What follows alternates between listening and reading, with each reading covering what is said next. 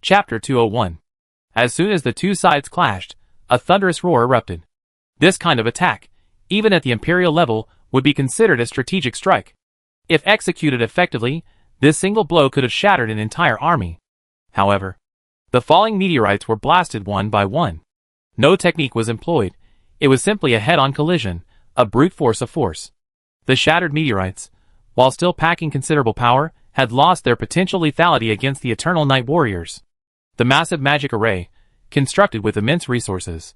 Dozens of 9th rank warriors and a powerful demigod were sacrificed, at such a high price, yet, let alone inflicting heavy damage on the Eternal Night Legion, not even a single soldier was harmed. Even the Alliance generals hadn't pinned their hopes on this single strike, believing that a single blow alone would be enough to inflict heavy damage on the Eternal Night Empire's army. After all, there's a saying, respecting your opponent is respecting yourself. The Eternal Night army had previously swept through, sending the 100 Nations Alliance fleeing in panic. If they were weak, then what would the 100 Nations Alliance be? But even so, the fact that no one was injured was truly too much. Ha ha, is this your trump card? Sacrificing a demigod and dozens of 9th level warriors, and this is the outcome. Honestly, I feel it's unworthy of them. They should have charged out and engaged head-on. Maybe they could have taken 1 or 2 from us. A Legion commander, who had reached the 9th level Saint Realm, looked toward the city wall. Through the dust in the air, he seemed to see the generals on the wall, and laughed loudly and unbridled. Seeing this, the Eternal Night army also laughed, seemingly mocking the 100 Nations Alliance's presumption. If you absolutely cannot, you should surrender. Another general also laughed. This world is a world of the strong. Now that the Empire's army is at the gates, it's normal that you can't defeat us. There's nothing shameful about it. It's your honor to believe in our Lord. Why resist so harshly? At this point, the two sides have reached an irreconcilable conflict. Surrender is even more impossible. Those who wanted to surrender had already done so. Those who remained were the most determined resistance. However, this didn't stop the Eternal Night Empire's generals from taking this opportunity to shake their resolve. He recognized the Alliance generals' will to resist, but what about the others? Even in this extraordinary world, the army's primary strength was still those seemingly ordinary warriors. After so many defeats, facing an almost unbeatable opponent, was the will of these warriors truly that unwavering? It wasn't that he looked down on the Alliance's warriors. It was a very realistic situation. They couldn't win. They truly couldn't win. This was a battle unequal in strength. The Alliance simply couldn't win. Facing the certainty of defeat, anyone still human would waver, the difference being the size. Damn bastard. The Alliance general's face was irritated, his glare sharp as a blade. If looks could kill, that Eternal Night Empire general would have been killed 100 times over. Everyone, I won't waste any more words. You can see the current situation. We have virtually no chance of victory. He turned to the silent soldiers and said in a deep voice, but if we can't defeat them, do we have to surrender? We are the most noble warriors in this land. We have always been the masters of this land. Why should we submit to a bunch of barbarians? The army of the 100 Nations Alliance differs from that of the Eternal Night Empire. The most fundamental difference lies in the question of affiliation. If the Eternal Night army belongs to the Empire, then the Alliance army belongs to the nobility. Elite warriors in the Empire's army can be nobles, commoners, or even servants. Elite warriors in the Alliance's army, however, are definitely not commoners and are most likely nobles. This isn't discrimination, but a very practical issue. The Empire possesses vast territories and has multiple channels for acquiring resources. They have no shortage of resources, so even if a servant demonstrates the appropriate talent for cultivation, the Empire will train them. The Alliance can't do the same. Not only do they lack such abundant resources, but even if they did, they wouldn't share them with others, as they see it as a waste. In other words, most of today's elite warriors are actually from the aristocracy. The kingdom's general looked at them and shouted, "Brave warriors, will you submit to a bunch of barbarians, or fight them to the bitter end, even if it means death, to take a piece of your flesh?" The already somewhat arrogant soldiers' blood boiled with passion, and they shouted in unison, "Fight to the death! Fight to the death! Fight to the death!" An enthusiastic response resounded through the air, echoing across the battlefield. "Oldly, it seems your trash talk is useless." The shouting is getting even louder. An Imperial general teased. The Imperial general who had previously shouted snorted and sneered. "I never thought a few words would make them surrender.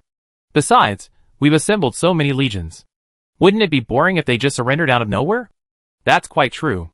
A war of this magnitude is unprecedented. Even the trial of God wasn't as exciting as this. I don't know if it will happen again. If they surrender out of nowhere, I'd be quite unhappy. Fight. The exchange of trash talk didn't disrupt the continued battle.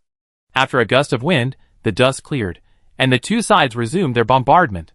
One after another, the magical cannons activated, and the high-quality crystals burned like they were free. The energy cannons, powerful enough to shatter everything, blasted towards the city, but failed to shake its defenses. But that's understandable. As a leading power in the northern continent, the kingdom of Lanisa has maintained its capital for centuries. If they were to be conquered so easily, it would be a gross underestimation. The Eternal Night Empire wasn't in a hurry either. They didn't mobilize their legions to launch a siege, but instead continued to use their artillery to deplete the city's defenses. The Eternal Night warriors were indeed fearless, but their deaths couldn't be in vain. Sending them to attack before breaking through the city's defenses would be tantamount to sending them to their deaths. Since they want to deplete the enemy, then so be it. Let's see who can outlast the enemy. Although this was a large-scale expedition, the Eternal Night Empire was fully confident in its logistics. They could at least hold out for a year or two. The Alliance had no intention of proactively marching out of the city to meet the enemy, relying solely on the previously established defenses to resist the Eternal Knight's assault. After all, they weren't fools. The Eternal Night Empire possessed numerous elite warriors. In a true head-on battle, their side had no chance of victory. Rather than this, it was better to continue attrition. So, the two sides, each with their own agenda, began the exchange of blows. Though it sounded simple, the reality was terrifying. Forbidden spell strikes, Legion convergence strikes, meteorite strikes. Each one of these was worthy of being called a strategic strike, capable of turning the tide of the battlefield. At least, that was the case for the foreign friends watching the battle. It was insane. They were completely baffled. The Eternal Night Empire was powerful, one thing, but how could this indigenous force, devoid of divine favor, be so powerful? How on earth had they become so powerful? This was outrageous. Watching the scene below, they felt a surge of dismay. Eternal Night, won't you go and help? Judging by the situation, your followers alone won't be able to take the city anytime soon. The martial artist chuckled, glancing at the battlefield. No need. Just watch. I'll take action when things get really tough. Su Xingyu glanced at him, shook his head, and rejected his offer. From the beginning to the end, Su Xingyu had always refrained from interfering with the forces of his clan unless absolutely necessary. Even though his intervention could reduce significant trouble and allow the empire to develop more smoothly, Su Xingyu still preferred not to intervene. He simply watched from the sidelines, allowing the Eternal Night Empire to act on its own. This was very different from other players. Most players value their clan power highly. If their actions could reduce clan casualties, they wouldn't hesitate. It was hard to say who was right or wrong. After all, everyone was an individual, and had different views on how to develop clan power. Su Xingyu didn't know how others viewed clan power. To him, it wasn't a glass ball, but a right-hand man who could grow alongside him. Since it was a right-hand man, it naturally required sufficient strength. How could one grow without experiencing some hardship? So unless there was significant damage, even if they were dying before his eyes, Su Xingyu wouldn't intervene. And it was clear that this wasn't even close to the standard of significant damage. The two sides engaged in a back-and-forth exchange for nearly 7 days, and the alliance finally began to strain. Although this was their home turf, holding the city would be relatively easier than the Eternal Night Army. The Eternal Night Army needed to consider when the troops inside the city would attack, but they didn't. Even if they launched a surprise attack, they would have to first address the city's defenses. But even with the Eternal Night Army's immense power, it couldn't immediately breach the defenses they had built over the years, so they could rest more peacefully. However, this was only theoretical. In reality, the Alliance army was trapped within the city, under constant bombardment from magical artillery, with massive black-armored warriors watching from below, ready to attack at any moment. And then, there was the dark future that stretched as far as the eye could see. It could be said that every day they lived through was now a torment. The pressure was immense. They couldn't live, and they couldn't die. One word to describe it: suffocation. In this atmosphere, some Alliance soldiers were nearly frantic, wishing they could just charge out and fight the Eternal Night Army to the bitter end.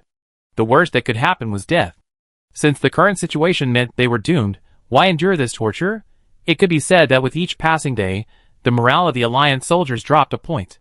It must be said that the human race is truly a miraculous species. Sometimes, driven by passion, they would commit incredible acts, actions that would be horrifying in retrospect. For example, fighting to the death. For now, the Alliance soldiers were still willing to continue fighting the Eternal Night Army to the death, but as time passed and their minds cooled, they might not be so willing anymore. The Alliance generals had naturally noticed this, but they had no solution. A makeshift meeting hall. Everyone, whether to fight, surrender, or break out, a decision must be made today. We can't delay any longer, or the soldiers will collapse before the Eternal Night Army even attacks the city. Bell, a key Alliance general, looked at the crowd with a resolute gaze. Damn it! With so many troops and constant use of magical artillery every day, how can they possibly sustain the losses? A great noble cursed, unable to understand why they, after defending the city for so long and preparing for it, were the first to collapse. What's the point of talking about this now? Make a decision quickly. The army is already in turmoil. If we delay for a few more days, we won't even have the right to choose, another great noble said angrily. How ruthless. Those bastards from the Eternal Night Empire. I thought they'd storm, but I didn't expect that. A general's face was utterly gloomy. The Eternal Night Empire's tactics this time were completely different from before. If they had continued their attack, no matter how fierce, the Alliance wouldn't have feared them. As we've said before, the worst that could happen is death. But now they're surrounding the city without attacking, slowly wearing down the warriors' resolve. This is truly disgusting.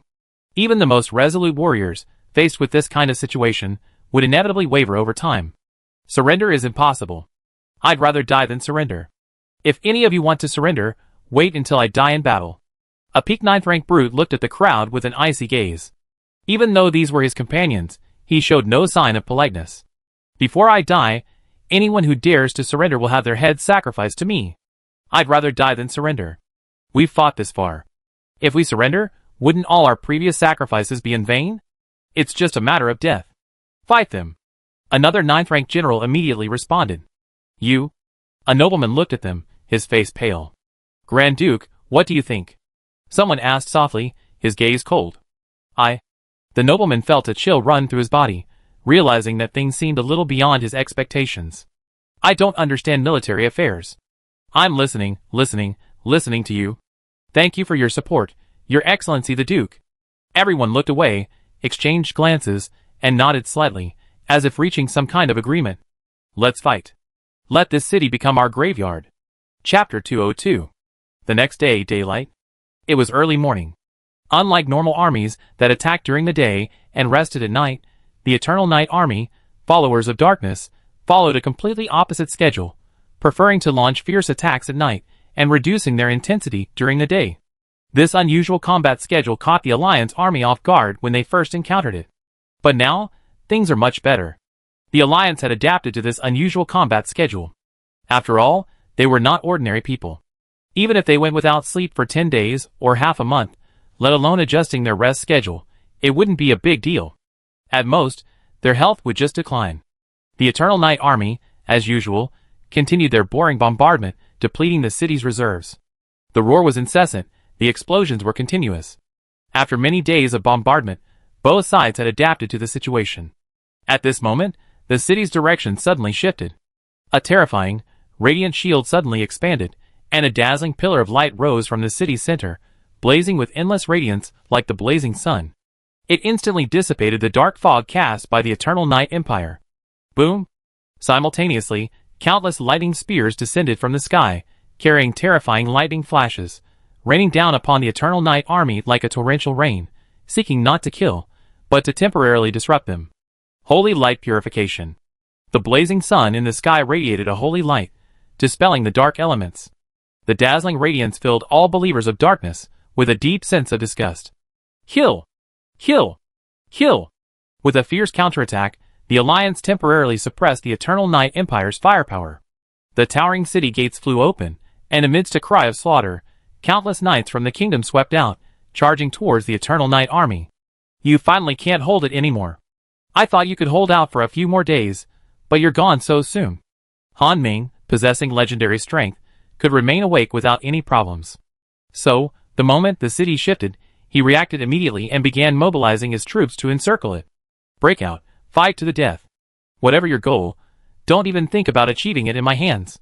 Watching the coalition troops filing out, Han Ming's gaze grew sharper, like an eagle soaring through the sky, gazing down at its prey scurrying across the land. You cowards of the kingdom, you've finally left your shells. I thought you'd be stuck there forever." As the kingdom troops rushed out of the city, the heavy infantry at the forefront sneered, shields raised, ready to meet the enemy's charge. The warriors were all in high spirits, showing no fear of war at all. "If you wish to break through our defenses, then come on. I'll show you our true strength." Chen Ding, the commander of the heavy infantry, was a calm and composed man, but even now, seeing the charging kingdom soldiers, he couldn't help but feel a surge of excitement. The two armies clashed in a flash. With tacit understanding, both sides immediately halted their various field attacks, gripping their long swords tightly, ready for a life-or-death close-quarters clash. "You bastards of the Eternal Night Empire, die!" With bloodshot eyes and a sinister grin on his face, the Kingdom Knight, steering his warhorse at breakneck speed, charged towards the distant enemy. They didn't even need to attack. Their weight and speed alone were enough to create a massive impact. The front line of the Kingdom's Knights charged forward, suicidal, charging directly at the black-armored warriors, who had just completed their defensive line. "Stop them!" The heavy infantry, generally 2 meters tall and imposing, clad in heavy black armor, looking like lumps of iron, raised their shields expressionlessly. They stood before the Kingdom's Knights like a thick metal wall. The combination of these elite warriors, fearless of life and death, their luxurious heavy armor, and their unwavering will to fight, these three elements combined create the most insurmountable wall in the world. It's no exaggeration to say that even a true 7th-tier legion would find it extremely difficult to penetrate this defensive line head-on. For ordinary legions, it would be a wall of size. But what could they do? The Kingdom's Knights, without hesitation, tightened their reins and charged forward, horse and horse alike. Bang, bang, bang. Accompanied by a series of dull thuds, blood splattered everywhere, and the horses howled in pain. The warhorse, its head bruised and bloodied, fell, and the warrior on it flew forward. The heavily armored warriors remained sturdy, their eyes determined, unwavering, as if the previous impact had left them untouched. But if one looked closely, one would see that their feet had dug deep into the ground, plowing 2 furrows backward. Even they, faced with such a terrifying onslaught, were inevitably thrown backward. There was no way around it.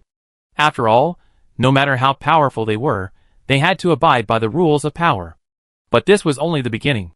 More and more knights of the kingdom rushed forward, like moths to a flame, all abandoning life and death, choosing to demonstrate their worth in the most violent way possible. More and more kingdom knights fell, and a steady stream of them filled the gaps. Unsurprisingly, even though this Eternal Knight heavy infantry, equipped with 2 defensive attributes, was considered an elite force in terms of defense alone, they were instantly breached by this death charge. Ha ha ha, this is the Eternal Knight Warrior, truly worthy of the title of formidable. But our life-threatening charge is not so easily stopped. Fight! The Kingdom Centurion, charging through the gap, laughed wildly, using the most brutal means, burning his blood and essence to gain a brief burst of strength. The long sword slashed down. A cold light flashed. A black-armored warrior's head flew off, and his tall body, covered in heavy armor, slowly fell backwards, landing heavily on the ground with a thud. Die! Another Eternal Knight warrior rushed forward, filling the gap left by his fallen comrades, blocking the Kingdom Knights. The Kingdom Centurion swung his blade again, a flash of arcing light.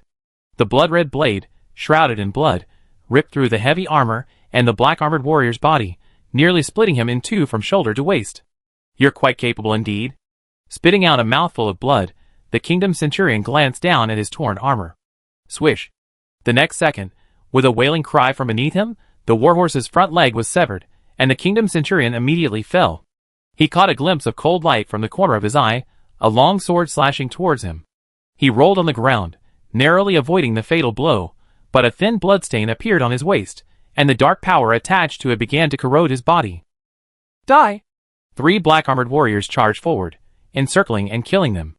After dozens of rounds, 3 bodies lay in a pool of blood. The 8th-rank legendary Kingdom Centurion fell without a ripple. The surviving black-armored warrior, having completed his advancement, wore a fierce expression, his right hand gripping a long sword, his left hoisting a shield as he charged once more at the charging Kingdom Knights. The Kingdom Knights who had survived to this point were considered elite, no matter their position. Their fearless charge was truly formidable. Any ordinary legion would have been ripped apart long ago. But unfortunately, they were facing the Eternal Knight Legion. Death is nothing serious. You're not afraid of death, so are we? The charge, launched at the cost of our lives, was forcibly stopped by the Eternal Knight warriors with their flesh and blood. When both sides are fearless and equally resolute, the battle comes down to sheer strength. Fight to the death. Warriors fell one after another, only to be replaced by others. In a short while, over 1,000 warriors from both sides were killed in a horrific battle. These were all transcendent warriors of at least level 6, yet now they perished like ants. When the cavalry lost their speed advantage, they could only rely on their own strength. And in this regard, the Eternal Night Legion was fully confident. The Eternal Night warriors, who had survived the cavalry's charge, gathered in small groups, led by officers of all ranks, and launched a siege on the Kingdom Knights. The Kingdom Knights, trapped in the enemy's lines, were unable to continue, and more warriors fell. At the same time, as time passed, the two armies came into large-scale contact, and a bloody battle ensued. Ha ha, that's how we should fight. Warriors of the kingdom, show us your strength, and let us fight with all our might. The victor lives, the loser dies. To die on a battlefield like this is no loss for either you or me.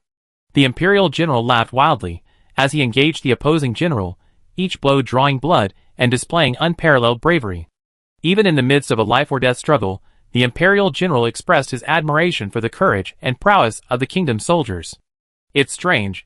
Although the two sides have been fighting for decades, with considerable casualties, neither the Imperial generals nor the soldiers actually harbor much hostility towards the kingdom. As mentioned earlier, this is simply a normal expansion. There's no inherent animosity between the two sides. It's simply that the Eternal Night Empire desires continued expansion and strength, and the 100 Nations Alliance stands in their way. When faced with an obstacle, the simplest solution is to clear it away. In the eyes of the Eternal Night Empire, the soldiers of the 100 Nations Alliance represent just such an obstacle. So, despite the hostility between the two sides, the Empire still fully recognized their will to resist. Of course, while the Empire held this attitude, the kingdom was not the same, eager to destroy the Eternal Night Empire. But while recognition was acceptable, when it came time to kill the enemy, the Empire soldiers would not hesitate. Living in the Eternal Night Empire, they had always admired brave warriors, and the Empire's best way to show appreciation for their enemies was to slay them. If you want me dead, you will pay a heavy price. The kingdom soldiers were also furious.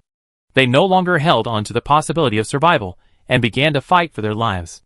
Each legion found its own antagonist. Under the command of the Imperial commander, and with its more numerous legions, the Imperial army firmly suppressed the incoming kingdom army. There is undeniable restraint between legions. So, when the number of legions reaches a certain level, the competition comes down to two key factors: the commander's command ability and the diversity of the legions. Some powerful commanders can, through their own command, mobilize the corresponding legions to the most appropriate positions, allowing them to leverage their attributes to suppress the enemy legions. As for the diversity of the legions, this is also very simple to explain. It's like playing cards. Anyone who has played knows that no matter how skilled you are, if you don't have useful cards, it's useless. The same principle applies to commanders and legions. No matter how powerful a commander is, you need to have the right legions at your disposal. If you are given a bunch of low-level legions and asked to fight against mid-level legions, they won't even be able to break through the enemy's defenses, and then your command, no matter how strong, will have no room to shine. Comparing the command abilities of the Alliance and Empire commanders, the Eternal Night Empire is slightly stronger, but the difference isn't significant. They're both on the same level. Both Imperial Commander Han Ning and Alliance Commander Wallace are exceptionally gifted, 1 in a billion. They're natural commanders, and after decades of battlefield experience, this talent has been fully developed and utilized. According to the system's classification, both have command stats above 95. A command stat of 95. What does that even mean? This means that even without the ability to transmit voice, communicate through the network of mental communication, and other supporting abilities, they can still command an army of millions. If the commanders were equally matched in terms of command, the only difference was the number and strength of the legions. In this regard, the Alliance truly couldn't compare to the Empire. The gap was too vast. Thus, the overall battlefield situation was clear. The Empire held the advantage. Even if the Alliance outclassed the enemy, and its soldiers fought tooth and nail, they couldn't close the gap in hard power. In this situation, Alliance Commander Wallace was helpless. From a rational perspective, he believed this battle shouldn't have been fought, as it was a losing battle. As a qualified commander, leading his soldiers into a battle they knew was inevitable was almost worse than killing him. After all, no matter how strong your city is, or how many magic circles you have, war is ultimately ruled by people. As a top general, Wallace had fought the Eternal Night Empire's army many times before, with both victories and losses, so he was well aware of the gap between the two armies. Equipment strength, soldier strength, and organizational coordination, all three areas were lacking, and yet they were outnumbered. If they could even win, it would be truly incredible. Condor Son, lead the 3rd Legion into the attack. Seeing the situation deteriorate, Wallace was forced to reveal a trump card. Understood. A middle-aged, muscular man roared, and a terrifying burst of blood and energy erupted from the surrounding soldiers. The soldier's aura soared towards the 7th level, almost crossing the threshold. The 3rd Legion, a near 7th level legion that had completed half of its transformation, was extremely powerful. Chapter 203. Ah! Commander Canderson of the 3rd Legion raised his spear high, roaring furiously. Leveraging the strength of his fellow legionnaires, he had already reached the 9th level of transcendental power. He began to leap forward, rising steadily upwards, his terrifying aura sweeping across the battlefield like a raging storm. A moment later, he broke through the constraints of the 9th level and ascended to the demigod realm. His cold eyes swept across, sending a chill through the hearts of the Eternal Night Warriors ahead, like lambs stared at by wolves, their entire bodies trembling with discomfort. Demigod Condescend, the 3rd Legion. Finally, Han Ming cast his gaze over, a hint of amusement in his eyes. If I remember correctly, the 3rd Legion was already crippled last time, right? They've reorganized themselves so quickly. The 100 Nations Alliance is truly formidable. Yes, General, you remember correctly. During the last battle, a third of the 3rd Legion was indeed annihilated, apparently by the Wolf Knights. But they themselves didn't fare any better either, seemingly losing a quarter as well. They only recovered a while ago. The adjutant beside him immediately laughed. The Wolf Knights, I have some impression of this legion. Their commander seems to be someone the High Priest picked up from outside, the guy with the electric shock. The Wolf Knights were led by Aksu, a miscellaneous legion composed entirely of aristocrats. Han Ning had some impression of this legion. After all, while the Eternal Night Empire was powerful, it didn't have many quasi-7th-tier legions. There were only a few. There is currently only one quasi-7th level legion that has not been organized by the Empire, the Grey Wolf Knights. Even for Han Ming, a quasi-7th-tier legion was a valuable trump card, capable of turning the tide of battle at a crucial moment. Yes, Axe originally belonged to the kingdom of Saint Ansa and later joined us. The adjutant, seeing his commander's expression, immediately understood his thoughts and said, if you're planning to send the Wolf Knights to intercept the 3rd Legion, you'd better abandon that idea. What's the matter? What's the problem? Han Ning looked at the adjutant, puzzled. From what I understand, while the Wolf Knights have been fully replenished, they haven't fully recovered yet. If you send them over, I'm afraid. In that case, forget it. Han Ning smiled, unconcerned, and immediately gave the order, send the 2nd Undead Knights to attack and stop the 3rd Legion. The adjutant hesitated. Just as he was about to remind Han Ming that the 2nd Undead Legion was slightly weaker than the 3rd Legion and might not be able to defeat the opposing legion, Han Ming said, we don't need them to kill the enemy, just stop them. Follow. Life. The Alliance's 3rd Legion, judging by their momentum, isn't far from a 7th level legion? Should we intercept them? The 2nd Undead Legion's commander, a skeleton leader who rose from the River of the Dead, possessed the same strength as the other legion leaders, also at the 9th level sanctuary realm. After receiving the order, he hesitated for a moment, but quickly shook his head. Never mind. Since it's the commander's order, let's go. Even if we can't defeat them, we have the other legions to back us up. Unlike the other less than capable skeleton warriors, the skeleton leader born from the River of the Dead possessed more complex emotions. After a brief moment of hesitation, he led the undead legion behind him to intercept the 3rd Legion. Warriors of the kingdom, follow me and crush them. Canderson roared, leading the 3rd Legion straight towards the Eternal Night army. With every movement, his spears flashed, and fighting spirit surged forth. In a flash, several Eternal Night warriors fell. Having reached the demigod realm, Canderson displayed unrivaled strength, even on such a vast battlefield. The soldiers behind him also charged forward bravely, slashing with their swords. The vital energy within them surged, transforming into razor-sharp blades that slashed at the enemy. The first line of defense was ripped apart, and before the Eternal Night warriors could rebuild, the 3rd Legion filed in, widening the gap. Their target was the infantry behind the 2nd line of defense. Come! The 2nd line of defense was also a heavy infantry corps, a top-tier corps that had already begun its transformation. Gazing at the charging 3rd Legion, the Legion commander raised his shield, seemingly challenging his opponent. All soldiers, enter hyperdrive mode and charge through the heavy infantry line ahead. Candace's face was expressionless, his eyes cold and indifferent, as his mount sped up 3 times faster. They continued to accelerate, preparing to use the momentum of the charge to break through the second line of defense in one fell swoop. A thick blood energy clung to their bodies, transforming into additional blood armor, providing another layer of defense. Not only the soldiers, but even their horses were temporarily covered in blood armor.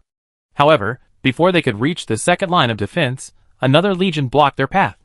The commander of the second undead legion, Hills, who had ascended to demigod status, pointed his bone spear at Candace, his eyes gleaming with soul fire.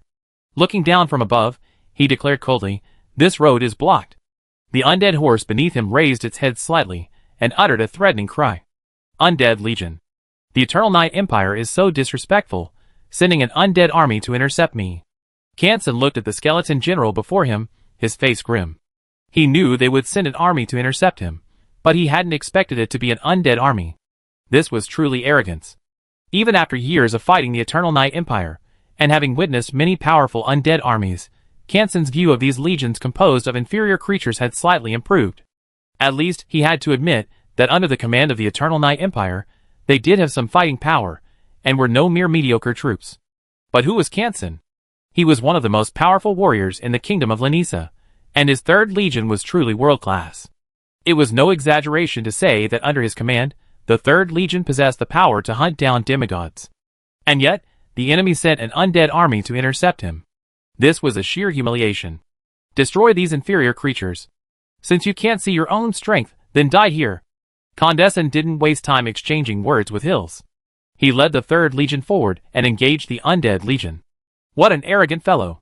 Hearing Condescend's words, Hills showed no displeasure, nor did he refute them. Since they looked down on the undead legion, then he would demonstrate it to them. Let them see the undead legion's strength. If we undead are inferior creatures, then what are you? Intercepted by those lesser creatures, then we can't defeat the third legion. Hills had a clear understanding of himself and his legion. With their strength, they couldn't defeat the third legion. But simply intercepting them wouldn't be a problem. Hill! Condescend thrust his spear straight at Hill's head, intending to destroy it along with his soul fire. Hills, in turn, swept his spear, deflecting the incoming spear. Clang, clang, clang. In a blink of an eye, the two sides had exchanged hundreds of rounds. The terrifying energy within their bodies, powerful enough to split rivers and mountains, was compressed into a single weapon. The energy generated by the collision of weapons was like the collision of two meteorites, tearing even space apart. The aftermath of the battle between the two demigods alone forced all the warriors to retreat. Even high-level transcendent warriors didn't dare approach to help, ultimately marking off a clear area for the two to fight on their own. Given the vitality of the demigods, even in the most primitive and ferocious close combat, it would be difficult to determine the winner in a short period of time. The other ordinary warriors, led by their officers, charged towards the other side. The two top-tier legions, each reaching the quasi-7th rank, engaged in a fierce battle, a chaotic tussle. Kill! A warrior from the third legion slashed with his sword, cleaving the undead warrior before him, armor and body alike. The soul fire instantly extinguished, and the undead warrior fell, reduced to a simple, mutilated skeleton. Fight for the Lord of Death. Another undead warrior attacked. The two sides clashed, a head flying backward, blood gushing out, the headless corpse still maintaining its sword-wielding stance. Just a bunch of undead skeletons, you dare try to stop us? We are the third legion. The human warrior roared, his aura soaring. His radiant energy began to contract, eventually converging onto his blade, a red glow flickering across the edge. Kill! With one strike, nothing escaped his grasp. Even though the Eternal Night Empire had equipped every warrior with the finest equipment, they were inevitably somewhat powerless in the face of this overflowing lethality. After all, after so many years of fighting, both sides had long since figured out each other's strengths. The Eternal Night Empire had an advantage in equipment, and the Alliance had no real countermeasures.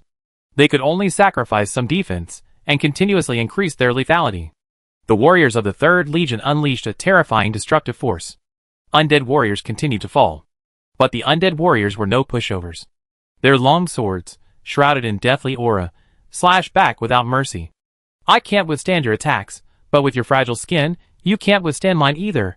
At best, it's a life for a life, worth it. Compared to normal legions, The Undead Legion has one characteristic, whether it's a positive or negative, and that is their near impossible emotional state.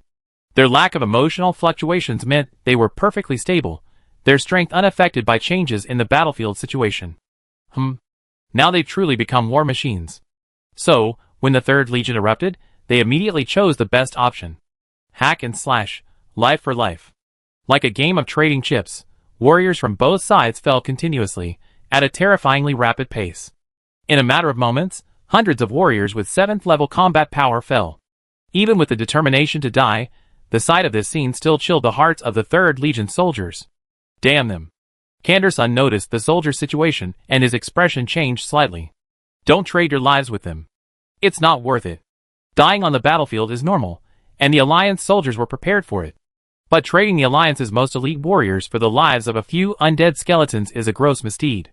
What a miserable way to die. The Third Legion has been intercepted. As expected of the Second Undead Legion, they're certainly quite powerful. The adjutant glanced at the battle zone, and saw that the Third Legion had stopped advancing. A hint of surprise crossed his face, as if he hadn't expected it to be so easily stopped. Normal. The Alliance's Third Legion's inherent capabilities offer no resistance to the Undead Legion. A fight will require sheer force, to see who can withstand it most. Han Ming smiled, and continued to mobilize his legions, encircling the Alliance troops. His gaze remained calm. No matter how heavy the Undead Legion's losses are, as long as they maintain their organization, the Empire will be able to replenish them. If the Third Legion suffers heavy losses this time, I'd like to see how they replenish their forces. As Dark Believers, and with the River of the Dead, the Eternal Night Empire has never lacked undead warriors. No matter how heavy the losses, they can easily replenish them. As long as they aren't annihilated outright, their warriors are endless. Is it my imagination? I feel like the Third Legion's condition seems a little strange. The adjutant frowned slightly after taking another look. Those newly joined soldiers were probably brought in using secret techniques. Their strength foundation is unstable. This explains why the Third Legion can replenish its troops so quickly. Upon hearing this, Han Ning took a few more glances, and soon understood it, and chuckled. They're really going to extremes, the adjutant sighed, his eyes a bit complicated. It's just a death struggle, but that's normal. If it were us, we might be even more frantic than them. Han Ming smiled. Far from criticizing the Alliance's actions, he actually expressed some approval. The country is on the verge of collapse. There's no point in talking about the future at this point. Only after surviving this offensive can they talk about the future. In such a critical situation, it's natural to use whatever means available. Destroying one's own foundation is not a big deal. As the battle continued, the Alliance began to escalate, with more and more top legions emerging and joining the fray. Han Ming, like a card game, dispatched the corresponding legions to engage them, steadily suppressing the Alliance forces. The battle reached a stalemate. At this moment, 5 streaks of light soared from within the city, charging towards the Eternal Night Army at breakneck speed. Their aura was immense, even surpassing those legion commanders, who had reached demigod status through the aid of their legions. They were demigods, true demigods. That's bad? The general is in danger. An Imperial general's expression suddenly changed when he saw the direction the streaks of light were heading. That was where Han Ming, the army's commander, was standing. Stop them. Don't let them pass. Powerful Imperial figures along the way rose up, harnessing the power of their legions, and slashing with their swords, slashing at the 5 men. You overestimate your own abilities. A mere mortal dares to challenge a god. The middle-aged demigod at the front regarded the incoming attack with disdain. He reached forward and shattered the 100-foot-long blade. The strength was indeed that of a demigod, but the power was too dispersed. Chapter 204. Fuck, am I seeing things? So many demigods. 5 demigods, even if they're all weak, this is outrageous. Holy crap. Is this the strength expected of a native force in this plane? Could we be mistaken? Have we arrived in the void demiplane? It's stronger than even my own forces. Damn it! Even with the rich spiritual energy here, this is outrageous. How can they be so powerful? Seeing the 100 Nations Alliance's trump card, the members of the Bloody Dawn watching the battle above the sky began to curse, somewhat incredulously. It wasn't their fault. The scene below was simply too outrageous. It was so outrageous that they couldn't believe their eyes. Demigods. These were demigods, and 5 of them at that. These weren't demigods who'd been temporarily promoted through external forces, but genuine, powerful demigods, possessing a lifespan of 10,000 years and capable of roaming the void. You have to remember, even players like them hadn't fully ascended to demigodhood, yet the indigenous faction had already produced a demigod. What a joke. Don't get so excited. Take a closer look. They weren't demigods promoted through normal channels. They have many flaws and aren't particularly powerful. Guangwei frowned slightly, then took a closer look and quickly spotted the clue. He chuckled, Eternal Night, it seems your followers have really pushed them to the limit, to the point of abandoning their future. The appearance of so many demigods was somewhat beyond Su Xingyu's expectations. However, after hearing Guangwei's words, he also sneered, the trend is unstoppable, and they have no control over it. They were just demigods. Over the years, he had conquered the void plane and slain more than 2 palms worth of demigods, not even these 5. Since you don't know what's good for you, then die. Besides, to be honest, these piled-up demigods are nothing more than that. Su Xingyu folded his arms across his chest, gazing at the battlefield below with an indifferent expression. Seeing he hesitated to act, everyone quickly understood his intention and expressed a hint of surprise. No, Yongya, you're really not going to help. These are 5 demigods. Even the weaker ones are no match for ordinary beings. Feng Bao couldn't help but exclaim. Although he could discern the strengths and weaknesses of the 5 demigods of the Alliance, they were still demigods, not something a 9th order rank could contend with.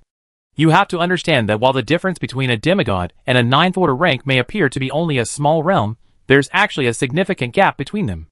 Just like the difference between the 4th order rank and the 3rd order rank, or the 7th order rank and the 6th order rank, only a small realm separates them, yet the difference in strength is enormous. Just watch and relax, nothing will go wrong. Su Xingyu glanced at him and said softly, don't try to be so conceited. We're all family here, so just attack. There's nothing shameful about it. Seeing this, the martial artist who was on closer terms with him couldn't help but offer some advice. In the martial artist's opinion, if a single demigod attacked suddenly, they could still join forces to intercept him.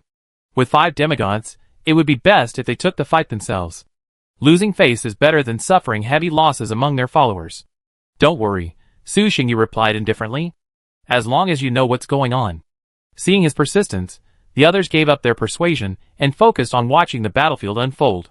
The 5 demigods' goal was clear, to kill Han Ming. In a major battle, the importance of the commander is self-evident. Once the commander is beheaded, victory is practically guaranteed. Of course, decapitating the commander was incredibly difficult, almost impossible. The man was there, but countless legions stood in the way. To decapitate the commander, the first step was to penetrate them. Under normal circumstances, this was impossible. After all, they were at least a 6th-tier Royal Guards legion. It was impossible to simply pierce them. Only now, the Alliance commander had unleashed all his tricks, holding back several of the Eternal Night Army's top legions. Then, 5 demigods attacked simultaneously, forming a spearhead team and launching a lightning-fast assault. Only then did they have a chance of achieving their goal. 5 demigods. The Alliance truly possesses a deep foundation and the fortitude to endure. Even at this moment, they were still able to summon 5 demigods. Impressive. Han Ming looked at the powerful demigods charging towards him, his face clear of any panic, and he even had the energy to tease the Alliance. General, what should we do? Should we avoid their attack first? I'm afraid the Legion commander alone can't stop them. The adjutant asked hurriedly, frowning slightly. The Eternal Night Empire has no shortage of methods for intercepting demigods, and has surrounded and killed powerful demigods before. But with 5 demigods attacking simultaneously, they'd be hard to handle in a short period of time. Of course, being hard to handle doesn't mean the enemy can act recklessly. Just find a quasi-7th-tier legion to hide inside, forming an iron barrel formation, and then activate the entire magic circle. What's the use of demigods? Just defeat them if you have the guts. Unlike a normal battlefield, this one, with millions of extraordinary warriors gathered, has completely disrupted the elemental laws. Even powerful demigods can't hope to achieve unrivaled power on this battlefield without being able to activate Wushuang, attacking the quasi-7th rank legion. No need. Han Ming shook his head, averting his gaze. He said respectfully to the black-robed youth beside him, "Thank you for your help, elder. It's my duty." Yi Mo nodded gently, waved his staff slightly, and his figure vanished in an instant. A moment later, he reappeared before the 5 demigods, saying indifferently, "Leave one behind." "Demigod, no, that's not right. You're still 9th rank." A fellow demigod magician from the Alliance frowned slightly, then, after carefully sensing it, a hint of surprise in his eyes. Such a powerful aura. And yet, he hasn't broken through yet, still at the Saint realm? This is terrifying. It's so powerful even without a breakthrough. If he does, what will happen? Everyone go ahead. I'll be there soon. The demigod magician exchanged a glance with the others and then stayed. The other 4 demigods nodded slightly, bypassed Yemo, and continued to fly forward. Yemo didn't stop them, allowing them to fly past. He was incredibly powerful, having reached the peak of the 9th stage some time ago. Adding to the king's generosity, his understanding of the law of darkness had advanced by leaps and bounds. It could be said that he could ascend to demigodhood at any moment if he so desired. Yemo, however, felt that the time hadn't arrived yet, and his condition wasn't perfect. If he broke through just yet, his future prospects wouldn't be great, so he kept it low. Even so, his strength was no less than that of some demigods.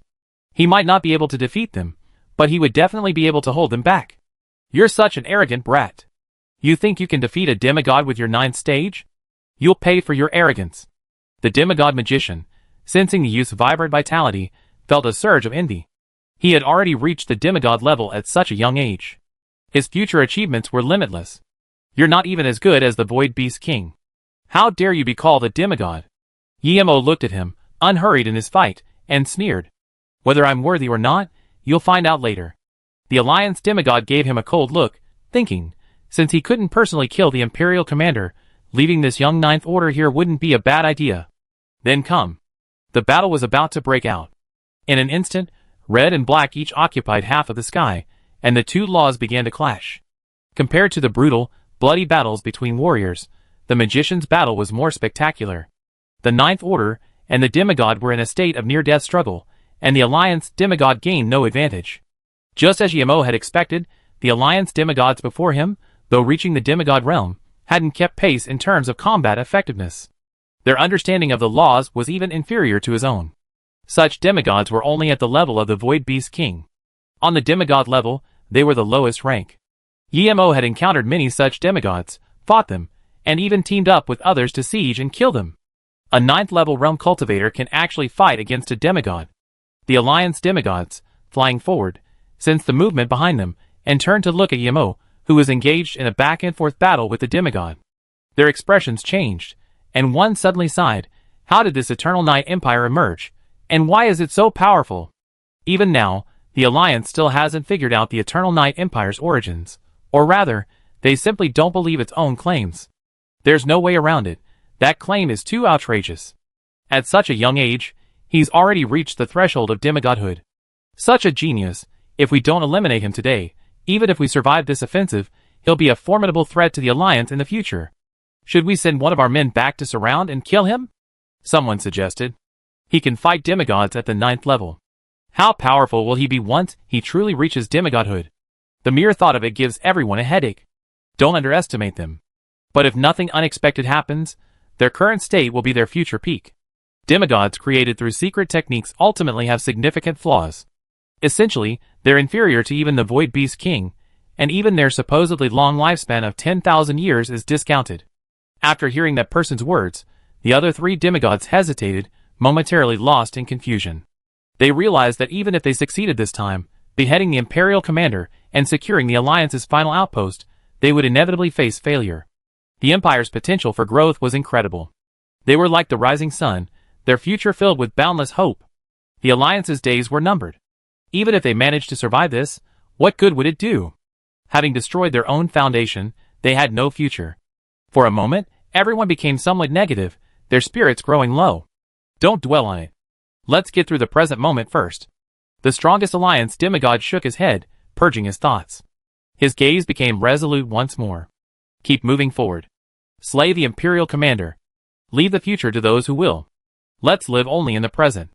Everyone's hearts trembled, their gazes becoming resolute, their thoughts no longer wandering. Bang! At that moment, the space before them suddenly shattered. From the dark rift, a terrifying slash struck the Alliance demigod. Be careful. The Alliance demigod, the only one of the 5 who had reached the level of a common demigod, reacted instantly, swinging his long sword and striking back. Instantly, the 2 slashes collided with a deafening roar. The intense collision of forces instantly ripped apart the surrounding space, and everything around them became blurred. A figure flew out from the spatial rift at high speed, hands tightly gripping a long spear, slashing down with all its might. Space was ripped apart in the process. The Alliance demigod raised his sword to block, but a tremendous force rushed over. Unstoppable. Dang. Even with the body of a demigod and a formidable warrior, he was actually at a disadvantage in this battle of strength. The Alliance demigod was flung back hundreds of meters before he managed to steady himself. The remaining three looked horrified, unable to imagine what kind of force could have sent a demigod flying. Who are you? The Alliance demigod, steadying himself, gazed at the figure that had sent him flying, his expression utterly grim. He was an exceptionally heroic young man, with curved horns on his head. His dark golden eyes radiated an immense majesty. His immense build and defined muscles gave him an overwhelming sense of oppression, as if standing before him was not a man, but a towering mountain. Black Dragon Nidhogg. Under the throne of the Eternal Night King, the Black Dragon Nidhogg. Relying on his powerful ancient bloodline, Nidhogg had reached the demigod realm in just a few hundred years, becoming the first disciple of the Eternal Night Empire to break through to the 9th rank. Demigod? The demigod warrior's expression was solemn. He could clearly sense the terrifying aura emanating from the young man opposite him. The extremely thick energy and blood emanating from him threatened to collapse the entire space. Leave two of you behind, or I'm afraid you alone won't be enough for me to defeat. Nidhogg pointed his halberd at the demigod warrior and declared domineeringly. Unlike other creatures, whose ascension to demigodhood is extremely difficult, Nidhogg, possessing ancient blood, has a much easier path. While there are still some hurdles, he quickly overcomes them with Su Xingyu's help. Of course, according to the law of conservation, every advantage has its drawbacks. Having achieved such an easy ascension, Nidhogg's combat power isn't particularly top tier. Even after all these years of accumulation, he's only reached the brink of high demigod status. People like Yemo and Yizhan have more extensive experience. Once they ascend to demigodhood, they'll go far. While they might not reach high demigod status immediately, it certainly won't take them long. Even so, Nidhogg's victory over these incomplete demigods is a sure thing. The demigod warrior exchanged glances with another magical demigod, then nodded, making their decision. Merc, keep going. The demigod warrior looked coldly at Nidhogg, and said to his two companions without turning his head. Okay. The other two nodded and, without hesitation, bypassed Nidhogg. Boom! An even more intense battle erupted instantly. The other two demigods continued forward, but this time, their figures seemed a bit more bleak. The Empire's depth was beyond imagination. Chapter 205. The two demigods continued their flight towards Han Ming's position, their hearts trembling with anxiety. They could now precisely track the Imperial commander's presence. The distance was so close that they could cross in a matter of breaths. However, the two Alliance demigods showed no sign of joy, because two more interceptors had appeared ahead of them. Infernal Hound Harper and Andrew, commander of the 1st Undead Legion. Neither had yet to break through to the demigod stage, remaining at the 9th level. However, the former possessed a powerful bloodline and a formidable physique, while the latter had a unique body derived from the remains of a powerful demigod. In terms of combat power, he was no less capable than the two Alliance demigods before him. Simply put, this battle was a formidable one. How could the Eternal Night Empire possess so many powerful 9th level beings? The Alliance demigods' expressions darkened with gloom as they gazed at the two monsters before them. They truly couldn't understand why, once so rare, the 9th level, so numerous, existed in the Eternal Night Empire. The 9th rank possessed the power to rival demigods, and both men knew exactly what this meant. This meant that, as long as they didn't perish midway, their ascension to demigodhood was inevitable. And unlike those of them, whose incomplete demigods had reached their limit, even if they achieved demigodhood, it would only be a starting point. In the future, they might even be qualified to strive for the realm of true godhood. The thought of this made both men feel a little jealous. Why had fate favored the Eternal Night Empire so much, allowing them to produce so many geniuses in just 100 years? If Su Xingyu knew what they were thinking right now, he would definitely slap them in the face. Fate favors the Eternal Night Empire? Favors it, idiot. The world will of this plane is now just short of raining down thunderous judgment on him. Ever since the Eternal Night Empire launched its planar unification efforts, the world will has not shown any favor to them. Instead, it has been constantly trying to hinder them from behind. How else could the 100 Nations Alliance, with its vast resources, have produced so many demigods? Do you really think demigods are so easy to create, simply by increasing their energy levels? You're dreaming. Without the world will's covert assistance, at least half would have been destroyed. The two demigods felt mixed emotions, But they engaged without hesitation, and the four of them instantly engaged in a fierce battle. Which side would emerge victorious? What was certain was that, in the short term, the outcome would be decided, and they would have no energy left to interfere with the battlefield. The Alliance's most important trump card had been intercepted by the Eternal Night Empire. "Is this the Alliance's doom?" cried the Alliance General, despairing upon seeing all 5 demigods stopped. "Your Majesty, do not hesitate any longer, and you won't even have the strength to fight." Alliance Commander Wallace looked at King Morse, also the Alliance Commander, beside him and advised, "It's just a matter of death. Fight them." The king turned his head to look at the city behind him. He was silent for a moment, then sighed and made up his mind. "Go ahead. Do it as you wish. Wallace, the last commander of the Kingdom of Linus. Even if the kingdom ceases to exist after today, we must show them that we are not weaklings. Whoever seeks to destroy the kingdom will pay the price in blood." At the end, a glint of cruelty flashed in his eyes, but it was fleeting. Then he whispered, "But I'm really reluctant to leave. It feels like there's so much left to do. How could I, all of a sudden, become the king of a fallen nation?" "Your Majesty." Wallace looked at him, momentarily unsure of what to say to comfort him. "All right, I'll leave the rest to you." The king waved his hand, stood up, and walked out. "I'll go explore a little, take one last look at my kingdom. I won't be able to see it again." With that, he left without a trace of regret, looking somewhat forlorn. "Your Majesty."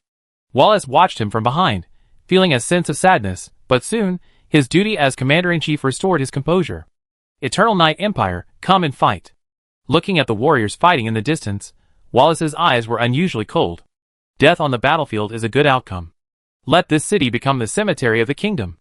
After gaining full command, Wallace no longer hesitated, nor harbored any illusions. "Break out? No more running, just killing them, we're already dead. Since that's the case, let more Eternal Night warriors die with us. Send the word, 1st and 2nd Legions, attack. Tell them not to hesitate, focus on killing the enemy." "Yes, Command." "Tell Hadra to prepare the ultimate weapon. If we're defeated, don't hesitate, activate it immediately." "Yes." Orders flowed one after another, and the entire Alliance army was mobilized once again. If the generals had been somewhat confused before, now their resolve was unwavering. They had only one thought in mind, to let more people die with this kingdom. "Ha, here they come." Han Ming quickly noticed the changes in the Alliance army. He chuckled, "Have the boys prepare for the onslaught. The Alliance's final assault is coming." The Alliance's 1st Legion, a true 7th-tier legion. Forged through decades of bloody battles, this legion, formed by the combined efforts of the Alliance nations, had long been known throughout the Eternal Night Empire for its strength. For they were among the few legions with a record of annihilating an entire Imperial legion. And the general commanding this legion was a true demigod warrior. "Brothers, enjoy this final battle." Legion Commander reined in his horse, turning and shouting to the soldiers behind him. "It's long overdue. Kill! Kill! Kill! Ha, kill one, no loss. Kill two, a profit." The soldiers of the 1st Legion enthusiastically responded to their leader's words. "Okay, follow me." As soon as he finished speaking, Kerman squeezed his legs together, and the legendary warhorse beneath him instantly leaped out, leading him towards the enemy formation, with the knights behind him following suit. At the same time, the Imperial army also underwent a transformation. The 1st Legion, after waiting so long, is finally ready to take action. Watching the 1st Legion slaughtering the vast enemy, Yi Zhan smiled, then whispered to the warriors behind him, "Let's go, our opponents are here. 7th-tier Legion, I hope you won't let me down. Destroy them, show them what true invincibility means. I've heard for a long time that the Alliance's 1st Legion is very powerful. Today finally gives us the chance to test ourselves against them." Even though they knew the 1st Legion was a 7th-tier legion, the warriors of the Eternal Night Paladins showed no fear or worry, but rather a hint of excitement. As the Empire's strongest legion, they had been unbeatable for far too long. Now, finally, an opponent of comparable strength, capable of fighting them with all their might, had appeared. How could they not be excited? After years of strengthening, the Eternal Night Paladins had already completed their transformation, ascending to the 7th-tier legion. The Eternal Night Paladins charged directly towards the 1st Legion. The warriors blocking their way, in perfect harmony, immediately made way. King versus king, general versus general. Although fearless, there was no need to rush to their doom. Let these two monster legions have their own way. The Eternal Night Paladins, the Empire's strongest legion, are said to carry the will of the gods. As the Legion commander, Mander had some understanding of the Eternal Night Empire's most prestigious legion. Come and fight! Yi Zhan's blood surged. His spear pointed directly at Mander. Even if the opponent was a demigod, he was not afraid. This was no one-on-one duel. On a battlefield where the elemental laws were in disarray, as long as the opponent couldn't use his unparalleled power, there was a fight to be had. A mere 9th rank cultivator, yet you dare challenge me? You are truly overestimating yourself. Mander's eyes were sharp as he looked at Yi Zhan, with a hint of disdain. Did you really think any 9th rank cultivator could take on a demigod? What a joke. He's no fake. It's just a demigod. It's not easy. Yi Zhan smiled faintly, the power of the Legion surging behind him. In an instant, his aura reached demigod levels. In this situation, do you think there's any difference between me and a demigod? Although Yi Zhan was currently using borrowed power, his control was no less than Mander's. In other words, he was now a true demigod. Interesting.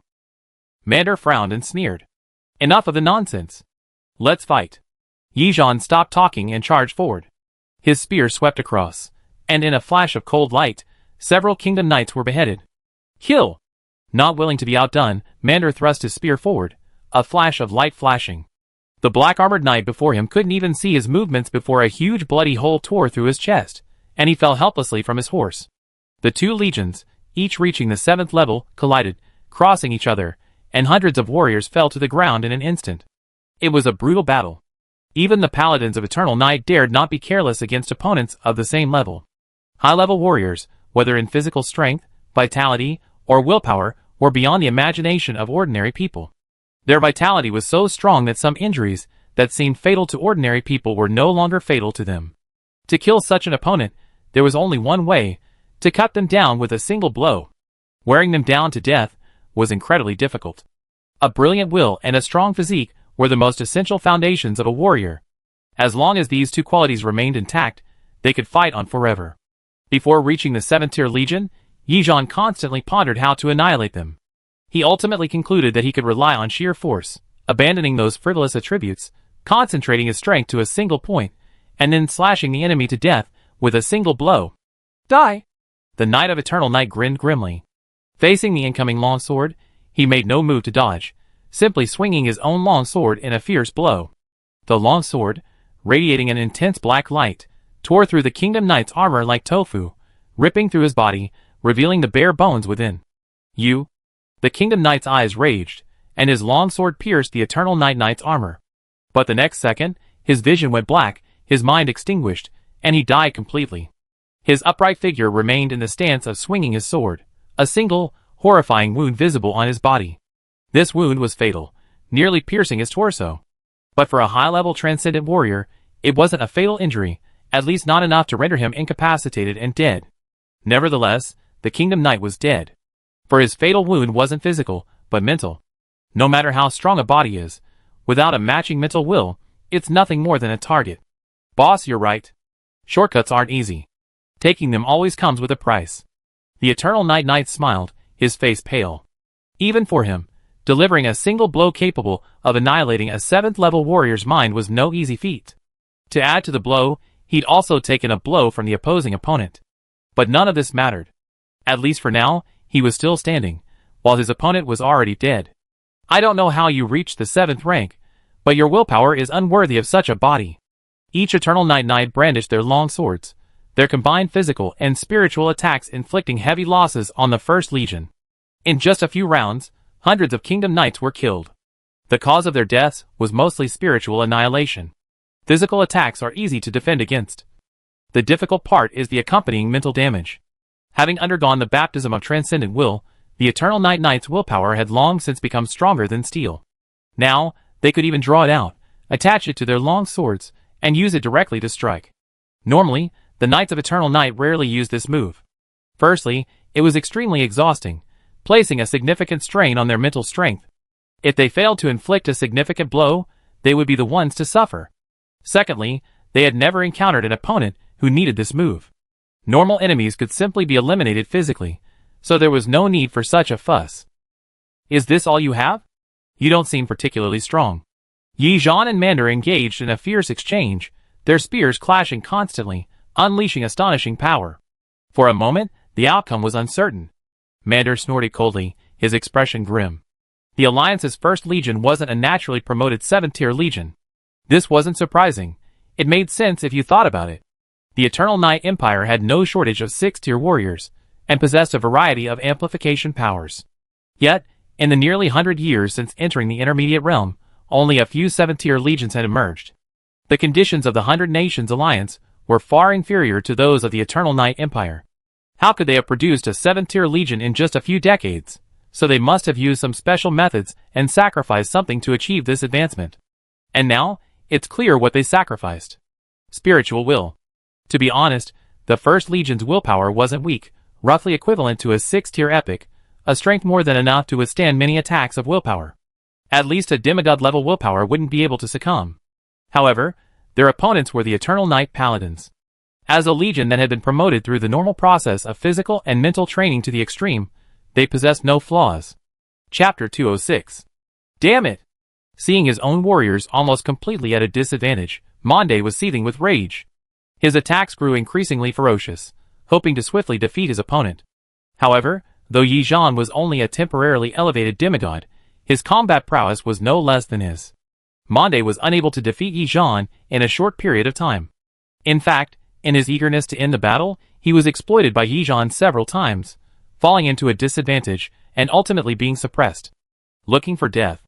As the Empire's most powerful warrior, Yi Zhan had undergone numerous transformations and was now formidable. Seeing his opponent's disdain for him, a sneer crossed his lips.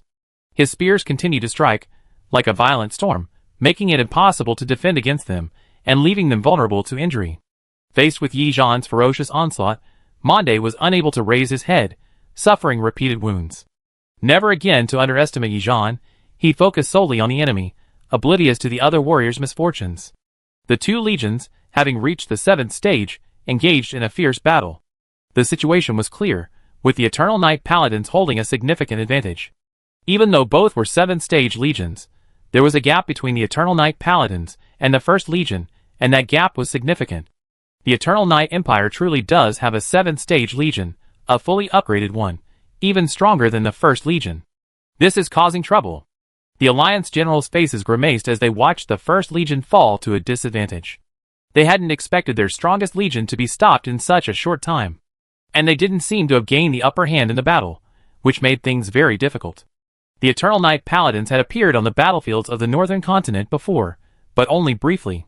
Furthermore, the Eternal Night Empire possessed numerous top-tier legions, and their rapid advancement meant that the Alliance's intelligence on them was inaccurate. It could be said that this was their first true realization of the Eternal Night Paladin's strength. Not only the First Legion, but other higher-ranked legions were also stopped. An Alliance general's face was grim. He hadn't expected the Empire to so easily stop such a swift Alliance offensive. Why dwell so much? Brothers, fight with all your might, and kill the enemy. One general, oblivious to the situation, a tyrannical look on his face, led his legion into a charge against the Eternal Night army. Kill one and we'll be broke. Kill two and we'll be rich. Under the command of the commanders of both sides, the battle line widened, and the armies engaged in large-scale fighting. Die! The Imperial warrior, his eyes sharp, stepped forward, slashing with his long sword, instantly splitting the kingdom warriors before him in two. Kill! Victory for our lord! The Imperial warriors marched forward, advancing again and again, slaying the enemies before them, defending the majesty of the gods with their long swords. The entire battlefield was engulfed in a frenzy. Warrior after warrior fell, Alliance and Empire alike. Rivers of blood flowed, corpses littered the ground, and the murderous aura of both sides soared into the sky, stained the sky with a bloody aura. We're out of tricks. If that's the case, then it's my turn. Han Ming commanded his top-tier legions, dividing the battlefield and encircling and destroying the Alliance legions, leveraging the Empire's superiority. He held back no longer, giving it his all. Legions began to align, displaying immense combat power. Until now, Han Ming had been worried that the Alliance would retreat mid-fight, leading to another tedious battle of attrition. Therefore, he had been passively attacking, waiting for the enemy to make a move before responding. Now, as the Alliance advances deeper, fully engaged with the Imperial army, this concern disappears. Because, in such a chaotic situation, it's impossible for the enemy to retreat completely. Even if they swap positions, Han Ming figures he can only manage to withdraw half of them at best. Half. If half the soldiers were lost, there's no point in the alliance fighting. Even if they hold the city, Han Ning would still dare to storm it. The massive regular troops began to clash. This encounter revealed the disparity. In previous Legion battles, even if there were differences between the two sides, they weren't overly noticeable. The Alliance's 3rd Legion and the 2nd Undead Legion, the Alliance's 2nd Legion and the Imperial 3rd Legion, the Alliance's 1st Legion and the Eternal Night Paladins, top legions like these, may have had gaps in strength, but in actual combat, they all fought, even back and forth. But the regular troops' battles were completely different. The Imperial soldiers practically crushed the Alliance soldiers, and the situation became one-sided, leaving the Alliance commander feeling helpless. This gap in hard power is irreparable. When the Alliance first encountered the Eternal Night Empire, they thought it was just another blood empire. But as time passed, their understanding of the Eternal Night Empire gradually deepened. The more they learned about the Eternal Night Empire, the more desperate the Alliance's wise men became. Against such a force, they had no chance of victory. Vast territory, a massive population, a highly centralized power system, a unified faith. Compared to the Alliance's corrupt system, the Empire's advantages were countless. This manifests itself in their dominance across all areas. The most obvious gap is in the military. This disparity isn't immediately apparent in the elite legions, but it's vividly displayed among the ordinary warriors. The warriors of the Eternal Night Empire, whether in physical strength, vitality, mental resolve, or even weaponry and equipment, are the best of their rank.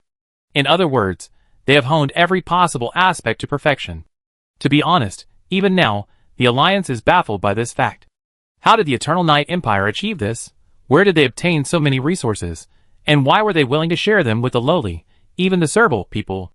And what about the Alliance? Even if they came to their senses later, and opened up their resources and information channels, they couldn't change the facts. This is a matter of accumulation, of foundation. Just like the 6-tier legions within the Alliance, they were accumulated over generations, not suddenly created. This situation cannot be changed in just a few decades. Moreover, they lacked a high degree of internal unity before, so how could they possibly accomplish such a great feat? People are divided by distance, and the best things are reserved for those within their own family. This is human nature. It's extremely difficult to change. The disparity in strength meant that even the Alliance soldiers, determined to die, were unable to withstand the Imperial soldiers' attack. Ha ha ha, let's fight. Today is the day the 100 Nations Alliance will be annihilated. Han Ming's face lit up with enthusiasm as he watched the battlefield gain momentum. Then he revealed another trump card. He began to coordinate the forces of the various legions, and soon, a will of immense magnitude emerged. Eternal night is coming. The vast, ethereal will manifested itself as a 10,000-foot figure. Its body was as black as ink, its features indiscernible. Its eyes, like the depths of the abyss, held an infinite suction, as if capable of devouring all life. In his left hand, he held a book, in his right, a sword. Clad in black armor, he exuded a commanding aura, like the king of gods ruling over all realms. He instilled awe in all who saw him, and they instinctively wanted to kneel in worship. As soon as this figure appeared, it instantly became the focal point of the battlefield, capturing everyone's attention. Not just the Imperial soldiers, but also the Alliance soldiers. The difference was that while the morale of the Imperial side soared, its momentum soared to the sky, the morale of the Alliance side was low, practically at the bottom of the trough. If not for the determination to die, they would have already begun to flee. Eternal night. Eternal night. Eternal night. Gazing at the majestic figure above the sky, the expressions of all the Imperial warriors grew fanatical, roaring and shouting, ready to sacrifice themselves. The King of Eternal Night had descended once more. How many years had it been since the king last descended? 5 years. Or 10, even though I could clearly sense the connection with the king, that connection was nothing compared to witnessing the king's arrival with my own eyes. The King of Eternal Night. Gazing at the vast, majestic figure, some Imperial generals were horrified. Is this the deity worshipped by the Eternal Night Empire? What a powerful figure. Such an aura, even a demigod couldn't match. Even though they were enemies, the reverence for the powerful remained deeply ingrained in living beings. The divine incarnation, formed from the combined wills of millions of warriors, was so powerful it far surpassed the imagination of all present. Kill a god, so what? If you want me to die, even a god would pay the price. One general's face was grim, his armor stained with blood, his own and his enemies'. His will was maddened, and he dared to strike down even a true god before him. Deicide. Kill! Ha ha ha! I wonder how the Eternal Night Empire would feel if this incarnation was destroyed. In a moment, the Alliance soldiers gathered their minds, suppressed their instincts, and once again raised their spirits to challenge the divine incarnation. Foolish and faithless, you dare to challenge a god? You have no idea, and cannot imagine, the vastness and greatness of our Lord. Seeing the Alliance soldiers' reaction, the Empire general sneered without anger. Brave followers of darkness, under the glory of our Lord, slay the enemies before you and offer victory to the king. Han Ming's fervent voice, transmitted through secret methods directly into the minds of all the warriors, igniting their own fervor. Then, a second later, the vast figure waved its hand, and a dark glow spread outward like a wave. The sky shifted. The light began to fade, and darkness descended. 1,000 miles in radius was transformed into a dark abyss. The light emanating from the city was instantly compressed and vanished. Within this radius, the concentration of the dark element increased several times, filling all followers of darkness with a sense of comfort, like a sea dragon returning to the depths or an eagle soaring into the sky. The constraints on their bodies were greatly reduced, and every move was enhanced by the power of heaven and earth. Their already formidable combat power increased again. This was the Eternal Night Empire's true trump card. Eternal Night descended. Directly altering the celestial phenomena, the surrounding environment became the most optimal for dark followers to perform. Under this environment, all dark followers would be blessed. Yes, all, from First Order to Demigod. 1,000,000 warriors of at least 6th Order, all receiving even a small blessing. The mere thought of it was chilling. Compared to this power, meteorites and thundering thunderbolts paled in comparison. This was a true strategic strike, enough to completely reverse the course of the battlefield. And the battlefield situation was developing in the direction Han Ming had envisioned. Under the glory of our Lord, I grant you the faithless death. The Imperial warrior, sword in hand, stepped forward, slashing down. The Alliance warrior raised his shield to block the blow, but a cold flash of light ripped the shield forged from meteorite iron in two. The Alliance warrior behind him was also split in two, splitting down the middle and falling backwards. Kneel down in gratitude. It is the honor of you humble people to feel the power of our Lord. The lightly armored Eternal Night warrior leaped like a ghost, sweeping his black long sword. Before the 3 Alliance warriors in front of him could even react, they were severed in half, their armor not even a moment's resistance. The wound was neat and smooth, like a piece of tofu. Die! The undead knight thrust his spear forward. Death energy coalesced at the spear's tip into a gray haze, instantly piercing the armor and seeping into the Alliance warrior's body. In the next second, the Alliance warrior was completely dead. His body remained intact, but the flesh had dried up. The undead knight inhaled, the death energy from the Alliance warriors escaping him. His aura intensified, and the gray haze on the tip of his spear shone even brighter. Damn it, Parkland! Break this damn dark field. The Alliance general roared furiously at the Imperial warriors, who had almost reached a higher level. They were already losing, and now they were on their home turf. They were going to be crushed. I've tried, but it's impossible to break it. This field is supported by that divine incarnation. Unless they destroy it, it won't disappear, shouted the Magic Legion commander, who had just used the Legion's power to cast several demigod-level forbidden spells of light. Damn it! The Alliance general, helpless, could only swing his sword repeatedly, slashing at the enemies before him. However, as time passed, even his 9th-level transcendental body began to feel a hint of fatigue. The wounds on his body grew worse. The Imperial warriors continued to pour in, while his comrades dwindled. Suddenly, a spear pierced his heart, and a burst of deathly energy erupted, instantly suppressing the Alliance general's surging blood. Looking at the undead commander across from him, the Alliance general's consciousness blurred, his body weakened, and his right arm, gripping the spear, drooped limply. This is my end, huh? Dying on the battlefield seems like a good outcome. He was a worthy opponent. The undead commander glanced at the fallen Alliance commander, and, with a casual wave of his hand, tucked his body into his interspatial ring. He then continued charging forward. Chapter 207. The outcome is decided. Guangwei watched the battle unfold below, sensing the forces so diametrically opposed to his own. He couldn't help but sigh. A demigod-level primordial black dragon, a 9th Order transcendental, and 3 7th Order legions. Eternal Night, your followers are growing incredibly fast. Among the people present, Guangwei was the strongest, aside from Su Xingyu. But even so, after seeing the annihilating force sent by the Eternal Night Empire, he was astonished.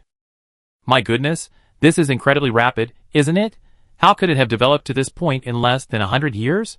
Outrageous, truly outrageous. If Guangwei is like this, let alone the others, who have now entered into autism mode.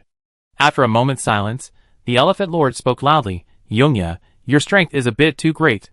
Why does it feel like the gap between us widens the more we develop? In the elementary realm, we could still hold our own, but in the intermediate realm, after so many years of development, and so much strength, we're being crushed. As a member who had once fought alongside Su Xingyu, the Elephant Lord could clearly sense the widening gap between them. If his strength was inferior back then, he still had the strength to resist. So now, even if he was 100 times stronger than before, facing Su Xingyu's followers in a head-on battle, he would only be crushed. After all, his main followers were the orcs, renowned for their frontal combat, being crushed in his own area of expertise. This disparity made the somewhat rough-tempered Elephant Lord feel a sense of loss. Demigod followers. I don't even have a few 9th-level followers, yet Yongya has already produced a few. What a disparity! Feng Bao's face was heavy. Even though they belonged to the same organization and were allies, he felt a great deal of pressure and began to wonder how he could handle and survive if he encountered such an opponent in the future. Yongya, do you have any development experiences? Share them with us. The sea god said with a playful smile, I don't ask to keep up with you. Even if I had 1/10 of your strength, I'd be satisfied. The sea god's words were not self-deprecating. He truly believed them. Although his ocean clansmen were numerous, if converted into land combat power, they seemed to be only about 1/10 of the Eternal Night Empire's army. The problem was, this wasn't even the entire Eternal Night Empire's strength. What are you thinking? 1/10? 1/20th, I'd be satisfied, Feng Bao chuckled softly. Even so, he looked at Su Xingyu expectantly. After spending so many years together, they had come to understand Su Xingyu's personality. Although he was usually quiet and aloof within the organization, he was actually quite generous. He would freely share information that would be extremely valuable to the outside world, provided anyone asked. There's no such thing as a development secret. I just followed the routine, and over time, it just naturally became what it is. Su Xingyu shook his head, replying softly while distracting himself to maintain his Eternal Night state. When he was in the elementary realm, he often interfered with the Eternal Night Empire's development, setting a framework for them to progress and advance to the intermediate realm. After resigning as Archon, he completely let the Empire develop on its own. Unless the Eternal Night Empire makes a major mistake during its development, he'll completely ignore it. He can afford it anyway. There's nothing he can do about it. The Eternal Night Empire, as it has developed to this point, is already quite well developed, whether in terms of its social system, education system, or other areas. In other words, even Su Xingyu doesn't know how things will develop next. He knows how to move from tribe to empire, but if you ask him, how should the empire develop after that? Sorry, I don't know. He is indeed a god, but gods are not omnipotent. At least for now, he doesn't have the ability to see through history and travel through time. It's not just him. Most players are the same. Their current followers' forces are actually modeled on historical imperial dynasties. According to historical development, everyone knows what will happen after the empire. But those social systems are not suitable for their current situation. From the current perspective, the social system that best aligns with theocracy is the highly centralized imperial system. Don't even think about it. This is a gap in foundation. If you want to make up for it, there's only one way: strengthen your foundation. The teacher chuckled, a little amazed. The Eternal Knight's followers have a profound foundation. Before reaching the next bottleneck, the gap between us will only widen. The teacher saw things clearly. He knew clearly that while the Eternal Night Empire's development to this point was partly due to its social system, the primary factor was its foundation. The rule instruments, the wonders of creation, the divine realm architecture. Teacher, you're right. To reach this point, it's no longer a matter of development path, it's a matter of foundation. The martial artist sighed. Eternal Knight's previous accumulation was immense. From the 2 best system ranking rewards, who knows how many good things he gained from them. Su Xingyu chuckled at this, but didn't answer directly. Although he was generous, he wouldn't reveal his cards to the others. Alright, let's stop talking about this and continue watching the battle. Wow, another 9th rank warrior has been killed. That's pretty impressive. The battle between the demigods over there has also reached a fever pitch. The fighting is fierce. These followers of Eternal Night are truly formidable. They're already at the 9th rank and can defeat demigods. If they ascend to demigod status, what will become of them? Another 6th rank legion has been annihilated. If I'm not mistaken, they should have been 6th rank guards. They were wiped out just like that. How atrocious. This dark realm is incredible. Elemental gods actually have this advantage? When we get back, I'll research it and see if I can create a force field myself. The power is outrageous. Seeing the Eternal Night Warriors fighting so fiercely in the Dark Realm, everyone was jealous. Guanghui, can you do that? One member looked at Guanghui curiously. Yes. Guanghui was silent for a moment, then nodded. He then explained, achieving this isn't difficult. The challenge lies in maintaining it. This domain consumes a lot of energy, and even a demigod wouldn't be able to sustain it for long. It doesn't have to be as strong as the Eternal Night domain. A weaker one is fine. This kind of comprehensive enhancement is truly a bit of a rogue. No matter how small the increase, when applied to a million-strong army, it would have a drastic impact. They might not be able to simultaneously increase 1,000,000 troops like Su Xingyu, but even if they could only increase a third, or even a few 100,000, it would still be a strategic trump card. As everyone chatted, the situation on the battlefield below became fully determined. With the arrival of top-tier legions from other city gates, the alliance no longer had any chance of victory. Defeat was inevitable. Under Han Ning's command, one alliance legion after another was surrounded and annihilated. Even with the unwavering resolve to fight to the death, the alliance soldiers felt a sense of powerlessness against the black-armored warriors, as solid as a fortress. Their spirits surged, but physical fatigue slackened their weapon movements, their power dwindling. Their companions grew increasingly rare, and everywhere they looked were the black-armored warriors of the Eternal Night Empire. A thick aura of darkness permeated their surroundings, constantly corroding their bodies and spirits, wearing them down. Meanwhile, their enemies, the Eternal Night Warriors, grew increasingly ferocious. As one weakened the other, the Alliance army's situation became increasingly difficult. Even if they risked their lives, they would struggle to achieve their goal. Compared to other players' followers, the warriors of the Eternal Night Empire are mostly unremarkable. Each step of their training is a steady process. This also means that their foundation is solid, without any flaws. This allows for a very high margin of error. For warriors of the same rank, it would be extremely difficult to kill them at the cost of their lives. Simply put, if an Alliance warrior and an Imperial warrior clashed, neither side dodging, the Alliance warrior would die, and the Imperial warrior would likely be severely injured. It's unknown how long the battle lasted, but the battlefield remained in darkness. The 5th Alliance Legion, annihilated. As the last legionary fell, the Imperial general turned to look at the warriors behind him, a smile on his face. They were a formidable opponent, but it's a shame they met us. The adjutant beside him nodded in agreement. The 5th Legion is truly formidable. Even at this point, they've managed to replace nearly 30% of our soldiers. This is the Alliance's final counterattack, after all. If they don't even have this much skill, how can they stop the Empire? The Imperial general smiled, clearly delighted. The battle isn't over yet. Soldiers, follow me. Reorganizing his legions, he led the remaining legions and charged towards the other Alliance legions, joining the hunt. In the center of the battlefield, the Eternal Night Paladins, along with another Imperial Legion nearing rank 7, firmly suppressed the Alliance's 1st Legion. It seems you're about to lose. Yi Zhan's eyes were dark, emitting an eerie light. His body was wounded in many places, his armor torn and blood flowing. Despite his serious injuries, his aura was undiminished, and he actually overwhelmed the opposing demigod warrior. Who? Mander panted heavily, his injuries more severe than during the night battle. His eyes wore a wearied look, not from his own injuries, but from the dwindling number of his warriors. With the arrival of another Imperial Legion, the 1st Legion, already unable to defeat the Eternal Night Paladins, found itself in an even more difficult position. For the first time, they experienced the feeling of being swept aside by another legion. The feeling of being unable to halt the enemy's advance, unable to avert their own defeat, filled all the 1st Legion warriors with a sense of despair and powerlessness. It was like gladiators dueling on the edge of a cliff, with a bottomless abyss behind them.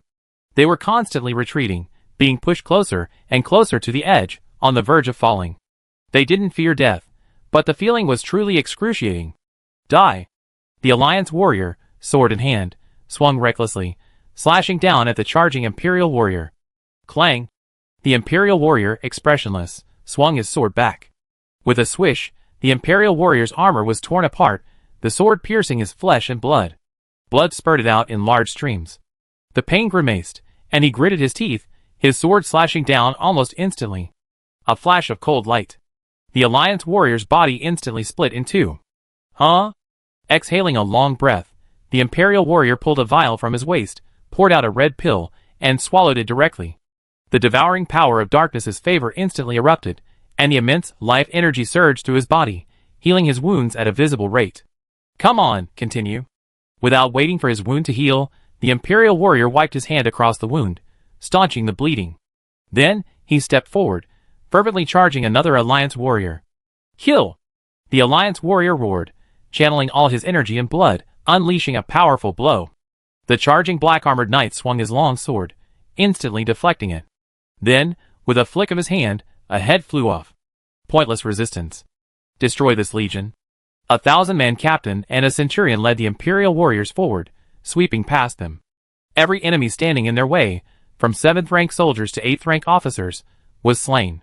Not only within the legions, but also on the demigod battlefield, the outcome began to be determined. With the arrival of the Empire's top warriors, it quickly became a one-on-man battle. And being in the Dark Realm, even the demigods found it difficult to withstand the onslaught. Die! The first to decide the outcome wasn't Nidhogg, the strongest, but Yemo's side. As 2 9th-rank warriors held the Alliance demigod back, Yemo leaped from a dark crevice. His right hand extended, easily piercing the magician's elemental shield, and piercing his heart like a spear. Then, elements surged, and countless dark spikes shot out of his body. You! The Alliance demigod was furious, his eyes nearly blazing.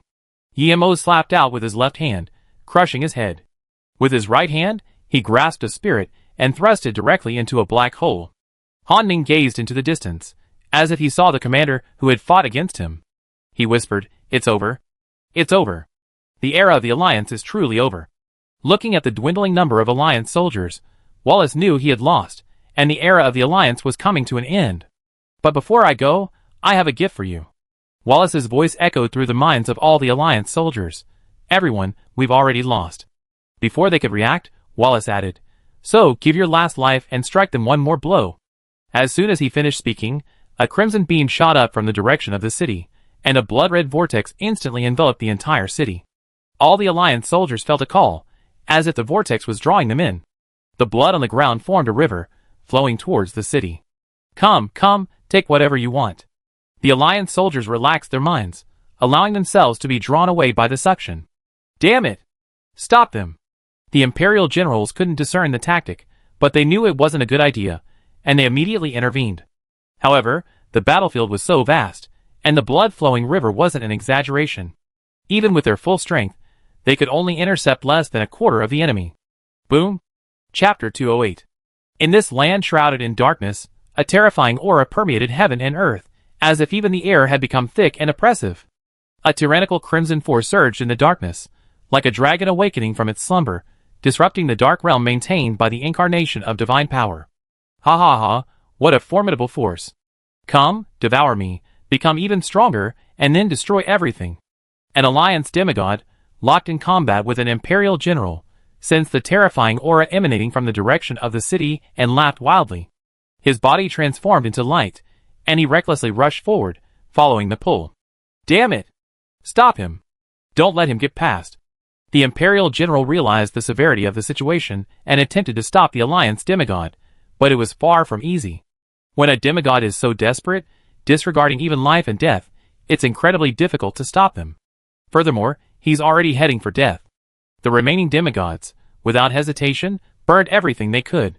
With their auras rising, they transformed into streams of light, charging towards the crimson vortex. Bang, bang, bang.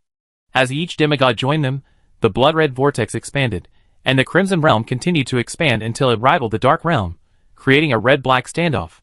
This is truly disastrous. Han Ming's previous relaxed composure faded, his expression becoming even more gloomy. Assemble the troops and prepare to confront this formidable enemy. This aura alone far surpasses that of an ordinary demigod. I'm afraid we can't handle it. A 9th-level Saint Realm general said, sensing the aura coming from afar. Can't handle it? Even if we can't, we'll have to handle it. At worst, we'll come too. Do you really think they're the only ones holding a trump card? The Imperial general beside him said grimly, a trace of blood on his face. Failure? The Eternal Night Empire has never been defeated in real life. This time, to destroy the 100 Nations Alliance, they have deployed their elite forces. No matter what the enemy, no matter the cost, they will ultimately triumph. The king is watching us. How can we bring defeat to the king? Bang! Bang! Bang! In the center of the city, Beneath the crimson vortex, a blood-red cocoon hundreds of meters tall emerged. A pounding heartbeat echoed from within, shaking the hearts of all present. I really underestimated them. I didn't expect these guys to be so ruthless. Judging from their posture, they must have planned this all along. Yi Zhan's expression was solemn. Even he felt the mortal threat. He hadn't felt this way in a long time, ever since the king descended upon the tribe and received the divine favor. Unexpectedly, now that he'd grown so powerful, he'd once again feel threatened, and a threat he couldn't resist. Yes, even with the strength of a demigod, Yi Zhan didn't believe he could defeat the monster within the city. The monster gestating within the city possessed strength far beyond that of a demigod.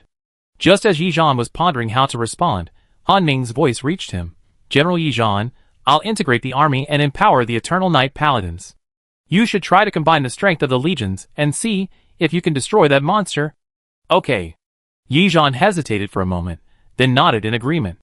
Soon, under Han Ming's command, the Imperial Army's power was unified. The divine avatars above lowered their eyes and gazed toward the Eternal Night Paladins' position. Then, the darkness surrounding the Eternal Night Paladins grew thicker, and the dark energy flowed into each warrior like a stream. Their aura began to rise. Yi Zhan's face flushed, his body swelled, and his momentum surged. A high-ranking demigod, a powerful demigod. Ah! Roaring furiously, Yi Zhan, long sword in hand, soared into the air, slashing at the giant red cocoon. Die! The Eternal Night Paladins behind him roared in anger, slashing with their swords. Then, aided by a mysterious force, all their power instantly coalesced, forming a black blade. 1,000-foot-long blade slashed out, shattering space and instantly reaching the giant cocoon. This single strike was enough to slay a demigod. Bang! The blood-red cocoon seemed to sense danger, its crimson glow deepening, transforming into a shell that enveloped it.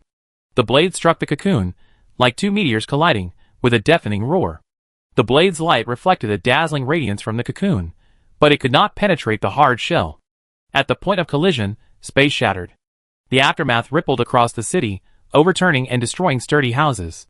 Everywhere the naked eye could see, devastation lay in ruins. The cocoon's shell was sliced open, and the blade's blade sliced into the cocoon's core. At that moment, with a resounding bang, the cocoon exploded instantly. A pair of scarlet, scaly arms stretched out, intersecting the blade's blade. Immediately, a roar echoed throughout the battlefield. Throwing both arms upward, the blade soared into the sky, shattering several layers of space before soaring into the void beyond. The terrifying roar shook the spirits of all the warriors on the battlefield, sending them into a brief daze. Boom! Before anyone could fully grasp the monster's form, dark clouds gathered above the sky, and countless bolts of lightning struck down, pelting the crimson monster. Roar! The towering monster roared, and crimson energy instantly pierced through the web of lightning, destroying the convergent invisible will. Only then could the people clearly see the monster's appearance. A super monster over a kilometer tall, covered in scales, with a pair of sharp horns on its forehead, wings on its back, and 8 arms.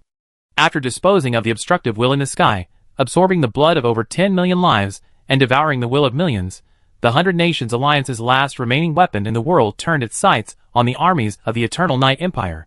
Prepare for a blood sacrifice. Han Ming acted decisively, choosing the safest approach. It surpasses the power of a demigod. Even if it only reaches the level of a true god, no creature present can kill it. The crowd watching the battle from above was also horrified by the Scarlet Monster's strength. The Scarlet Monster's energy level had already surpassed that of a demigod, reaching a realm none of the players had ever reached. A true god. Even if it only reached that level, even if it lacked reason, it was still an extremely terrifying super monster. Do you need my help? Guanghui frowned, hesitating for a moment before asking, looking at the monster below. If you need me, I can come, the blood god also said. Even though they were extremely confident in Su Xingyu's strength, they didn't think he could easily defeat a super monster at the level of a true god, so they all suggested that their true bodies come to help. No need. Su Xingyu shook his head and said confidently, it's just a mindless monster. I have my own way of dealing with it. With that, he vanished without waiting. At the same moment, on the battlefield below, the sound of shattering glass was heard, and the entire sky instantly collapsed, revealing a vast and boundless figure. The divine spirit appeared. Eternal Night. Eternal Night. Eternal Night. All the Eternal Night warriors erupted in enthusiasm, seemingly forgetting their own peril. They began shouting loudly, demonstrating their loyalty to the divine spirit. If the divine spirit hadn't specifically warned them, they would have immediately knelt in prayer. My lord, Han Ming has disappointed you. I haven't been able to fully resolve the 100 Nations alliance. Han Ming, filled with guilt, confessed and prayed to the divine spirit. As the commander of this great army, leading so many eternal night warriors, in the end, he had to descend upon earth to personally deal with the situation. It was truly unbecoming. No problem. A cold voice reached his ears. Su Xingyu was also somewhat surprised by the appearance of the Scarlet Monster. He could sense that the alliance had a trump card, but he certainly didn't expect them to create a super monster on the level of a true god. A true god. A true god with an infinite lifespan. No matter where they are, a true god is no simple being. So it's understandable that Han Ming couldn't handle it. Well, it's not completely unsolvable. After all, it's just an unintelligent monster, not a true god. Even if its energy level reaches that of a true god, it doesn't mean it possesses the combat power of a true god. To expect to defeat this million-strong army with just a mindless monster is a bit of a disdain for the Eternal Night Empire. Whether using humans as a foundation to construct a suppression magic circle, or sacrificing living beings and merging into the divine incarnation, the Scarlet Monster before them could be defeated. The method was merely bloody, and the losses were devastating. It was a meaningless loss. It was precisely for this reason that Su Xingyu chose to descend in his true form, ready to personally smite the monster. Ouch! Looking at the dark god towering in the void, the mindless Scarlet Monster let out a terrifying roar, seemingly sensing the formidable strength of its opponent. For a moment, it hesitated. But soon, the desire for tyranny and destruction once again filled its mind, transforming it once again into a mindless monster. So, acting on instinct, the Scarlet Monster contracted the surrounding crimson domain, flapped its wings, and soared into the sky, attacking the dark god. The dark god snorted softly, swung the black sword in his hand casually, and slashed down. Swish! The sword light flashed, filling everyone's field of vision. The sky-high dark sword energy slashed directly at the Scarlet Monster. The Scarlet Monster roared angrily, a shield of blood and chi appearing around its body. The red and black energies collided, unleashing a terrifying explosion. However, after only a moment's resistance, the red energy was suppressed. The dark sword energy shattered the energy shield, severing the Scarlet Monster in two. It then pierced through its body and fell to the ground. Rumble. The earth began to crack, and cracks thousands of meters long stretched all the way to the edge of the city and deep into the earth. This is the power of our Lord, so vast. Ha ha ha. Fight! Fight! Fight! Our Lord's divine might overwhelms all realms. Seeing such a terrifying blow, the dark believers cheered with joy, feeling proud, confident, and even mad at the strength displayed by the dark god. Su Xingyu, having struck with his sword, felt no joy. Watching the crimson monster fall to the ground, shattered in two, his brow furrowed slightly, a hint of discontent. The body of a true god is not so easily destroyed. Sure enough, the next second, the two halves of the crimson monster began to merge, resembling an elemental body, without a single sign of wound. The crimson monster, having recovered from its injuries, amplified its aura. Su Xingyu simply watched, not attempting to stop it, allowing it to recover. The fearless crimson monster soared into the sky once more, charging towards Su Xingyu. If this were the void, I'd definitely play with you, but unfortunately, this is a plane. Su Xingyu whispered to himself, his voice so quiet that only he could hear it, as he watched the charging crimson monster approach. Then, he sheathed his sword, and a large millstone rose behind him. The millstone began to spin, eventually transforming into a black hole, its terrifying suction directed towards the crimson monster.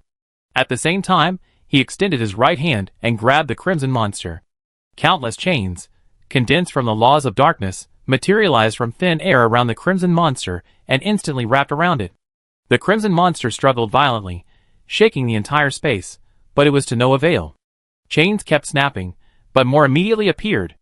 In a short moment, the crimson monster was completely engulfed. The black hole behind him instantly expanded, rushing forward, swallowing the crimson monster whole. In a mere 30 seconds, the crimson monster, which had just displayed its destructive might, was defeated by Su Xingyu. I'm very satisfied with this battle, Su Xingyu chuckled, gazing at the fanatical believers below. Then, with a wave of his hand, countless divine energy rained down like dew, merging into the bodies of each warrior. My Lord is eternal. My Lord is eternal. My Lord is eternal.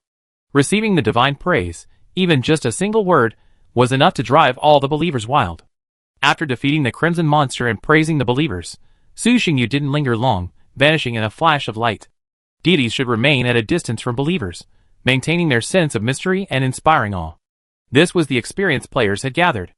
After returning to the sky, looking at the crowd, without waiting for them to speak, Su Xingyu spoke first. I have some things to attend to, so I won't keep you for dinner. Let's meet again some other time.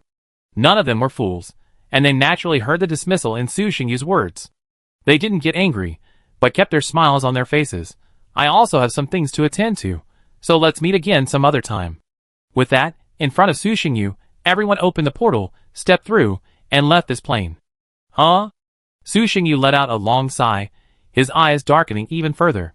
He sensed the violent energy emanating from the space and muttered to himself, "This is truly troublesome, but I have plenty of time to waste with you from now on." With that, he stretched out his hand and slashed forward. A pitch-black crack appeared, and a terrifying roar echoed from within. A flash of red light passed, and Su Xingyu stepped into it. A fierce battle erupted. Chapter 209. It's over. The sky brightened once more, the celestial phenomena returning to their previous state, and the shattered space continued to mend. Gazing at the spot where the deity had vanished, the dark believers remained in their poses, praying for a moment before the fervor on their faces gradually faded. Looking at the battlefield, where even the terrain had undergone drastic changes, Han Ming couldn't help but feel a sense of emotion. He hadn't expected this war of annihilation to reach such a pitch, to the point where even the Emperor was alarmed. What a brutal battle! Demigods, saints, who knows how many powerful warriors have fallen this time. We seem to have underestimated the 100 Nations Alliance. Fortunately, we were fully prepared this time, otherwise we might not have been able to defeat them. An Imperial general looked at the devastated scene with a sense of dread. Previously, the Eternal Night Empire had always won battles against the 100 Nations Alliance, which had made him somewhat underestimate the 100 Nations Alliance. I had assumed that even if they came together, it would be nothing more than a useless alliance. Not only did it fail to strengthen the enemy, but its concentration also made it easier for the Eternal Night Empire to capture them all in one fell swoop. I hadn't expected these guys to amass such a formidable army, and in the end, they even unleashed monsters at the level of true gods. This scene was truly terrifying. A normal Imperial force, facing this final alliance counterattack, could have been utterly defeated if they weren't careful. Even if they weren't, they would likely have paid a heavy price to capture them. At least in the eyes of the Imperial generals, if the Eternal Night King hadn't descended and taken action, their losses would have at least doubled. After all, it was a super monster at the level of a true god. Being able to deal with it was already quite formidable, and it was impossible to do so without paying a price. Only the final Scarlet Monster exceeded our expectations. The others are still under control. Another Imperial general chuckled. After all, this is an alliance of hundreds of millions of people. Even if they were relatively disunited in the early stages and even tripped each other up, the group that finally came together were, without exception, the elite of the alliance. Elite culled from hundreds of millions, how could they not be formidable? But if they had this technique, why didn't they use it earlier? It was almost the end of the nation, so what was the point of using it? Nonsense! Don't you see how many powerful individuals were sacrificed in the end to create a true god monster? Even if they wanted to use it before, they had all the necessary conditions. Do you think a normal demigod monster, not at the level of a true god, would be any use to us? Furthermore, I doubt this monster is even capable of. They didn't come up with this. Look at that crimson aura. I doubt the Blood Empire had any involvement. Fuck. I was wondering why something felt off. There's this inexplicable, strange feeling. So it's the Blood Empire's doing. Someone suddenly realized something and said angrily, "These bloodsuckers are really annoying. When we have the time, we'll definitely take care of them." Well, the battle's over. Even if you want a post-battle recapture, wait until we get back. Han Ming interrupted the crowd. He looked toward the city and whispered, "Let's go inside and reap our share of the spoils." The 100 Nations Alliance's millennia of accumulation is truly inspiring. Over the years, the Eternal Night Empire has destroyed countless nations and reaped numerous treasures. Those conquered nations naturally couldn't match the Eternal Night Empire in any area, but having survived to this day, they likely possess some hidden gems. These hidden gems might not be overpowering, but they could still be of considerable benefit to the Eternal Night Empire. It could even be considered another form of cultural fusion. Han Ming, therefore, was extremely excited about this city, which had gathered the last essence of the 100 Nations Alliance. Perhaps it contained something that could resolve the Eternal Night Empire's current predicament. Looking at the somewhat dilapidated city, recalling the previous Scarlet monsters, And the frenzied performance of the Alliance soldiers? One Imperial general expressed dismay. I don't hold out much hope. Given the Alliance's final madness, I don't think they'll leave us anything good. They're fighting us with the mindset of national destruction. Anything that can be destroyed in the city has likely already been destroyed. We'll find out if we go in and take a look. What can we come up with by discussing it here? Yizhan, who had just recovered, said speechlessly, his face still pale. With the Eternal Night Empire's army entering Tamisari, the Alliance's last remaining stronghold has been completely destroyed, and the 100 Nations Alliance can be declared extinct. If nothing unexpected happens, within 100 years, the people of this land won't even know what the 100 Nations Alliance is. At the same time, at the border between the northern and western continents, the battle also concluded.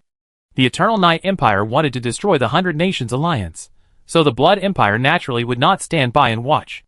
They also sent a large army to prepare to cause some trouble for the Eternal Night Empire. Of course, if all else fails, they could still profit from it. The 100 Nations Alliance was so massive that the Eternal Night Empire couldn't possibly consume it all in one go. This vampire army reached a massive 300,000 men, comprised of regular vampire troops and vampire vassal forces. The regulars were all rank 6, and there was even a true rank 7 legion. It was incredibly powerful. It's no exaggeration to say that this vampire army alone was enough to annihilate many kingdoms. However, such a powerful army had no impact on the final battle on the northern continent. It could even be said that until the 100 Nations Alliance was annihilated, they never actually set foot on northern continental soil. This was because the Eternal Night Empire had already dispatched an army, waiting at the border, to block the vampire army and prevent them from interfering with the battle. Imperial Commander Karkoro, who was stationed here with 200,000 black-armored warriors, looked at the Blood Clan commander across from him with a cold gaze and sneered, "Tamisari has fallen, the 100 Nations Alliance has perished. Men of the Blood Empire, do you still wish to continue the battle? If you wish to fight, I will fight you to the bitter end. I just don't know if the Blood Clan can withstand an attack by 1,000,000 soldiers." After the 100 Nations Alliance's fall, the Blood Clan commander had already received news of the fall. However, facing the Eternal Night Empire, he naturally wouldn't show weakness. He coldly replied, "You can try. What if a god descends? The noble Blood Clan never fears a challenge.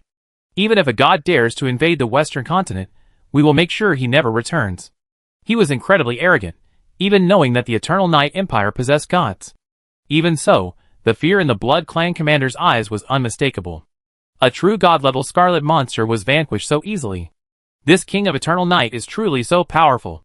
Blasphemer, you deserve to die.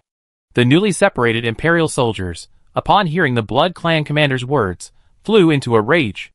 They immediately rushed forward to continue the fight with these blasphemous Blood Clan, teaching them that while you can eat anything you want, you can't say anything you want. Be patient. Karkalo's face was also a little irritated, but he remained calm, reassuring his soldiers that now was not the best time to declare war on the Blood Empire. Retreat now. The 100 Nations Alliance has collapsed. Even if you advance, you won't gain anything you seek. Karkoro looked at the Blood Clan commander and said calmly, "If the Blood Empire continues to cling to us, retreating won't be easy. The Eternal Night Empire has no intention of turning against you for now, and now is not the time for an all-out war." The Blood Clan commander's face was grim. He knew the other party was right, but he felt a little reluctant to withdraw just like that. He had brought so many soldiers on this expedition, only to return in disgrace with nothing to show for it. How would the Imperial elders view him in the future? Seeing the Blood Clan commander's hesitation and his refusal to retreat, Karkoro's gaze was cold as he mobilized his troops forward.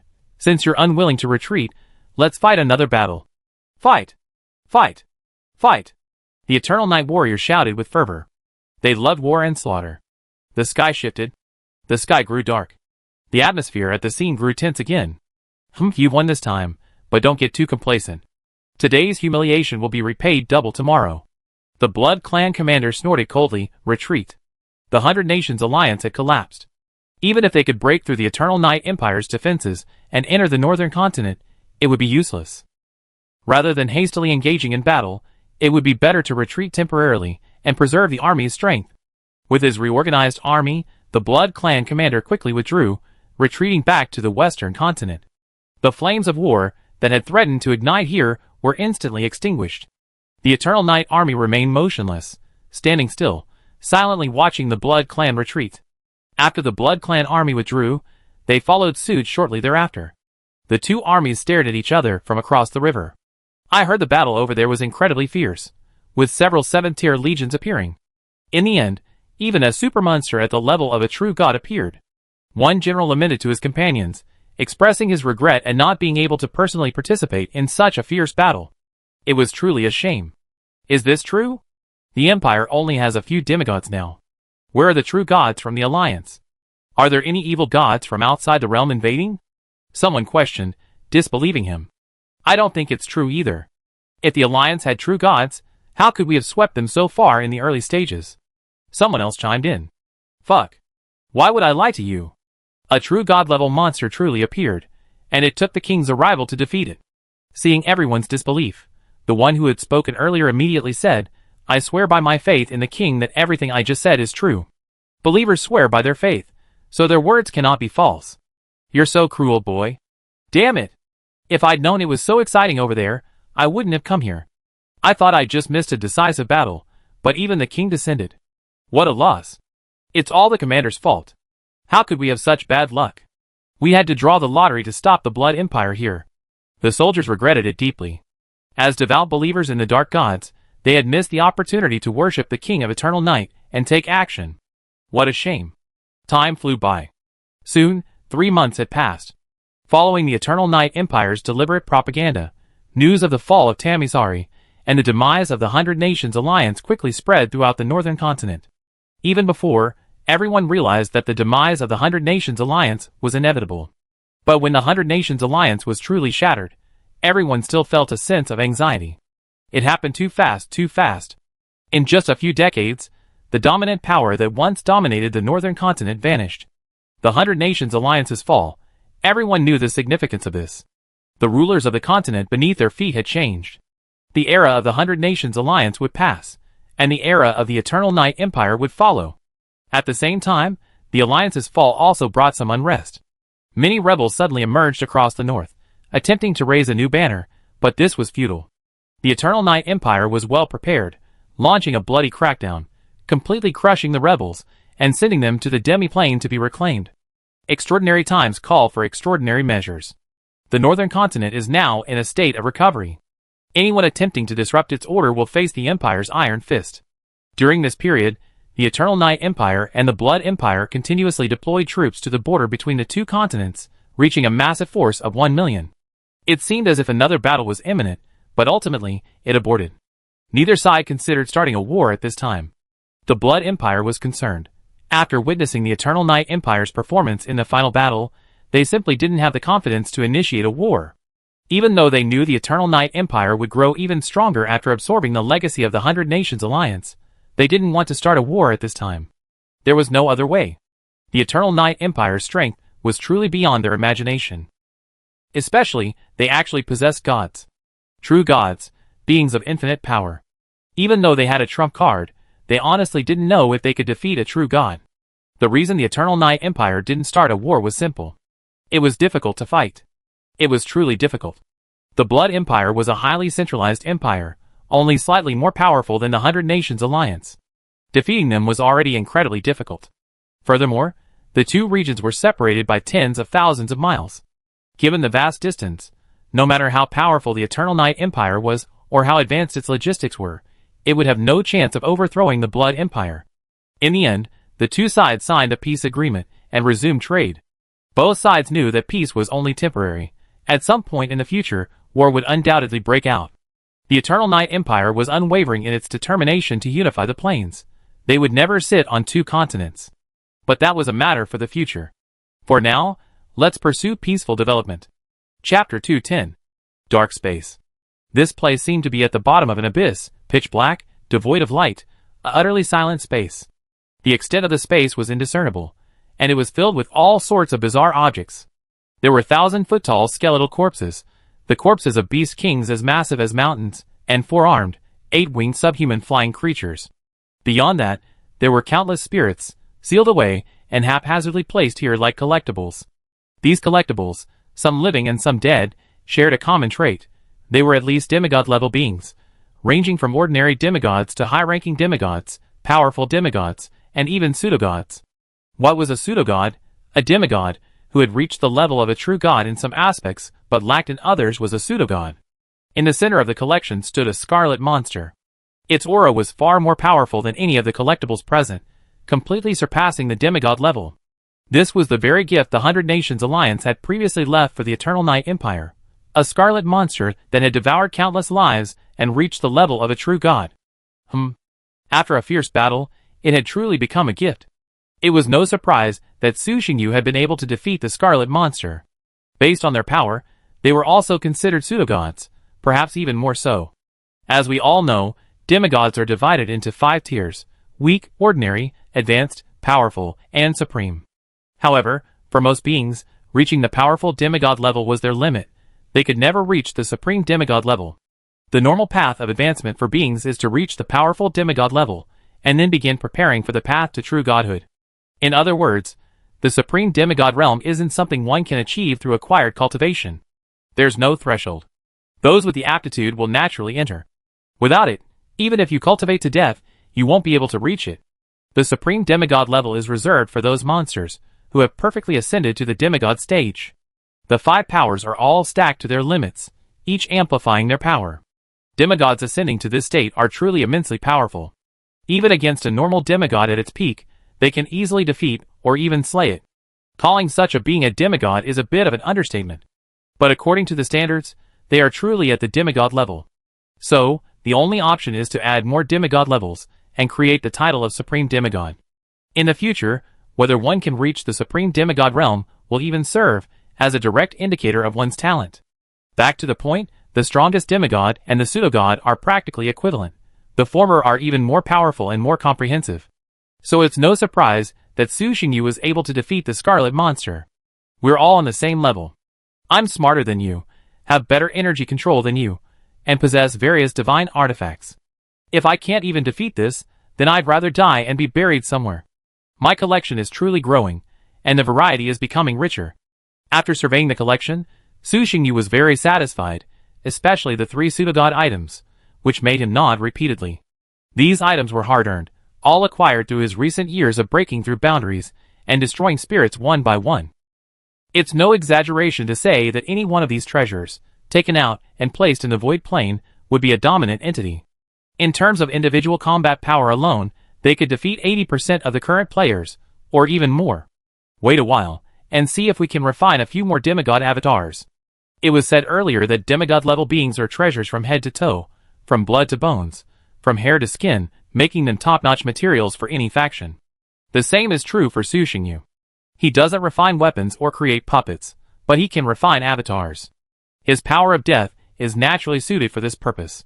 Using the corpse of a demigod as material, and the power of his power as a forge, he continuously erodes and refines, and in no time, an avatar with the strength of a demigod is formed. The only drawback is that it requires him to split his consciousness. But this isn't a problem either. As a devout deity, his consciousness is immense, and splitting a little is simple. Unlike the consciousness of normal beings, which is a complete entity, the consciousness of believers is actually highly dispersed, pervasive in every gathering place of believers. This is why they can respond instantly to their followers' prayers. For ordinary beings, consciousness is extremely important. Even a minor damage can take a long time to recover, and severe damage can even render them vegetative. But for believers, it's different. If the consciousness of a normal being is a person, then the consciousness of a believer is like a ball of dough. For others, splitting a consciousness is like extending a hand or foot. If they're not careful, they could be chopped off, causing damage. But for believers, splitting a consciousness is like simply pinching a piece out. If it's destroyed, it's destroyed. Of course, this isn't to say the latter is superior. It's simply to say that each has its own advantages. At least when it comes to dividing spiritual consciousness, belief in a deity is more advantageous. After defeating the 100 Nations Alliance, completely occupying the northern continent, and signing a peace treaty with the Blood Empire, the entire plane once again fell into peace and entered a period of frantic development. Both the Eternal Night Empire and the Blood Empire were accelerating development and construction, strengthening their own strength and preparing for the inevitable war. The Eternal Night Empire also entered a busy period, and the entire empire's management became extremely busy, just like when the tribes were just starting out, with everything under construction and support needed everywhere. The 100 Nations Alliance's previous system was too outdated, whether it was social institutions, education, or other aspects, everything needed to be completely rebuilt. This was undoubtedly a major blow to the kingdom's citizens, accustomed to the old system. Human nature instinctively made them more content with the status quo, unwilling to change, content with living as it was, as long as they could survive. In fact, thanks to the empire's guaranteed minimum, they felt their current life was good enough. Therefore, they were completely unwilling to try new things, as it implied uncertainty and risk. This attitude slowed the implementation of the empire's policies to a crawl. Thankfully, after years of cultivation, the empire had sufficient management personnel to expand its capabilities. In fact, the solution to this problem was simple. Su Xingyu could simply summon divine intervention. These subjects of the old kingdom didn't understand much, but their reverence for the powerful taught them when to obey. Another way to put it is that the Eternal Night Empire had spoiled them too much. However, Su Xingyu didn't do this. Instead, he threw the problem to the empire, letting them resolve it on their own. Finally, after consultation with the Imperial Council of Elders, they finally came up with a relatively feasible solution. First, build temples, conduct nationwide missionary work, strengthen the faith of the people of the Old Kingdom, maintain social stability, and then gradually develop and build. To put it bluntly, the empire would initially provide resources to subsidize the Northern Continent forces, boost their loyalty, and then engage in independent development. This approach wouldn't work for ordinary forces. Because the combined size of all the kingdoms of the Northern Continent is far greater than that of the Eternal Night Empire, subsidizing them would be like placing a heavy burden on the entire Eternal Night Empire. The dispersion of resources would inevitably slow down local development, resulting in a situation where priorities are reversed. Thankfully, the Eternal Night Empire didn't have this problem. They weren't short of resources, especially basic resources, which they had so much they had nowhere else to spend them. To put it bluntly, due to the abundance of spirit-gathering trees, the Eastern Continent's spiritual energy is generally higher than that of other continents. Therefore, the flowers and plants grown here can fetch a good price in the Northern Continent market. Not to mention, they can also obtain resources from the Void Plane. While the spiritual energy of the Void Plane isn't as high as that of this plane, it has existed for much longer, and it's there where truly spiritual herbs abound. The subsidies provided to the Northern Continent are primarily targeted at the vast civilian population of the Old Kingdom, not the elite who aspire to embark on the path of transcendence. Ordinary civilians have simple needs, adequate food, good clothing, and a decent home. These don't involve transcendental resources. Therefore, shouldering the Northern Continent subsidies is quite easy for the Eternal Night Empire, and it won't hinder its own development at all. Soon, the entire Northern Continent was redivided, and the existing kingdoms were abolished. Under the deliberate manipulation of the Eternal Night Empire, the peoples of various nations began to strengthen their exchanges, abandoning their former powers and adapting to the new rulers. Under the Eternal Night Empire's reckless construction, temples and halls were built across the land, and the greatness of the Dark God spread throughout the Northern Continent. The Eternal Night cult enjoyed unprecedented support. Their teachings took root, and the number of believers surged. The people of the North were proud to believe in the Dark Gods. Across the Northern Continent, the cult's influence rapidly expanded, reaching every aspect of society, governing the country by faith. This may seem a bit terrifying, but it must be said that the results were remarkably effective. With a shared faith, the Eternal Night cult seized this opportunity to unite the various factions of the Northern Continent, giving them a sense of belonging to the Eternal Night Empire. They were no longer subjects of the Old Kingdoms, but subjects of the Eternal Night Empire. Under the leadership of the Eternal Night Empire, the entire Northern Continent flourished. Rebellions became fewer and fewer, and more people began to accept the Empire's leadership rather than submit to its military might. Since the Eternal Night Empire destroyed the 100 Nations Alliance and signed a peace agreement with the Blood Empire, there has been no more war on the continent, and the entire plane seems to have become stable. This is normal. With the 100 Nations Alliance destroyed, one of the three was gone, leaving only two dominant forces on the continent. With both the Eternal Night Empire and the Blood Empire choosing peace, even if other third parties still existed, they would not have the power to cause any disturbance. But this is just the land. Besides the land, this world also has the ocean. The war on land ended, but the war on the sea had just entered its climax. Countless sea creatures perished, their bodies strewn across the ocean. War became the dominant theme of the entire ocean world. Both the Naga Kingdom and the Giant Shark King's court demonstrated immense combat prowess in this great war. More than a decade had passed since the Naga Kingdom launched its war against the Giant Shark King's court. During this period, the two sides engaged in fierce fighting, drawing in nearly every sea creature in the ocean. As the war dragged on, both factions increased their efforts, mobilizing every available force and wooing every sea creature. In the end, even the Whale Tyrant Alliance was drawn in. Neither the Naga Kingdom nor the Giant Shark King's court were fools. They would not allow others to stand by and watch while they engaged in a war. Both sides sent envoys to the Whale Tyrant Alliance, demonstrating great sincerity. However, the alliance's weaknesses became apparent. The Whale Tyrant Alliance failed to demonstrate a unified stance, ultimately disintegrating into two factions, one supporting the Naga Kingdom and the other supporting the Great Shark Court. In fact, the Whale Tyrant Alliance had a long history of internal conflict. After all, the alliance was originally formed primarily to fight against the Great Shark Court, effectively protecting itself. The Whale Tyrant clan, the alliance's strongest race, was relatively unambitious, and their members were rather honest, so they weren't keen on territorial expansion. And therein lay the problem. The Whale Tyrant clan had a relatively small population, so a smaller territory was fine. They could easily support themselves. If things got tough, they could seek refuge in the Great Shark Court's territory. However, the other races in the alliance couldn't afford this. Their empires were vast, but the Whale Tyrant Alliance wasn't keen on expansion, and they couldn't seize control of their own tribes. This led to a bottleneck in their development. Previously, they simply didn't have any power to accept them. Now that other dominant powers had extended an olive branch, and the terms were so generous, they naturally chose to accept. Thus, with the collapse of the Whale Alliance, the ocean war intensified. The Naga Kingdom, divided into dozens of armies based on their territories, launched an all-out war against the Giant Shark King's court. Initially, the Naga army held a modest advantage, but as time passed, the Naga Kingdom grew stronger, its army even more formidable than before the war began, while the Giant Shark King's court began to struggle. As one side gained ground, the other side weakened, and the battlefield situation gradually became clear. The Naga army advanced, encroaching on the Giant Shark King's territory. Finally, after decades of fighting, 5 years after the Continental War ended, the Naga army invaded the Giant Shark King's palace, signaling that the Giant Shark King's court was no longer able to confront the Naga Kingdom on the front lines. A year later, the remnants of the Giant Shark King's court either perished or surrendered. From then on, the entire ocean world was left with only one dominant power, the Naga Kingdom.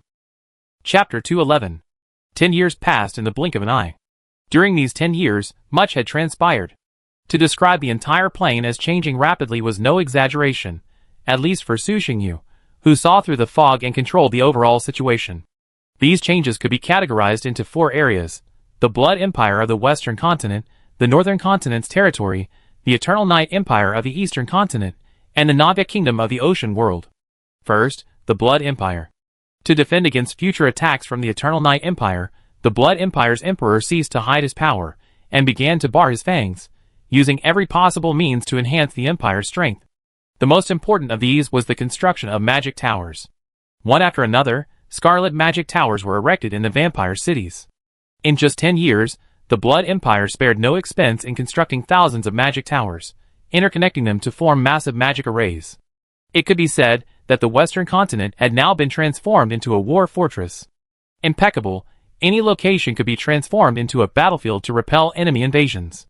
Perhaps their strength wouldn't change much if they launched an offensive, but if they engaged in a defensive battle, their strength would at least double. They already held a homeland advantage, and now, this advantage has been expanded. Even the Eternal Night Empire, seeing the various defensive measures being deployed on the Western Continent, is finding it daunting. Unlike the loose organization of the 100 Nations Alliance, the Blood Empire's highly centralized authority allows them to act arbitrarily. However, the Blood Empire's elders, upon seeing this situation, were far from pleased. The Blood Empire wasn't as lavish as the Eternal Night Empire. While their resources were plentiful, they were ultimately limited, and building magic towers was a resource-intensive endeavor. This consumption wasn't just in the construction of the magic towers themselves, but also in their subsequent use. Just like the Eternal Night Empire's early magic cannons, while valuable in themselves, it was the sheer cost of using them that truly deterred them. Each shot from a magic cannon consumed enough crystals to create a transcendent warrior. A normal force of believers simply couldn't withstand such a consumption. The same was true for magic towers, and even more so. In terms of power, magic towers were superior to magic cannons, boasting a wider range of functions, capable of both offense and defense. But they had a fatal flaw: they couldn't move. And this very fact defined their use as defensive facilities. So, For a continental empire, building a large number of magic towers was tantamount to surrendering. This meant they had completely abandoned overseas competition and opted to retreat to their home continent. After all, a significant amount of resources were being diverted to building defensive infrastructure, meaning they would have less offensive resources, leaving them with little power to intervene overseas. This was, in fact, a desperate measure. After in-depth contact, the Eternal Night Empire's strength far exceeded the Blood Empire's expectations. If it were simply their strength, it would be fine, but their growth rate was also incredibly rapid. What could they do? Proactively attack the northern continent, seize the opportunity when the Eternal Night Empire's foundation was unstable, and directly engage in war with them. What a joke. They can't win without their homeland advantage, and just fighting on the plains. It's no exaggeration to say that the Eternal Night Empire's army could defeat two Blood Empires. It can only be said that they hesitated too much before, and missed the best opportunity. The only time they could truly contain the Eternal Night Empire was at the beginning of the war, when they recklessly aided the 100 Nations Alliance and could have held off the Eternal Night Empire. Now, it's a dead end. Unmatched in combat power and development, unless external forces intervene, there's only one way to go: wait for death. So, if attacking doesn't work, the only option is defense. Build the Western continent into a hedgehog, increase the cost of an invasion for the Eternal Night Empire, and deter them. This is also a method of drinking poison to quench thirst. Already lagging behind in development, and allocating resources to defense, the gap will only widen in the future. This is the case with the Blood Empire. And what about the Northern Continent? 15 years have passed since the Northern Continent changed hands. After 15 years of intensive construction, all the people of the Northern Continent have become accustomed to the rule of the Eternal Night Empire, and the faith of the Eternal Night cult has become deeply rooted. Even in the territories eventually incorporated into the Eternal Night Empire, every household now has a believer in Eternal Night, and it can be said that the initial transformation has been completed. 15 years is a short time for major powers. Sometimes, a simple plan can span decades. But for ordinary people, 15 years is a long time. This time is enough for a child, who knows nothing, to grow into a qualified warrior. The children who grew up during this period, while aware of the 100 Nations Alliance, were completely unfamiliar with it, knowing only its name. They grew up with the Eternal Night Empire and the Eternal Night cult. In their minds, the Eternal Night Empire was the true ruler of this land. As for the 100 Nations Alliance, it was merely a defunct power. It can be said that, aside from a small number of nobles from the old kingdoms who still cherished the memory of the 100 Nations Alliance, the majority of the people of the Northland had completely abandoned it. And this phenomenon is intensifying. It can only be said that the 100 Nations Alliance was not very popular, and its previous policies were too harsh. Of course, this isn't their fault. If it were a normal plane, then the policies of the Northern Kingdom would be perfectly sound. Their ancestors had been like this, and they had continued the kingdom's stability. Unfortunately, this plane experienced two spiritual energy leaps due to Su Xingyu. The rich spiritual energy environment brought many benefits to all creatures within it. According to the principle that the strong always become stronger, the greater the transcendental strength of these two spiritual energy leaps, the greater the benefits.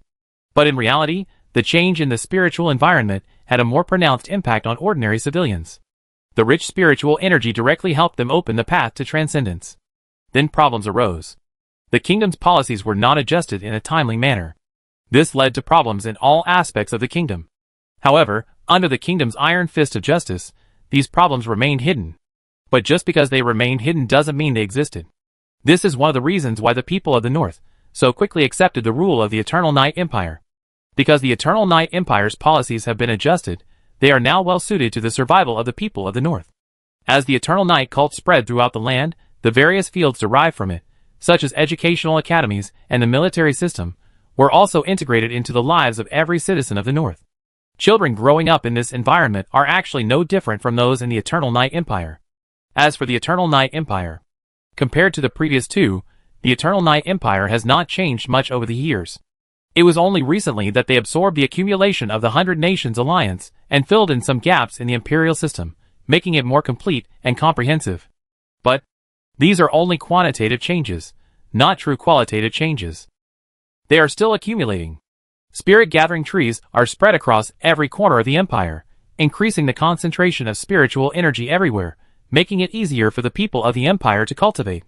The insects that were once joked about were all transcendental are now about to become a reality. But there is still a problem that stands in the way of the empire. That is, the threshold of the 7th level. The current citizens of the empire are already incredibly talented. Any of them would have been considered a genius in the past. The empire has also done everything to ensure the best possible external training environment. But it's no use. Even with the path to transcendence that Su Xingyu has customized for them, reaching the 7th level still requires considerable cultivation talent. Clearly, the average citizen of the empire still has a significant gap to reach this level. Su Xingyu has no other options. He can only increase numbers. Given the current state of the empire, as the population increases, the number of 7th level transcendences will naturally follow. This can be seen from the number of 7th-tier legions. Since the defeat of the 100 Nations Alliance, the Eternal Night Empire has seen the emergence of 4 more 7th-tier legions. In addition to the increase in the number of 7th-tier legions, the only notable development is the Space Gate. The larger the empire's territory, the more difficult it is to deploy troops. This is especially true when fighting against truly formidable opponents, where deployment becomes a major challenge. Currently, the Eternal Night Empire relies primarily on 2 methods for deploying troops: land mobilization and sea transport. Land transport, needless to say, would require considerable time, even with the Eternal Night Empire's top-tier warhorses.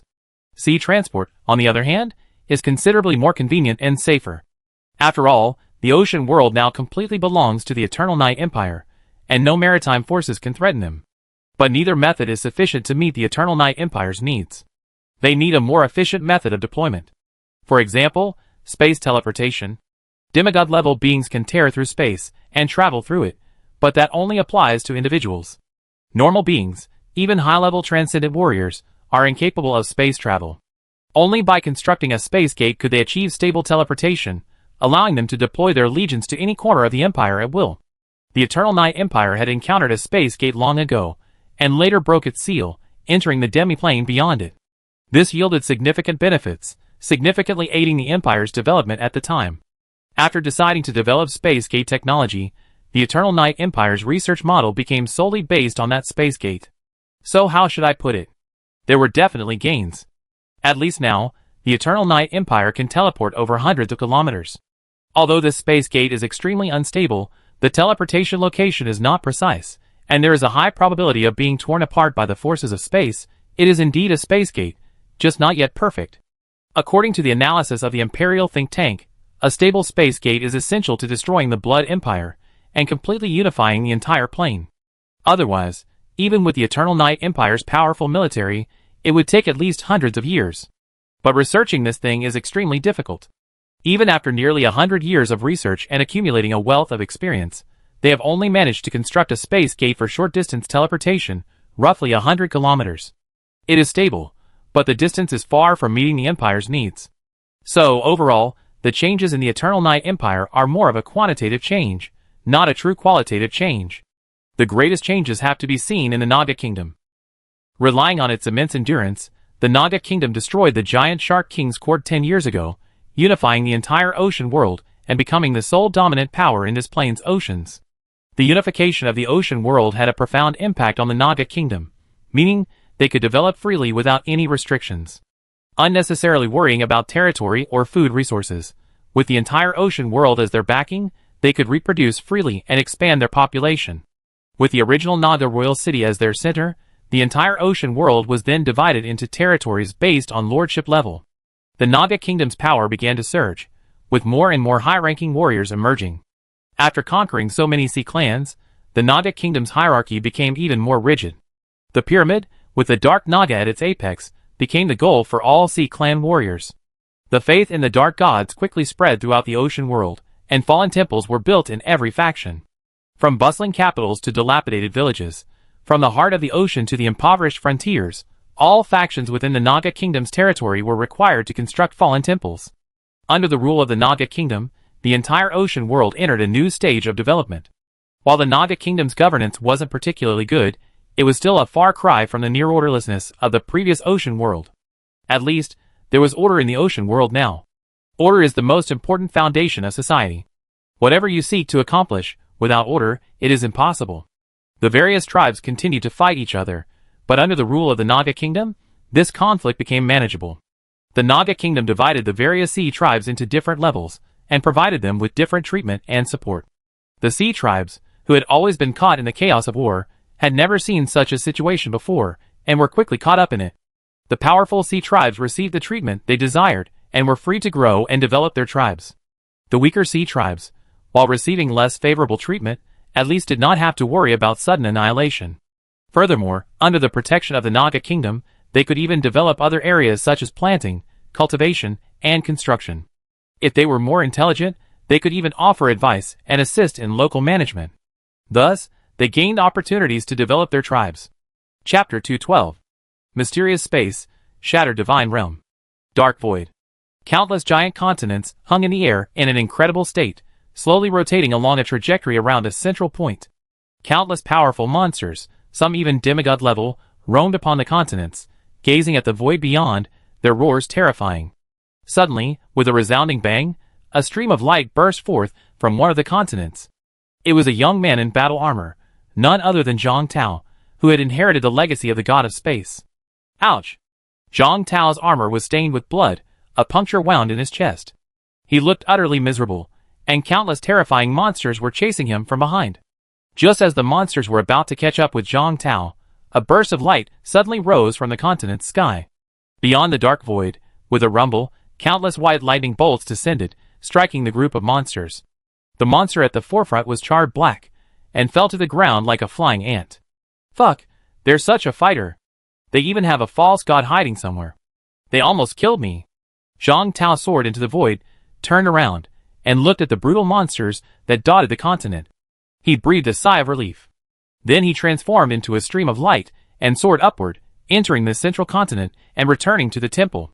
Sitting on the temple throne, he took out a potion emitting a rich breath of life, and poured it directly into his mouth. Then, he used his divine power to dispel the attached force from his wounds. In a short while, his injuries healed at a visible speed. After his injuries had healed, Zhang Tao retrieved his reward from this trip to the continent from his personal space, a fragment of the space law. I thought that after my ascension to demigodhood, with the space law at my side, I should be able to challenge even those demigods I couldn't defeat. I didn't expect. Looking at the fragment of the law before him, Zhang Tao felt a sense of fear. It could be said that his escape this time was entirely due to the uniqueness of the space law. If he had used a different law, he would have likely died instantly. Concentrating his mind and calming his heart, Zhang Tao began to refine the fragment of the law in his hand. The fragment, resembling a shard of glass, quickly transformed into a ball of liquid and then merged into Zhang Tao's body. A silver light shone from Zhang Tao's body, and his aura began to rise. In a short while, he had advanced further on the path to demigodhood, his strength approaching that of a powerful demigod. As a specially promoted deity, Zhang Tao's path to godhood differed slightly from that of other players. He did not rely solely on the power of faith. If the power of faith is the cornerstone of other players' path to godhood, then Zhang Tao's is at best a supporting factor. It would be quite difficult for me to deal with these monsters on the continent, and recover the fragments of the laws left behind by the previous space god by myself. Looking at the empty, dilapidated temple, Zhang Tao muttered to himself, I've got to find some help. Otherwise, if I'm alone cleaning up and collecting, who knows when I can ascend to true godhood. But who should I ask to help? I'm worried about letting in two strong guys, but if they're too weak, they're useless. Zhang Tao's mind flashed with figures, and he felt a bit of a dilemma, not knowing what to do. That kid Cole is growing fast, and I trust his character, but he's still some distance from becoming a demigod. Even if he were to enter at the 9th level, he wouldn't be of much use. Although Zhang Tao's path to godhood differed from other players, he didn't separate himself from the player community. He even joined an organization and had his own social group. But for a moment, he didn't have any good candidates in mind. Powerful players might see the clues here, revealing their true colors. Being seen as an outlier wouldn't be a big deal, but the real concern is that someone might want to investigate his authority. Weaker players would just be a burden, unable to help relieve the pressure. After sitting quietly on the throne for a long time, Zhang Tao finally sighed, and made up his mind. There's no such thing as a foolproof plan. Wanting rapid growth without taking risks? Such a good thing doesn't exist. After further preparations, Zhang Tao took out the space stone and, leveraging the remaining power of the space divine realm, began to lure other players in. Dark Divine Realm. Su Xingyu sat on the throne, quietly marshalling the vast power of faith, rebuilding his belief system so that the glory of the gods could reach every corner of the empire. Suddenly, there was a movement in the pile of debris in the corner. A silver glow shone, standing out against the pitch-black space.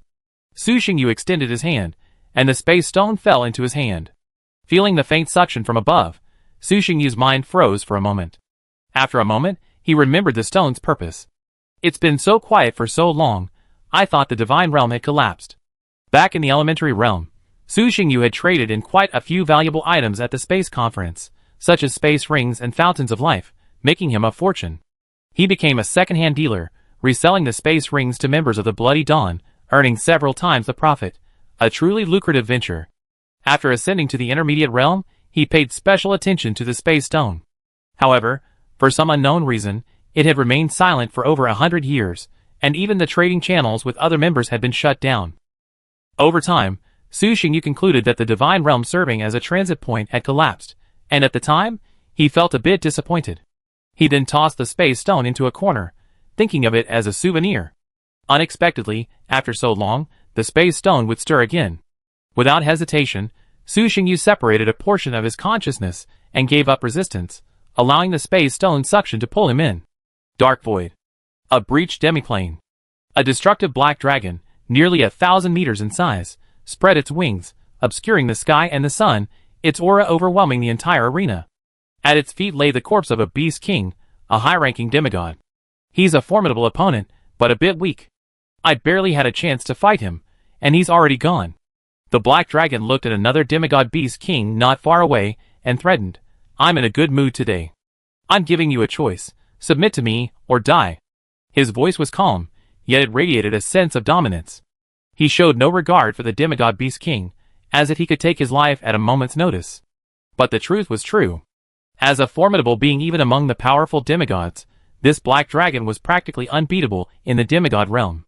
The beast king on the other side was merely an ordinary demigod, inferior even to the corpse beneath the black dragon's feet, let alone the black dragon. "Your Majesty, I submit." The beast king glanced at his companion's corpse, a flicker of fear in his eyes. Without hesitation, he surrendered. The black dragon grinned, revealing 2 rows of sharp fangs, a terrifying sight. "My name is Tian Mo. Greetings, Your Majesty." The beast king prostrated himself again, calling out respectfully, "Very good, I enjoy dealing with intelligent individuals." Having subdued a demigod, and one that seemed quite intelligent, Tian Mo was extremely satisfied. As he spoke, he suddenly realized something, a hint of surprise on his face. He reached forward and pulled out an extremely tiny stone. Subconsciously rubbing the back of his head, Black Dragon pondered for a moment, before finally finding the information about the stone from his vast memories. "It's been so long since we've heard anything. I thought the organization had been taken down. Go and subdue those guys. Those willing to surrender will be kept, and those unwilling will be killed," Black Dragon instructed the Beast King. "As you command." The Beast King, not hesitating, rose and rushed towards the distant herd. Black Dragon also emanated a wisp of his consciousness, following the suction of the space stone. In the ice and snow temple, the silver-haired woman sitting on the throne gazed at the glowing stone in her hand. A trace of silence crossed her face, as cold as frost and snow. Then, she detached a strand of her consciousness and advanced along the space stone. Inside a palace, a dashing middle-aged man gazed at the glowing stone in his hand, his face ecstatic. "After all these years, I can finally use it again. Although I still keep in touch with Mr. 2, and he's helped me a lot, it seems like I haven't seen them in decades. I'm really looking forward to it." Cole, who had become the kingdom's foremost expert, reaching the 9th level of the Transcendent Realm, could hardly conceal his excitement. Returning to his retreat, Cole closed his eyes, and quickly detached a portion of his consciousness, traveling through the space stone to that mysterious place. Compared to back then, he had grown considerably. In the space divine realm, outside the ruined temple, several figures appeared almost simultaneously. Everyone, long time no see. Zhang Tao, looking at everyone, was the first to greet them. "It's been quite a while indeed. So long, I almost thought this divine realm had collapsed," Tian Mo laughed. Su Xingyu nodded slightly, muttering to himself, the reason for entering the intermediate realm. "Sir, long time no see." Cole greeted Su Xingyu excitedly, like a student who had gotten good grades and couldn't wait to show them to their parents. Su Xingyu was stunned at first, then nodded, glancing at Cole with a smile on his face. "You've made rapid progress. It's only been 100 years, and you've already reached the 9th stage. Cole's realm surprised Su Xingyu. He remembered that during their last meeting, His transcended realm was only at the 6th stage. And yet, in just 100 years, he'd already reached the 9th stage. I have to say, he has quite a bit of talent. While the Eternal Night Empire boasts numerous 9th-tier experts, reaching the 9th tier isn't something that can be achieved simply by accumulating time. It requires exceptional talent and opportunity. 100 years? Isn't that just over 20? Cole paused, then said, stunned. Su Xingyu was silent for a moment, then immediately realized, chuckling. You forgot that time flows differently now. My time flows faster. The other players glanced at him, their expressions unchanged, yet they were startled. As players who had advanced at the same time, they understood the significance of this time ratio. After a few more pleasantries, the situation once again descended into an awkward state. Okay, enough small talk. It's a rare occasion to get together. It's been so long since we've traded, so you must have accumulated quite a few goodies. If you want to trade, do it quickly, or else things will collapse. Finally, Tian Mo broke the deadlock. He directly communicated the items he had available for trade via information transmission. Demigod Demon Core, Demigod Corpse, Demigod Artifact, Divine Domain Building Blueprints, Wonder Blueprints, Fountain of Life. Since number 1 is so anxious, let's get straight to the point. Zhang Tao smiled, and shared the item information with everyone in the same way. Space Ring, Space Transport Ship, Space Source Stone, Artifact Fragment, True God Essence Blood. Quickly, the 5 members completed their information exchange. As usual, they selected the items they wanted and traded them directly. Upon their return, they would deliver the items via the Space Stone. All of them were quite powerful, and the items they possessed were rare treasures rarely seen in the outside world, the kind that could only be exchanged and could not be purchased with conventional resources. Su Xingyu also liked quite a few items, and traded them directly. To be honest, before coming here, Su Xingyu hadn't had high expectations, and didn't think he'd get anything good from the space conference. After all, he had already completed his initial accumulation, and normal resources and items were no longer meaningful to him, because his followers were now too powerful. And he himself possessed pseudo-god-level combat power. He had come here for no other reason than to join in the fun. But now it seemed that he had underestimated the other members. Over the years, not only had he improved, but the others had also grown stronger, and their growth rate was no slower than his. Except for Cole, the lists of items the others brought out were all quite good. After the transaction was completed, it was clear that everyone was quite satisfied. After a brief silence, just as Su Xingyu was about to ask if anyone had the technology related to the space gate, Zhang Tao spoke first. I have a favor to ask of you. If anyone is willing to help, I'll reward you handsomely, regardless of whether it succeeds or not. Several people frowned, looking at him in confusion. Tian Mo smiled and said, let's talk about the business first. If we talk about the reward without discussing the business, I don't think anyone would dare to take it. Indeed? Zhang Tao smiled. Well, to put it simply, I need to retrieve some items from several void demi-planes, but the monsters there are quite powerful, and I need someone to help me share the burden. He added, no need to kill them, just hold them off for a while. With your authority, no demigod should be able to stop you, right? Are there true gods out there? Su Xingyu looked at him with a cold gaze and asked softly. Not really. I haven't lived enough yet. How could I dare to provoke a true god? Zhang Tao smiled sheepishly and shook his head. Chapter 213. What reward can you offer? The silver-haired woman number 3 asked coldly. The other 2 players also looked at Zhang Tao. Though they didn't say anything, their eyes conveyed the same sentiment. Fighting wasn't the problem, nor was being a demigod. The problem was what kind of reward he could offer. Although they were all members of the space conference, they had never even seen each other's true identities. Even their names were code names, so their relationship was little more than that of strangers. Not to mention complete strangers, even close brothers had to settle accounts. So, if you wanted their help you could, but you had to offer a corresponding reward, otherwise they wouldn't take the risk. How about the full set of Spacegate technology? Zhang Tao had already decided on the reward before bringing everyone in. Although he didn't know the reason, judging from previous transactions, the other 3 players in the space conference were surprisingly powerful. Ordinary items, even semi-artifacts, would probably be difficult for them to risk. Therefore, they needed an item that was extremely useful to them. After much deliberation and searching his own stash, Zhang Tao discovered that the most suitable reward was the Spacegate. During a player organization meeting, he noticed that the leaders within the organization were discussing how to solve the problem of troop transportation. The Spacegate could perfectly solve this problem. Not only could it address the deployment of troops within a plane, but in the future, it could even facilitate interplanetary teleportation. For top players, this technology was undoubtedly extremely valuable. And even if you didn't have a use for it, you could trade it to other players in exchange for the rewards you needed. Could you be more specific about the space gate technology? How far can it teleport? What are the physical requirements for the teleporter? Su Xingyu, who had already begun researching the technology and had some understanding of it, asked. Number 3 was about to ask when someone else asked for him, so he stopped talking and waited for Zhang Tao's answer. Tianmo was completely confused by the meaning. As a lone player, his faction had been conquered entirely by force, and his internal development was a mess. Not only did he not understand space gate technology, he didn't even understand the basics of weapon forging. But he was a man who knew everything. It didn't matter if he didn't understand, as long as someone else did. The most basic one is 1,000 kilometers, followed by 3,000 kilometers, 10,000 kilometers, and even interdimensional.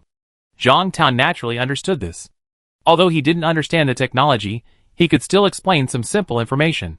Seeing everyone fall silent, Zhang Tao continued, "If you agree, I can give you the technologies for the first 2. Consider it a deposit. The others won't be available until after this is over." After hearing this, the 3 of them didn't respond immediately, instead pondering the pros and cons. They wanted the space gate technology, but they also had to consider the risks. If they were seriously injured because of the space gate, it would be more trouble than good. The 3 of them exchanged glances, a rare exchange of ideas. Finally, Su Xingyu said, "Tell us the details of the demi-planes that need to be cleared, and we'll see if we can help you resolve them." Zhang Tao's face lit up at this. Compared to those who knew nothing but agreed to something simply because of something, these people were clearly more reliable. "Don't worry, I don't want to die yet. If you can't solve this, I definitely won't ask for your help." Zhang Tao quickly assured him, then informed everyone about the continents he had his eye on. Seal stood aside, watching the conversation unfold, feeling a little disappointed. "I had thought that after all these years of cultivation, I'd reached the 9th stage, becoming the kingdom's foremost expert. Even if I couldn't stand shoulder to shoulder with them, at least I'd be able to see their backs. But now it seemed the gap was still enormous. So what if I were 9th stage? Across the vast starry sky, a 9th stage cultivator was just a larger ant. I still have to intensify my cultivation. I can't slack off." Cole's eyes gleamed with determination once again. After some conversation, Zhang Tao and the other 3 quickly reached an agreement. Zhang Tao would pay the deposit, while the other 3 would await his call to assist him once in the future. However, there was no guarantee of execution. It was entirely up to them. "See you next time then. Contact us once the time is confirmed." Soon, everyone dispersed, leaving Zhang Tao alone. Looking at the spot where they had disappeared, Zhang Tao muttered to himself, "Did they discover something?" A hint of worry washed over him, but he quickly shook his head and chuckled, "Never mind. What's the big deal if they do? As long as my true identity isn't exposed, there won't be any problems." Void. In a demi-plane, after absorbing the spiritual consciousness returning from the space conference and integrating the information, Tianmo felt quite satisfied with the results of the space conference. "I thought it was just a small, shady organization, but I didn't expect it to be hiding 2 powerful figures. It's truly exciting." The big dragon Tianmo was referring to was naturally the other 2 players, Su Xingyu and the silver-haired woman number 3. Before, their strength was relatively weak, and the spatial barrier was rather vague, making it difficult for Tianmo to accurately judge. This time, however, his strength had reached that of a powerful demigod, and he could barely see through some things. Those 2 guys were at least powerful demigods, and among the very best. "I hope we won't be enemies in the future." Shaking his head, Tianmo didn't dwell on it, discarding the chaotic thoughts in his mind. Then, he roared at the ferocious beasts below. "My fellows, come home with me." The now united monster coalition roared heavenward in response to their new leader's greeting. Utilizing the system's power, Tianmo opened a massive teleportation portal and, with his newly conquered subordinates, departed the demi-plane without a trace of regret. For other players, the most valuable asset of the Void demi-plane was the resources inherent in it. However, this wasn't the case for players like Tianmo, who had abandoned their faith in the path to godhood. He followed the elite path, and the forces he controlled didn't have many members, so naturally, they didn't have the manpower to develop the Void plane. For them, the most important thing was the creatures above. Is this our future home? Such rich spiritual energy, and the laws. The laws here are surprisingly complete. What a wonderful place. The 9th-level monster lord emerged from the spatial portal. As soon as he stepped out, he felt the advantages of this plane. The spiritual energy, resources, and laws were all far superior to the demiplane he had previously inhabited. Surviving here would strengthen his clan, and he himself had the potential to harness the laws of this place and achieve a breakthrough to the demigod realm. We've actually entered this complete plane our ancestors dreamed of, one monster lord lamented. It's incredible that this plane's world consciousness hasn't driven us away. A knowledgeable monster lord, having participated in previous invasions, wondered. Such a large-scale migration quickly attracted the attention of the local creatures, and powerful figures, leading their armies, arrived from afar. It was a 6-winged demi-human at the demigod level, somewhat resembling the angels in mythology. Corona, I pay my respects to my lord. The black dragon's massive bulk could be seen from afar. Corona knelt on one knee and bowed respectfully. No need for formalities. Tianmo nodded slightly, then instructed, these are the new brothers we just conquered. Go and arrange accommodations for them. And teach them the rules of this place. As you command, my lord, Corona replied again. Tianmo said nothing more. After dismissing the matter, he took off without stopping and flew away. The conquered monster coalition, under Corona's guidance, also headed for a new, uncultivated territory. A few days later, in a magnificent palace, at the top of the palace steps stood 3 thrones forged from meteorite iron. On the center throne sat a sturdy young man with twin horns, the black dragon. On the right throne sat a majestic, middle-aged man.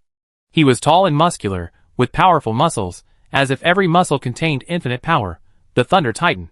On the left throne sat a bewitching young man, with a handsome face and a slender figure. His pair of purple, vertical eyes evoked an inexplicable sense of fear. The 9-headed demonic python, along with the 3 of them, were all incredibly powerful, reaching the rank of powerful demigods. Their individual combat prowess was even greater than that of similarly ranked faith players. They all belonged to the same alliance, an alliance comprised of individual players. Is everyone here? The young man sitting on the center throne was Tianmo, who, within this alliance, also had the title Dragon King.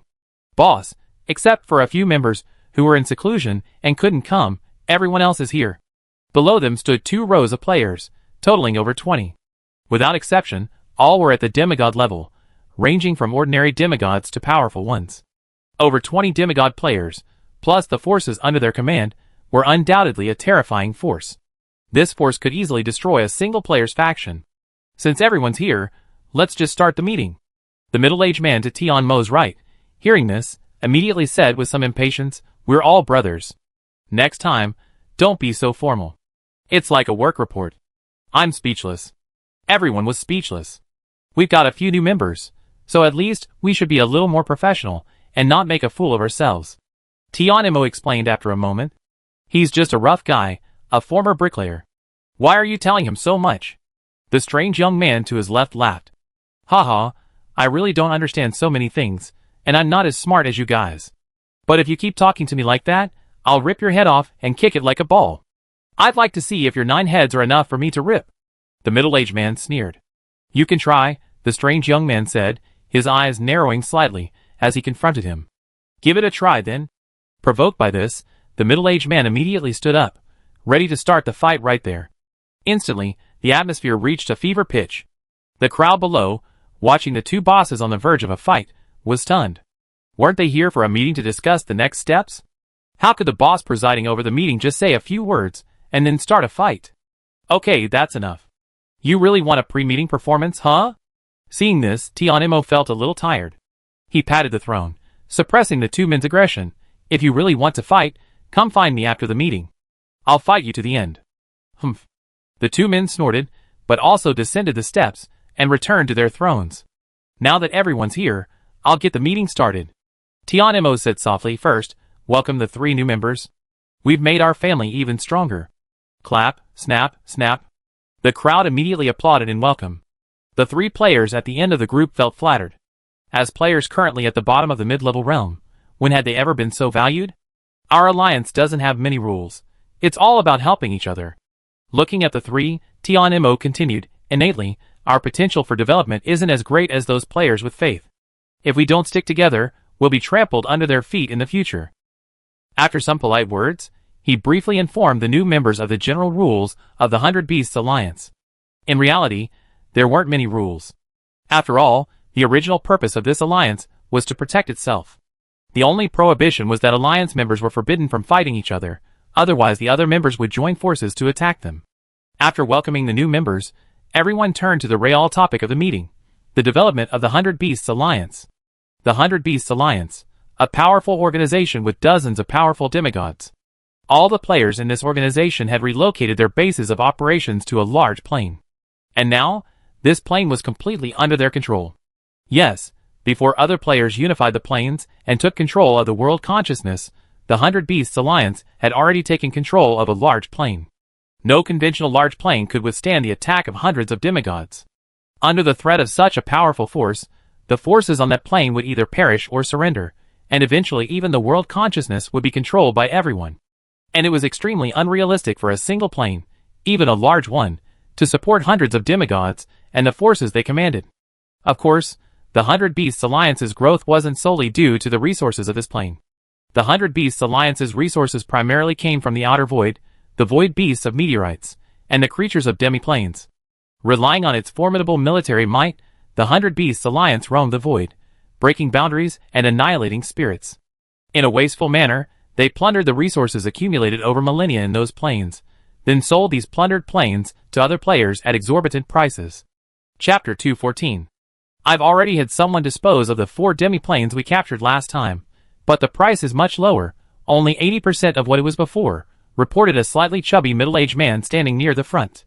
He had a large head and sparkling eyes, and compared to his more rugged companions, he exuded wisdom and seemed quite intelligent.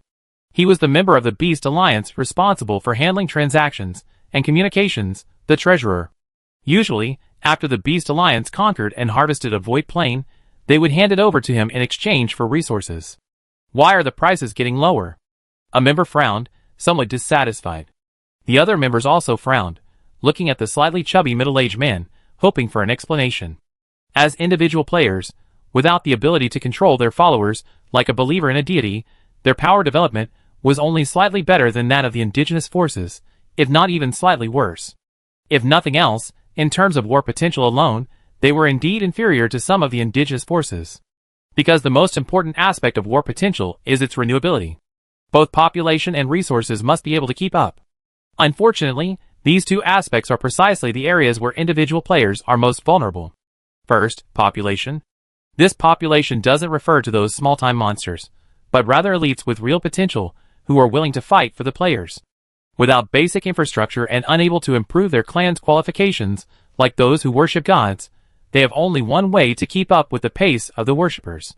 Conquer and absorb forces with centuries or even millennia of history, forcing them to serve them through force. This inevitably requires giving up certain things, such as loyalty.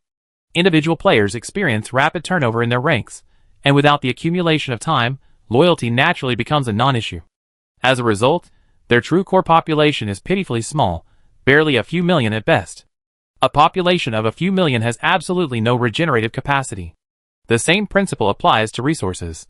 Without the infrastructure of the faithful players, relying solely on farming and mining would be futile for their forces. If faithful players are like developing civilizations, then individual players are like plundering civilizations. They primarily support themselves by plundering the wealth of other forces. Sometimes, they also accept employment from other players, sending troops to assist them in exchange for compensation. The sale of void demiplanes is one of their primary sources of resources. Thus, if the value of a demiplane drops, many of them will suffer. Without external resources, they will struggle to even maintain their current strength, let alone advance. It can't be helped. The market is saturated. The slightly chubby middle-aged man explained. Most of the previous customers who wanted to buy have already bought. As for demiplanes, well, demand is actually very limited. Those customers haven't even figured out their own planes, so how could they dare buy so many? They simply couldn't manage them. And those weaker players often buy a plane together and then jointly develop and manage it. Demand isn't high. After a moment's hesitation and a glance at the crowd, he added, plus, when we cleaned out the plane, we left it a little too clean. Basically, there's only a patch of undeveloped land left. For players, conquering a demiplane offers a wealth of loot, but the most important of these isn't the land or minerals, but the powerful creatures and monsters within. As mentioned earlier, the more powerful the creature, the higher its value. While minerals and land require time to develop their value, creatures and monsters don't. They can be used immediately. It may sound cruel, but directly devouring powerful creatures is actually a very rapid way to grow, and it's currently the primary way for player clans to advance. The reason so many high-level legions have emerged in the Eternal Night Empire is largely due to this. They engage in a predatory conquest, devouring every living being within the Void Plane, transforming them into stepping stones for their ascent. According to Empire statistics, it often takes 2 epic beasts to train a high-level warrior. The 100 Beasts Alliance employs a similar approach when conquering, the only difference perhaps being the choice they offer those creatures: submission or destruction. Regardless of the method used, the native creatures of the occupied plane will not be spared, thus reducing the value of the plane to players. At this point in time, most players have no shortage of conventional resources. Thus, the mineral veins and spiritual plants above no longer hold much appeal to them. Tianimo quickly grasped the meaning and whispered, "You're saying that prices will drop further in the future, and we probably won't be able to do this business?" "That's pretty much it." The slightly chubby man nodded and said, "If we don't want to be trapped in a resource shortage in the future, we should start looking for new channels now. This is truly troublesome." Tianimo rubbed his head, sighed, and looked at the crowd, saying, "You've heard what I said. Feel free to share any opinions you have. Although we still have considerable resource reserves, we can't just sit back and enjoy the fruits of our labor. The Beast Alliance's strength is undeniable, but its flaws are equally apparent. They are like a war machine constantly charging forward, constantly refueling to keep running. They can't pause for a moment, or else this war machine will instantly collapse." Everyone began to express their opinions, offering their own best ideas, seeking a path forward for both the Alliance and themselves. Eternal Night Empire Research Institute. This is the Eternal Night Empire's research center, and its research directly determines the Empire's technological trajectory.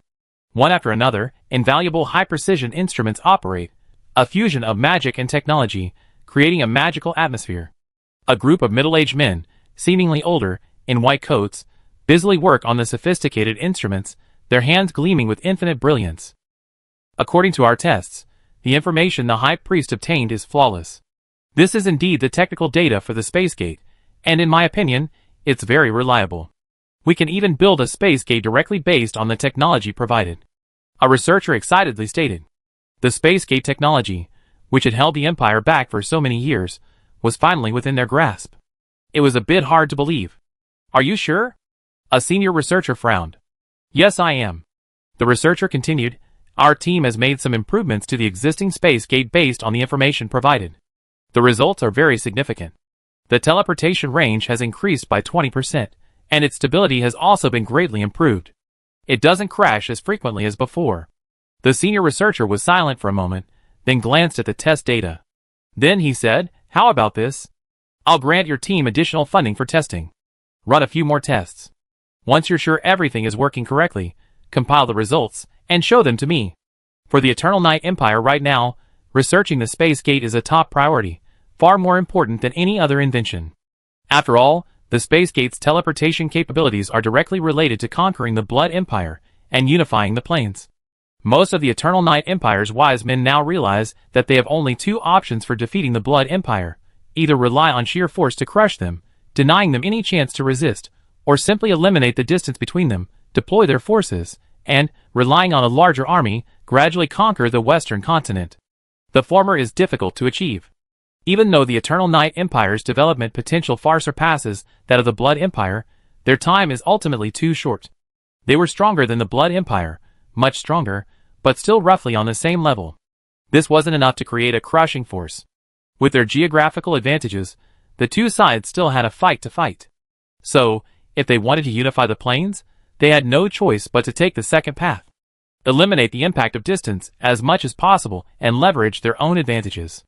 As long as their forces could be deployed to the Blood Empire's homeland, even if the vampires defended their cities, it would be useless. Then the Blood Empire would face the same predicament as the 100 Nations Alliance, or even worse. After all, the 100 Nations Alliance still had the Blood Empire to rely on, but when it came to the Blood Empire, they had no choice but to rely on themselves. For this reason, the Empire spared no effort in its research on the space gate. Or perhaps they've always been generous, just even more so now. Even before we saw any results, we still poured in massive amounts of resources every year. Now that we have concrete results, This investment will only increase, not decrease. Okay. The researcher in charge nodded repeatedly, excitedly replying. Go ahead, work hard. If you can truly produce results, I'll report to the Council of Elders, and I'll definitely give you a high noble status.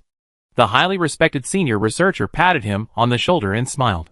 Thank you, boss. I'll redouble my efforts and strive to build the space gate as soon as possible.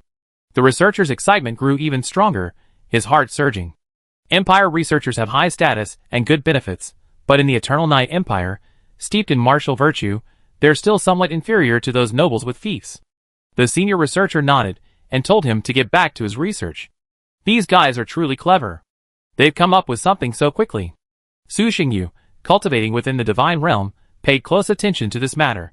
He couldn't help but sigh in admiration when he saw that, in just a few months since he'd handed over the technical information, the Imperial Research Institute had already mastered some of the technology and improved upon the original space gate. He'd assumed that even if the technical information were complete, with the Eternal Night Empire's capabilities, it would take years to produce results. But who could have known that someone had already accomplished it in just a few months? Based on this trend, it wouldn't be long before the Empire had a complete space gate.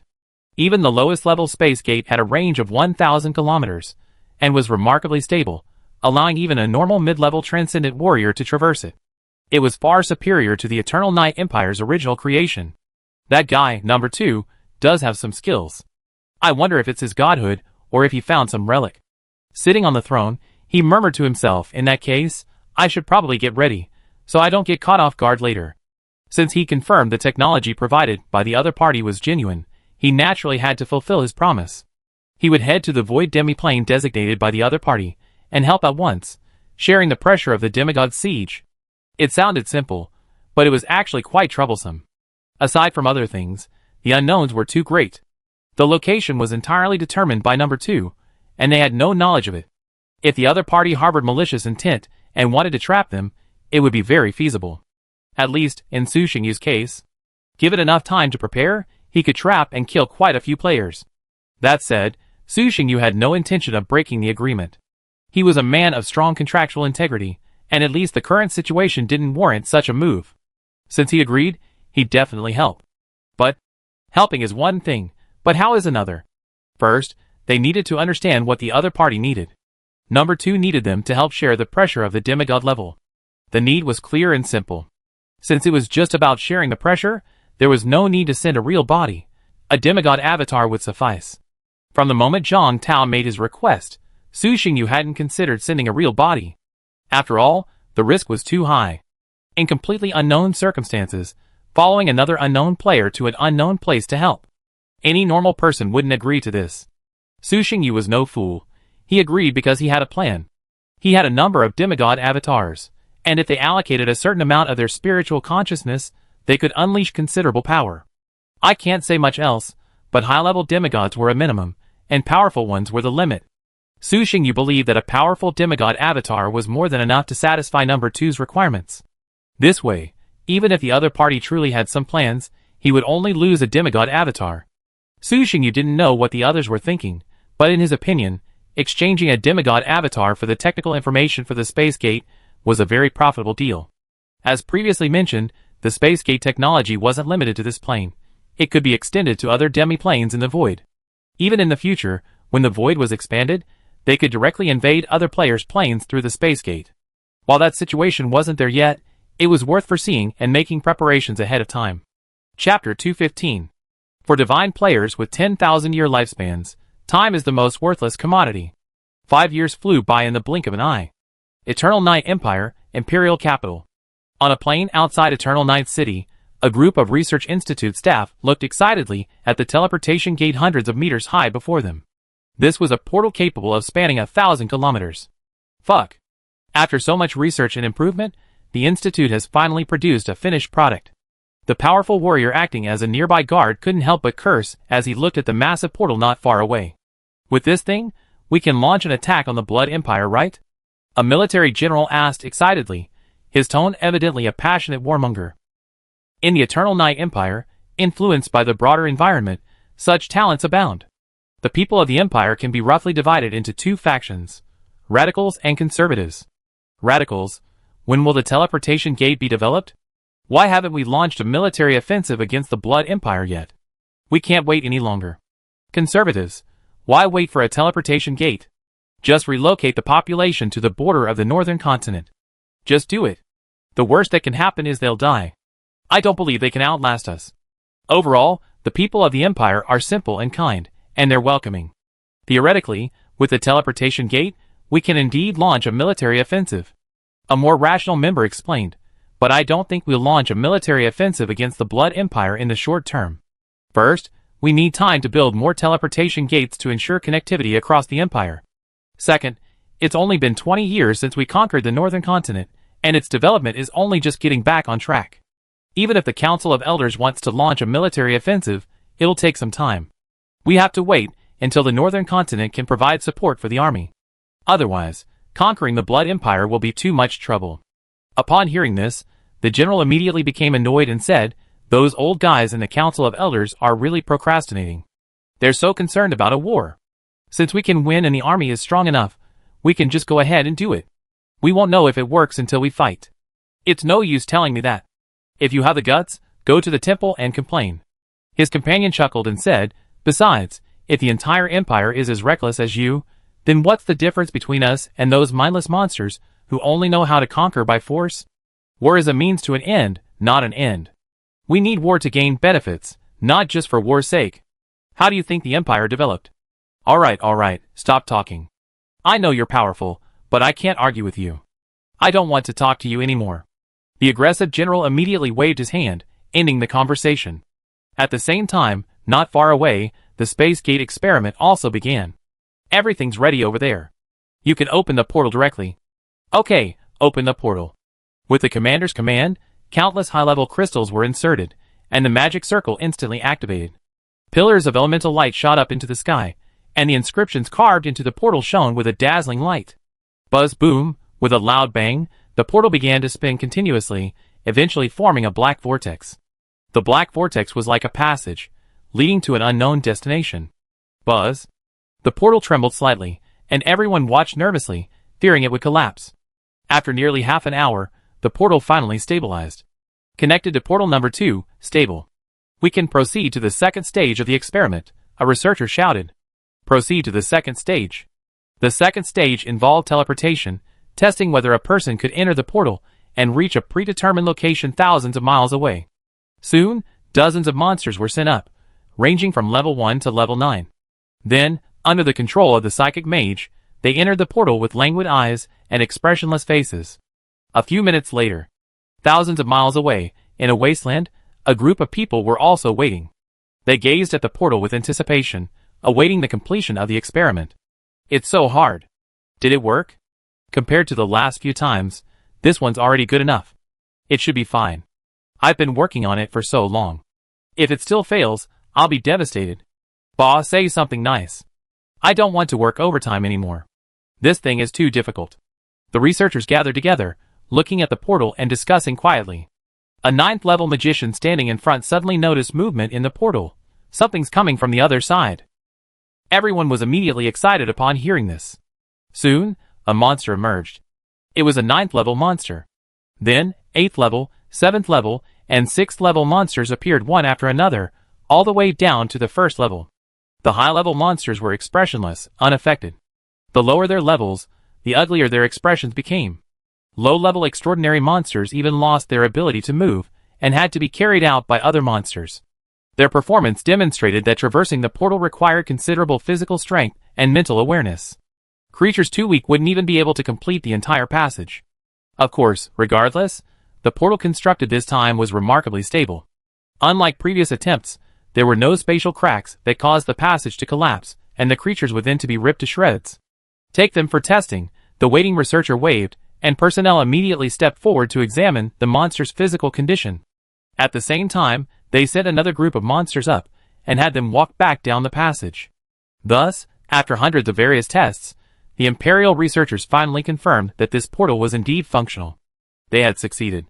Even though it was merely a replica of technical documentation, with minimal innovation, everyone couldn't help but feel a sense of excitement. Finally, they had a working product. It wasn't easy. Truly, it wasn't easy. The Empire had long awaited this technology, pouring vast resources into it annually. While they hadn't pressured the Research Institute, the periodic inquiries still weighed heavily on the researchers. Now, they could finally breathe a sigh of relief. Even if this was merely a minimalist teleportation gate, at least they had lived up to the Empire's expectations and had accounted for the resources expended over the years. Even after developing it, the Research Institute, adhering to a rigorous approach, conducted a 2-week-long testing phase, encompassing not only teleportation tests, but also tests for resistance to attack and interference. After all, this portal will be accessible to people in the future. If it could be easily interfered with, or even destroyed, it would be a serious problem. Fortunately, all the tests passed without any problems. The Research Institute immediately submitted the relevant reports to the Council of Elders, and soon after, the Council approved the project. Simultaneously, a massive project began. The Portal Construction Project. The Eternal Night Empire, regardless of resource consumption, decided to comprehensively construct portals across its territory, covering every corner of the Empire with portals, allowing for the deployment of troops at any time. The Empire now encompasses 2 continents, and its vast territory has long surpassed everyone's imagination. Therefore, this is undoubtedly an outrageous project, one that will take decades, perhaps even centuries. Even so, the Empire didn't hesitate and directly approved this century-long project, dispatching a large number of personnel to assist. This green light was truly the highest standard. The priority use of the teleportation gates was undoubtedly military. Thus, while teleportation gates were to be deployed throughout the Empire, the first priority was to establish a teleportation route directly to the Western continent, allowing the Empire's troops to quickly reach the Blood Empire. The Eternal Night Empire's actions quickly attracted the attention of its foreign students there. They gazed upon the powerful engineering teams with awe and horror. What is the Eternal Night Empire doing? They've sent so many people abroad, many high-ranking experts. Are they going to war again? And with the Blood Empire? That's too brutal. Thanks to the Eternal Night Empire's generous attitude, everyone had a basic understanding of the situation in this plane, and some even went directly to the northern continent to observe the battle. Originally, there were 2 enemies standing in the way of the Eternal Night Empire, the 100 Nations Alliance and the Blood Empire. One was destroyed over a decade ago, leaving only the Blood Empire. So, if the Eternal Night Empire were to mobilize, it would have to target the Blood Empire. It's impossible, even if you think about it. The Eternal Night Empire couldn't possibly mobilize against the Blood Empire anytime soon. The distance is too great. Even with a space ring that could store supplies and greatly reduce logistical pressure, getting there would be difficult. Someone analyzed, going to war with the Blood Empire now would result in astronomical losses. The people of the Eternal Night Empire are indeed warlike, and willing to sacrifice for the Empire, but the Eternal Night Empire's top brass would never agree. Indeed, it shouldn't be a war. According to our predictions, unless the Eternal Night King issues a divine oracle, the Eternal Night Empire won't go to war with the Blood Empire anytime soon. Someone else echoed. At least they won't start the war until the Northern Continent outpost is established, and they can recruit soldiers locally. Otherwise, they'll have to rely entirely on mobilizing troops from the mainland, which is far too slow. Can you open your eyes? Who sends researchers first when starting a war? See that team over there? Don't underestimate their strength. Every one of them is a level 6 transcendent. They're actually the Empire's engineering team, specializing in construction. Everyone, whose engineering team uses level 6 warriors? Fuck, is having a lot of level 6 warriors a big deal? Looking at the seemingly ordinary but incredibly orderly engineering team, everyone felt a pang of pain. From some small details, it was clear that this engineering team definitely possessed considerable combat power. Even with a new set of equipment, they could jump right into battle. If they were in their power, this would undoubtedly be a top-tier corps capable of serving as a royal guard. Isn't this too arrogant? They're actually using a 6th-tier transcendental corps as an engineering team. Even though they'd already witnessed the might of the Eternal Night Empire, when the bloody reality was once again laid before them, they couldn't help but feel shocked and powerless. This is too strong. If the Imperial engineering team knew their thoughts, they would only laugh at themselves. They've never seriously practiced, so how did they acquire such 6th-tier transcendental strength? If you toiled like the members of the engineering team every day for over a decade, your strength wouldn't be too bad. In their tedious lives, their willpower had long been tempered to a certain degree. With daily physical exertion and good food, their physical strength and vitality wouldn't be bad. Coupled with the common aptitude of the Empire's citizens, breaking through to the 6th tier would be incredibly easy. City of the Gods. A player-run restaurant boasts a magnificent exterior, embodying an ancient Western architectural style, its main structure constructed of pure white marble. Owning such a building in the city of the gods, whether through purchasing a land deed or renting it, requires considerable financial resources. Initially, as players established their own trading cities, the city of the gods, with its faster flow of time, was abandoned. But later, when the top players ascended to the intermediate realms, a war erupted in the primary realms, causing chaos in the void, and the city of the gods became bustling once again. As a completely neutral and safe place, no one could cause trouble here, which meant they didn't have to worry about being robbed by stronger players. This is crucial for weaker players. Even if they have to pay taxes when trading in the city of gods, it's still better than being taken advantage of for free. Of course, these aren't the main reasons. The real reason is that the city of gods is now the sole trading platform for the primary and intermediate realms. As the city of gods becomes more prosperous, its various buildings become more valuable. Many players who struggle with living life, choose to rent a building and run a business there. The restaurant has 9 floors, with a vast interior space capable of accommodating tens of thousands of guests at a time.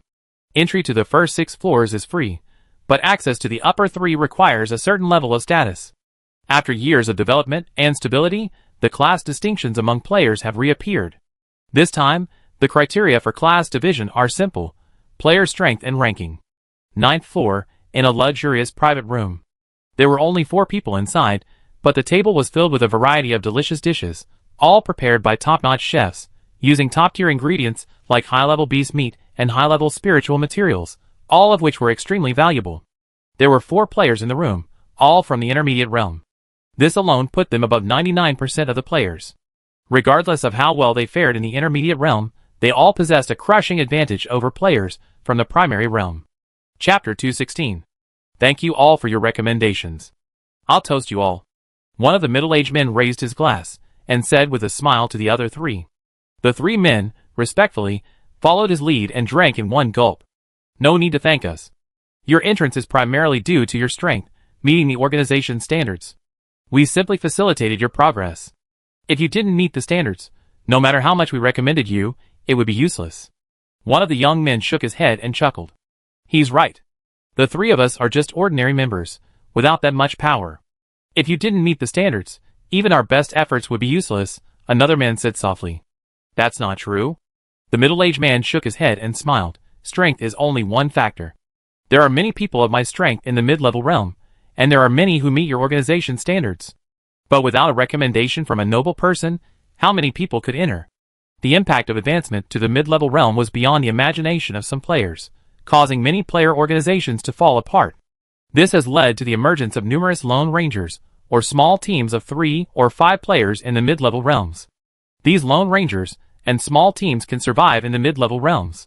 After all, they are players, and they're not inferior to the indigenous forces. But when you compare player forces to indigenous forces, you've already lost. It's like comparing them to NPCs in the game. It's meaningless. Their opponents are never the indigenous forces, but other players. The indigenous forces are, at best, a gift package to help them grow. Compared to the indigenous forces, they had indeed developed quite well. Not only had they not been bullied, but they were steadily rising, expanding their territory. But compared to other players, they were far behind. Especially those lone rangers, who sometimes couldn't find any player channels to trade resources. Unlike in the primary realm, where player organizations directly published the coordinates of trading cities to attract a large number of players, due to the sparse number of players in the intermediate realm, the trading cities they had established were not publicly disclosed on the information channel. To visit them, one needed a certain level of strength and a recommendation from an internal member. The 3 of them chuckled softly, but this time they didn't say anything further, simply picking up food and eating. In the intermediate realm, where there were no living players, it was a rare opportunity to enjoy such delicious food. I'm new here, and I don't know some of the rules very well. I hope you 3 brothers will take good care of me in the future. The man's face was full of smiles. With a flick of his finger, a storage ring appeared in front of each of the 3. Although the middle-aged man looked much older, appearance was no longer a reliable indicator of age for modern players. A mere change of appearance was a simple matter for them. After all, compared to the long lifespans of demigods, they were all still in their infancy. Once they reached the realm of true god, age would likely become completely meaningless. Okay. The 3 of them each put away a storage ring. Smiles suddenly spread across their faces, their eyes growing somewhat arrogant. They said, Crimson Dawn isn't like other player organizations. We don't have so many rules here, and you're just there to trade. You're essentially a customer, so even fewer rules apply. In the trading city, you only need to pay attention to 2 points. I'd like to hear the details, the middle-aged man hurriedly asked. First and foremost, no matter what transaction you make, you must pay taxes. One of the men took a sip of his wine, looked at him, and sneered, You may doubt other aspects of the Crimson Dawn, but when it comes to strength, believe me, even among all organizations today, we are among the best. No one can escape the sanction of the Crimson Dawn. The middle-aged man met his gaze, his heart trembling. He hurriedly said, Rest assured, I will never violate these rules. That's best. Another member nodded, then added, Besides paying taxes, there's also violence. All players entering the trading city, regardless of any grudges, are prohibited from engaging in violence. Thank you for the reminder. The middle-aged man thanked him again. After a moment, he hesitated, and several times seemed to be about to speak. If you have any other questions, just ask directly. There's no need to be so tactful. Since we've introduced you and accepted your gifts, we'll naturally help you if we can. Otherwise, if you run into trouble, we won't be able to escape. The young man, who had been working hard, raised his head and spoke bluntly. Crimson Dawn maintains strict management of outsiders to prevent a mix of personnel and chaos within its base. Other players seeking entry into Crimson Dawn's trading city have only 2 ways. One is to be recognized by a veteran member, but those who enter through this method are mostly not legitimate players. Crimson Dawn's veterans have remained unchanged, neither decreasing nor increasing. They are the same 10 who were present at the organization's founding. These 10 players possess deep connections and immense strength. Even for members of the organization, it's often extremely difficult to even meet them. Thus, those who can directly contact them are undoubtedly powerful figures. The second method is also not easy, or rather cumbersome, requiring simultaneous referrals from 3 members of the Crimson Dawn. Members can profit from this, but if something happens to the person they refer, they're also in trouble. While they might not face severe penalties, they will certainly face reductions in benefits. For this reason, they won't refer outsiders unless someone offers significant benefits or has a strong connection. I've heard your organization has other activities besides resource trading. I wonder if members like us can participate. The middle-aged man asked somewhat embarrassedly. Is this your reason for going there? The 3 exchanged glances and laughed, but they weren't overly surprised, as if they'd expected this. The man smiled awkwardly, but didn't argue. This was indeed his main reason for visiting the Crimson Dawn base. For a player like him, with a modest foundation and no support from the rule instruments, it's impossible to keep up with his faith power solely on his own. If players can cultivate a 6th-level transcendent believer with a little effort, then a 7th-level transcendent believer is truly a matter of luck. Without rule instruments, no special divine domain buildings, no wonders. Without anything, their only hope of producing a 7th-level transcendent powerhouse lies in the talent of their believers. However, without other amplifying effects, relying solely on divine favor and natural evolution, a 7th-level talent wouldn't be so easy to achieve. Take cultivation talent as an example.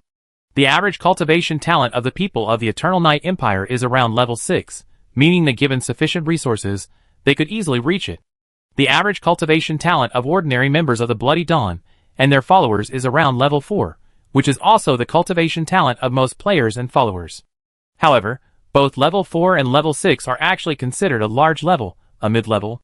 Theoretically, if one can reach level 4, then they can also reach level 6. The difference lies only in the amount of resources consumed and the length of time required. The significance of an 18-year-old level 6 and a 40-year-old level 6 is completely different. The former has the potential to reach level 7 or even level 8, while the latter is likely to stop there. So, what the man truly wants isn't to go to the Bloody Dawn base to trade, but to take advantage of the various facilities there, and take advantage of the better conditions to help him cultivate a group of high-level transcendents. Yes, indeed. Those high-ranking officials are quite generous. Any player who can reach the bloodly plane will be able to send their followers to the academy there for training. If their grades are good enough, they can even benefit from the Empire's most powerful weapons. After a pause, he continued, however, there's no such thing as a free lunch. Harnessing the power of the Empire's most powerful weapons comes at a price, and it won't be cheap. If you're considering this, it's best to be prepared for the unexpected setback, lest you be overwhelmed by the unexpected. I know. Thanks for the reminder. The man smiled, a smile suddenly spreading across his face. As long as it's usable, it's good. As for the price, compared to the value it creates, mere resources are nothing. A weapon powerful enough to change the course of an entire empire is so precious, even among the entire player community, that even just glancing at it is incredibly difficult, let alone using it. Compared to before, at least there's a way out now. Haha, you look quite honest, but you're quite ambitious. Let me tell you more about the situation over there, so you don't have to waste time asking around. Go ahead. Blood Dawn has. The academy on the Blood Dawn plane is constantly managed by a senior teacher. At the last gathering, the teacher had already reached the level of a powerful demigod. If we were to name the most powerful elder, it would undoubtedly be Boss Eternal Knight. His imperial weapon is also the most compatible, usable by almost every race. During the regional qualifying tournament, Eternal Knight ranked second. The man asked in astonishment. Yes. The young man who explained the situation nodded and continued. While Boss Eternal Knight's weapon is useful, forget it. Not only are you outsiders here, but even within our own organization, there are a ton of members eyeing it. There's no way a position will open up. Of course, if you can offer comparable conditions, you can also negotiate with Boss Eternal Knight yourself. But it's important for people to know their own limitations. If you use something completely disproportionate to tease him. Hee. The young man sneered as he spoke, the warning in his eyes evident. I dare not. The man quickly shook his head. He considered himself somewhat capable, his strength comparable to the three men before him. But to tease the man who had placed second in the qualifying tournament was truly a case of wishing his life was too long. Crimson Dawn Station, Blood Dawn Plain. A massive city built upon the native Holy Land, the City of Stars. From the distant horizon, the City of Stars resembled a dazzling pearl, embedded in this ancient land. Its outline loomed in the afterglow of the setting sun, its towering walls coiling like a giant dragon. The walls, hundreds of meters high, stood like the backbone of a giant, towering above the land, protecting everything within.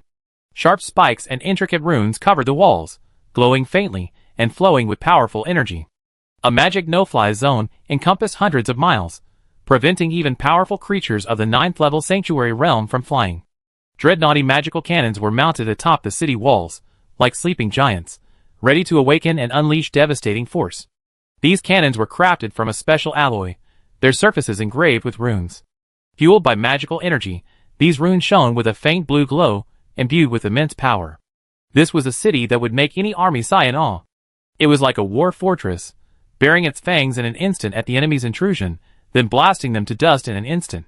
In the distance, massive caravans passed through the system's teleportation gates, heading towards the City of Stars. Is this the Star City? So magnificent, so spectacular, taller than any other city I've ever seen. I doubt any army could conquer a city like this. The young man who followed was astonished, looking at the outer walls of the Star City. No-fly zone, suppression zone, two incredibly powerful combined magic arrays, combined with the city's defenses, even a high-ranking legion would be helpless. Legendary warriors, suppressed by the surrounding environment, were reduced to a tenth of their actual strength. With such a vast area to cover, and the energy required to power the inscriptions on the walls to power them, where do they get all that energy? A magician who had just arrived wondered. Don't worry about that. I heard that the Star City was built on this world's original Holy Land, with several massive energy veins buried beneath it. Supporting the Star City's defenses is no problem, said someone who had been there several times, and was familiar with the city's layout. Oak, don't be discouraged when you enter this academy. If you need help, seek help from fellow elders, and communicate with the other gods' followers. An elder admonished the young man beside him. Elder, rest assured. I will take care of myself, the young man, who looked no more than 16, but had already reached the 5th level, shouted back. Alas! The elder sighed deeply, looking at the group of young men before him, and said earnestly, remember, you are still young. The future of the Empire belongs to you. As long as you don't give up, the Empire will always be your strongest support. Don't be easily defeated. Chapter 217. As they approached the city, facing this majestic giant, the caravan truly felt its majesty and vastness. On either side of the city gate stood two teams of towering Minotaur orc warriors. They were incredibly muscular, standing over 10 feet tall, their bodies brimming with muscle. From afar, one could sense the surging energy emanating from their bodies. They clad themselves in heavy black armor, long axes poised before them. Their helmets were engraved with intricate patterns, resembling ancient, mysterious runes, gleaming with a cold light. A pair of crimson, beastly eyes stared forward, imbued with majesty. Their breathing was heavy and powerful, each accompanied by a low roar, as if warning passers-by not to disrupt the situation. Carrying a large quantity of unique products from their own plane, this massive caravan slowly advanced towards the city. "Stop!" A commander defending the city stepped forward and shouted, halting the caravan. The entire caravan halted immediately. The leader at the front quickly dismounted, ran forward, and pulled a white jade token from his belt, presenting it to the Tauren general. The men in the carriage cautiously observed the Tauren warriors on either side, whispering to each other, "Such powerful orc warriors. All of them are at least transcendent level 6. In our place, they'd be enough to serve as Imperial guards, yet they're using them to guard the city gates. So many epic warriors, even quite a few legendary ones. This city defense force is incredibly powerful. This city defense general is so powerful. Just looking at him from afar, I feel a sense of oppression. Why do I feel like he's even more powerful than General Hulk? General Hulk is one of the top 10 warriors in our empire. Is it just my imagination? You're not mistaken. This city guarding general is incredibly powerful, also at the 9th level Saint Realm, and a formidable figure who has already traversed this path for some time. He possesses the ability to slay ordinary 9th level warriors. This is a 6th level epic legion, a top tier legion with the potential to become a 7th level legion in the future. Even on our side, we only have 2. After briefly verifying the Jade Pass and confirming their identities, the Orc General nodded, made way, and let the caravan through. Enter. Star City doesn't inspect caravan belongings, otherwise, the workload would be immense. You must understand that while the number of players allowed into Star City is small, even including members of the Bloody Dawn, there are only a few hundred. Each player represents a superpower with a population of at least hundreds of millions. Hundreds of superpowers. Their foreign trade caravans converging on a single city, even a massive one, is a formidable sight. It's no exaggeration to say that caravans arrive at Star City constantly, carrying a vast amount of supplies. Even inspecting them all would be incredibly difficult. Besides, as a massive city with 10 6-tier legions, hundreds of thousands of warriors, and several demigods as its defenders, they have no concerns about potential trouble. In this city, there's no such thing as contraband. Weapons, armor, scrolls, and more are all for sale, and these are the most traded commodities in Star City. Thus, the city's garrison commanders don't inspect the merchandise carried by the caravans. They only check the Jade Pass. If the Jade Pass is fine, they're allowed to pass. The caravan swiftly entered the city without stopping, and a long line formed behind it. Once inside, the scene was even more breathtaking. The streets were wide and clean, lined with towering buildings, and shops overflowing with goods of all kinds. A constant stream of pedestrians came and went, a bustling scene like a moving scroll. Humans, orcs, vampires, elves, dwarves, Argonians. This vast city was home to many races, living in harmony and building a diverse, magical society. This prosperous scene made it hard to believe that just a few decades ago, this place was a desolate, primitive land. "Carrie, let's split up here." After the group arrived, the caravan leader said to a middle-aged man, "I'll go take care of this shipment. You take Oak, and the others to the academy. They'll be greeted there. Just walk them to the door, and come back to me later. You know where it is, right?" This wasn't the first time he'd sent young men from his tribe to study. Initially, he was a little nervous, doing everything himself. But after getting used to the process, he became less concerned. It's not that they don't care about these students. Those who have come here from this plane to study are, without exception, the most talented individuals within their faction. It's no exaggeration to say that they are the future hope of their faction. The loss of any one of them would be a significant loss to their faction. However, Star City is very safe. Not only is it protected by a powerful 6-tier legion, but there are even avatars of God stationed there year-round. With them guarding Star City, no one causes trouble, and the student's safety remains a concern. "No problem, Elder, I know the location." The middle-aged man in the group nodded, then called out to the young people, "Okay, the elders have other matters to attend to, so follow me." Okay. Soon, the caravan split into smaller groups. The main group continued its journey toward the commercial district, while the smaller group headed in the opposite direction. Star Academy. Founded by members of the Blood Dawn, it boasts many powerful shareholders. Like any other academy, Star Academy is divided into 2 major departments, civil and military. The prevalence of martial arts over the decline of civil has always been the norm within academies.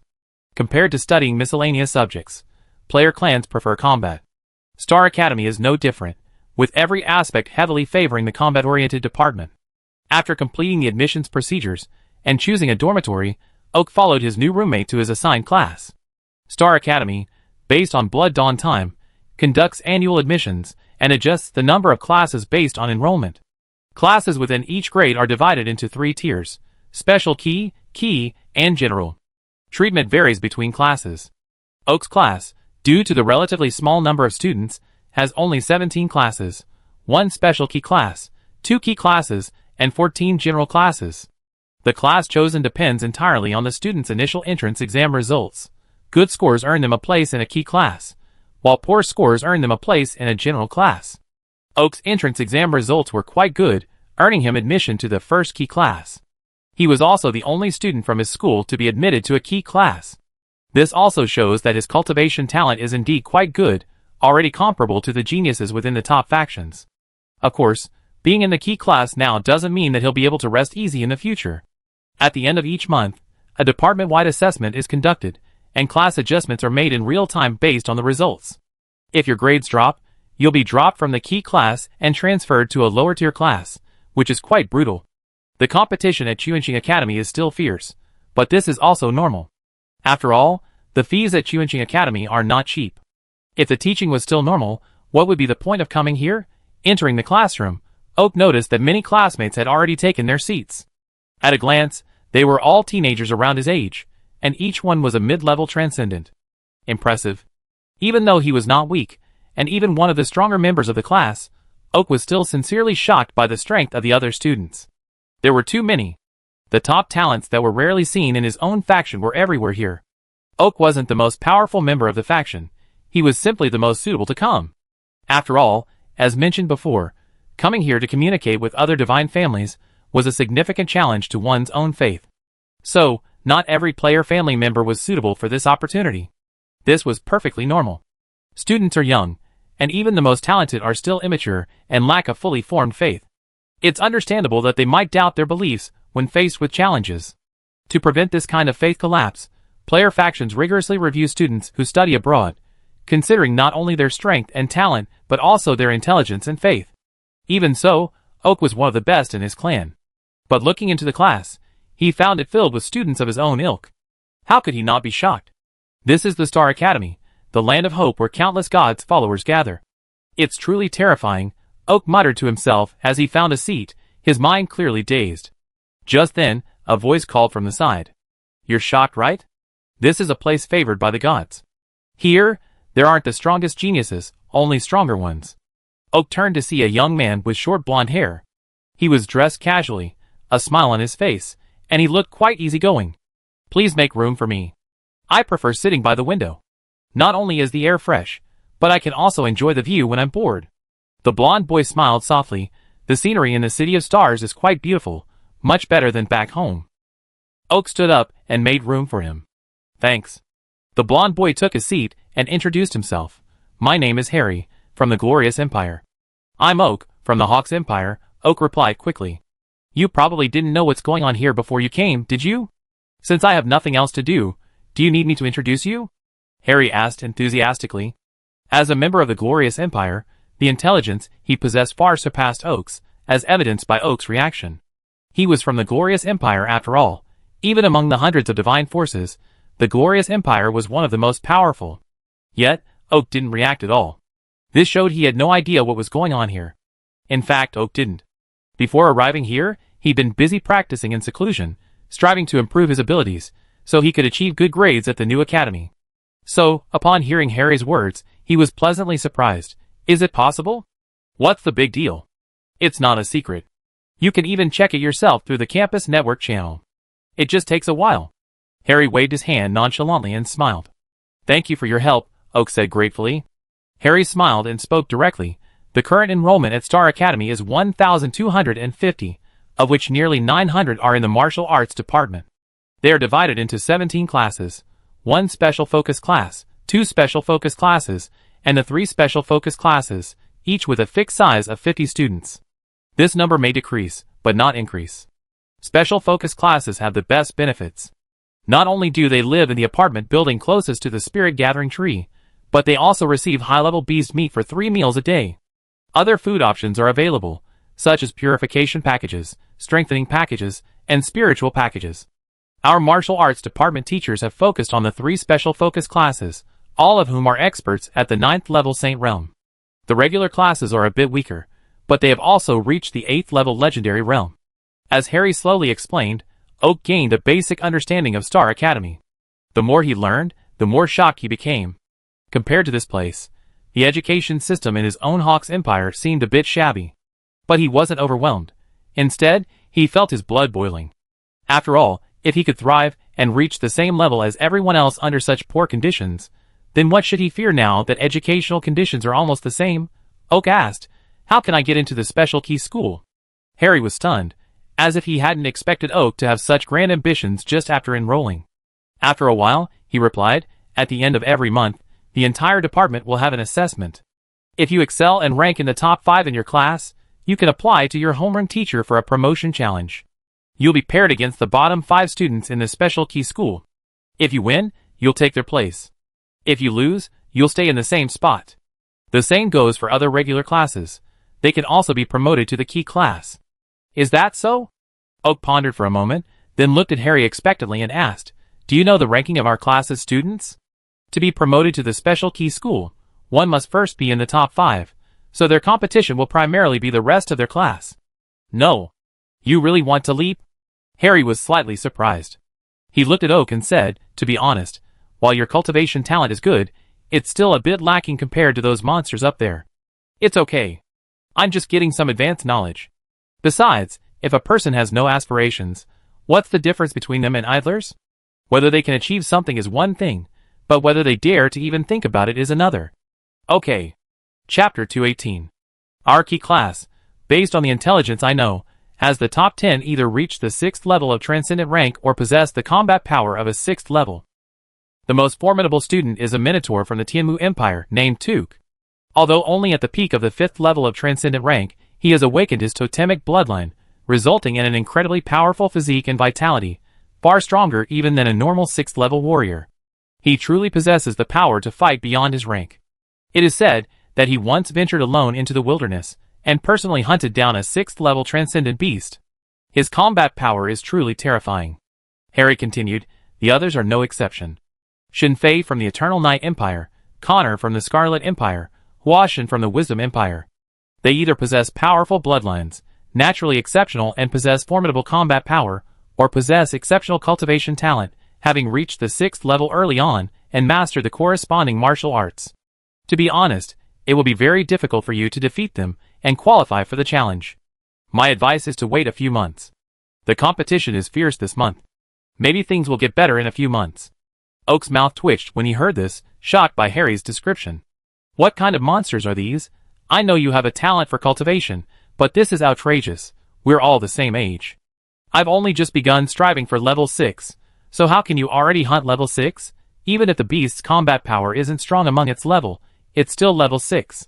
Instantly, Oak understood why his tribe had warned him so specifically before he arrived. They were worried he'd be devastated. At the same time, Oak also understood why some members of the tribe, after a trip, returned to the Hawk's Empire with significantly increased strength, yet their words and actions became more humble. So they had been struck down here. If their previous environment was a fish pond, where a single large fish could reign supreme, then now it was like entering the ocean, where they would encounter more ferocious predators, and the large fish would be mere food for them. The more they knew, the more they revered. In their previous lives, when their circle was small, they were considered the strongest, naturally filled with arrogance. But now, with a larger circle, anyone they could find was their equal, or even surpassed them, so naturally, their arrogance faded. Among all the students, the strongest and most talented were undoubtedly the 10 elders' followers. The training they enjoyed was so excellent that they were naturally a step ahead of the rest. Let's put it this way. In terms of training conditions alone, the current Star City, built with vast resources, couldn't compare to the core area of the followers of Su Xingyu and his group. Others came here to take advantage of the better training environment, cultivate their own clans, and fully develop their talents. For Su Xingyu and his companions, sending them here was more for communication and to broaden their knowledge and experience. As for the training environment and various rewards, honestly, they weren't as good as back home. Some of the rewards were even provided by them to the academy. Thus, The members they sent here were quite casual. Seeing that Oak seemed discouraged, Harry consoled him. There's no need to rush. There's still plenty of time. Previously, you lacked the necessary conditions and your talents weren't fully utilized. Over time, once you've absorbed the resources here, you'll naturally catch up. If one can keep up with others in less favorable conditions, then a period of rapid growth is inevitable upon reaching a more favorable environment. Take the students from the Eternal Night Empire, for example. Their arrival at the Star Academy won't significantly change their growth rate, much less experience a period of rapid growth. This is because their previous environment was already the best, their talents fully developed. However, students from weaker player factions, such as Oak, are different. Compared to this environment, their previous training conditions were far inferior. Now, if they are provided with a favorable environment, their strength will rapidly increase until they reach a plateau. In the undeveloped eastern district of Star City, atop a high mountain, stands a series of palaces. In the backyard of a spacious palace, in a pavilion, two men sat opposite each other at a stone table, drinking wine and playing chess. One was middle-aged, muscular, and imposing, while the other was young, slender, neither thin nor fat, a perfect balance of strength, with a somewhat cold aura. They were none other than the two elders of the Blood Dawn, Wu Shi and Yong Yi. Of course, they weren't their true selves here, but merely avatars. But even as avatars, they possessed the strength of demigods, and were immensely powerful. Although the Blood Dawn plane had few outsiders these days, and there was no need to worry about rebellion, the Blood Dawn still maintained its old custom of regularly dispatching members to guard its base. And this year, it was their turn.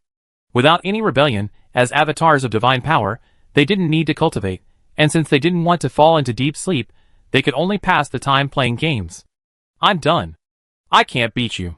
Looking at the deadlocked chessboard, Mo Kan Wu, the martial artist, shook his head and immediately resigned himself. If you're new, practice more. I've played so many games with you, and few of them are complete. It's boring, truly boring. Su Xingyu chuckled, a hint of smugness on his face. His chess skills weren't particularly good, but the opponent was even worse. Humph. Mo Kan Wu snorted, his face darkening.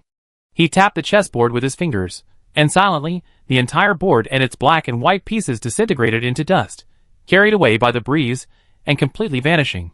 Su Xingyu smiled faintly, and waved his hand. Immediately, a group of magical puppets arrived, carrying a grill. After quickly setting it up, they retreated and stood at a distance, awaiting their orders. You really do love barbecue. You always grill it. Mo Kan Wu said with a smile, casually picking up a large skewer of meat and placing it on the grill. As long as it tastes good, it doesn't matter what kind of thing it's made of, Su Xingyu said grumpily. True, and what kind of avatar eats? Mo Kan Wu nodded, agreeing with a smile. The thought of two avatars of divine power eating was a bit amusing. There's something wrong with your fire. It's a bit too powerful. And what kind of meat is this? I've only had a few bites, and I feel a bit bloated. Mo Kan Wu asked, frowning after eating a few skewers. If I remember correctly, it should be the thigh meat of a demigod, from a sea dragon beast. Su Xingyu thought for a moment and smiled. This fire is quite normal.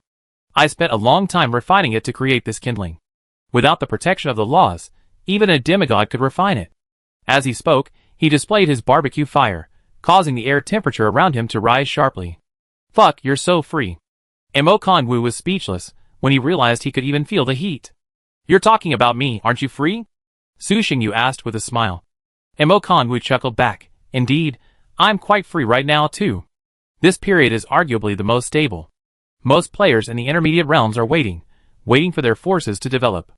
In wars between believers, players might observe and offer assistance from the shadows, but personally intervening is rare. After all, players are gods. Gods are supposed to reside high above, uninvolved in mortal affairs. Even if forced to intervene, they should act decisively and swiftly. Otherwise, not only will they fail, but a stalemate would instantly shatter the god's authority. For a god to personally intervene against a mortal force, not only would it be impossible to resolve the conflict quickly, but it would undoubtedly be a huge blow to the believers. So now, the players are all idle, with little else to do besides continue their cultivation and advance their path to divinity. The path to true godhood seems so close, so far ahead, yet why does it feel so illusory and ethereal? Mo Kan Wu, already well along the demigod path, now looked a bit lost. After stabilizing his powerful demigod status, Mo Kan Wu could sense that the throne of true godhood lay just ahead. But he felt not only joy, but also confusion. Pretentious? Su Xingyu glanced at him, his face turning serious. He sneered, when something comes too easily, its value and importance are often overlooked. You feel it's illusory simply because your foundation isn't solid enough, and you haven't planned for the future. In your current state, if you dare to ignite the divine fire and ascend to the throne, I'm 80% certain you'll become a puppet of faith. Ignoring Mo Kongwu's shifting expression, Su Xingyu continued, reform your faith when you have time. It's chaotic, disorderly, and filled with fanaticism, with too many flaws. If you blindly pursue power and realm without a solid foundation, you'll surely suffer greatly in the future. Mo Kongwu was formidable, arguably the foremost among the three giants of the Crimson Dawn, and he had done a very good job developing his power. But there was one problem. The three before him advanced too quickly, and he was still trying to catch up, causing some minor issues with his one solid foundation. The path to godhood through faith is universally acknowledged to be rapid, but it also carries its share of dangers. The immense power of faith is like a flood. A single careless move could drown a deity, turning it into a monster of faith. Mo Kongwu is in much the same situation now. His realm and strength have improved, but it's all due to sheer volume. Bullying the weak is fine, but facing a truly formidable opponent is a real pain in the ass. You can't even say a few nice words, kid. Are you cursing me or trying to persuade me? Mo Kongwu said with a grim expression. It's up to you. Su Xingyu ignored him, continuing to eat barbecue and drink the elf-brewed wine, completely ignoring him. Sigh. Mo Kongwu sighed, picked up a skewer of barbecue, took a few bites, sighed again, and stood up to leave. There's still so much left, aren't you going to eat any more? Su Xingyu saw this, and immediately tried to stop him. No more eating. I'm not in the mood. Mo Kongwu waved his hand without even turning back. I'm going into seclusion. You keep an eye on this place for me. With that, his figure vanished in a flash of light, leaving Su Xingyu alone in the pavilion. All right. Looking at the spot where Mo Kongwu had vanished, Su Xingyu murmured softly to himself, even if I need to sort out my faith, there's no need to rush. I'll at least finish eating before I leave. 10 years passed in the blink of an eye. In the Eternal Night Plain, the northern continent, after decades of recuperation and the Empire's generous assistance, this war-torn land has regained its youth. The once desolate battlefield has now become a thriving farmland, its lush green crops swaying in the sunlight, as if expressing the joy of new life. Expanding the city, building infrastructure. The Eternal Night Empire, with its abundant resources and labor force, has literally renovated the entire northern continent over the years. Under the guidance of the local lords, the people of the entire northern continent were completely connected. No longer divided by nations and regions, they now held a proud identity, citizens of the Eternal Night Empire. Even though many of them had never set foot on the eastern continent, this did not diminish their yearning for the Eternal Night Empire. As believers of the Dark Gods, they dreamed of reaching Eternal Night City, the city closest to the gods, and the very place where they descended.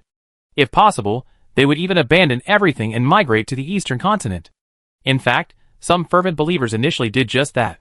However, the Empire later discovered this and enacted corresponding policies and laws, preventing the free migration of the people of the North.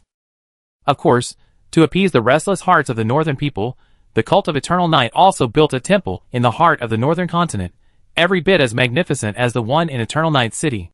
Even more unexpectedly, on the day the Dark Temple was completed, even the King of Eternal Night descended upon him in person. Since then, while the northern people still yearned for Eternal Night City, at least they were less frantic. The development direction of the northern continent differed significantly from that of the Eternal Night Empire itself. Influenced by various lords, while there were still many brave and aggressive people, the overall development was more oriented towards rune technology. If the combat index of the people of the eastern continent is 10, then the northern continent is at most 3.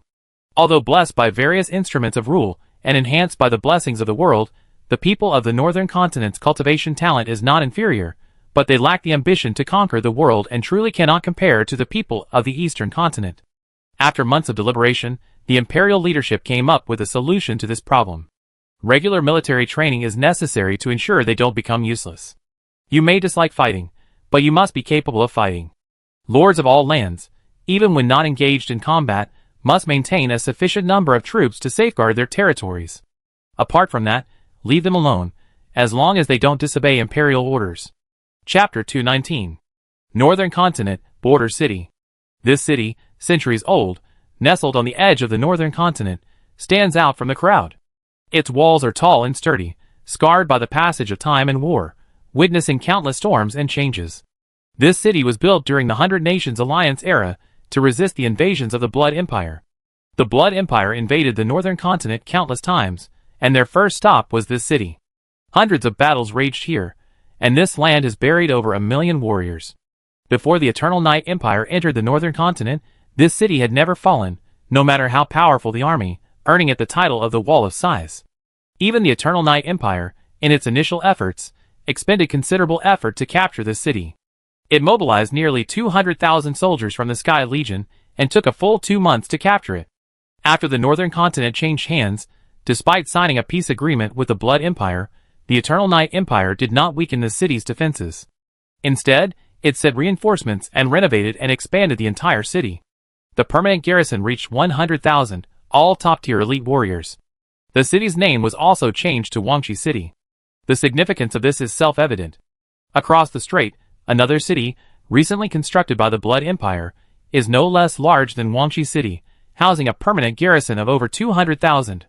For decades, the two sides appeared to be at peace, but in reality, there had never been true stability. While no major war had broken out, smaller skirmishes were constant. Clashes involving hundreds, or even thousands of people frequently erupted along the border, and deaths were commonplace. The border commanders on both sides were well aware of this, but ignored it. Trade never ceased, with vast quantities of resources flowing into the Blood Empire daily. Late at night, Jubai City. Atop the city walls, groups of elite vampire warriors patrolled. The warriors in the watchtowers watched ahead with boredom, their eyelids drooping. If I'd known this job was so boring, I wouldn't have applied for it. There's nothing I can do. I'd rather be on patrol. At least I can chat with others, a vampire warrior from the watchtower grumbled to his companions. Who says it isn't? It's been so many years now. If the Eternal Night Empire wanted to fight, they would have done it long ago. Another vampire warrior nodded in agreement, grumbling, also, over the years, the Empire has built countless new magic towers, filling the western continent with them. They claim it's to defend against future invasions from the Eternal Night Empire, but who knows if that's actually the case? All these years have passed, and the enemy army hasn't moved a muscle. Exactly. With so many resources, why not give them to us? Why use them to build magic towers? What good are those things? The more the vampire warrior looked at his companion, the more he liked him. Why didn't I realize he was so articulate before? After a while, the vampire warrior observing the situation ahead said, "Do you think we'll actually go to war with them someday? I've heard the Eternal Night Empire is incredibly powerful. Not only do they possess millions of elite troops, but they're also overseen by actual gods." Are you kidding? Haven't you seen the latest map? The Eternal Night Empire is tens of thousands of miles away from us. Even if they truly have millions of troops, what good will it do? Can they outlast us? His companion laughed upon hearing this. Don't worry. We may not be able to defeat them, but conquering the western continent is also impossible. With the exchange of trade between the two sides, the vampires, previously isolated from information, gained a deeper understanding of the Eternal Night Empire, at least knowing where it was located. Anyone with a modicum of common sense wouldn't believe that one faction could defeat another across tens of thousands of miles, given a limited gap in power. The vampire warriors shared this view. Ever since learning the distance between the Eternal Night Empire and the Blood Empire, they had ceased to worry about the Eternal Night Empire. Perhaps, someday in the future, they would indeed go to war, but it wouldn't be a war of annihilation. At most, it would be a similar situation to their invasion of the northern continent, a short, localized conflict, then abandoned when they realized they couldn't penetrate. Just as the two vampire warriors were chatting, dark clouds suddenly obscured the bright moon. The surroundings instantly darkened, becoming pitch black, severely obstructing vision. The vampire warriors dismissed it as a normal celestial phenomenon. Bang, bang, bang. At that moment, loud noises echoed from the sky above the city, as if someone from outside the world were hammering on the barrier of the world. Before the vampires could react, a resounding explosion echoed. The entire sky instantly collapsed, revealing a black hole thousands of meters in diameter. Ah! Fireball! With a terrifying roar that brought all beasts to their knees, countless flaming meteorites rained down from the black hole, like a shower of meteorites, bearing the aura of destruction as they slammed into the vampire city. Enemy attack! Enemy attack! Oh my god, true ancestor! Activate the defensive magic circle. Quickly! Help! It's over! The vampire soldiers were terrified. They had never witnessed such a terrifying sight. Calm down, everyone. Stay calm. Don't panic. It's just a meteor shower. The vampire general defending the city reacted instantly, his eyes bloodshot as he roared, "High-ranking warriors, follow me. Intercept these meteorites. Don't let them hit the city." With that, he led a group of powerful warriors into the air, bombarding the meteorites with attacks powerful enough to split mountains and sever rivers. Bang, bang, bang. Giant meteorites were shattered into pieces, but some still fell into the city, carrying destructive force as they crashed to the ground, triggering earth-shattering explosions. The vampire soldiers fled in all directions amid the blasts, their screams and cries mingling in a tragic symphony. Some soldiers, dazed by the shockwave, fell to the ground. Others were lacerated by the flying debris, bleeding profusely and wailing miserably. The city's interior bore a scene of apocalyptic desolation. The once bustling streets were now utterly devastated, houses collapsed, and the streets were strewn with broken rubble and blood. But this was merely superficial. In reality, the city's mainstays hadn't suffered significant damage. Unless a transcendent 6th-level warrior was unlucky enough to be caught in the core of a meteorite, they would only suffer minor injuries. However, the attack wasn't over yet. Perhaps the meteor shower had merely been a warm-up. The real offensive had only just begun. In front of the city, a dark rift 100 feet long and wide appeared. Four extremely powerful figures, accompanied by dozens of warriors, flew out, all at least at the 9th level. These beings, without exception, were all human. For demigods, Yizhan, Yimo, Changhao, and Long Kong had, after decades of further training, broken through to the 9th level and successfully reached the demigod realm. To break through the defenses of Jubiai's city, the Eternal Night Empire directly deployed 4 demigods, leaving no room for illusions. Their resolve was unwavering, surprising all the vampires. As soon as they appeared, they captured the attention of the powerful vampires present. "They're from the Eternal Night Empire. Stop them!" A vampire demigod roared, charging directly at the attacking black figure. With a sweep of his great sword, he intercepted them. This is a true demigod. Infuse them with blood, as much as you can. Stop them first. A peaked 9th level general directly drew upon the city's stored crimson energy, undergoing a realm leap and a surge of momentum. In a short while, he reached the demigod realm. Stop them. Don't let them in. One after another, powerful vampires surged forward, flying towards the attacking human warriors, intercepting them one by one. They were all well aware of the destructive power of demigods. If they allowed these powerful warriors from the Eternal Night Empire to break through, even if they were able to drive them out later, Jubiai's city would be doomed. In the distance, they could already see the Eternal Night army surging from the horizon. Without its defenses, Jubiai's city could not withstand the attack of the Eternal Night army. Fall was inevitable. Therefore, they had to stop these powerful warriors at all costs. "You think you can stop me? You're dreaming. Die!" Yizhan, clad in black armor and wielding a semi-divine halberd, was fierce. His fighting spirit swirled, transforming into a red and black slash that directly slashed the incoming vampire demigods away. "Weak demigods, you dare call yourself a demigod? How ridiculous." Yizhan laughed wildly, his halberd sweeping across again. A nearby sanctuary vampire didn't even have time to react before his head shattered like a watermelon, his consciousness instantly annihilated. A sanctuary powerhouse, capable of reigning supreme within the plane, had fallen so swiftly. "Despicable human, stop your arrogance." With a roar, the vampire demigod, having been sent flying, charged forward with even greater speed, his momentum 3 times stronger than before. "Hey, that's interesting." Yizhan stared ahead, a cold smile on his face. "But if that's all you're capable of, it's far from enough to stop me." With that, he placed his other hand on his halberd, his face grim, and slashed down at the vampire demigod. Space shattered, a pitch-black rift appearing. John Mang instantly crossed 1,000 meters, giving the vampire demigod no time to react, and arrived directly before him. "Stop it!" The vampire demigod channeled all his energy, swinging his crimson giant sword. Bang! A resounding explosion echoed, creating a black hole hundreds of meters in diameter centered on the collision point. The unoppressed demigod's combat prowess was truly terrifying, far beyond the reach of a 9th-order cultivator. Yizhan, not even considering the outcome, swung his halberd continuously, sending slashing waves of destruction through the black hole. Within the black hole, the crimson giant transformed by the vampire demigod was constantly torn apart, then reformed, its aura growing weaker and weaker. "Die!" Another vampire demigod arrived from the city.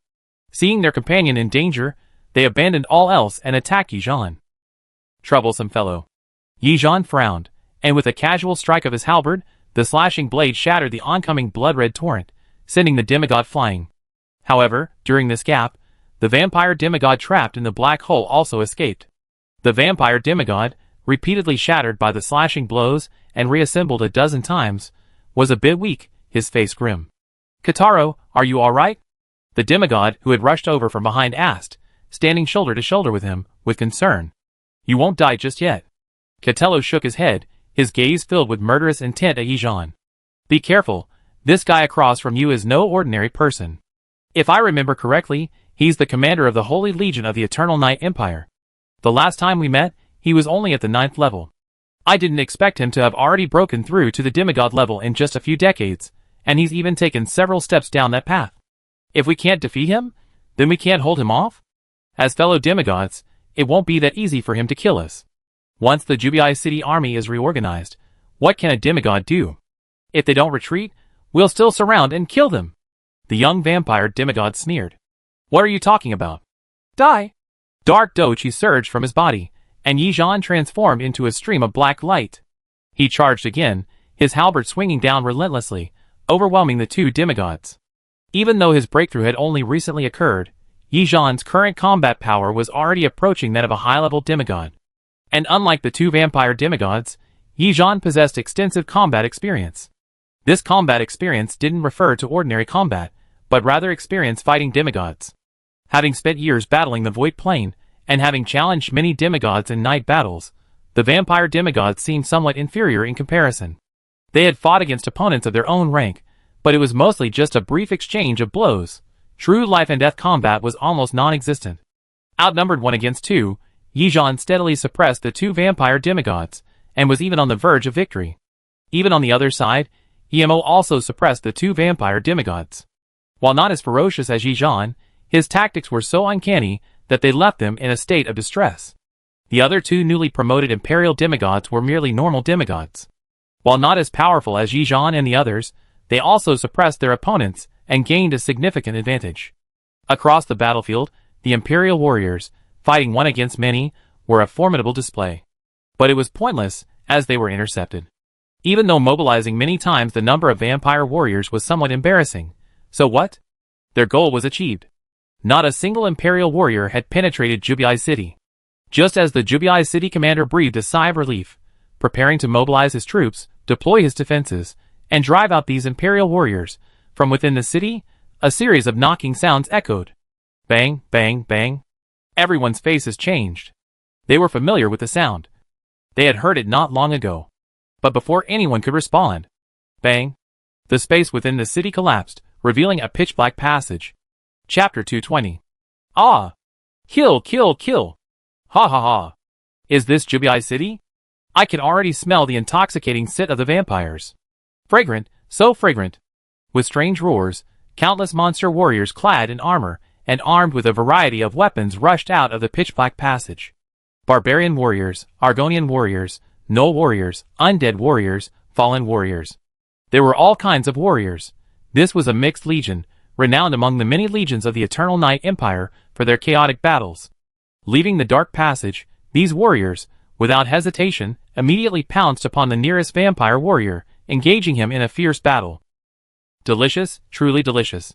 The barbarian warrior stomped the ground, his body transforming into a shadow and leaping out. The vampire warrior he targeted, his eyes filled with fear, instinctively swinging his long sword. Bang! The long sword slashed against the armor, sparks flying. You're so weak, are you trying to tickle me? The barbarian sneered, opening its maw to reveal 2 rows of sharp teeth. And then, poof! Only half of its body remained, and it slowly fell to the ground. Kill! Drive these invaders out! The vampire officer roared, organizing his troops, and surrounding the surging monster warriors. Damn it! How is this possible? Jubii City's space is so stable, how could a space tunnel connect here? The Jubii City commander's face was extremely grim. He had no idea, and could not understand, how the Eternal Night Empire had opened a space tunnel between the two places. Of course he didn't know, because this was a new technology developed by the Eternal Night Empire based on the principle of a teleportation gate. Once the coordinates were locked, they could rely on their immense power to directly open a spatial channel between the two locations, allowing for targeted deployment. Although the range was limited to 100 kilometers, the channel was unstable, easily damaged by powerful opponents, and placed high demands on those who could traverse it. Nevertheless, upon encountering this kind of attack for the first time, all factions were stunned. After all, deploying legions directly into the heartland was truly absurd. As more and more monster warriors rushed out, chaos descended upon Jubii City. Even if the defenses were now in place, they were useless. The Eternal Night Army, far from them, had already reached the city, launching a fierce offensive. At the same time, in the distant sky, a series of dark clouds rapidly approached. Upon closer inspection, they were no longer clouds, but rather armies of the sky. Led by the Bone Dragon Lord, these flying legions of the undead were enormous, carrying undead warriors on their backs. They held spears in hand, ready for battle. The Demonic Eagle Legion, led by the sky-splitting Demonic Eagle, was the fastest of all the legions, bringing with it a devastating storm. Additionally, there were the Aerial Dragon Legion and the Winged Man Legion. These legions might not have been particularly effective in frontal combat, but their ability to fly was definitely enough to cause a headache. This was especially true for Jubii City right now. The situation was dire. Take them down quickly, don't let them get close. The city's defending general, watching the rapidly approaching Sky Legion from afar, his face grim, almost frantic. This wasn't a spur-of-the-moment attack, but a long-planned invasion. Forbidden spells cleared the way, powerful warriors launched surprise attacks, internal chaos reigned, the army pressed forward, and the sky assisted. If he said this wasn't premeditated, he'd be damned if he died. And most importantly, at this rate, the Eternal Night Empire could potentially capture Jubii City directly. Thinking of this, the defending general glanced back at his own chaotic forces, feeling a sense of powerlessness. The Eternal Night Army ahead also launched its offensive. Giant beasts, carrying improved magical cannons, bombarded Jubii City, temporarily suppressing the firepower from the city walls. Casualties were few, but for a while, they couldn't focus on other areas. Soon, the Sky Legion arrived. Countless powerful energy bombs were dropped, carried by the wind towards Jubii City. Boom boom boom. Terrifying explosions echoed, flames shot skyward, and the energy shield faltered. Countless magic towers rose in a blood-red glow, like pillars supporting the sky, standing tall in every corner of the vampire city. These magic towers emanated a powerful aura, as if condensed from the very will of the earth, providing an impenetrable protection for the vampire city. The energy shield was forcibly stabilized. Swoosh, swoosh, swoosh. The vampire magicians stood atop the magic towers, their hands dancing rapidly in the air, chanting incantations. Their magic power coalesced into powerful crimson forces, pouring into the magic towers and fully invigorating them. From beneath the earth, countless energies flowed, pouring into the magic towers, causing them to glow an even more dazzling crimson light. At the commander's command, the magic towers launched an attack on the Sky Legion. They unleashed powerful magical attacks, like lightning in the sky, shooting towards the Sky Legion. However, the Sky Legion was no mere swarm. They were truly powerful beings capable of roaming the skies. To attempt to destroy them with the magic tower alone was sheer wishful thinking. The entire sky-splitting Eagle Legion united, ablazing a dark blue glow. The dense elemental force made every living being present feel a sense of oppression, a breathless suffocation. The storm swept across like a thick, solid wall, completely blocking the oncoming blood-red torrent.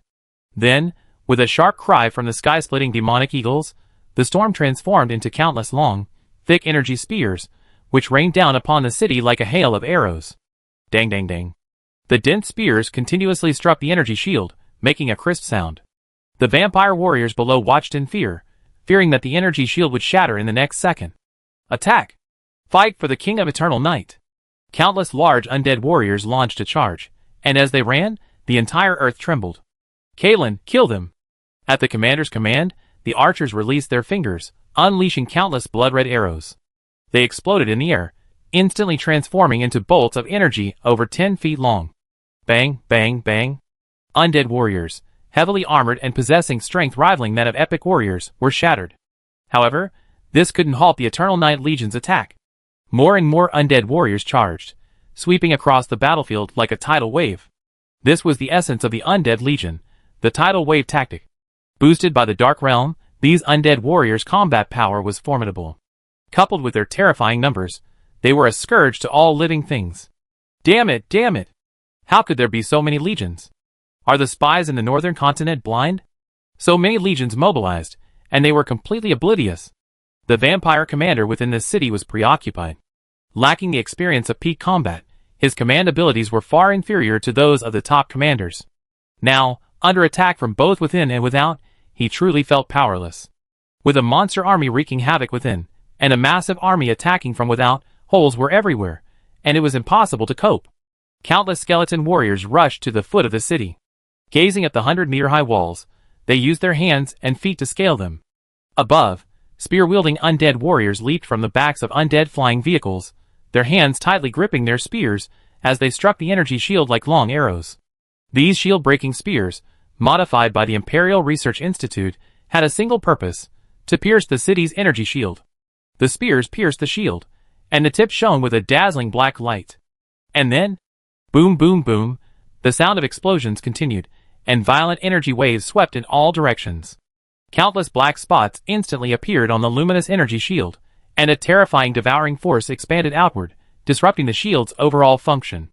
The energy shield continued to operate, crimson energy continuously rising and surging towards the spots, attempting to clear them away. But that was no easy task.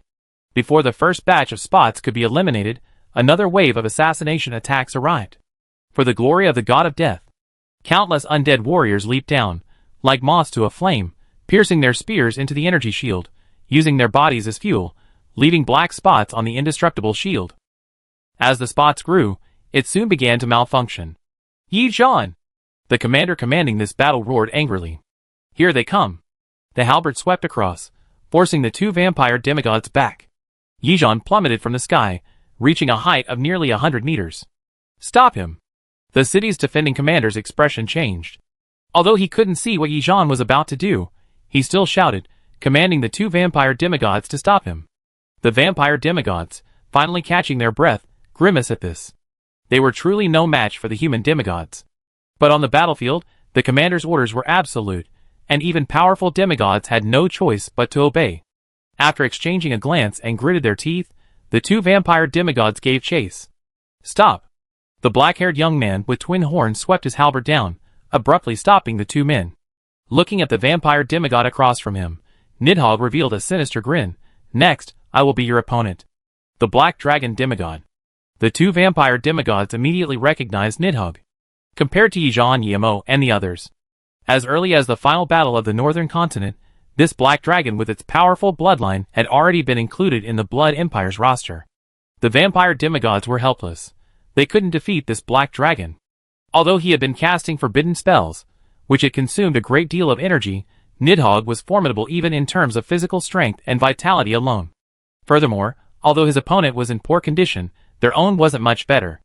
After battling Yi Zhan for so long, both had sustained significant injuries, and their condition was even worse than Nidhogg's. Thus, the vampire demigod, who had just caught his breath, quickly fell back into a passive state of defense. If they could still fight back against Yi Zhan despite the dire situation, facing Nidhogg was a real struggle. This black dragon's physique was already incredibly powerful, and now it was clad in a semi-artifact armor. The vampire demigod, lacking any offensive means, was completely unable to deal with it. Without the vampire demigod's interference, Yi Zhan soared into the air, with the Eternal Knight Paladin Legion behind him. "Come!" Yi Zhan opened his mouth and drew in countless energies. His body began to expand rapidly. In a matter of seconds, he transformed into a 10-foot-tall giant, exuding a breathtaking majesty and aura. The halberd flashed with black light, energy powerful enough to shatter stars coursing through it. That terrifying aura instantly made Yi Zhan the focal point of the entire battlefield. "Stop him! Stop him now!" The city's defending general, seeing the energy shield before him, suddenly understood and roared. However, before the other vampire warriors could charge forward, or before the magic tower could turn. Break! With a roar, the massive halberd swung, slashing down, slashing straight towards the city. Like a divine creation, everything in between was split open, transforming into a pitch-black rift. Countless energies surged from the Earth's veins, merging into the city's energy shield, strengthening its defensive capabilities. Everyone subconsciously slowed their movements, awaiting the outcome of the collision.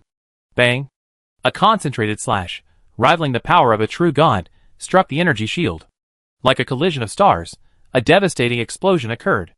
The entire city began to shake, as if being plucked, swaying violently, poised to soar in the next second. The aftermath rippled and spread outward, prompting all powerful warriors in its path to immediately avoid it. A fissure appeared in the earth, parting the clouds above the sky. Crackling. Under everyone's tense gaze, the sound of shattering glass echoed, and from the point of impact, the energy shield began to collapse completely.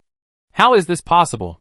This defensive shield connects the entire city, supported by hundreds of magic towers. How could it not be able to withstand it? No, I don't believe it. This must be fake. The shattering of the energy shield nearly devastated the vampire warriors throughout the city. They couldn't believe their eyes. Charge in.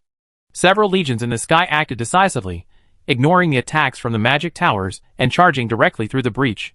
Undead warriors leaped down, engaging the vampire warriors on the city wall. Quickly, reunite with the monster army. Don't let them be annihilated. An undead general shouted, leading his undead warriors forward. The city streets were already strewn with corpses, both vampires and monster warriors. Surrounded by multiple vampire armies, the passageways were blocked, and the monster armies, deprived of their backup, suffered heavy losses. Despite their tragic fate, they remained resilient, even holding the upper hand in terms of casualties. A demonic eagle flew over the city, sweeping everything in its path, scattering its formations. Fine wind blades struck the vampire warriors, piercing their nerves like needles. Meanwhile, below the 100-meter-long wall, countless skeleton warriors formed a staircase with their bodies, allowing the Eternal Night warriors to trample on them as they surged upward. More and more Eternal Night warriors scaled the walls. This city, so highly anticipated, fell before even a single night had passed. Chapter 221. While the main force of the Eternal Night army was attacking Jubai City, movement was also taking place elsewhere in the western continent. Alyatanka Port. This was a super port of the Blood Empire, located in the heart of the Blood Empire's eastern coast. Like a sleeping giant, it quietly watched over the endless ocean. As the Empire's vital maritime gateway, it was not only a key node for the transportation of supplies, but also a frontier for the projection of military power. Ships shuttled through the port, their sails like clouds, like a moving ocean painting. The Blood Empire's navy was not weak. Back then, it was only slightly inferior to the 100 Nations Alliance. Now, after decades of development and catching up, it has long surpassed the Alliance's navy. There are many reasons for this, but two are the most important. The first is looting. When the 100 Nations Alliance collapsed, although the large experience packs were absorbed by the Eternal Night Empire, the Blood Empire also gained something. They took advantage of that chaotic period to steal a considerable amount of naval information and talent from the 100 Nations Alliance. Later, as the situation on the northern continent stabilized, some of the old citizens who missed the kingdom, seeing no hope of restoring their nation, fled directly to the western continent and submitted to the Blood Empire. Among these old citizens were many talented individuals, indirectly contributing to the development of the Imperial Navy. Secondly, learning was a key factor. After the opening of trade with the Eternal Night Empire, the Blood Empire gained access to a wealth of new materials and knowledge, which in turn strengthened its own navy. Although they had not undergone any real combat tests, the Blood Empire was confident in the strength of its navy. Perhaps they could not defeat the Eternal Night Empire's navy, but simply defending the western continent would be no problem. Indeed, after witnessing the Eternal Night Empire's previous performance, and after years of in-depth understanding, the Blood Empire, from top to bottom, had given up on the idea of engaging in direct conflict with the Eternal Night Empire. They couldn't defeat them, truly couldn't. They wouldn't fight them. As long as they could defend their own small territory, they would be fine. Evening. Ships, laden with cargo, returned to the harbor one after another. The setting sun's rays shone across the shimmering sea, casting a golden glow on the returning vessels. The harbor was bustling with activity. A few vampires stood on high ground, occasionally brandishing long whips and striking the laborers. Dock workers bustled between the cargo piles, loading and unloading boxes of goods. Most of these laborers were monsters, and within the Blood Empire, they held a low status. Not only did they have to do heavy work every day, but they also had to regularly donate blood. They came from lands conquered by the Blood Empire. After centuries of domestication, they had long lost their will to resist. Indoctrinated by the Blood Empire, they had been led from childhood to believe that this was their due. They were born slaves, born to serve the Blood Empire's noble vampires. Everything seemed so peaceful. The laborers toiled diligently, hoping to return home as soon as possible and enjoy a delicious dinner. The vampires stood high above, their eyes scanning the surroundings, seemingly observing, but in reality, their minds were already wandering, contemplating where they would go to enjoy themselves next. Should they go to the tavern for a glass of the finest blood of 10,000 beasts, or to the underground fighting arena to watch a life-or-death duel? Everything seemed so peaceful, until someone noticed something unusual. "Why is the sea still rising?" someone asked, puzzled, as they watched the water creeping down beneath their feet. Snap! In response, a whip swung at him.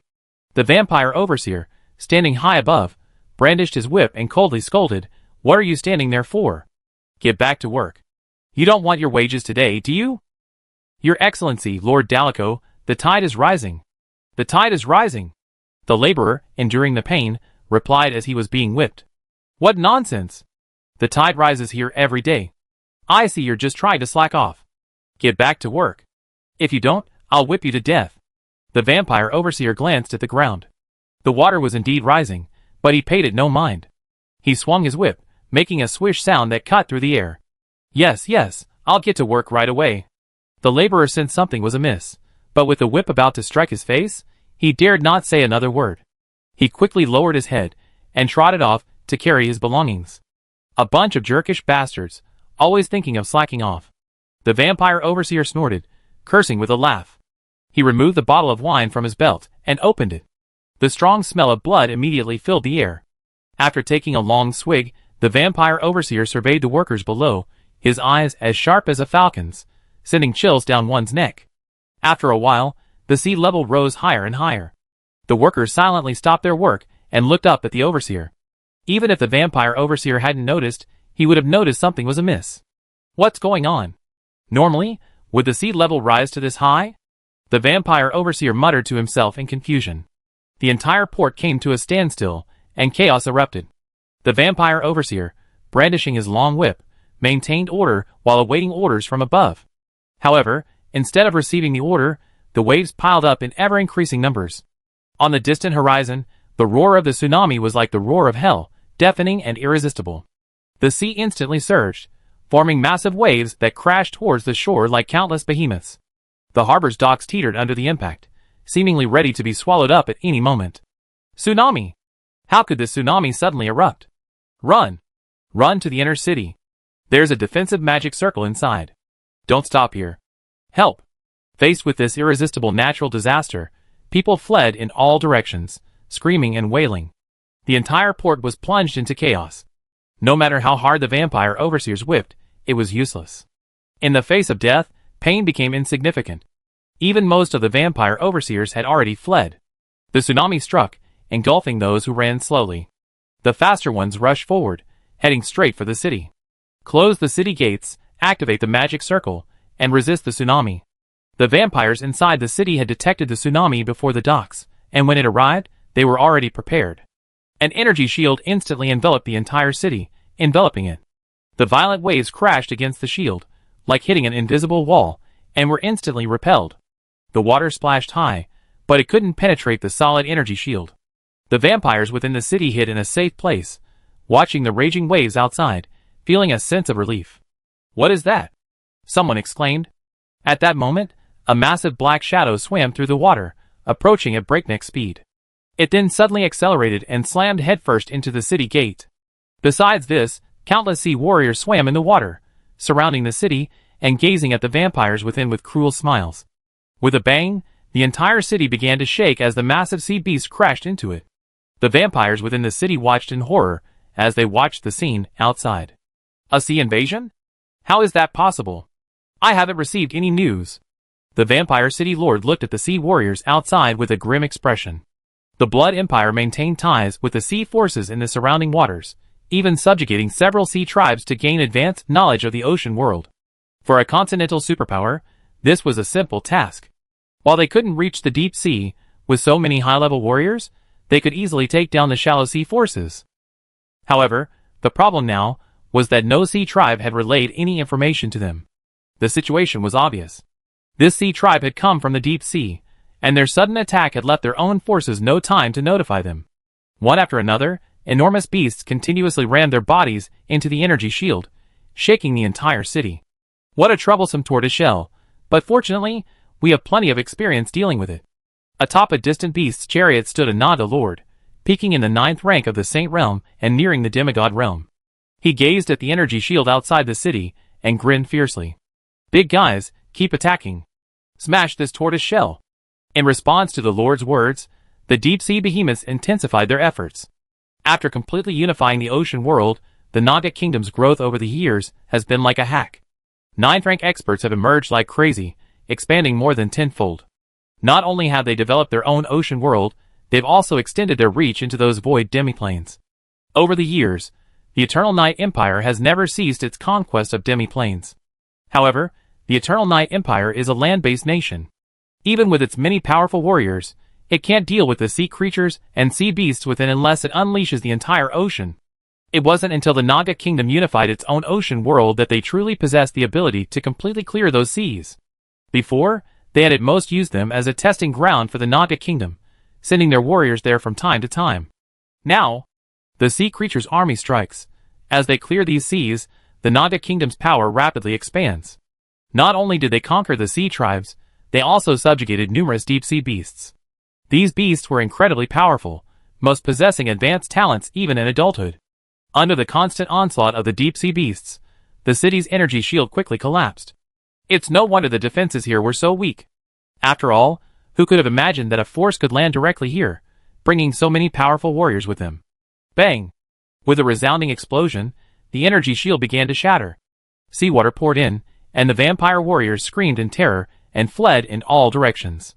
If they would have fought for the glory of their vampire clan against other invading forces, then seeing this situation, most vampires had lost all desire to resist. The sea swept in, and the city beneath them was reduced to an isolated fortress. Everywhere they looked were sea warriors, and their only support, the energy shield, had been shattered. How could they fight? No way. Fighting the sea creatures in the ocean was simply impossible for them. It was truly difficult for them. Admittedly, they possessed the strength of a 6th-order transcendent, allowing them to ignore some environmental influences. But the problem was, the enemy was also a 6th-order warrior. No one cared about the fleeing vampire warriors, and the city was in chaos, a state of complete disorder. The vampire lord of the city had fled with his trusted followers the moment the energy shield shattered. With the situation so clear, the vampire lord had absolutely no desire to die with the city. His idea was simple. The city was gone, so was it. As long as he was still there, he could leverage the power of the empire to reclaim it. Then, he could simply recruit a group of vampires from the interior, and buy a few blood slaves, and the city would be his. Even if he retreated 10,000 steps and truly couldn't win back the battle, the worst that could happen was that he wouldn't be the city lord anymore. Returning to his clan, he could still live a comfortable life with his 9th-level Saint Realm strength. Kill! Fight for the ancestral god of fear. Led by the Naga warriors, countless sea warriors leaped from the sea, scaled the city walls, and charged into the city. For the glory of the ancestral god of fear. Kill, kill, kill! The vampire warriors, who hadn't escaped in time, were powerless against the onslaught of the sea army. The sea warriors easily slaughtered the vampire warriors. One by one, the vampire warriors fell, their bodies sinking to the bottom of the sea, their blood dyeing the water completely red. Occasionally, the vampires would launch counterattacks, but they were easily suppressed. Compared to the Sea Clan warriors, who could be considered the world's elite, the vampire warriors in this city weren't particularly formidable. Because of their different roles, no one had ever imagined that this place would one day become a priority target, and indeed, an invasion by Sea Clan forces. With the front lines intact, the Blood Empire couldn't imagine how a large-scale army could directly invade a coastal city. So naturally, they didn't send many elite vampires. Add to that the stinginess of the vampire city lord, and the various defensive measures were somewhat perfunctory. As a result, this city, so important to the Blood Empire, didn't even hold out for half a day before it fell. What a weak race. A Sea Clan general sneered at the surrendering vampire warriors. Not only weak, but also foolish. They actually thought a few small tribes could monitor our movements. They were completely unaware of such obvious signs of a large tide. Another Sea Clan general also laughed. Boring. All this time spent preparing for nothing. If I'd known it was so boring, I wouldn't have applied to come, another Sea Clan general complained. Let's go into the city. The Empire has told us to control our subordinates, and not to kill them indiscriminately. The Naga Lord shook his head, and rode towards the city walls. It wasn't just here. All the coastal cities of the Blood Empire were attacked almost simultaneously. A massive tsunami swept across the entire coastline, blanketing it with seawater, creating favorable conditions for the Sea Clan invasion. Over 1 million Sea Clan warriors, divided into dozens of armies, led by Sea Clan lords, launched an attack on the Blood Empire. In just a few days, nearly 100 cities fell. Chapter 222. Those who kneel down and lay down their weapons will not be killed. The rest will be slaughtered without mercy. On the border of the western continent, Jubiai's city, a fortress of war, completely fell to the Eternal Night army. There were no more vampire warriors left to resist. They had either fled to the rear or perished in battle. It's not true to say those vampire warriors were cowardly. After all, when Jubiai City's energy shield was broken, its fall was inevitable. Even if they continued to resist, it would be futile, and would only result in increased casualties. The city could be recaptured later, but if several demigods and their elite legions were also slain here, the loss would be enormous. Even within the Blood Empire, such powerful individuals and elite legions were extremely limited, and losses were unacceptable.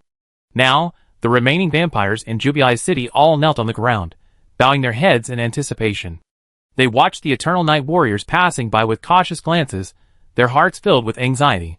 Besides the vampire warriors, there were also a large number of blood slaves, members of various races enslaved by the vampires. Compared to the vampires themselves, their knowledge was even more limited. Faced with this sudden invasion, all the blood slaves were shocked. They had never imagined that the powerful vampires, whom they had considered invincible, could be defeated so easily. This was undoubtedly a devastating blow to them, as if their faith had been shattered. The Eternal Night Empire's invasion completely shattered the Blood Empire's myth of invincibility in the western continent, and the vampires' defeat also reignited some previously dormant ideas. Blood slaves? Haha, that sounds promising. Recruit a few legions and train with them. Perhaps you'll gain something new, an Eternal Night Empire general suggested with a chuckle. They don't look very combat ready to me. Can they do it? Another general hesitated. Who cares if they can do it? Sending them back will still require supervision. It's better to keep them with us. With us watching over them, nothing bad will happen, and it will also reduce the burden of oversight, one general said nonchalantly. Okay, then, go recruit a bunch of them. We'll just use them as cannon fodder. This proposal quickly gained unanimous approval from the Imperial generals, and was soon passed. The Imperial general who first proposed the idea arrived at the camp, where the blood slaves were being held. Gazing at the majestic and imposing Imperial general, his armor still stained with blood, the blood slaves kneeling on the ground were terrified. They felt genuine fear, like ants looking up at a dragon in the sky, filled with awe and terror. Weak servants, thank our Lord for his mercy. The Imperial general ignored their glances, standing in midair and laughing loudly. Now, an opportunity to change your fate lies before you. The Empire is recruiting a group of servants. Yes, without a doubt, we will select them from among you. Thank our Lord for his mercy.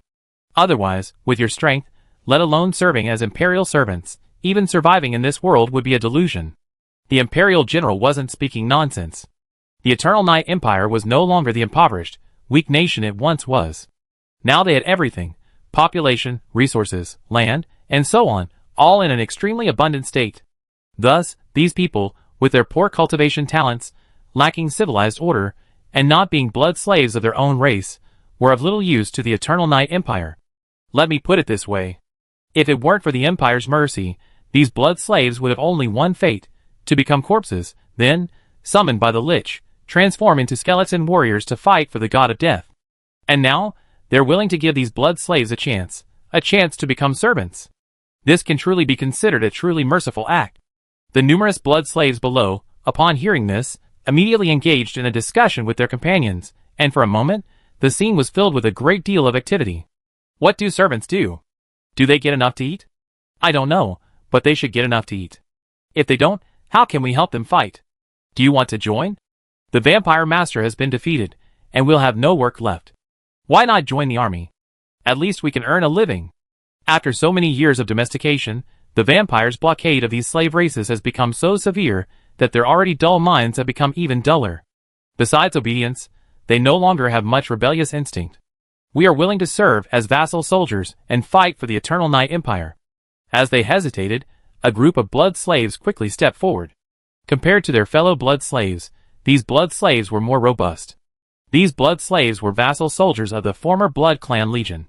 When the Blood Clan army fled, they were not taken with them, but abandoned in the city, and then they were captured here. Stand on the left, the Imperial General glanced at them and sneered. These former vassal soldiers quickly took up their positions in the open space on the left, their orders somewhat disorganized, their stances somewhat crooked. As the first group of blood slaves stepped forward, more and more followed suit, making their own choices, and taking up positions in the open space on the left. After the two sides had divided into teams, and there was no more movement, the Imperial General smiled. Then he addressed the commander of the subordinate legion behind him. Tell your soldiers to take off their armor and practice with them, teaching them the rules of the Empire. He added, be careful not to hit them too hard, as we'll need them later. Yes. A moment later, a series of screams echoed throughout the camp. In the northern continent, a military camp not far from the border city. This place was filled with soldiers, with a guard post every 3 steps and a sentry every 5. The tight defense was like an iron wall, impenetrable. Without permission, not even a fly, let alone a human, could enter. Every citizen of the Empire living nearby knew that this was an absolute restricted area. No one was allowed to approach, or else, no matter how prominent their family background, they would be exterminated. According to the recollections of nearby residents, this military camp existed a long time ago, but the defenses back then weren't very tight, even somewhat lax. As for when did the defenses here become so tight, turning it into an absolute restricted zone, it must have been 3 years ago. At that time, a group of distinguished guests arrived, and even the city lord personally went out to greet them. Since then, this military camp has been a restricted area, and no one is allowed to approach. Hurry, hurry, hurry. Deep within the military camp, a teleportation gate over 100 meters high stood, flanked by rows of soldiers, guarding it. Above the sky, a stream of light flickered, enveloping an area several miles in radius, forming a shielding shield. Unless one was in close proximity, it would be impossible to detect any abnormality here. Tram tada, tada. With the sound of measured footsteps, warriors in black armor swiftly emerged from the teleportation gate. Wielding cold, sharp blades, their gazes resolute as steel, they were evidently veterans. Above them, sky knights flew by continuously, circling above the military camp for a moment before soaring off into the distance. These were the Eternal Night Legion, transferred from the Empire's mainland. They were about to journey to the western continent to bolster their own forces and expand their victories there. Soon, an army of over 10,000 men appeared within the camp. General, the 12th Affiliated Legion has assembled. Please give your instructions. After the entire legion had passed, the legion commander reported to the local general. Very good. The middle-aged general nodded, very satisfied, and then said, thank you for your hard work, for traveling through so many portals in a row. The war situation in the western continent has temporarily stabilized. Jubii City has been captured, and the frontline forces are advancing with unstoppable force, advancing into the hinterland, capturing 7 cities in a row. You must all be tired after the long journey. Rest in Guangxi City for a day before heading to the battlefield. Considering that the situation on the front lines was stable and not that tense, and considering that constantly traveling through portals would be quite taxing on the body, the middle-aged general did not immediately send the 12th Affiliated Corps to the battlefield. After all, their condition was already poor. If they rushed to the battlefield, even if they did arrive, they would probably be of little combat effectiveness. That would only result in increased casualties. Thank you, General. The Corps commander nodded gratefully. Before coming, he had been thinking about how to tactfully suggest that his corps rest for a while to recover before heading to the battlefield. Unexpectedly, before he could even open his mouth, the general took the initiative. Go and rest. The logistics over there are ready. You can just go straight over there, the middle-aged general said, waving his hand. Yes. The Legion commander then led the 12th Affiliated Legion out of the barracks, heading towards Guangxi City. This is the 6th Legion to arrive today. Without concealment, their speed has indeed increased significantly. At this rate, at the maximum level, we could mobilize dozens of legions from the eastern continent in a single day. Watching the black-armored warriors continue to emerge from the teleportation gate, the camp commander smiled with emotion. The teleportation gate is indeed very convenient. The deployment of legions is much faster than before. The middle-aged general nodded, agreeing with his point. If we had this thing back then, our battles would have been much easier. At least, we wouldn't have wasted so much time conquering the 100 Nations Alliance. The only drawback is that it's too close. If we could develop a 10,000-kilometer teleportation gate, we could reach the western continent from the eastern continent with just a few gates. That would be truly amazing, the camp commander said with some regret. The warriors emerging from the teleportation gate mostly wore signs of fatigue. While not completely depleted of combat effectiveness, their strength was certainly compromised. Soldiers like these couldn't immediately be deployed into battle. Just be content. It's good to have something useful. The middle-aged general smiled. Compared to before, things are much better now. In a single day, we can transfer the Legion from the eastern continent to the northern continent border. Even if it requires rest before deployment, it's still a nationally recognized technology. Decades ago, who would have dared to dream of such a feat? I'm not saying the teleportation gate is bad. The camp leader chuckled, but people, after getting good things, naturally want better things. After years of improvements, the teleportation portal's range has reached 1,500 kilometers. This distance is actually quite far. However, whether it's far or not depends on the comparison. Compared to continental distances often measured in tens of thousands of miles, 1,500 kilometers isn't really that far. 20 years after the destruction of the 100 Nations Alliance, the Eternal Night Empire launched a full-scale invasion of the western continent from both land and sea, marking the official start of the war for plane unification. The strength of the Eternal Night Empire's offensive exceeded everyone's expectations. The Blood Empire had indeed prepared for a long time, but faced with a near-crushing disparity in strength, it was still defeated. Of course, strength is secondary. While the Eternal Night Army is powerful, the Blood Empire is no pushover. In a normal battle, even if they were defeated, they wouldn't have fallen so quickly. The most important problem was that it was too sudden. This invasion was too sudden and too violent. Hundreds of thousands of elite troops, unnoticed by the Blood Empire, silently arrived at the border city and launched their attack. Various teleportation technologies rendered most of the Blood Empire's preparations ineffective. It could be said that they suffered a technological disadvantage.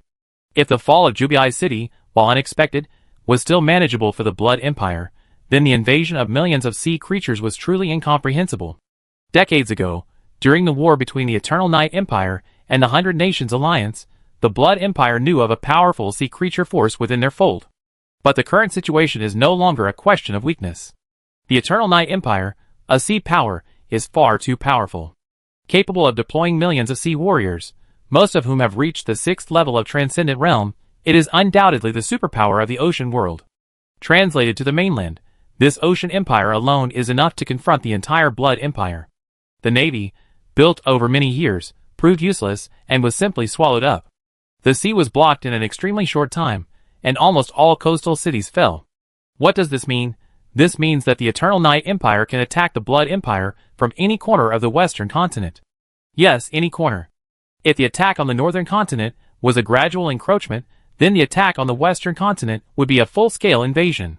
Without the logistical pressure, deploying legions is almost effortless. The number of troops the Eternal Night Empire can mobilize is enormous, and with the loss of its coastal defenses, regular troops, auxiliary troops, and vassal troops, even the Eternal Night Empire doesn't have an accurate count of how many soldiers it has mobilized. After all, once the war broke out, the restrictions on the teleportation gate were lifted. It was no longer a secret project, and even self-organized, ragtag civilian armies could use it to travel directly to the western continent to join the battle. This also led to the western continent now being awash in war. The Blood Empire was overwhelmed, with holes everywhere that needed to be filled. Chapter 223. The land of the western continent is completely different from the other two continents. Normal land is either yellow or black, but the western continent is red. And not in the traditional sense of red, it's scarlet, with a scent of blood. In its early years, the western continent wasn't like this. Like the other two continents, it was normal land. However, as the Blood Empire lasted longer, more and more vampires spread across the continent. Naturally, these lands underwent some changes, becoming what they are today. This is actually quite normal. Just as plants grow in a comfortable environment and animals choose to reside in a place with abundant food, vampires naturally choose suitable places to live. However, with the vastness of the western continent, it's impossible for all land to be suitable for vampires. This is when the unique characteristics of intelligent creatures are revealed.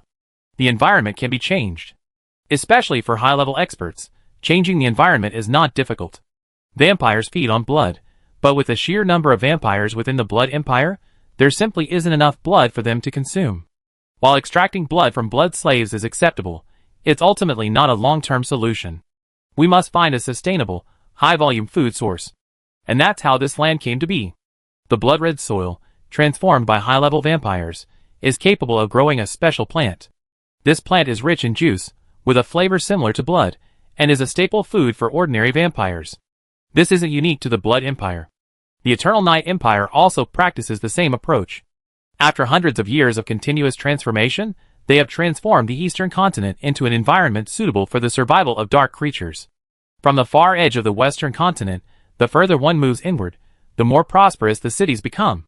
Within the Blood Empire, vampires also have class divisions, and these are far more strict than those in the Eternal Night Empire. Blood slaves, ordinary vampires, and high-ranking vampires. In a sense, a vampire's lifelong status is fixed from birth. Because vampires are divided into classes based on the level of their bloodline, and baronially, bloodline levels are immutable. Whatever you are born with, you will remain that way for the rest of your life. Duke, Marquis, Earl, Viscount, and Baron, these are the bloodline levels of high-ranking vampires. The higher the bloodline level, the greater the talent, and the higher the growth ceiling. Therefore, it is impossible for vampires of low bloodlines to enhance their strength through cultivation, resulting in a mismatch between their strength and status. Because the growth ceiling of low-ranking bloodlines is set. No matter how much you cultivate, you cannot break through your bloodline ceiling. Because of this, and to maintain the purity of bloodlines, numerous clans emerged within the Blood Empire, established according to the rank of bloodline. Greater clans could only intermarry with greater clans. This was an unspoken rule tacitly accepted by all vampires within the Blood Empire. And it was this very rule that blocked the path to advancement for most vampires. Inside the Blood Palace, the elders gathered, all with grim expressions, and the atmosphere was extremely oppressive. The hall was so quiet that even breathing could be heard. These powerful figures, whose single words could decide the lives of countless people, now acted like elementary school students, silent and bowing their heads, awaiting their reprimand. Tell me what's going on. Why did we lose hundreds of cities in just a few days? The Empire has so many resources, and all it can afford is a bunch of useless people. Where did those sea creatures come from? Millions of them. Why haven't we received any news? Is this what you told me about? No worries at sea? Are our intelligence organizations and spies in the northern continent blind? The Eternal Night Empire mobilized its forces on such a large scale, and you were completely oblivious. You didn't even notice what was happening until the enemy attacked. What good is keeping you around in the Empire? If we don't ask you to find out anything, you're carrying such confidential information, yet with such a large military deployment, can't you even notice that? Upon the throne, the young Blood Emperor could no longer maintain his expression. He gazed at the ministers and elders below and roared angrily, useless, useless, all of you. You're useless. I'd rather have a few bloodhounds than you. At least bloodhounds will warn you when they encounter an enemy, and you didn't even know what was happening until the enemy broke through. In just a few days, the Blood Empire, touted as one of the two dominant powers in this plane, the sole ruler of the Western continent, and boasting an army of millions, had lost hundreds of cities. It's no wonder the Emperor was so furious. This was a complete slap in the face. He might have thought the Blood Empire couldn't withstand the Eternal Night Empire's attack, but he never imagined that the army he had expended so much resources to train wouldn't even last a few days before being directly defeated. Faced with the Blood Emperor's rebuke, the ministers and elders below dared not object, only bowing their heads and accepting the scolding. There was nothing they could do. The battle situation was truly disastrous. Not long ago, they had been boasting about the Western continent's superior defenses, claiming that even if the Eternal Night Empire's army pressed forward or a deity descended, they could hold out until reinforcements arrived. And yet, within a few days, they were slapped in the face. Hundreds of cities, even several of the major ones, were nothing to the Blood Empire, a nation with a vast empire and the power to control an entire continent. Although the Blood Empire had lost hundreds of thousands of vampire warriors, and even 2 demigods in recent days, their main forces were still there. As long as they could rally, they could retake these cities. But their performance on this battlefield was truly dismal. After the Emperor above finished his curse, an elderly elder stepped forward and said, "Your Majesty, it's too late to say anything more. The Eternal Night Army is advancing rapidly, wreaking havoc on the Empire's territory. Our primary goal now should be to contain their advance. We can't allow them to continue this way." The young Emperor returned to his throne, his eyes icy as he looked at the elder. "What are your thoughts? Gather our elite troops and recapture some of the coastal cities first to boost the morale of the people of the Empire. These days, The Eternal Night Army has been advancing relentlessly, unstoppable, and the people of the Empire are deeply terrified.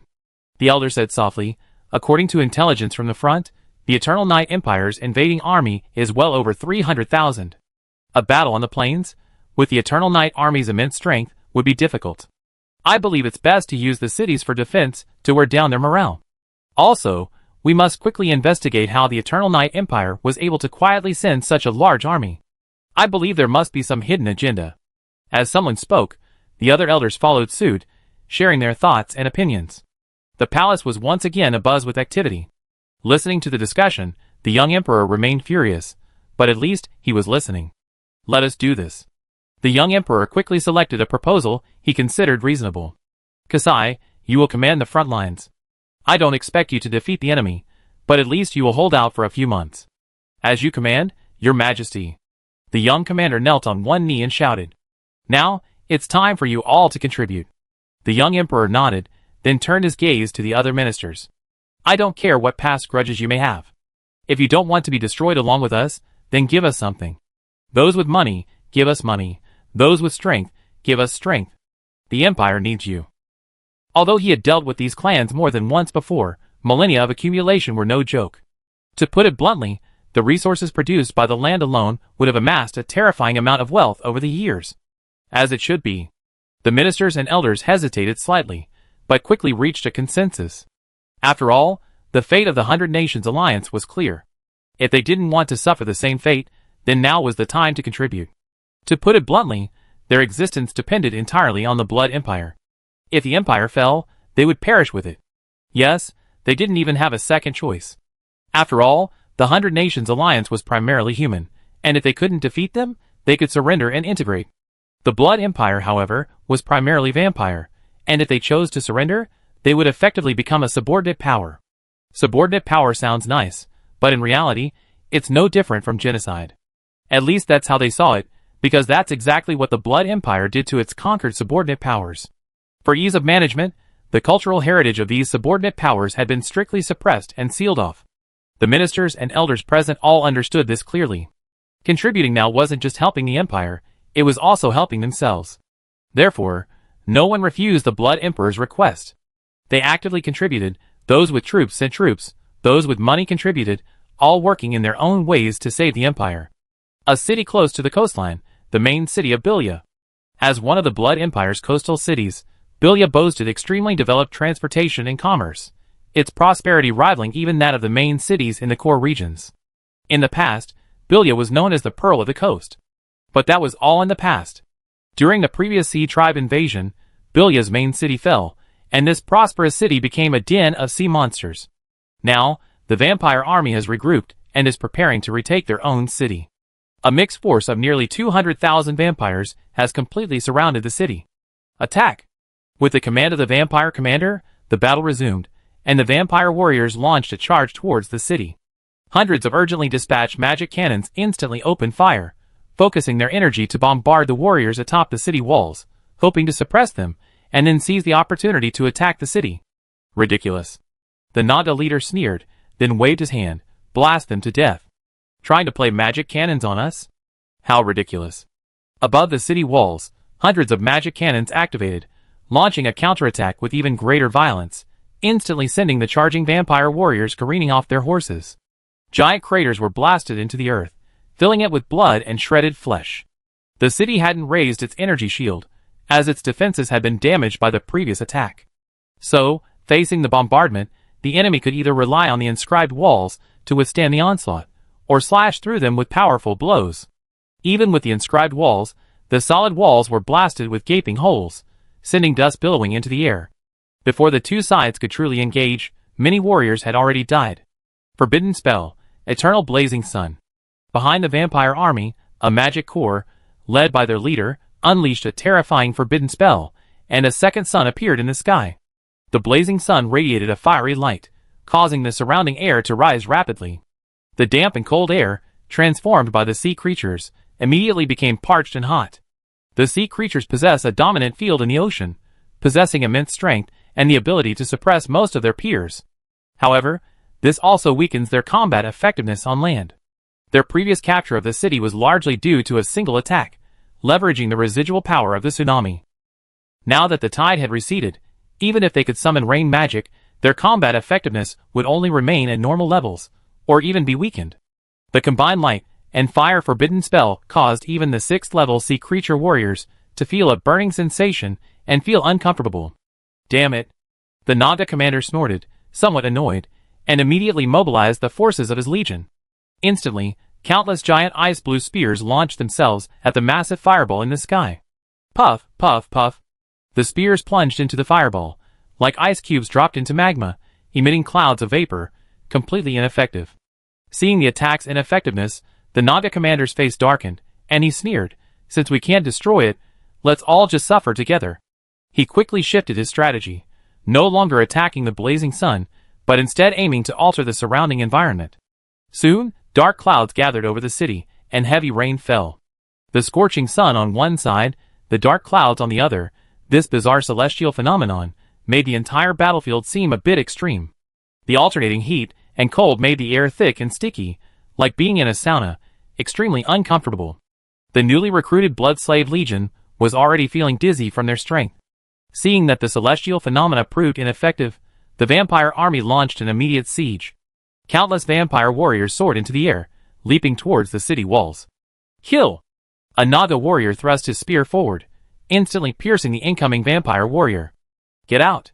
The vampire warrior roared, slashing down with his long sword, cleaving the Murloc warrior in half from top to bottom. Then, with a sweep of his long sword, 2 blood slave warriors instantly fell to the ground. Rise! With a soft shout from the vampire commander, crimson energy rolled beneath his feet, surging towards the city walls, climbing up along them, then solidifying and solidifying. A ramp, roughly 30 degrees, appeared before him, leading directly to the city walls. Charge! Chapter 224. Kill! Fight for the ancestral god. The Sea Clan warriors, fierce and valiant, stood atop the city walls, forming a tight formation and raising their shields. Like an iron wall, they stood before the Blood Clan army. Bang, bang, bang. Their long swords swung, sparks flying. The Blood Clan warriors looked shocked, while the Sea Clan warriors grinned fiercely. Spears, gleaming with cold light, charged forward, instantly piercing the necks of the Blood Clan warriors in the front row. The overwhelming force rendered the Blood Clan warriors completely defenseless. Furthermore, now that the two sides were practically face to face, there was no retreat, even if they wanted to. It was either kill or die. There was no third option. When the soldiers charged, they had no choice but to advance. Die! The Blood Clan warrior cleaved the Sea Clan warrior in front of him with his sword, but before he could gloat, another spear struck, instantly shattering his head. The massive Naga warriors, clad in heavy armor and wielding 1,000-pound meteorite spears, stood out on the battlefield, like heavily armored tanks, unstoppable and unstoppable. As the spears swept across, red and black fighting spirit surged, reducing all the vampire warriors caught in the sweep to bloody shreds, whether they blocked or withstood the blow. As a relatively perfect species, the Naga already possessed considerable land combat power, and after several rounds of bloodline transformation, the Naga warriors were now even more formidable. If there was a flaw, it might be the small number of races. The more powerful the race, the lower its fertility. Compared to ordinary Nagas, those with dark bloodlines had a ridiculously low fertility rate. As a result, even within the Naga kingdom, Naga warriors were only considered elite troops, never a regular presence. Typically, a Naga kingdom army would comprise no more than 20% of its troops. The same was true of the army currently defending the city, numbering less than 20,000. But these few Naga warriors, like massive pillars of support, connected the other sea warriors, forming an impenetrable wall that blocked the path of all the vampire warriors.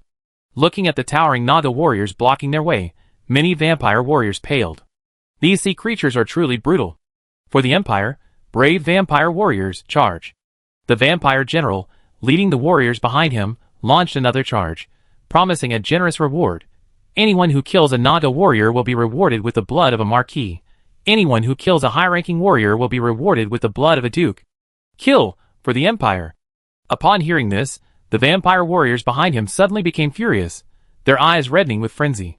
As elite warriors of the Blood Empire, they were naturally no low-ranking vampires. However, their bloodline strength wasn't particularly strong, falling somewhere between Viscount and Earl. With such bloodline strength, absent other opportunities, The 6th level of Transcendental would be their limit. And if they wanted to achieve further breakthroughs, they could only increase their bloodline strength. The problem was, however, that few high-ranking vampires would trade their blood essence. Blood essence meant far more to vampires than to other races. It was no exaggeration to say it was the foundation of life. Now, with the opportunity to obtain high-level blood essence, how could these blood warriors, already reaching the limits of their bloodlines, not be driven by fervor? The Blood Empire boasts numerous blood clans, but only those in the know that high-ranking blood clans, that is, clans below the Marquisate, cannot even be called clans. The 3 ranks of Earl, Viscount, and Baron are now commonplace within the Blood Empire and hold no special significance. This is one of the effects of the increased concentration of world spiritual energy. Thus, in today's Blood Empire, the only way to receive special treatment, to become a superior being, is to become a Marquis. 1 step back and you're an employee. 1 step forward and you're the boss. This 1 step can make a world of a difference in treatment. Enticed by the promise of transcending class, the Blood Clan warriors displayed a relentless fighting spirit, holding their ground even against the fierce attacks of the Naga warriors. Warriors on both sides continued to fall, but new warriors were quickly replenished. Blood flowed like a river. The Blood Clan, feeding on blood, felt the rich scent of blood around them, their bloodshot eyes nearly maddened. However, the Naga leader, having previously learned about the vampire's habits, was no fool. Whenever the blood content in his surroundings reached a certain level, he would use a special secret technique to clear some of the blood from the battlefield. After several days of fierce fighting, the situation on both sides reached a stalemate. "I want to see how long you can hold out," the vampire commander sneered, looking at the dry land. Even though his own casualties were increasing and their advance was delayed, the vampire commander remained unfazed, for he knew victory would be his. This wasn't some arrogant declaration. It was the future that was already established. As the saying goes, land is ultimately their home turf.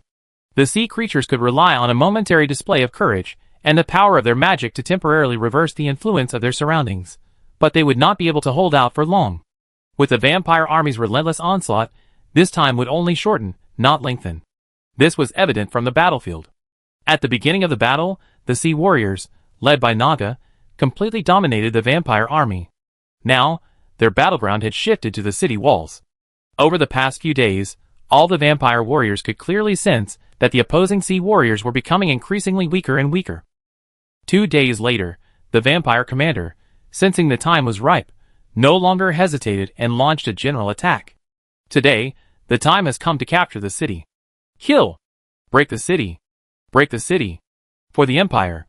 The Scarlet Ramp reappeared, and the well-rested vampire legions launched another fierce assault on the sea warriors' defenses. This time, the vampire army was even more determined, intent on capturing the city.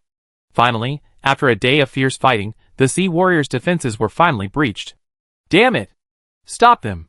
The sea warrior gasped for breath, brandishing his weapon, but he felt increasingly exhausted. Everything around him was sapping his energy. The scorching air and the dry environment. At this moment, let alone fighting, he felt uncomfortable just standing there doing nothing. This place was still too far from the sea. Fight for the fallen ancestor god. One sea warrior after another rushed forward, risking their lives to block the vampire warriors, but they were quickly overrun by the fanatical vampire warriors. Brave warriors, today is your chance to achieve great things. Kill! Seeing this, the vampire warrior's face lit up with joy. He quickly rushed in with his companions, tearing through the sea warriors' defenses and widening the gap. More and more vampire warriors scaled the city walls. Before long, the walls were completely lost, and the sea clan defenses retreated steadily, retreating into the streets.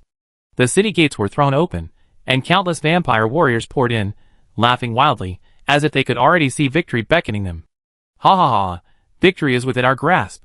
Follow me. The vampire general led his warriors forward, fearing that if they slowed down even a step, their credit would be snatched away. The Sea Clan army began to fight and retreat, seemingly abandoning the city and preparing to retreat. It's too late to run now. Strike while they're weak. Attack with all your might. Don't let these sea monsters escape.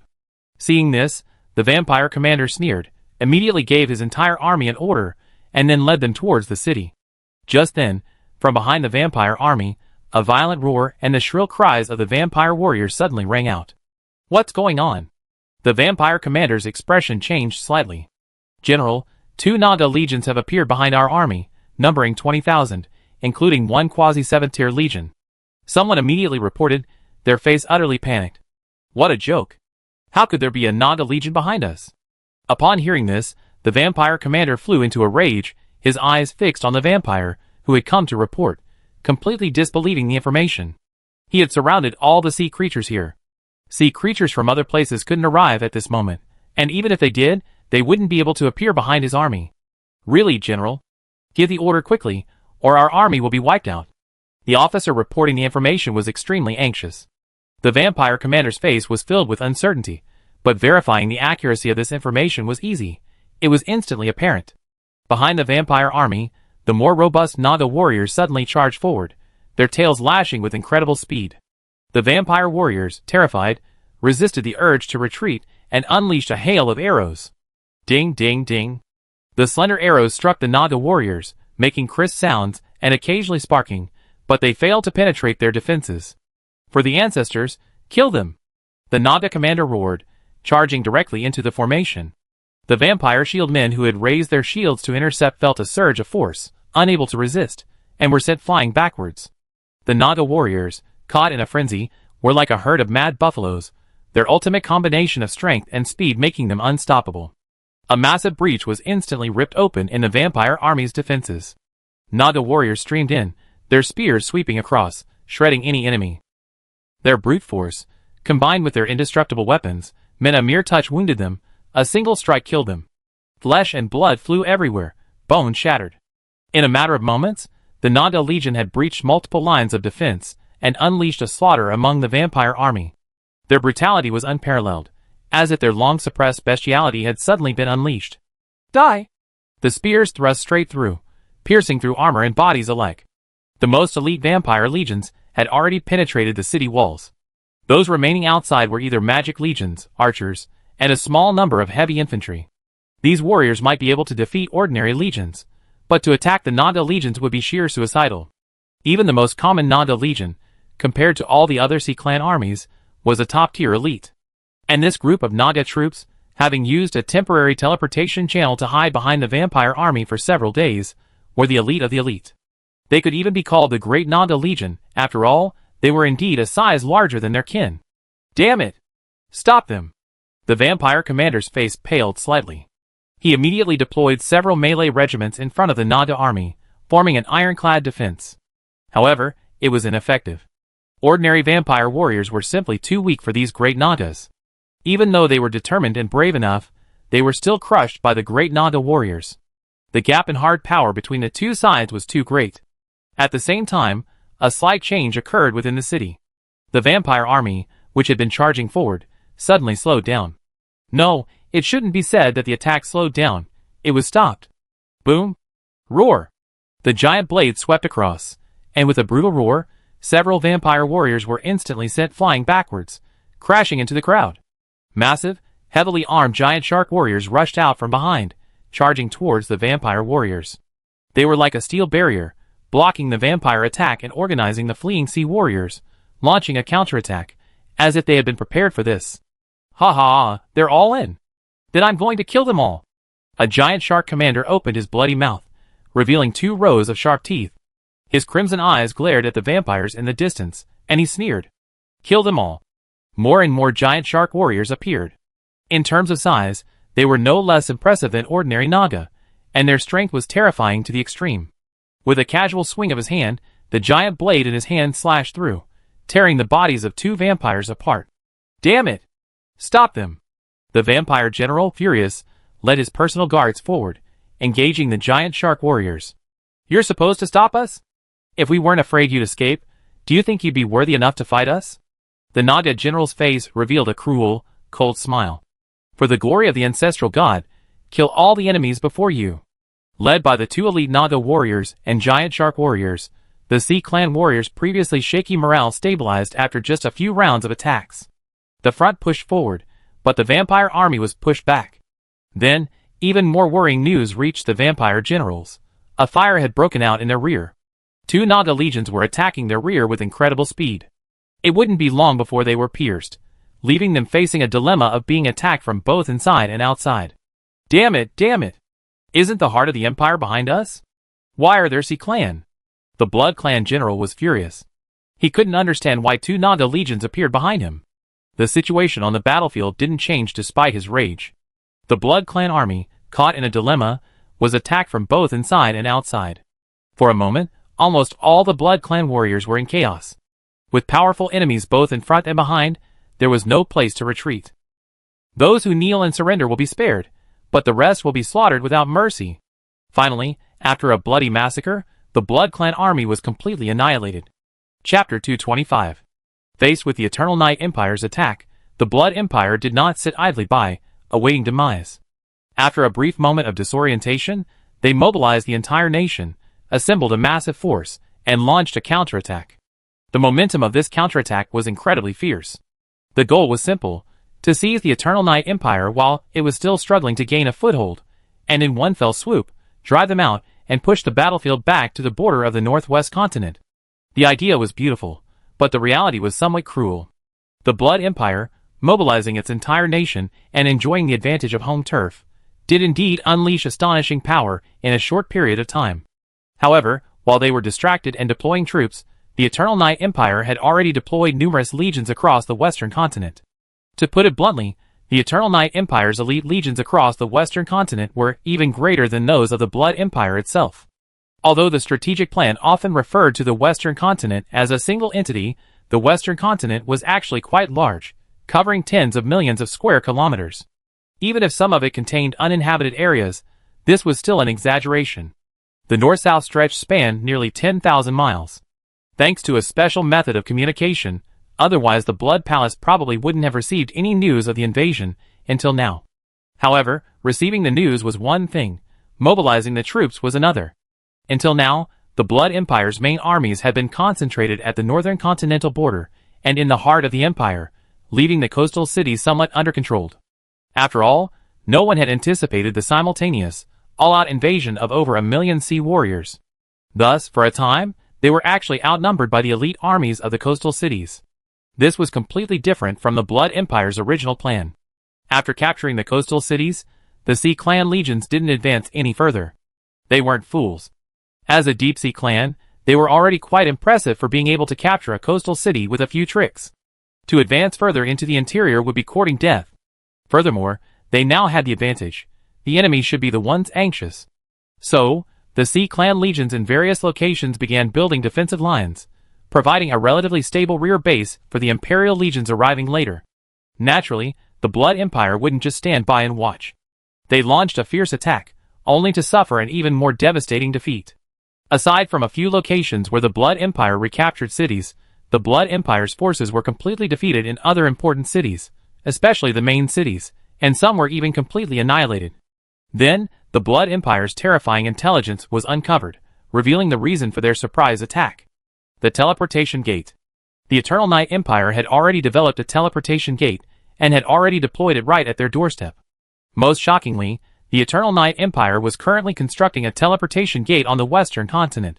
This was the reason the Eternal Night army wasn't rushing to attack the city. They planned to first establish a teleportation gate on the front lines, allowing the Empire's forces to penetrate the heart of the Blood Empire. This discovery sent all the high-ranking vampires into a frenzy. This wasn't just deployed at their doorsteps, it was deployed directly in their bedrooms. The Blood Empire pulled out all the stops to disrupt the Eternal Night Empire's strategic plans, but unsurprisingly, they failed. Under the Blood Empire's reckless onslaught, several teleportation gates under construction were indeed destroyed. After all, this was the Blood Empire's home turf, so they did have some capacity. Furthermore, destruction is easier than construction, so it's not surprising that a few strategic strikes could destroy the portal. However, it was useless. The Eternal Night Empire possessed no shortage of resources. They simultaneously constructed 10 portals. As long as one remained operational, victory was assured.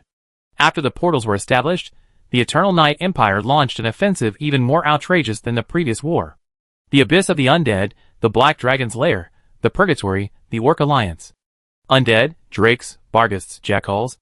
Not only the Eternal Night Empire headquarters, but also the various territories involved mobilized a large number of warriors, a scale far beyond the Blood Empire's imagination.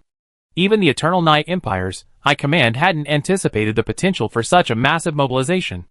The advent of the portals greatly reduced the pressure on the deployment of the legions, practically eliminating the distance between the two regions, bringing their territories into direct contact. And with the Empire's robust atmosphere of martial virtue, coupled with its outrageous foundation of transcendental power, it's safe to say that any citizen of the Empire, upon reaching adulthood, was a qualified warrior. Seeking to achieve great things, these citizens of the Empire spontaneously organized themselves into ragtag armies, passing through the teleportation gates and heading for the Western continent to fight. Free from the constraints of distance and logistical difficulties, they were eager to fight for the Eternal Night Empire. This situation was particularly pronounced in the various territories.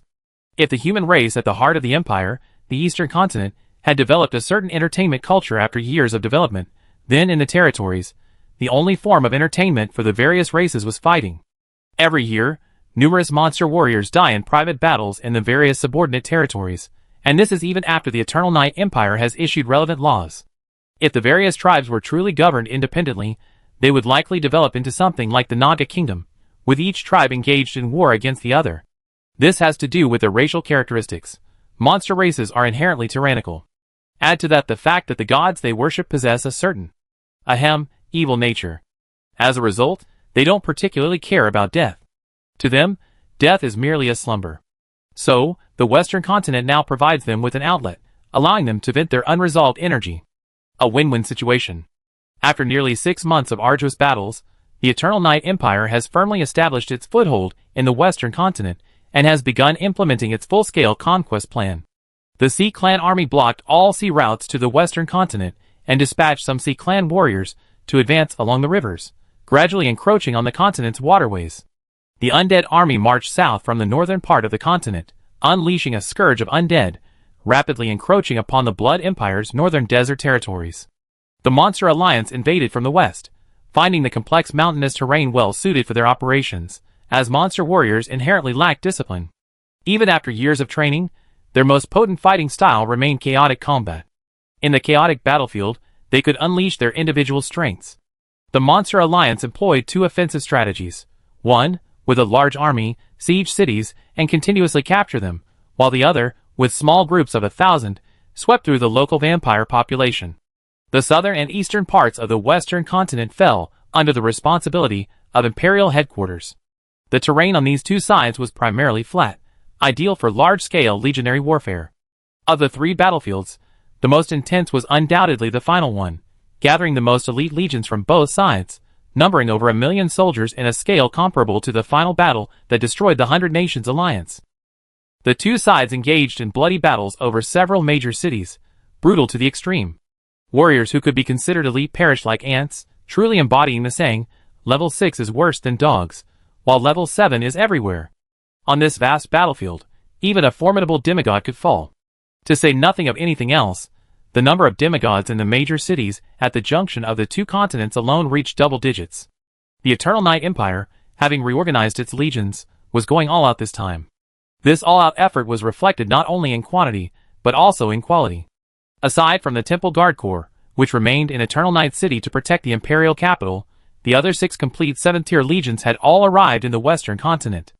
As for the other quasi-7th-tier legions, 6th-tier Epic legions, and Imperial Guard legions, their numbers were staggering. During the destruction of the 100 Nations Alliance and the conquest of the Northern Continent, the Eternal Night Empire produced countless elite legions. Previously, due to various factors, they had been unable to deploy to the battlefield. Now, with the teleportation gate, these elite legions could all be deployed. The battlefield situation was clear. The Eternal Night Empire was rapidly conquering the Blood Empire's territory with an almost crushing momentum. Even though they had prepared well in advance, constructing magic towers across the continent, deploying large magic arrays, and mobilizing vampires nationwide, the major blood clans also worked together to provide the Empire with the utmost support. Afterward, they even opened up a path for class advancement, recruiting a large number of blood servant races. But in the face of sheer strength, all this was meaningless. Too many magic towers? Then remove them all. A powerful magic circle? Then destroy them all. Too many vampire warriors? Then send in more Eternal Night warriors and destroy them all. The Eternal Night army pierced their defenses with unparalleled brutality. There was no strategy involved, simply sheer force. Contrary to the Blood Empire's estimates, the 2 sides were no longer on the same level of strength. In terms of population alone, the Eternal Night Empire was more than 5 times that of the Blood Empire. In terms of quality, the vampires, relying solely on inherited bloodlines, could not even compare to the Dark families. So, once the Eternal Night Empire established a foothold in the Western continent and established a teleportation gate, the Blood Empire's demise had already begun. And compared to its destruction of the Northern continent, this time, the pace would be much faster. Although the Blood Empire is stronger, more united, and has prepared longer and more thoroughly, if the current trend continues, it will be completely destroyed in 20 years at most. This is because the Eternal Night Empire's strategies for the two are different. The Northern continent's primary race is human, the same race as the Empire's main body, while the Blood Empire's primary race is vampires. Previously, the Eternal Night Empire had no vampires within it, nor did they intend to subjugate them to create a subordinate race. Furthermore, these vampires, with their unified will, are not easily subjugated. They still have a strong sense of identity with their empire. To think they could be subjugated by offering a few small favors, as they did in the Northern continent, is a pipe dream. So, when conquering the Northern continent, the Eternal Night Empire engaged in both fighting and governing. Now, as they capture the Western continent, they're focusing solely on fighting, not governing.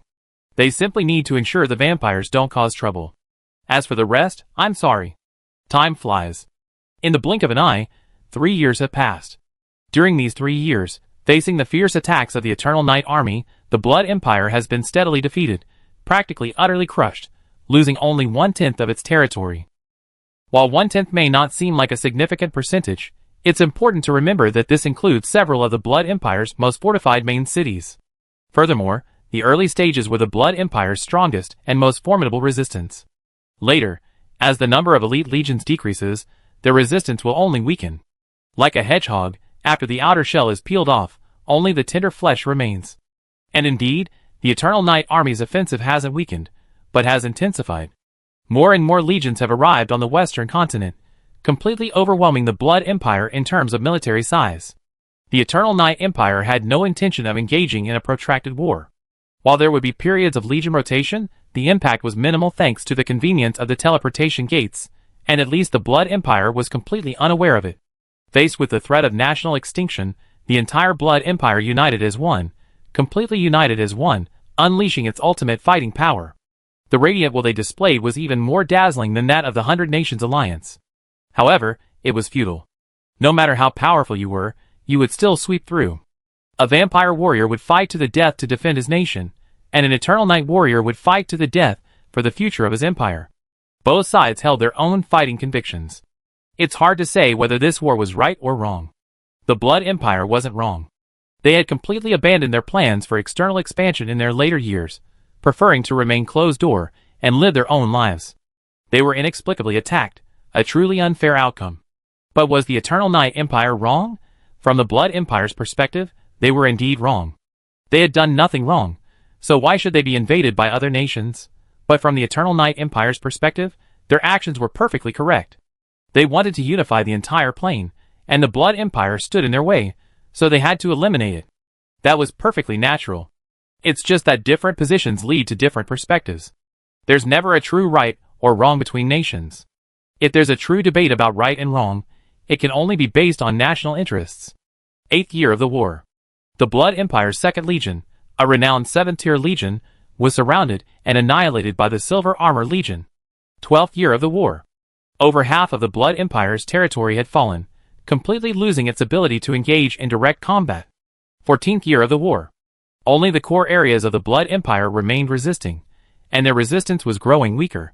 It wasn't because their fighting spirit had waned, but rather because their elite legions capable of fighting were dwindling. 15th year of the war. The Eternal Night Army invaded the Blood Empire's capital, officially declaring the Blood Empire's demise. However, the Empire's destruction did not follow the vampires. Millions of vampires, harnessing a small asteroid, fled their native plane and began their journey into the void. Chapter 226. Dark Void. A group of demigods and Saint Realm warriors cursed as they watched the vampires flee a great distance, completely unable to catch up. Fuck. These guys just ran away like that. They fought so hard in the early stages, I thought they'd fight to the death. But this is all they did? They're such a bunch of losers. They're not even as good as the 100 Nations Alliance. Others at least fought to the bitter end. A hot-tempered general couldn't help but curse as he watched the star shrunken into a tiny dot. That's right. What else could they do if not run? Fight us to the death and completely exterminate our entire clan? Other generals were more reasonable. While it was a pity they hadn't completely annihilated the vampires, at least their strategic goal had been achieved. Let's go! We've run so far, we can't catch up even if we try. Let's go back and do other things. Noble vampires, what a bunch of wimps. Bah! What an insult to the warrior's name. These so-called high-ranking vampires aren't even as courageous as ordinary vampire warriors. After cursing the fleeing vampires, everyone quickly returned to their plane and began to deal with the many trivial matters following the fall of the Blood Empire. At the same time, not far from where they had stood, a dark figure, as black as ink, cast a long glance at the vanishing star, a smile playing on its lips. That's quite sensible. It saved me a lot of effort. Su Xingyu chuckled, fiddling with the 12-sided crystal in his hand. The crystal was blood red, its surface as smooth as a mirror, like a beautiful ruby, emitting a faint red glow that added an eerie and mysterious touch to the dark space. Blood Godhead, 90%. Introduction. The most precious item on the Blood God's persona, even incomplete, is a rare treasure, imbued with the law of blood. The Blood Empire's heritage is indeed far richer than that of the 100 Nations Alliance. They possess the body of a true god, and it's remarkably intact. The body remains intact, the Godhead intact. It was thanks to this body that the Blood Empire was able to rise so rapidly and dominate the Western continent. It's no exaggeration to say it's the foundation of the Empire. So, naturally, the Blood Clan didn't abandon it during their escape. However, taking the true god's body with them was no easy task. After long years of training, coupled with the Blood Empire's various methods over the years, the true god's body had long since merged with the surrounding terrain. Trying to excavate this true god's body would be like overturning the entire imperial capital. With such a commotion, the Eternal Night Army couldn't sit idly by and would inevitably launch a fierce attack. By then, the Blood Empire's army would also be aware of the anomaly. I fought bravely on the front lines, only to find that the high-ranking officials were already fleeing. The Blood Clan's morale would plummet, and they would inevitably be crushed in a single blow, leaving them without even a chance to escape into the void. As a last resort, the Blood Clan's leaders reluctantly gave up their divine bodies, and took only the Blood Godhead. Giving up the divine body was a heavy loss, but it was far better than losing everything. After considerable effort, the Blood Clan finally retrieved the Blood Godhead and fled into the dark void before the Eternal Night Army reached the imperial capital. Then, they ran into Su Xingyu, who had been waiting for a long time in the void. After some friendly communication, the vampire leaders unanimously decided to give Su Xingyu the Blood Godhead as a parting gift. After repeated refusals, Su Xingyu finally accepted the Godhead, unable to resist the vampire's enthusiasm. Well, consider it his reward for finding a good place for the other vampires. The Bloodly Plain. Tens of thousands of kilometers away from the Star City, a vast expanse. This was a desolate desert, utterly desolate and silent, devoid of any living creature. The desert sky was like a vast sapphire, deep and clear. Sunlight filtered through the thin clouds, casting dappled light and shadows across the vast landscape. The air was filled with the scent of dryness and heat, leaving one feeling suffocated and dull. Surrounding me are endless sand dunes, undulating like waves in the ocean. Their color ranges from golden to brown, subtly changing with the seasons. In the sunlight, the dune surface reflects a dazzling light, like countless shimmering gems inlaid in the earth. The vegetation in the desert is sparse and tenacious. Only drought-tolerant plants can thrive here, their roots digging deep into the soil, absorbing the scarce water. These plants vary in form, some resembling low shrubs, others like slender grasses. They sway in the wind, adding a touch of vitality to this otherwise lifeless landscape. To simply gaze upon it, it's undoubtedly a beautiful painting. But if you were to stay for a few days, most people would probably curse. The scarce resources and harsh environment make this place unsuitable for life. Yet, even in this deadly place, a number of living creatures had appeared, and they had even built temporary dwellings. Vampires. There were so many vampires, at a glance, all of them. Line up, don't get chaotic. Quiet, if you don't want to die, then be quiet. Don't try to escape. I have eyes, but my bow and arrow don't. A prisoner should behave like a prisoner. Don't seek death. A portal thousands of meters wide swung open, and a steady stream of vampires emerged. They were all citizens of the former Blood Empire. Arriving in this unfamiliar land, they felt uneasy and apprehensive. The scorching sun also gave them a sense of danger. The monster warriors maintaining order on the scene shouted loudly, guiding the vampires to their proper locations. No vampire dared to resist. The news of the Blood Empire's fall had spread to all vampires. They were no longer noble vampires. They were simply captives of a fallen nation, their homes emptied out. They no longer had the courage to resist. Besides the original Imperial vampires, there was another group of vampires whose bloodline was even stronger than the Imperial vampires. They were the followers of the Blood God. Above the sky, invisible to the crowd, two figures, not quite tall but imbued with a majestic aura, stood in the air. Both figures appeared young, very young. One, drenched in crimson, wore a magical robe and was incredibly handsome. It was the Blood God, a member of the Crimson Dawn. The other figure, as black as ink, exuded a terrifying aura. Clad in black armor, his face stern, his eyes cold. He was also a member of the Crimson Dawn, Eternal Night. Is this the last batch? There are quite a lot of them, the Blood God sighed, looking at the vampires below. Yes, the last batch. Su Xingyu nodded, a heavy burden lifted from his heart. This troublesome burden was finally resolved. For him, these vampire captives were indeed a major problem. Killing them outright was not a good idea. Hundreds of millions of souls, including defenseless captives, he certainly had the ability to kill them all, but he couldn't get over the hurdle in his heart. Converting them, as a subordinate force, would be difficult. These vampires had a unified will, and getting them to accept eternal night would take a long time. So, after much deliberation, Su Xingyu finally sought help from the organization, or more accurately from the Blood God. Because the Blood God's original followers were vampires. Although other races have emerged, the core race of the Blood God's followers is still vampires.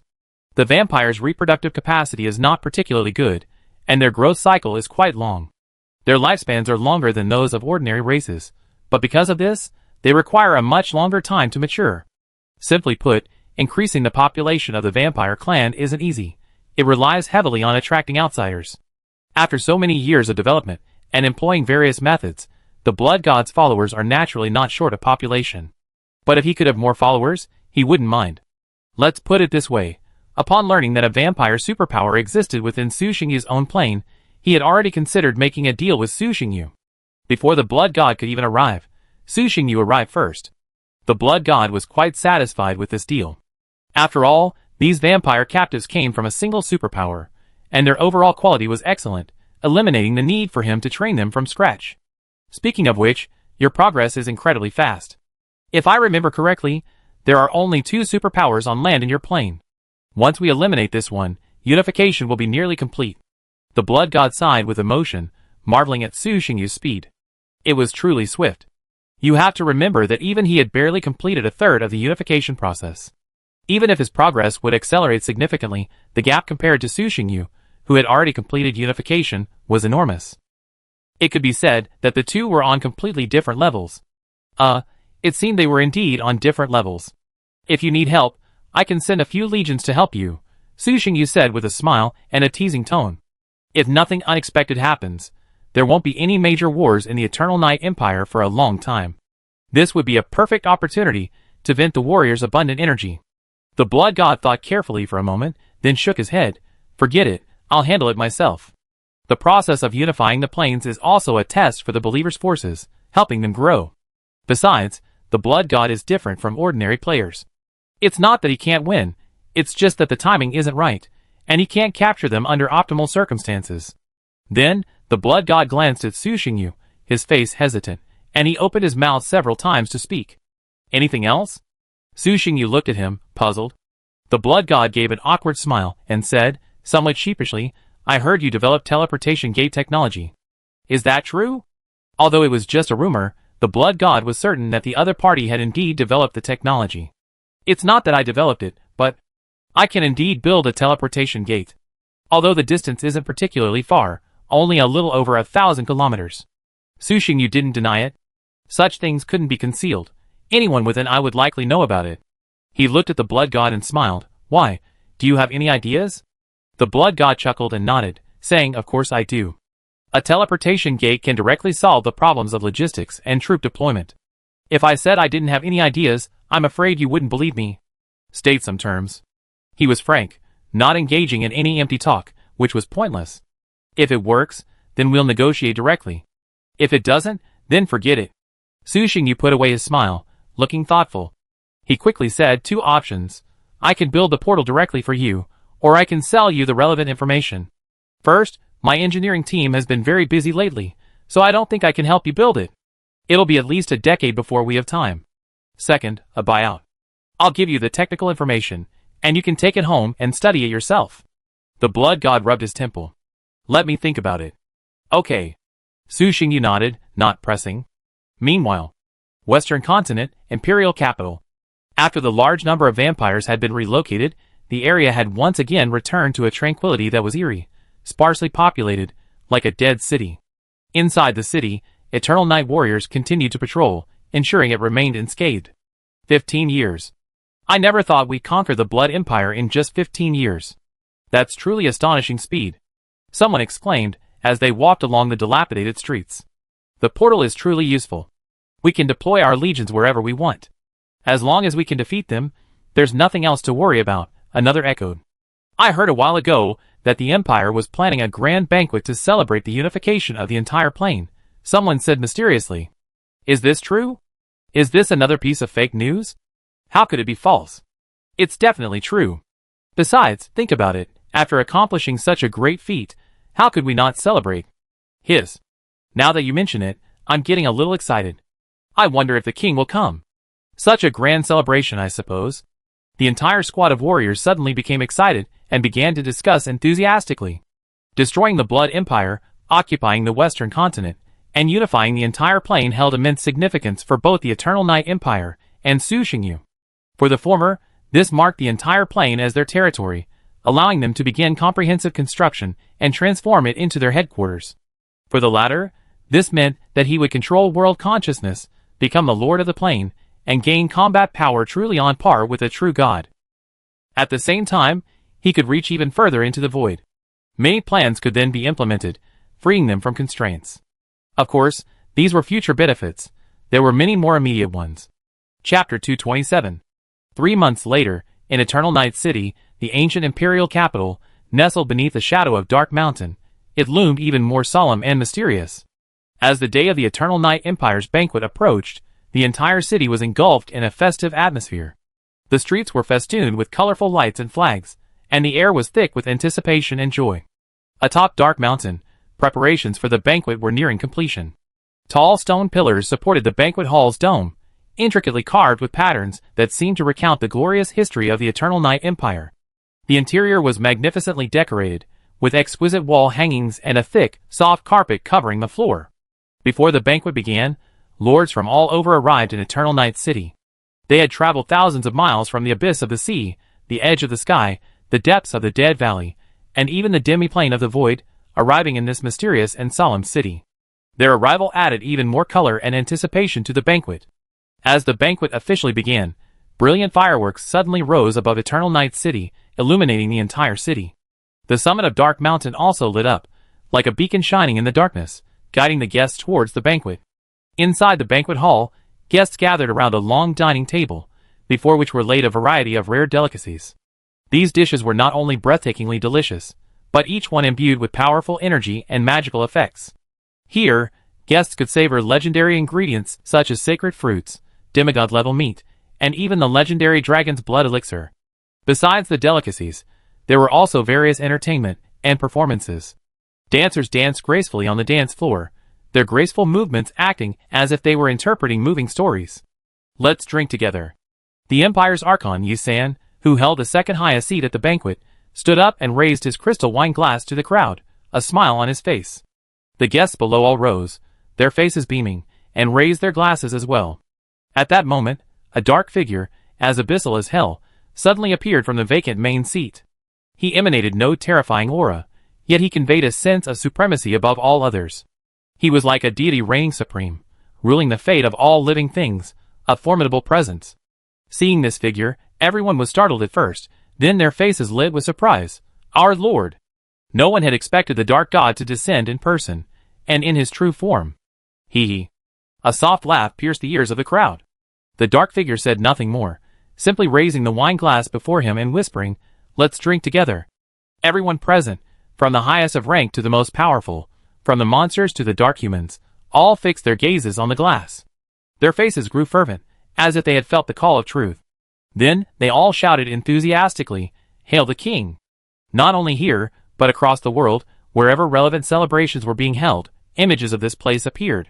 Countless dark believers raised their glasses and drank with the god. They gulped it down in one gulp. Then the god's glass was set down, and his figure vanished, as if he had descended upon the mortal world specifically to share a drink with them. Although the dark god had returned to the divine realm, this banquet had truly reached its climax. For the king, for the empire, for you all, another drink. It was a rare feast, and even the usually calm Yi San couldn't hold back. Especially with the god right beside him, his blood was boiling, barely contained. Cheers! The atmosphere at the banquet became incredibly lively. At this moment, there were no longer any distinctions of strength, status, or race. They were now simply followers of the dark god.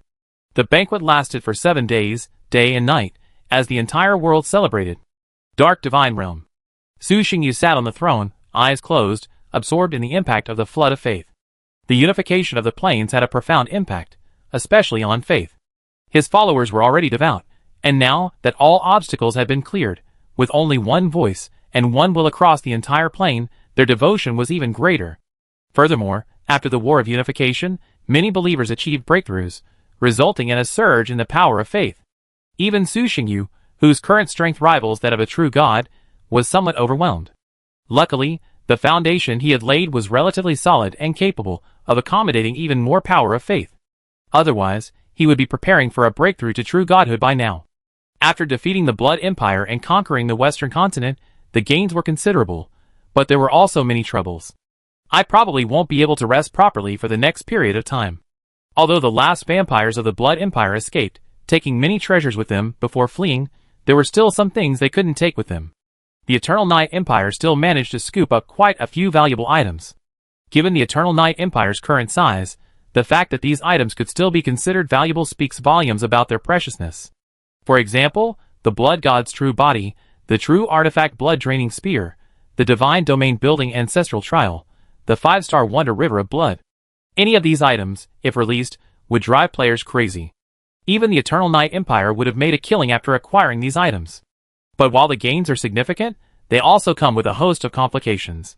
First, there's the issue of world will. This plane is large, and its world will is incredibly powerful.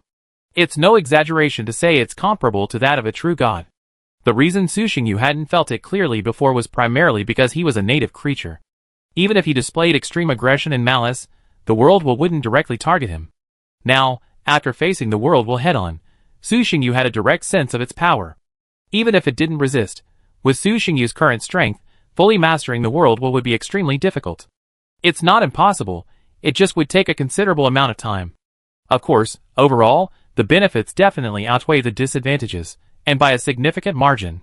In the Dark Divine Realm, Su Xingyu spent some time tallying and storing his harvest, then made some arrangements to prevent himself from recovering in time in the event of an emergency. After completing all this, Su Xingyu didn't hesitate, closing his eyes and concentrating, refining the world will directly within the Divine Realm spatial dimension. Based on the time scale of the Eternal Night Plane, 10 years passed quickly. In the spatial Divine Realm, Zhang Tao sat on the throne of the temple, his eyes tightly closed. His aura was somewhat weak, and he looked like he had recently been injured. Damn, these monsters are so formidable. They're clearly only left with instincts, yet they're still so formidable. It's truly speechless. Zhang Tao, who had just escaped from the monster continent, had a gloomy expression on his face. As expected, he had failed again. The monsters left on the monster continent were far too powerful. Even with his special spatial authority and impressive combat prowess, he was still no match for them. There was no way. After conquering the simpler continents, the remaining ones were all tough foes, and even with his strength, he was now helpless. Without being able to recover the law of space, and his faith not being particularly strong, his progress slowed down dramatically. After much deliberation, Zhang Tao no longer hesitated, took out the space stone, and sent a message to the other members of the space conference. After sending it, he sighed softly, "I was planning to save it for later, but now it seems I'll just use it." Honestly, being able to use the teleportation gate technology in exchange for a chance for others to attack was a great deal for Zhang Tao. Putting aside other things, the potential displayed by those 3 players alone was enough to make him invest. Zhang Tao couldn't guarantee anything else, but as for their strength, based on his personal opinion, He believed that at the very least, they were at the level of the bosses of his own organization. For such individuals, it was honestly difficult to gain access to their attacks. And the difficulty will only grow as their strength grows. If possible, Zhang Tao would prefer to save this opportunity and use it for better things in the future. But time waits for no one. In this era of rapid development, if he continues to stagnate, he'll soon be left behind. I hope I can get something good out of those relics, otherwise I'll be running out of money. The thought gave Zhang Tao a headache. His channels for obtaining resources were very limited. Previously, he relied mainly on selling space rings, but as the player base gradually developed, the technology used in space rings also came under their control. Naturally, the business fell through. In the end, it's still because I'm too weak. If I were stronger, I wouldn't have to be so cautious now, so fearful of everything I do.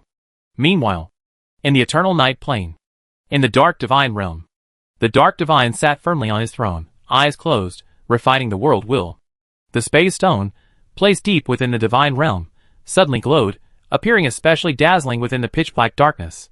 Su Xingyu opened his eyes, a flicker of confusion in them, as if he had just woken. He glanced at the items, a look of resignation in his eyes. Why didn't you come earlier or later?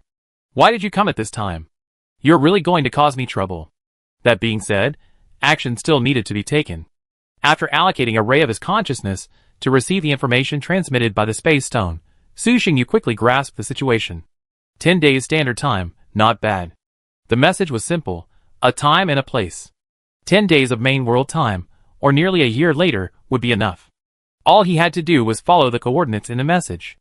A year was a generous amount of time, and since he had already made the necessary arrangements, he didn't need to prepare at all. A dark haze flickered in his eyes, and darkness surged wildly beneath his feet. Then, it gradually solidified, and a massive skeletal form emerged, emanating a terrifying aura. Looking at the incarnation of death before him, Su Xingyu felt a little dissatisfied. This guy's strength was already quite good, but it still felt a little off. After a moment's hesitation, he sighed softly, I've taken all the benefits, so I still have to give it my all. He then waved his hand, and from the absurdly large pool of faith in the distance, countless dark divine sources immediately surged out, coalescing into a black sphere above like a torrent. Su Xingyu raised his hand slightly, and a small vortex emerged from the center of the black sphere, which began to spin continuously. As the vortex continued to spin, the black sphere shrank, and divine energy continued to flow into the pool of faith below. The black sphere shone brighter and brighter, eventually transforming into a diamond-shaped crystal about 2 meters across, like a shining black gem. Although it still has some flaws, it should be enough to support it for a while. Under Su Xingyu's control, the diamond-shaped crystal shot toward the skeleton, eventually merging into its body, like a human heart, anchored in its chest. He separated a portion of his spiritual consciousness and merged directly into the incarnation of death before him. Then we will wait for the time to come. After completing everything, Su Xingyu's face showed fatigue, and he closed his eyes, continuing to refine the world's will. The skeleton stood by, like a loyal guard, protecting its master's safety. Ice World. Ice and Snow Divine Realm. A silver-haired woman, with a stunning face and a cool aura sat upon the throne. She wore a long white dress, resembling an elf from a world of ice and snow, ethereal and dreamy. She closed her eyes tightly, also refining the world will. Suddenly, she frowned slightly and retrieved the space stone from a distant pile of debris. After receiving the message, she instinctively breathed a sigh of relief. Finally, she didn't particularly enjoy owing things to others, so if she could complete something early, she would do so as soon as possible. A moment later, a powerful incarnation of divine power appeared before him. This incarnation was composed of blue crystals, and possessed a set of semi-divine artifacts, making it extremely powerful. A powerful demigod's clone should be enough to handle it, the woman muttered softly to herself, gazing at the incarnation before her. Then, ignoring it, she returned to focusing on refining the world will. Inside the demiplane, within a palace resembling a giant city, nestled a vast mountain. Upon closer inspection, it was discovered that it wasn't a mountain, but a ferocious black dragon. The enormous black dragon opened its eyes, its body, more majestic than the mountain itself, slowly moving. As it awoke, the entire palace trembled, as if struck by an earthquake. The black dragon awakened, and the servants waiting outside quickly rushed in, bowing respectfully, Your Majesty, the Dragon King. No need for formalities. Tianmo shook his head, seemingly clearing his mind. After a moment, he looked down at the elf before him. Go and bring a bekel here. As you command, your majesty, the elf replied respectfully, then quickly exited the palace. Not long after, the elf returned, trailing a sturdy man with twin horns. My lord. Upon seeing Tianimo, the man knelt on one knee, deeply respectful. A beaker, I have a dangerous mission that I need you to complete. Chapter 228. 1 year later. In the dark divine realm, the embodiment of death standing beside the throne suddenly opened his eyes. With a gentle wave of his hand, he opened a portal according to the coordinates and walked straight into it. In an inconspicuous demi-plane in the void. Across the vast plains, a magnificent spectacle unfolded. Across the boundless land, herds of ferocious herbivorous beasts swarmed, galloping and roaring, as if they were determined to trample the entire world under their feet. These herbivorous beasts were massive, muscular, and each step was filled with power. Their eyes gleamed with ferocity, as if they were searching for prey or vying for territory. Their hooves stomped heavily on the ground, making a deafening sound, like the heartbeat of the earth. As they ran, dust was kicked up, filling the entire plain. The dust, like smoke, drifted in the air, stained the sky with a hazy color. On a raised stone platform, 3 people sat in a circle around a bonfire, upon which were placed the flesh and blood of several rare and ferocious beasts. Mr. 2, are we too early? Why haven't they arrived in such a long time? Cole stared at the bonfire before him, his earlier excitement from traversing the void having dissipated considerably. Zhang Tao's face was speechless, and he gave an awkward smile. What a mistake. You're quite far away, so I had to go pick you up earlier. Just wait a little longer, it should be here soon. They've already promised me they won't let me down. With Cole's assistance and through some special means, Zhang Tao obtained the coordinates of Cole's plane and brought him over. What's the rush? It's not time yet, and it's normal to come a little later. Not everyone has as much free time as you two. Member number 1, Tianimo, said with a smile. Mr. Number 1, you're talking about us. Didn't you also come early? Cole chuckled. Haha, because I'm also free. There's nothing else to do every day except sleep. Tianimo burst into laughter upon hearing this. As they chatted, Zhang Tao frowned slightly, as if sensing something. He chuckled, here I am, give them directions. With a wave of his hand, a silver beam of light shot up into the sky, and a mysterious spatial fluctuation spread out into the distance. About 1,000 miles away, high in the sky, a teleportation portal appeared out of thin air, and a gray figure emerged from it. Clad in armor and a mask, his entire body exuded an ominous aura, making even the mere sight of him repulse. It was Su Xingyu's incarnation of death. With his appearance, the air around him seemed to grow thicker, a terrifying aura of death spreading and encroaching.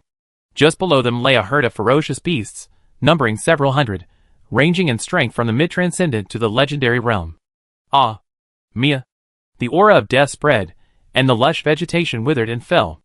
As if sensing danger, the beasts roared in terror and fled in all directions. But before they could take a few steps, their legs gave way, and they collapsed.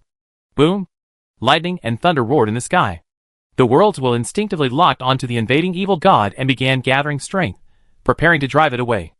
Su Xingyu regained his composure, and immediately restrained his aura. The thunder in the sky paused for a moment before quickly dissipating. Su Xingyu sensed it, and turned to the north. There was a strange vibration there. Someone was transmitting a message to him. He stretched out his hand to tear open the spatial rift, and was about to step in when he suddenly stopped. A strange expression on his face, he looked south and muttered to himself, it can't be such a coincidence, right? A few kilometers away, a teleportation portal suddenly appeared, and then a blue figure emerged from it. When he appeared, the temperature of the surrounding environment dropped significantly. After emerging, he immediately spotted Su Xingyu not far away. He hesitated for a moment, then flew over. Are you number 5? Leah asked uncertainly, her voice a little hoarse, glancing at the gray figure in front of her. Yes. Su Xingyu was secretly surprised, sensing the powerful aura emanating from the icy blue figure across from him, and then nodded. Together? Su Xingyu invited after a moment's silence. Okay, Leah nodded. Then the two figures walked side by side, a dozen meters apart, casually tearing open the spatial rift and passing through it. 1,000 miles is a very short distance for a demigod, especially since these two weren't ordinary demigods. Before long, they arrived at where Zhang Tao and his companions were staying. On the massive stone platform, the 5 of them gathered offline for the first time. Everyone's features were distinct, easily recognizable at a glance, so they simply introduced themselves and got straight to the point. Why is this kid here? Su Xingyu asked, somewhat puzzled, glancing at Cole. At this point, Cole hadn't yet broken through to the demigod realm, remaining at the Ninth Order Saint Realm. The Ninth Order Saint Realm was already quite powerful. Within any other plane of existence, it would be considered a formidable force. Furthermore, Cole had already reached the Ninth Order limit, and was on the verge of breaking through to the demigod realm. But weakness and strength are relative. To the players present, even an ordinary demigod, let alone a 9th level rank, wasn't considered powerful. Bring them here to broaden their horizons. Don't worry, I'll be watching over them, so they won't be in danger. Before Cole could even begin, Zhang Tao explained. Here, Su Xingyu frowned slightly, but didn't say much. Alright, enough of this. Everyone's here, let's get down to business, Tian Mo urged, waving his hand. Okay. Zhang Tao smiled at the scene and said to the crowd, everyone follow me. As he spoke, 2 silver rays emanated from his eyes, and a silver vortex instantly appeared before them. Don't resist, Zhang Tao warned as he stepped into the vortex. Everyone nodded and followed him inside. As soon as he entered, Su Xingyu felt a force pulling him in. The force was powerful, though it was still possible to break free. However, with Zhang Tao's warning, no one resisted, allowing it to drag them forward.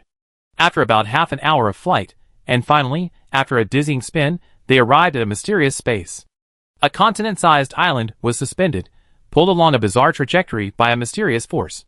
It was hard to imagine what kind of power could be capable of this. What is this? Cole gaped in shock at the scene before him. Such a terrifying power. Not even a true god could possess such strength. Tian Mo was also surprised. Even if this was the void, free of any suppression, and a true god could unleash his full power, he couldn't achieve this level of power. A true god could probably destroy a continent, but toying with so many like toys seemed unrealistic. Interesting. Su Xingyu's face tinged with surprise. Impressive, Leah whispered softly, her eyes flickering. After a long moment, everyone regained their composure and looked at Zhang Tao. Seeing this, Zhang Tao spoke up, everyone, this place is special. Please keep it a secret for me, and don't leak it. Don't worry. The 4 nodded. Regardless of their inner thoughts, they at least appeared to agree. In reality, they had no other choice but to agree. This was clearly not an ordinary void environment. They couldn't even identify the void coordinates. The fact that they were here was entirely due to Zhang Tao's guidance. Without knowing Zhang Tao's identity or the coordinates of this location, what could they possibly reveal even if they wanted to? Thank you. Zhang Tao naturally understood the reasoning. Without absolute certainty, he wouldn't dare invite outsiders to help, but he thanked them nonetheless. Seeing that everyone had seen enough, Zhang Tao didn't hesitate and quickly got into the point of the operation. As he flew forward, he explained the situation inside. The continent ahead is our target. I call it the Xinxing continent. It's a very strange continent, with extremely strong laws that repress it. Even a true god would be affected. Not only that, there are many monsters and ferocious beasts within. For some reason, they have lost their sanity, and have a strong aversion to outside life. These monsters, some powerful enough to rival true gods, and some weaker yet possess high-level strength, will immediately surround and attack us until we are dead or have left. This is the map I recorded during my previous expeditions. Take a look. And here's the sound transmission bracelet. If we get separated, we can use it to communicate. Sinking Star Continent. At the edge of the continent, a boundless wasteland blanketed the sky with yellow sand, and a howling wind blew, as if the earth's fury burned, or the ravages of time raged. The yellow sand whirled in the wind, like golden waves, surging and surging. They intertwined and collided in the air, creating a rustling sound like a deep and powerful musical symphony. Amid this endless sea of sand, everything seemed so small and fragile, as if it could be swallowed up at any moment. In this wasteland, life seemed so rare and precious. Green vegetation was almost invisible. Occasionally, a few tenacious plants struggled to survive in the sand, their roots digging deep into the ground, absorbing the scarce nutrients. A few streaks of light fell from the sky, dazzling like meteors, and in between, a scream echoed. Ah! Help! I'm falling!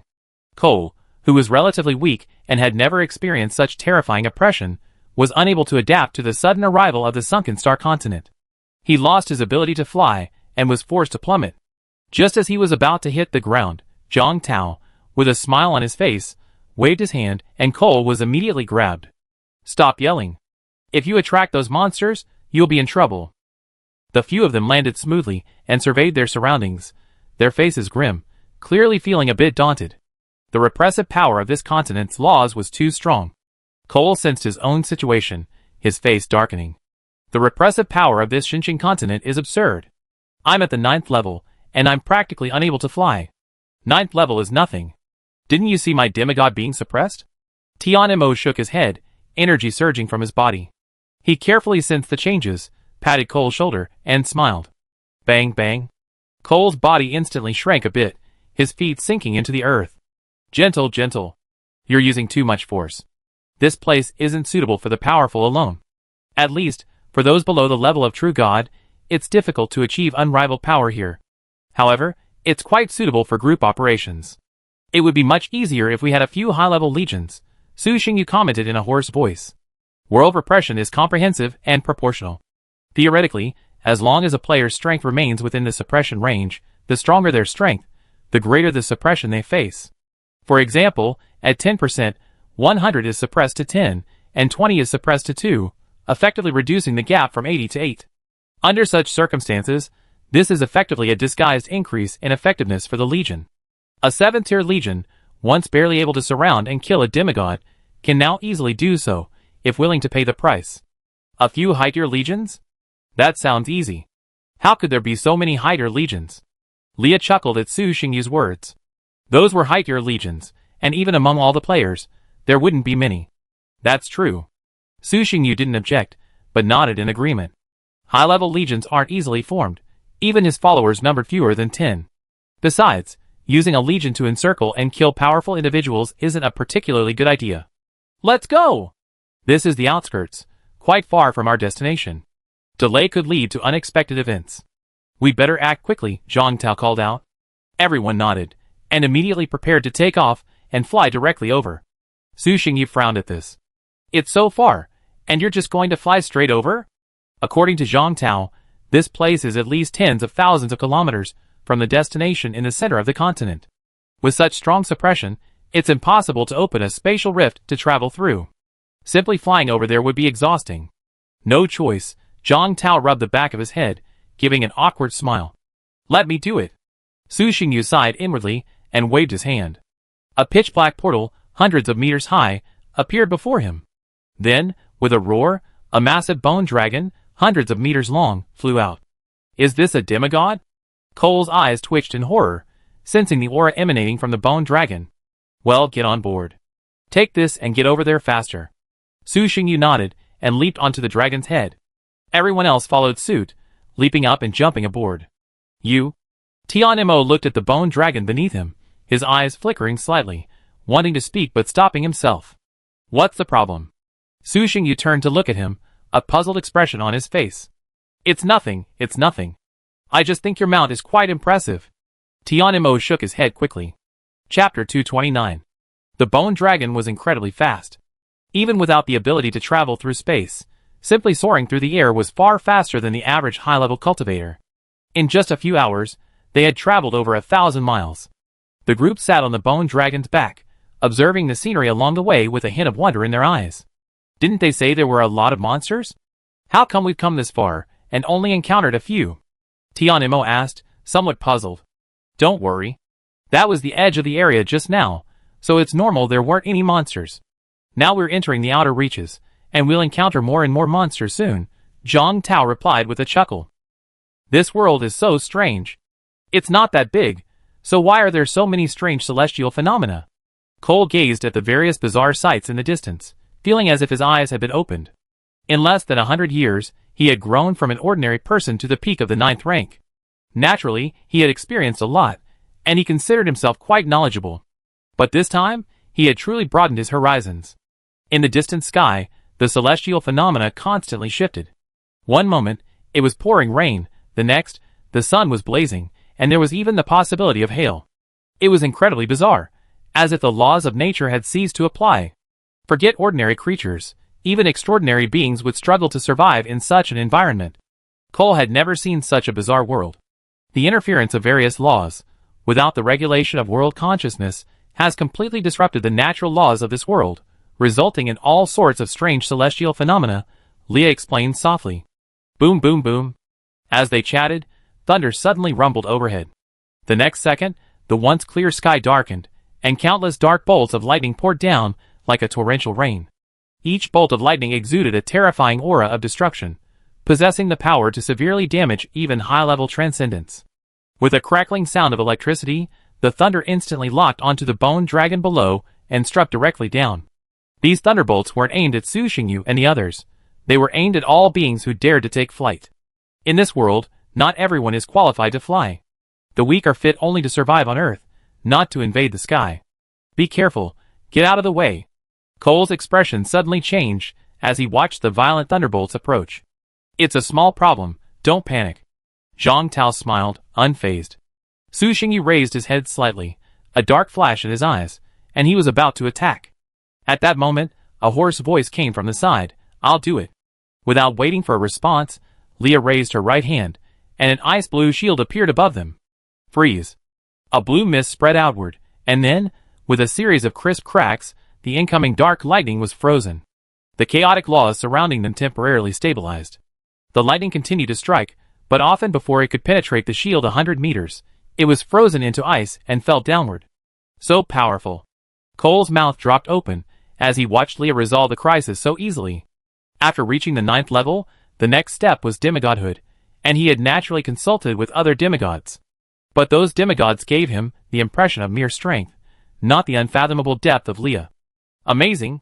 After witnessing Leah's move, Tianimo, who had been about to stand, sat back down and exclaimed in admiration. Just that one move, she definitely possessed the power of a powerful demigod. Su Xingyu was also somewhat surprised, but didn't show it. Number 5, speed up and get out of this thundering environment first, Zhang Tao suggested. Okay. Su Xingyu nodded, and then ordered the bone dragon to accelerate, flying at full speed, hastening their escape from this thunderous land. Using their energy shield and withstanding the thunderous bombardment, they quickly left the thunder-covered area.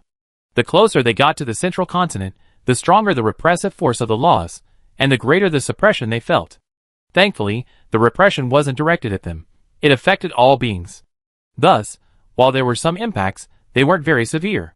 2 days later, after passing through countless bizarre environments, they arrived at the inner area of the continent. Not long after entering, they encountered their first trouble. Boom!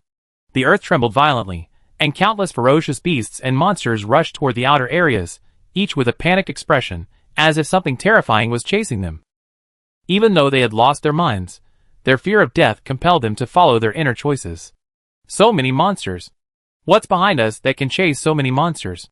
Before anyone could capture a ferocious beast and gather intelligence, the answer to their question appeared. Squeak, squeak. In the distant sky, a pitch-black cloud covering dozens of kilometers flew towards them. Everyone looked closely and saw that it wasn't a cloud at all, but a swarm of black flying monsters. They had wolf-like heads and wings, a mouth full of tiny, sharp teeth, and a pair of razor-sharp front claws.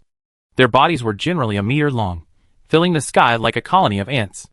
The flying monsters chased the beasts, emitting tiny, rat-like cries. From time to time, they pounced, overwhelming the slower-moving monsters and ferocious beasts. By the time they passed, only piles of white bones remained, devoured without a trace of flesh. Even a high-level being wouldn't survive a second under the onslaught of these flying monsters before being devoured. What the hell is this? Tianimo wasn't alarmed, but rather intrigued. Fuck, my luck's a bit bad this time, Zhang Tao's face grimaced. He hadn't expected such bad luck, to encounter one of the most disgusting creatures on the continent right after entering. This is a wolf bat, a special kind of social creature that feeds on blood and is extremely aggressive. They usually live in the cities in the center of the continent, but for some reason, they've escaped this time. I feel like they're coming our way, Cole said uncertainly. Put aside the seemingly part, they're definitely coming towards us. Zhang Tao said helplessly, wolf bats are among the most perceptive creatures on this continent. So, they've spotted us. While they enjoy blood, they prefer outsiders. Prepare for a fight. These guys are formidable. Getting rid of them won't be easy. If all else fails, escape first and find another opportunity to come back. Watching the incoming wolf bats, Zhang Tao's face was grim and somewhat depressed. He had been forced out by these creatures once before. Cole, eager to try, raised his sword and slashed at the incoming wolf bats. Hell of thunder and fire. Thousands of crimson lightning bolts enveloped the area, charring the wolf bats ahead. They instantly lost their life force and fell in pieces. They don't seem that powerful. Cole scratched his head, figuring the wolf bats were just average. They were numerous, to be sure, but their individual strength was pitifully weak, most at only the transcendent 6th stage. Before Zhang Tao could explain, the wolf bat carcasses that had fallen to the ground rapidly dissolved, transforming into masses of black, viscous liquid before merging together. A moment later, hundreds of enormous wolf bats, each reaching the 8th stage legendary realm, soared into the sky, attacking the crowd with even greater ferocity. How is this possible? They're completely unharmed. Cole's face paled. He hadn't expected his ultimate move to have any effect at all. I haven't finished yet. These wolf bats have a strange life form. Calling them a colony isn't accurate.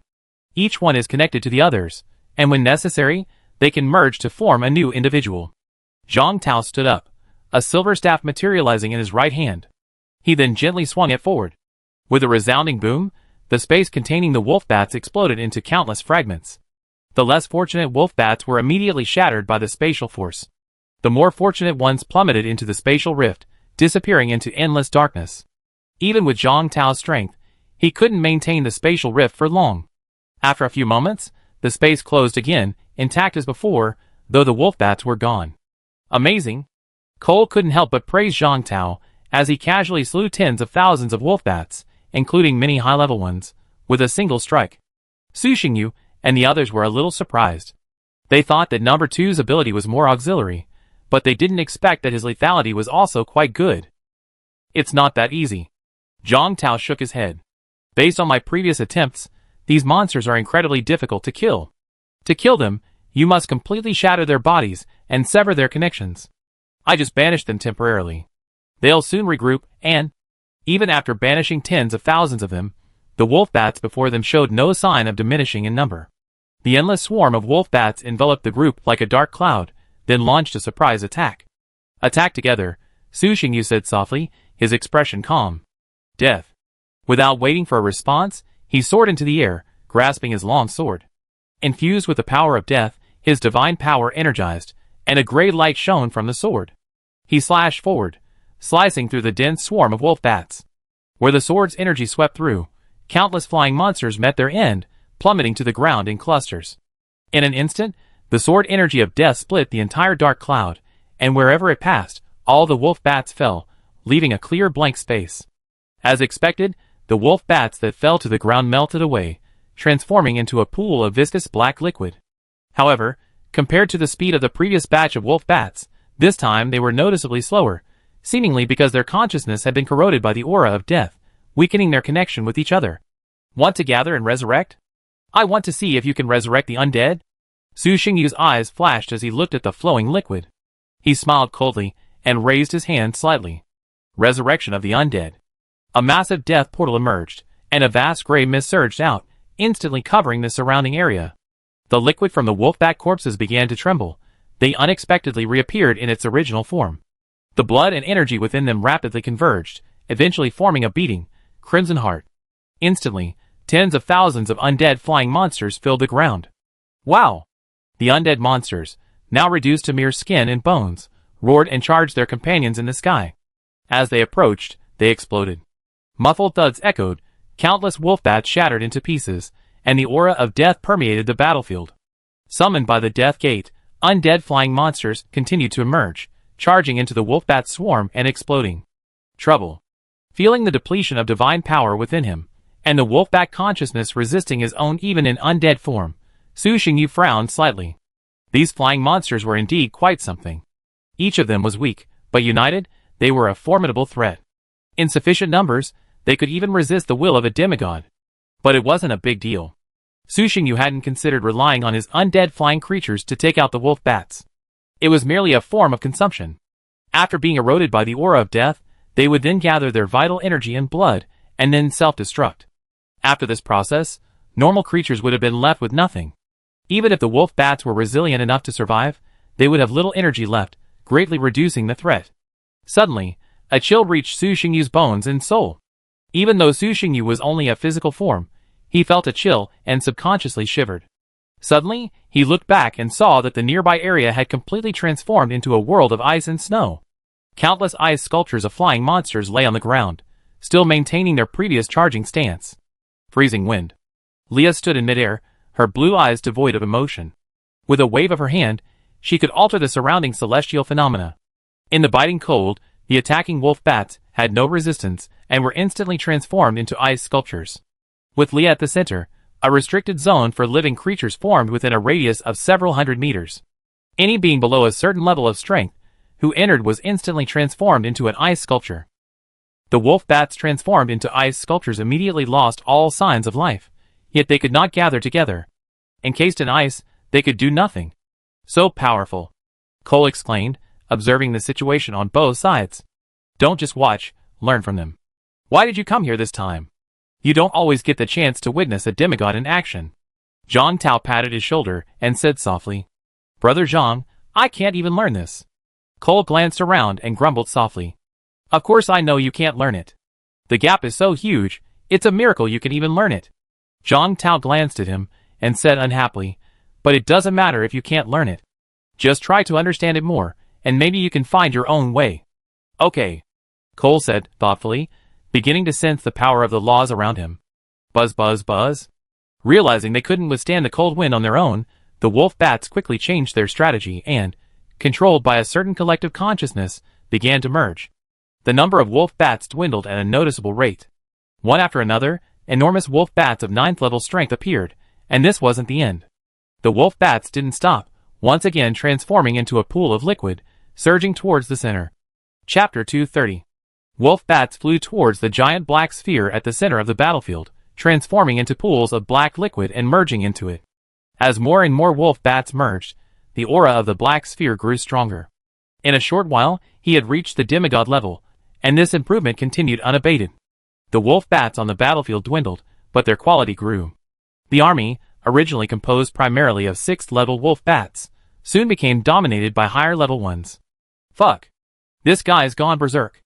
Tian Mo, who had casually crushed a 9th level wolf bat, saw the situation and his expression changed slightly, becoming serious. Then he shouted to the other two, don't hold back. If this drags on, there's going to be a big problem. Got it. Su Xingyu nodded, and then stopped trying various methods. He untied his restraints and began to grow rapidly, only stopping when he reached a 100-meter-tall giant. Ancient inscriptions emerged from the gray giant's body, emitting a terrifying aura and the oppressive feeling of death. Death's true form. I can't let you advance any further, or we'll be in real trouble. Su Xingyu's sword transformed into a staff, divine power erupting, the staff illuminating with a dazzling brilliance. Divine art, all things return to death. Divine art, shadow of death. Divine art. Gray chains surged from beneath the black sphere, entwining around it like a serpent. In an instant, Su Xingyu unleashed several powerful divine arts, energies powerful enough to shake the heavens and earth, bombarding the still nurturing demigod wolf bat. Roar! The wolf bat, still in its infancy, roared furiously, its energy radiating into the sky, shredding the chains and countering the divine arts. At this moment, Su Xingyu waved his hand again, and the deathly aura that permeated the battlefield transformed into sharp spears, hurling them towards the wolf bats like a dense rain of arrows. At the same time, Leah also began to exert her strength, freeing herself from the restraints on her body and transforming into a blue crystal giant. A field of ice formed around her, centered around her. Cold storm. With a soft shout, a fierce wind and a blizzard descended simultaneously. Snowflakes danced in the air, as if countless ice elves were dancing within, a beautiful and dreamlike scene.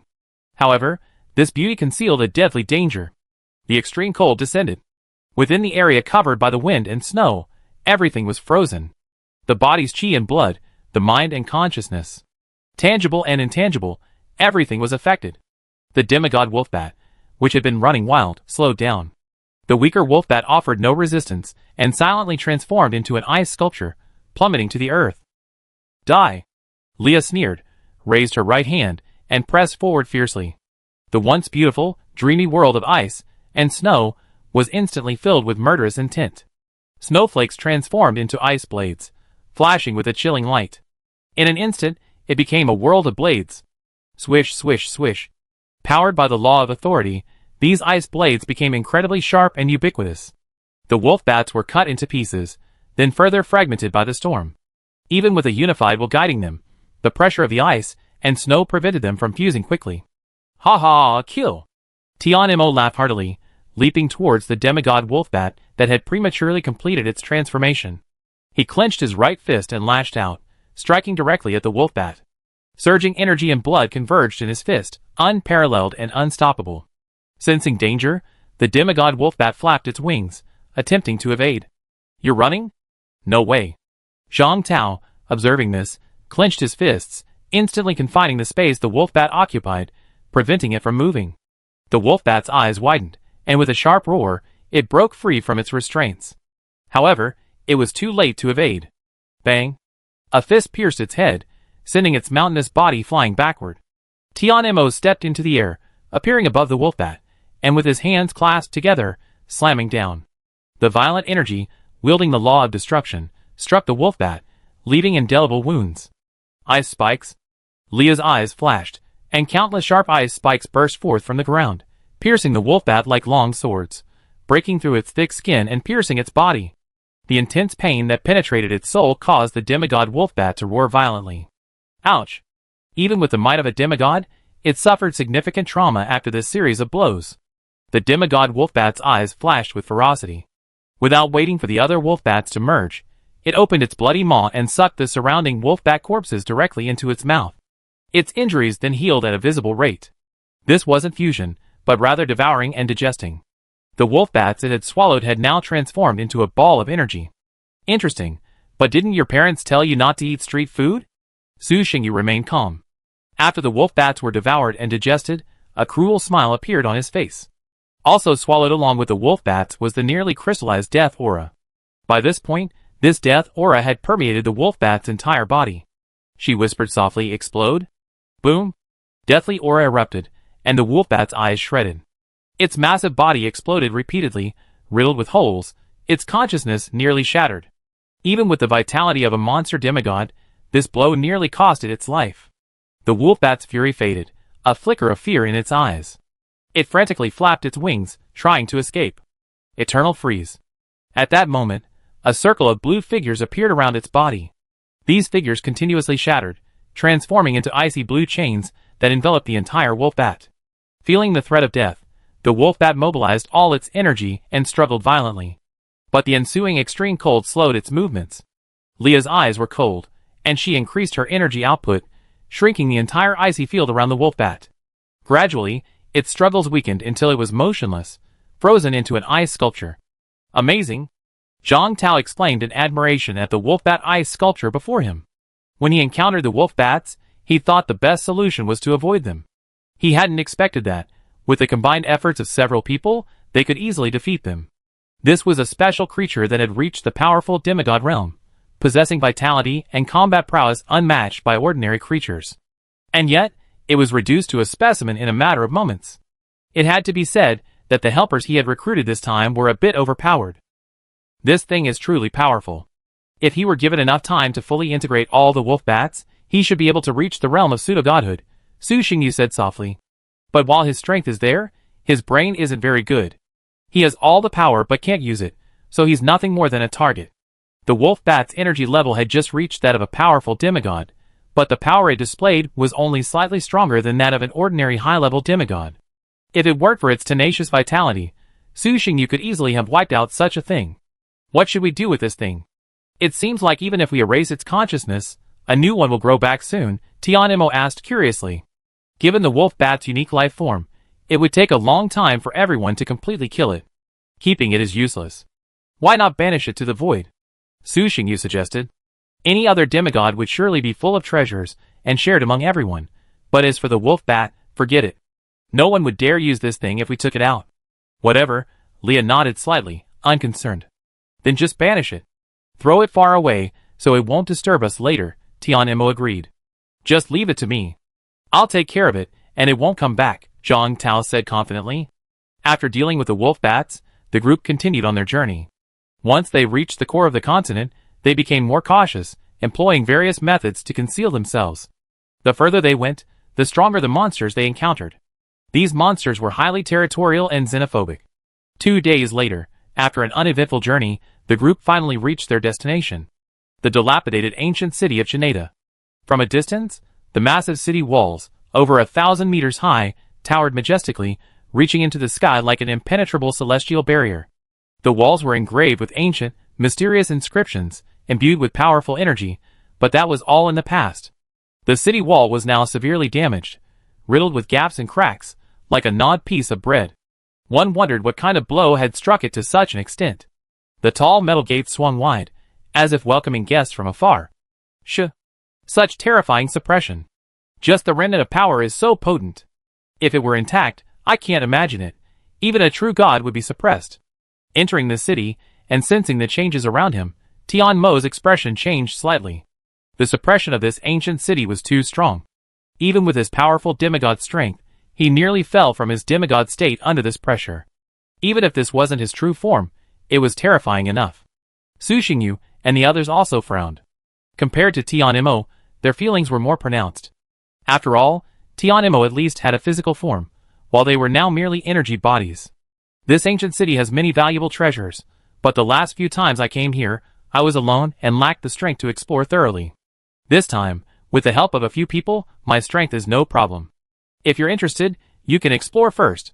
Leading the group through the city gate, Zhang Tao looked at the dilapidated buildings and said to them, "For Zhang Tao, the greatest value of this ancient city is undoubtedly the remaining fragments of spatial laws. After all, he is the kind of person who believes that if one person is well fed, the whole family will be well fed. But for Su Xingyu and the others, everything in this ancient city, whether it's weapons, armor, or equipment, actually has considerable value. This value is not reflected in the items themselves, but in the various technologies used in their creation. While it's unknown how many years the original forces of this ancient city have existed and developed, one thing is certain, they've certainly been developing for much longer than the players themselves. After such a long period of development, their various technologies must have been refined to their full potential. Even if reverse engineering isn't possible, it's still valuable to learn from." For a moment, everyone was tempted. Tian Mo hesitated. "Will this ruin your plan? You're going to take something here, right? If we rummage around here, we might alert the monsters in the city, and that'll be a problem." "Number one is right. Let's get this done first and search again later when we have time," Su Xingyu echoed. Though Leah remained silent, she clearly agreed with the suggestion. Zhang Tao waved his hand nonchalantly, saying, "Don't worry, look for it if you want. It won't affect anything. That thing is deep in the city, heavily guarded to begin with. If we really alarm them, draw them out, and disrupt the situation, perhaps it would be better." The three of them exchanged glances, and quickly agreed, "In that case, let's explore as we go." Even number two, who had invited them to help, didn't mind. Since they had the same idea themselves, they naturally wouldn't refuse. After entering the city, to avoid causing a disturbance and potentially attracting the monsters within, everyone became cautious and stopped flying. As for the treasure hunt, that wasn't something to rush. After all, normal things were everywhere, so there was no need to search specifically. But valuable things weren't just found in every room. After walking for a while, Zhang Tao, who was in the lead, suddenly called out, "Stop! Something's coming up ahead." "No way, we've been discovered the moment we entered," Cole said speechlessly. "If they discovered us, we'll be in there and done that." Tian Mo smiled confidently, his eyes gleaming fiercely. "Don't worry, they're not moving fast, just a normal patrol." "Let's hide first," Zhang Tao said calmly, sensing the changes in the space again. The group quickly found a tall building and took shelter inside, but that wasn't enough. So Su Xingyu waved his hand again, enveloping them in a dark shield, concealing their presence. "Don't resist." From the outside, aside from the dimming of the light, nothing seemed out of the ordinary. A few minutes later, a group of puppet knights slowly approached the wide street not far away. These puppets were generally over 10 feet tall, wielding meteorite spears, their bodies imbued with a metallic texture. There weren't many of them, only a few hundred, but they exuded a powerful aura. They moved in groups, in perfect order, each step perfectly timed, as if measured with a ruler. "Fuck, Gundam warriors are out." Tian Mo couldn't help but grumble. "This is a magic puppet." "But you know what? It does look quite like a Gundam," Zhang Tao laughed. "What powerful puppet warriors." "They seem to be on par with warriors of the same level," Cole exclaimed in astonishment. "Nonsense. These puppets are obviously not simple. I wonder what precious materials they're made of. The resources used to create one puppet are enough to train 10 warriors." Su Xingyu, a well-informed man with puppets at home, immediately remarked. Chapter 231. The puppet knights didn't stop, quickly leaving the street and heading off into the distance. The people observing from upstairs were quite far away and didn't dare to use their spiritual sense to probe freely, fearing to disturb the puppets, so they didn't give much information. Tianimo looked at the retreating puppet knights, curled his lips, and said, "TSK, with just a few of them, why are we hiding? Just kill them." Even when suppressed, these puppets were no less powerful than ordinary high-level warriors. Tianimo was absolutely confident that he could easily defeat them. "Don't do that." Zhang Tao smiled and explained, "If we can avoid it, we should. These puppet warriors are tough to deal with. They're interconnected. If we provoke one, a whole bunch will soon surround us. And even if we really have to fight, we can't do it now. Wait until we get a few more inside. Then you can hold off their main force while I take the opportunity to go in and get the items." After the puppet knights had left, the group continued on their way, with Zhang Tao constantly sensing spatial fluctuations, and Su Xingyu helping to conceal their whereabouts. Even though there were many puppets patrolling the city, they didn't notice them. The group advanced at a brisk pace. If they encountered any buildings that looked decent along the way, they would enter and loot them. One day later, after dodging several waves of puppet warriors, the group arrived at a towering attic. It was hundreds of meters high, standing out even among the other tall buildings in the city. Although the attic looks damaged, it is still intact overall. When you walk into the attic, what catches your eye is a mess. The walls were riddled with cracks, some even collapsing, revealing the masonry within. The ground was littered with debris and broken objects. Aside from the various miscellaneous items, there were also some unusual finds, such as the bones of an unknown person and a broken puppet warrior. Thick dust blanketed the floor, revealing it hadn't been cleaned for some time. Looking at the mess within the building, everyone frowned slightly. This place looks so messy. Could it have been rummaged through? Cole asked, puzzled. "It's possible." Zhang Tao nodded. "That's normal. This wasn't a dead place from the beginning. It must have been inhabited by intelligent creatures before. How could it not have been explored after so long?" Tianimo said with a smile. "This place is quite large. How do we find it?" Leah asked, glancing around. "Split up and search yourselves. How about meeting at the door in an hour?" Zhang Tao suggested. "Okay. That's just what I'm thinking." Everyone had already been thinking this, and seeing someone bring it up, they readily agreed. Soon, everyone chose a direction, and without interfering with each other, they went their separate ways in their treasure hunt. 1 hour time's pretty tight. "We need to hurry," Su Xingyu muttered to himself. Then his eyes darkened, and his body transformed into a body of dark energy. Dark power emanated outward, and in an instant, countless dark figures resembling hounds appeared, their eyes glowing red, as they stalked toward the room before them. High-level sharp inscription. "Looks pretty good. Take it back and have a look. Weapons can be crafted this way. Amazing. Take it back and let them study it. What's this item for?" "Forget it, take it." Su Xingyu, unfazed by the lack of storage space, didn't scrutinize the items. He simply put away anything he liked, anything he didn't know its purpose. Seeing Su Xingyu's blanket search, the others' faces twitched, and they quickened their pace. "They're just ordinary things. They're not very useful to me. I hope I can sell them for a good price when I take them back." Tianimo scratched his head. Compared to the other two, he wasn't particularly concerned with the items here. As an individual player, his entire strength rested entirely on himself. He wasn't particularly concerned with the development of his power. This was the fundamental difference between faith players and individual players. The former viewed power as the foundation of their deity, inviolable, while the latter viewed power as a tentacle, disposable at any moment. Compared to these flashy items, items that could enhance personal strength were more appealing to Tianimo. For example, the body of a god, fragments of a godhead. Elsewhere, Leah also created numerous ice clones, storing each item in her storage space, intending to hand it over to the forces for study upon her return. Everyone quickly searched the room from bottom to top. Suddenly, with a loud rumbling sound, the entire attic began to shake violently. Rubbish debris fell from the walls, filling the air with dust. As the shaking intensified, the attic stairs and floorboards began to creak, as if they were about to collapse at any moment. "What's going on? It's over. Run! Retreat!"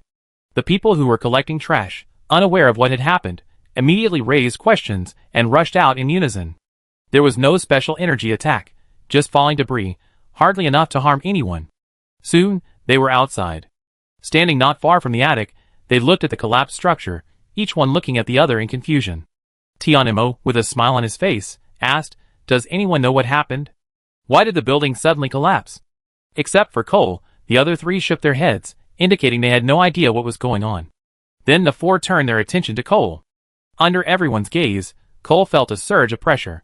He pulled a basketball-sized crystal from his storage ring and smiled sheepishly. I think I accidentally took out the attic's energy core. Everyone was speechless. Sorry. I looked around for a while and couldn't tell if anything was good or bad, so I just randomly picked something and then... Cole rubbed the back of his head, an apologetic look on his face. Forget it. Ignorance is not a crime, and everyone was forgiving, not blaming him. Let's get out of here first. Such a commotion might attract patrolling puppets, Sushingyu said softly, his brow furrowed as he gazed into the distance. The others nodded in agreement. Without further hesitation, they transformed into streams of light, lifted 3 feet off the ground, and flew rapidly forward.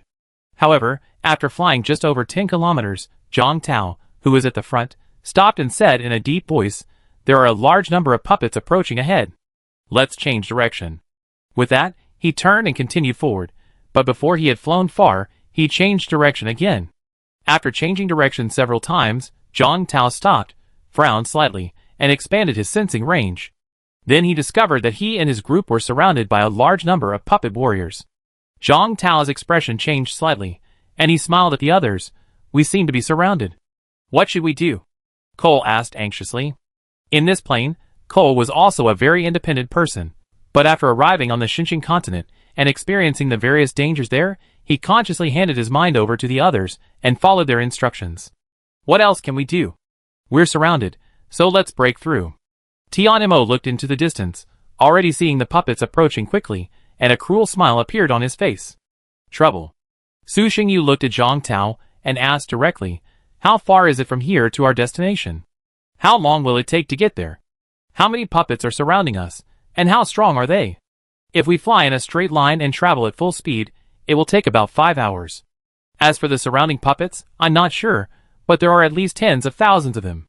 There's one massive one, and there are 3 more massive ones approaching quickly on the other side." Zhang Tao, abandoning his previous cautiousness, used his spatial power to freely explore the surrounding situation, and soon he had a general understanding of the situation. His actions quickly attracted the attention of the puppet knights. The initially hesitant knights instantly locked onto their position and charged forward. Breakout, fighting and retreating. No longer hesitating, everyone made a decision and flew forward at full speed. "Ha! Wouldn't it have been better if we'd done this earlier? Why all this talk? I'll lead the charge.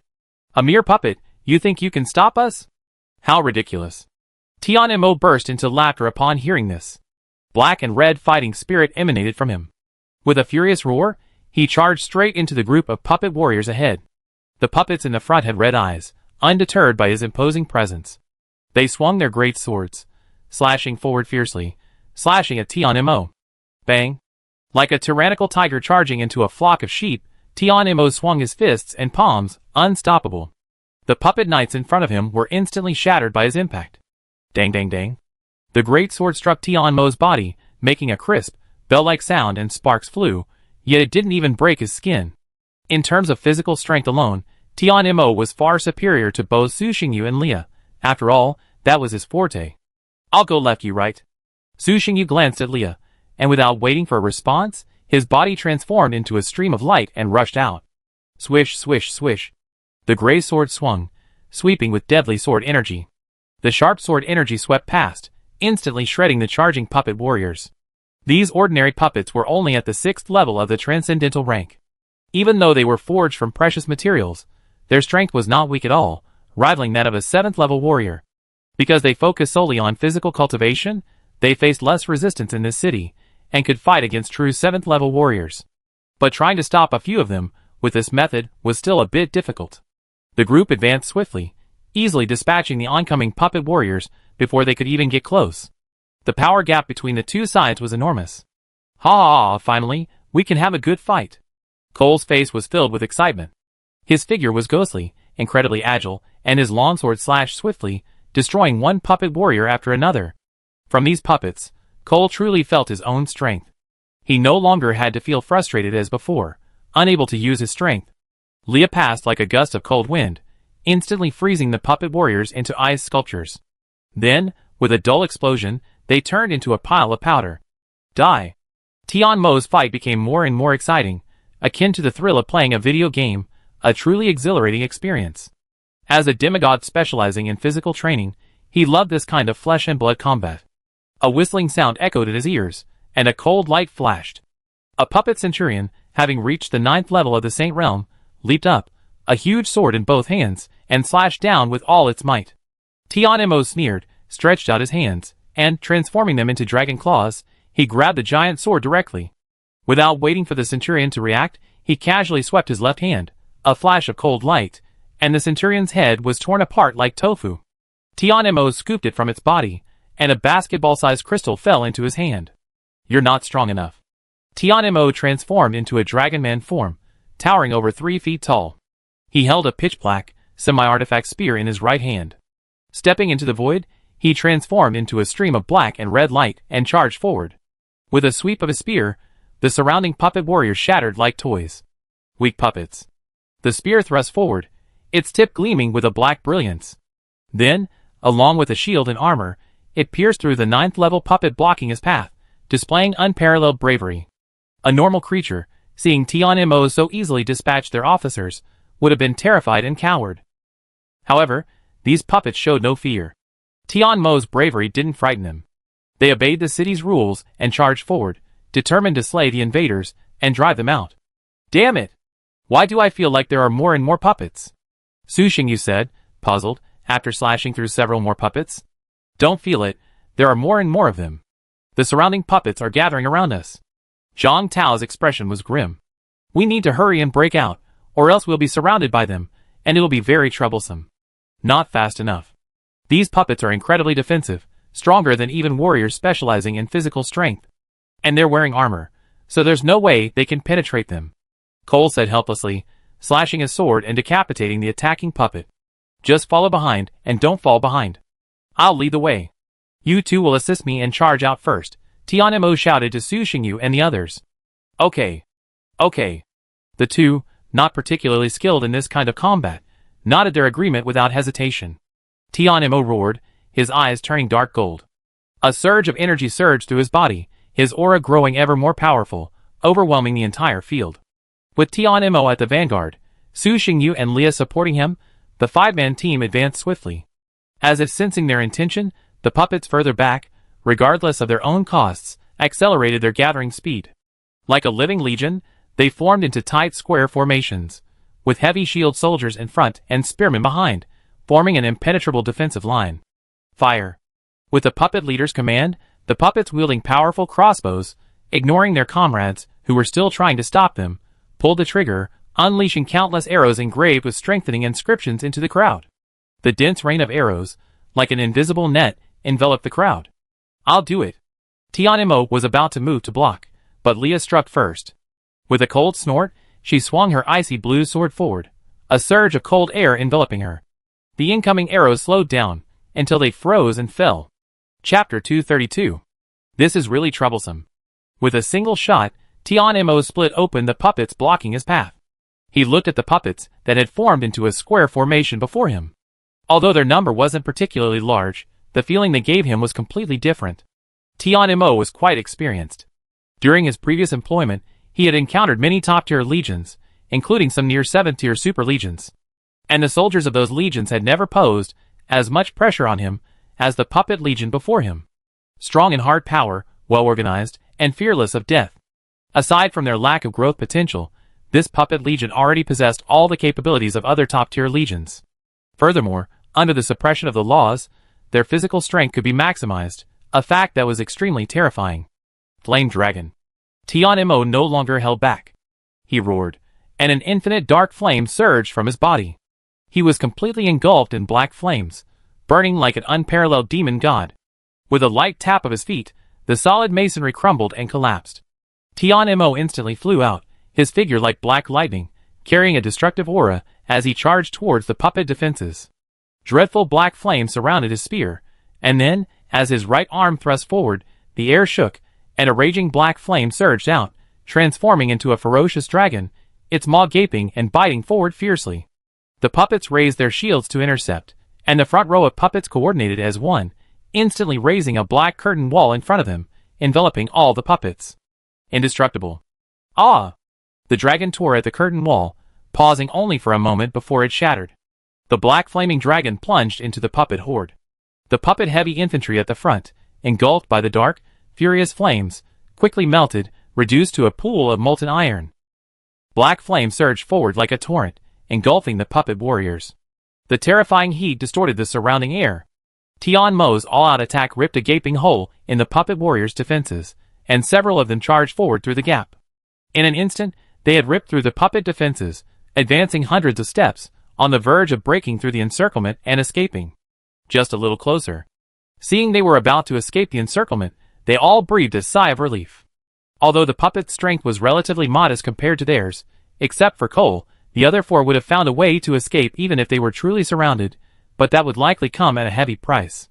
After slaying the last resisting puppet warrior, they fled without waiting for the others to fill the gap. Since things are already chaotic, let's accelerate our advance, Zhang Tao said coldly, pointing into the distance. All right. Naturally, the few of them had no objections. Now that they had activated the city's puppet guards, there was nothing to worry about. They could just cause trouble. Freed from the suppression of the puppet magic circle, the five of them soared into the sky, swiftly flying towards the towering iron tower in the city's center. As they advanced, their barely concealed powerful aura quickly attracted the attention of the other beings within. This city contained more than just puppet warriors. There were also numerous special monsters and ferocious beasts. After all, ignoring the dangers, this city was quite good.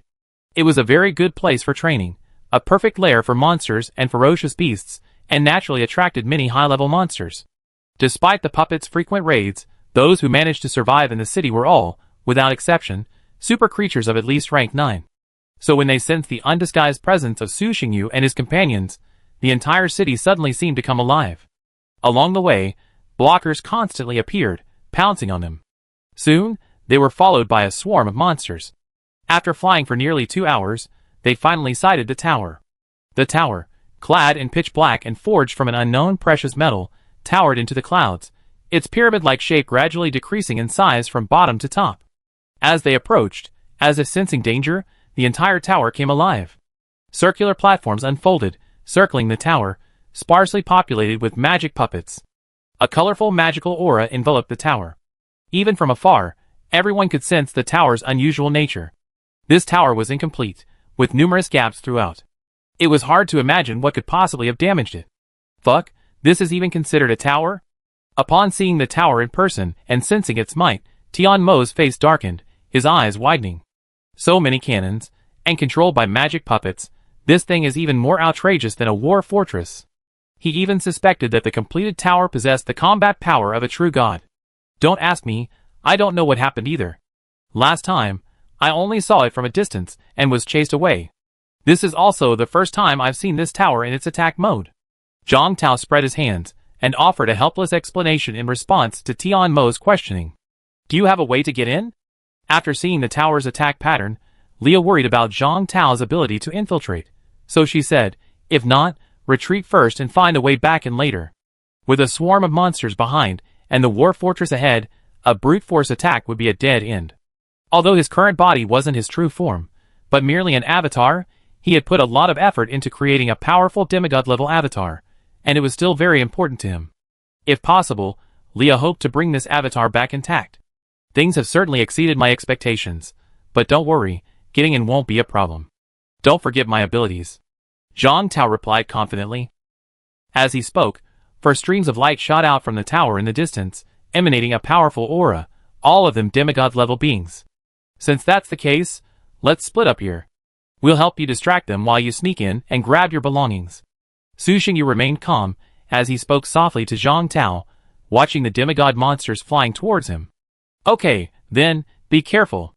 If things get tough, retreat. Don't try to hold on. Zhang Tao sensed the monsters rapidly approaching from behind, then glanced at the demigod puppet in front of him, his expression grave. Don't worry, we're not stupid. We'll run if we can't defeat them. Go quickly, and take this kid with you. We won't be able to protect him if a fight breaks out. Tian Mo glanced at Cole, waved his hand, and smiled. With that, the 3 of them charged forward, engaging the 4 attacking demigods. Zhang Tao flew downward with Cole, then dived directly into the spatial rift. The pursuing monster army soon joined the battlefield, and a massive melee ensued. These native creatures all wanted to kill the three, but their brains destined them to be unable to coordinate well. The only ones who could coordinate and surround and kill the three were the puppet warriors, but they were not on the same side as the other monsters. Even now, despite facing a common enemy, they would still fight among themselves. Fight on their own. After Zhang Tao and the others left, facing the attacks of high-level monsters and puppet swarms, Su Xingyu and the other two tacitly chose to disperse and fight on their own. The three of them were inherently independent. In the past, due to their strength, they had rarely cooperated with others. Besides, they had only known each other for a short time. Although they had some mutual adjustment during the journey, their coordination was not that good. When facing a single, extremely powerful enemy, the battle area was wide, so they could still cooperate. But when surrounded by so many powerful individuals, as now, there was no need to force coordination. Otherwise, not only would their combat effectiveness not improve, but they might even weaken their own strength. After all, the combat power of gods largely relies on the laws of authority. If they are too close, even if their powers don't conflict, they will still interfere with each other. Rather than this, it would be better to disperse and engage in a chaotic battle. There were over 200 9th-level warriors on the scene, and the number of demigods reached double digits. Unlike the dummy demigods in the void, these demigods possessed at least the strength of a high-level demigod. It was fortunate that they were more disorganized and unable to coordinate. Otherwise, even if Su Xingyu and the other two were powerful, they would have been directly defeated this time. Even so, the battle scene was awe-inspiring. The laws of nature suppressed the might of the warriors present, preventing them from unleashing their full strength. Yet, even so, the celestial phenomena here were reversible. The heavens collapsed, the earth cracked, and the sun and moon merged into one. All manner of terrifying energies surged frantically, like a powder keg resting on magma, poised to explode at any moment. Death. Su Xingyu's body had shrunk to the size of a normal human, emanating an even more surging force of death, like a volcano about to erupt. He moved among the monsters like a ghostly phantom, swinging his long sword, his deathly aura crisscrossing, reaping the lives of his enemies. Neither the inanimate puppets nor the ferocious monsters dared to take the deathly aura head-on. It carried the law of death, possessing an extremely corrosive nature. The law of death corroded not only the living body, but also the mind. Ordinary puppets lack a will. They are more like tools, controlled by their operators or operating according to pre-programmed commands, capable of performing simple, rote movements. High-level puppets, however, are different. They possess their own will. A puppet's will differs from that of a normal living being, lacking the same level of thought, yet it remains a core element of the puppet. Once destroyed, the puppet becomes a mere tool. Thus, faced with the sword energy imbued with the power of death, they actively evaded it. Su Xingyu swiftly moved among the numerous enemies, his form like a ghostly phantom, so swift that even demigods could not capture his presence for a moment. For demigods followed behind, unleashing powerful attacks, but not only did they miss Su Xingyu, they sometimes also struck the surrounding monsters and puppets, triggering a new round of chaos. Outnumbered, Su Xingyu had absolutely no desire to engage head-on. It was pointless. After all, his goal wasn't to finish them off, simply to hold them off. The same was true for Leah on the other side. As a deity, she wielded elemental power, leaving her with a vast arsenal of tactics. Fighting might prove unsuccessful, but fleeing would be far too easy. Leah emanated countless icy blue clones, scattering in the wind and snow. The clones blended into the snow, making it difficult to distinguish between the real and the fake. When you thought they were fake, she would instantly unleash her terrifying power, killing you with a single blow. When you thought they were real and attacked with all your might, she would instantly shatter, disintegrating into a pile of snowflakes. The native creatures, with their low spiritual intelligence, were far superior to Su Xingyu and his three companions. Despite their strength, they not only failed to defeat them in a short period of time, but also suffered considerable losses themselves, with over a dozen 9th-rank warriors falling in quick succession. But to say the situation was particularly good, it wasn't. Su Xingyu and Leah could run around, but Tian Mo, lacking the necessary means, was in dire straits. As a pure warrior, and not in his true form, he lacked the necessary means of escape, and was forced to flee in panic by the powerful foes. Thankfully, he possessed an extremely strong physique, good defense, and the ability to withstand blows. Otherwise, a normal demigod would have been severely injured by such a beating. The three of them scurried about, giving the enemy no chance to surround them. The entire battlefield was in utter chaos. Some of the enemies, unable to distinguish friend from foe, could only attack randomly.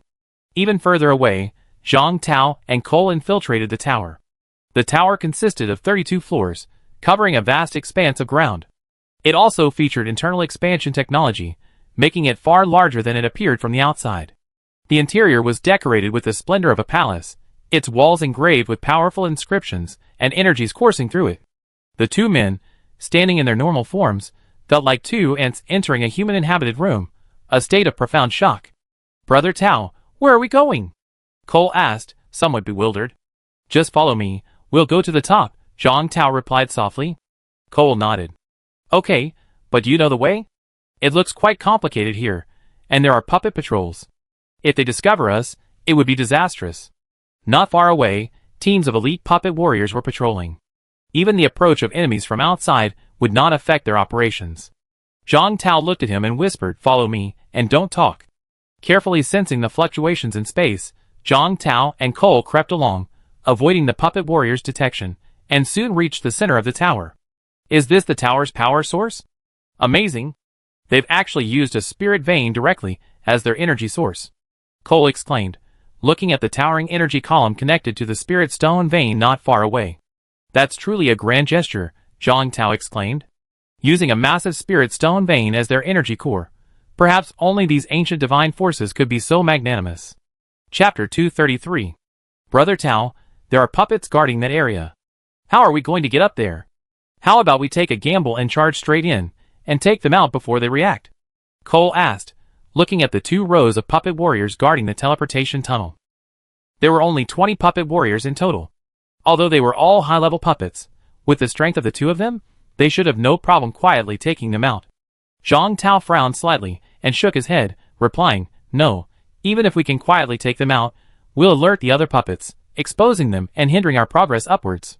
"Then what should we do? Should we try to find another passage?"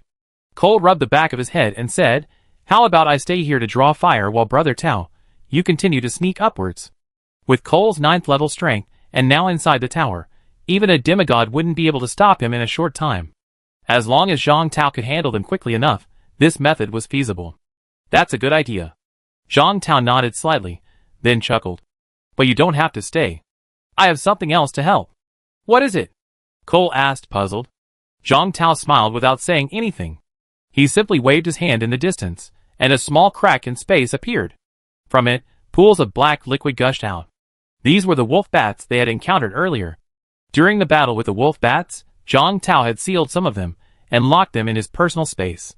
Although it had lost its most powerful consciousness, the black liquid began to gather rapidly under its own instinct, and soon formed a new dominant consciousness. Roar! A massive wolf bat, tens of meters long and barely at the level of a typical demigod, let out a piercing roar that echoed throughout the tower's first floor, instantly alerting the entire first floor's puppets. They quickly converged on the wolf bat's position. At the same time, the entire tower sensed the demigod's intrusion, sounded a warning, and began dispatching puppets to deal with it. Unaware of its companions, the wolf bat grew extremely agitated. Coupled with the constant threat of danger, it quickly launched an attack on the puppets. The first to bear the brunt of the attack were the puppet warriors guarding the passage. The wolf bat swooped down, flashing with cold light. Its claws, powerful enough to rival those of a demigod, tore the puppet warriors to shreds. Immediately, still unsatisfied, the wolf bat charged at the other enemies, the other puppet warriors on their way. The irrational wolf bats and the emotionless puppet warriors instantly engaged in an intense battle. "Let's go!" Arriving at the passageway and taking in the surroundings, Zhang Tao no longer hesitated and rushed into it with Cole, entering the 2nd floor of the tower. On the top floor of the tower, the space here was very small, only a few hundred square meters, completely different from the other floors. In the very center of the room, a sphere of light, approximately 2 meters in diameter, hovered in midair. Within the sphere, one could vaguely see an object, a palm-sized crystal fragment. If Zhang Tao were here, he would undoubtedly exclaim in surprise, for this crystal fragment was virtually identical to the spatial godhead he had inherited, save for its size. Yes, this is a fragment of the spatial godhead. Unlike the continents Zhang Tao had previously explored, the Xinjiang continent possessed not only fragments of laws, but also fragments of godheads, a truly extraordinary abundance. One could say, the greater the risk, the greater the reward. The dangers of the Shinshin continent far surpassed those of the continents Zhang Tao had previously explored. Without relying on others, he would have to reach at least the pseudo-god realm on his own to pass the Shinshin continent. There was no other way. The power of this continent was so insane. Not far from the light ball stood 3 puppets, all top-tier demigods. They stood quietly on either side, like guards at the front of a palace. Suddenly, the holy light puppet, standing at the front and resembling an angel with 3 pairs of wings, opened its eyes and sensed movement within the tower. He looked at his companion and said in a commanding tone, "Cartes, an enemy has invaded.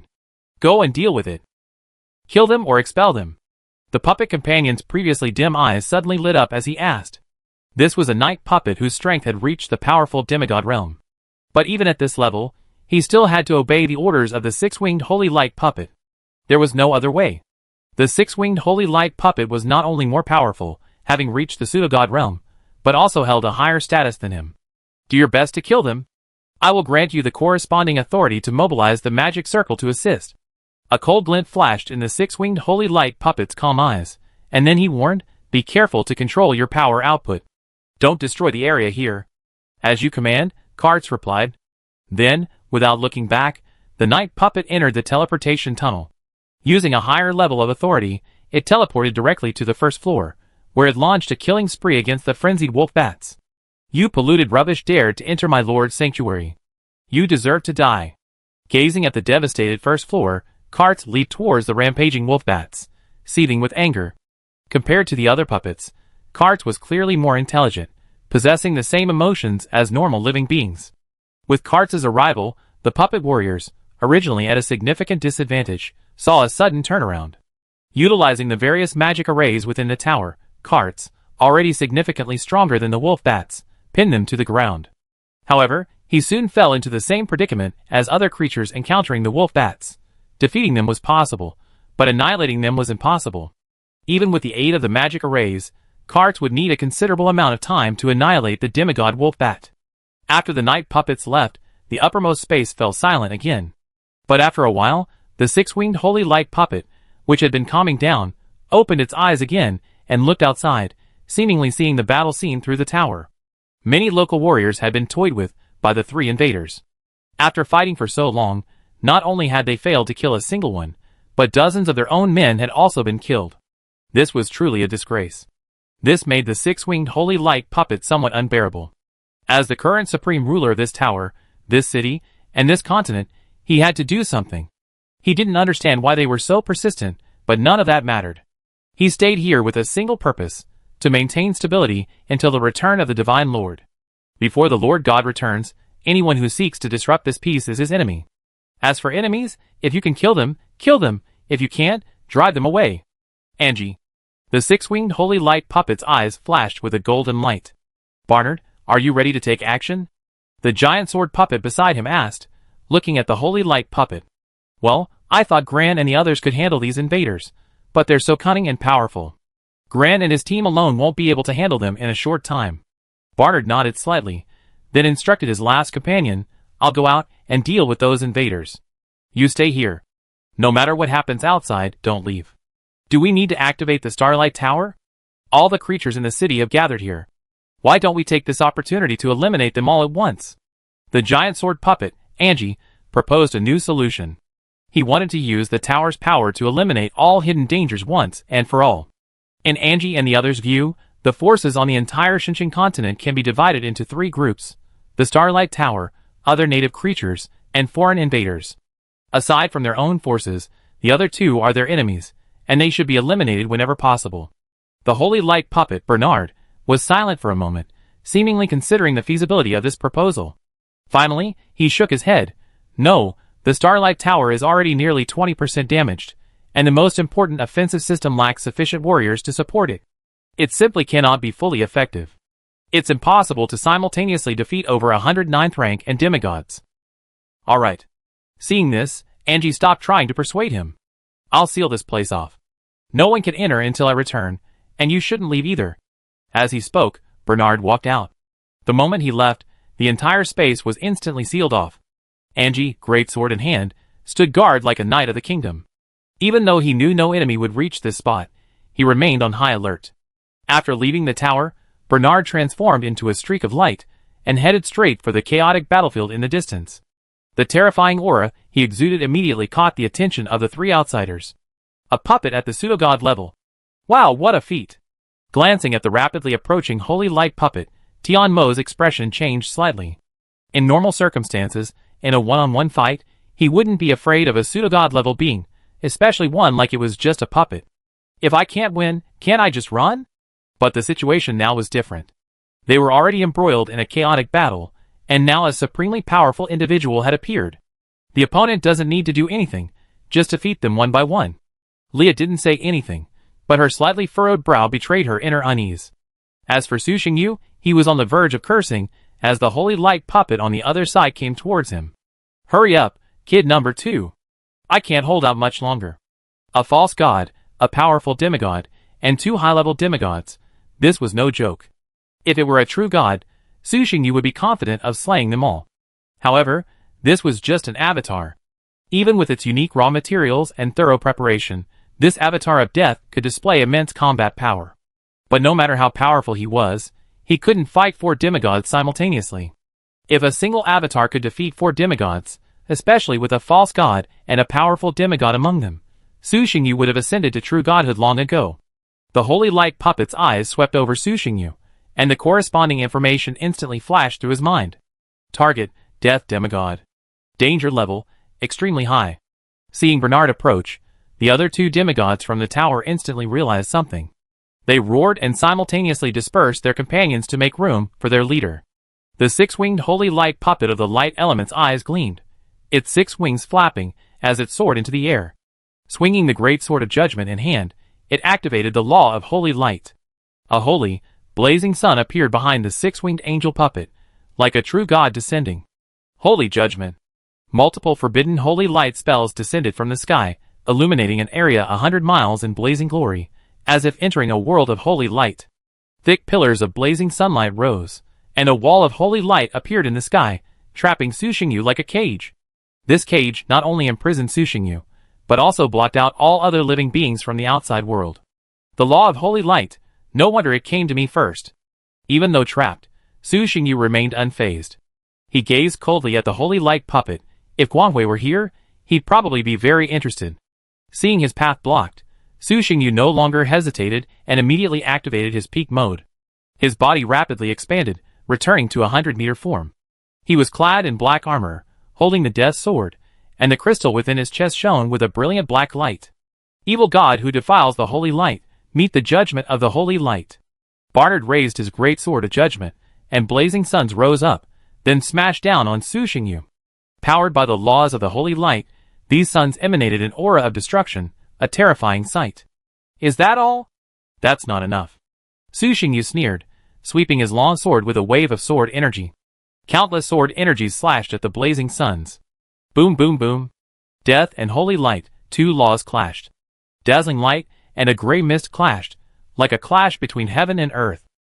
Barnard's eyes flickered with surprise, and he gradually increased his energy output. In an instant, the power of the holy light overwhelmed the death mist, and the blazing suns continued to fall. Explosions carrying purifying force echoed around Su Xingyu. A dazzling white light enveloped the entire area, blinding everyone, losing their sight on that side. Bernard continued to strike, scorching suns pounding down, seemingly intent on purifying Su Xingyu. Damn it! Tian Mo, standing outside the holy light curtain wall, saw this and his face changed drastically. He flew above the wall, swung his spear, and thrust it downward fiercely. Black flames enveloped the spear, transforming it into an arrow that shot towards the wall. With a loud bang, fine cracks appeared where the holy light curtain wall had been struck, rapidly expanding until a large hole appeared. Tian Mo flew through it, charging straight at Bernard. Stop him! Bernard commanded without even turning back. The powerful demigod puppet beside him immediately flew out, blocking Tian Mo's path. With a casual swing of his sword, he stopped him, and then joined forces with the 2 demigods that had pursued Tian Mo to engage him. Chapter 234. Bright Cross Slash. Purifying Dragon. Judgment Cage. Barnard didn't stop. The fragment of his godhead gleamed between his brows, and he effortlessly unleashed several divine arts, bombarding Su Xingyu with a fierce determination to take his life. These divine arts possessed extremely powerful offensive power. Even a demigod, whose vitality far surpassed that of ordinary beings, would have sustained severe damage after being struck so hard. Smoke filled the air, and the terrifying attacks disrupted the surrounding space, temporarily obscuring everyone's vision and preventing them from assessing the situation. Barnard's eyes were icy.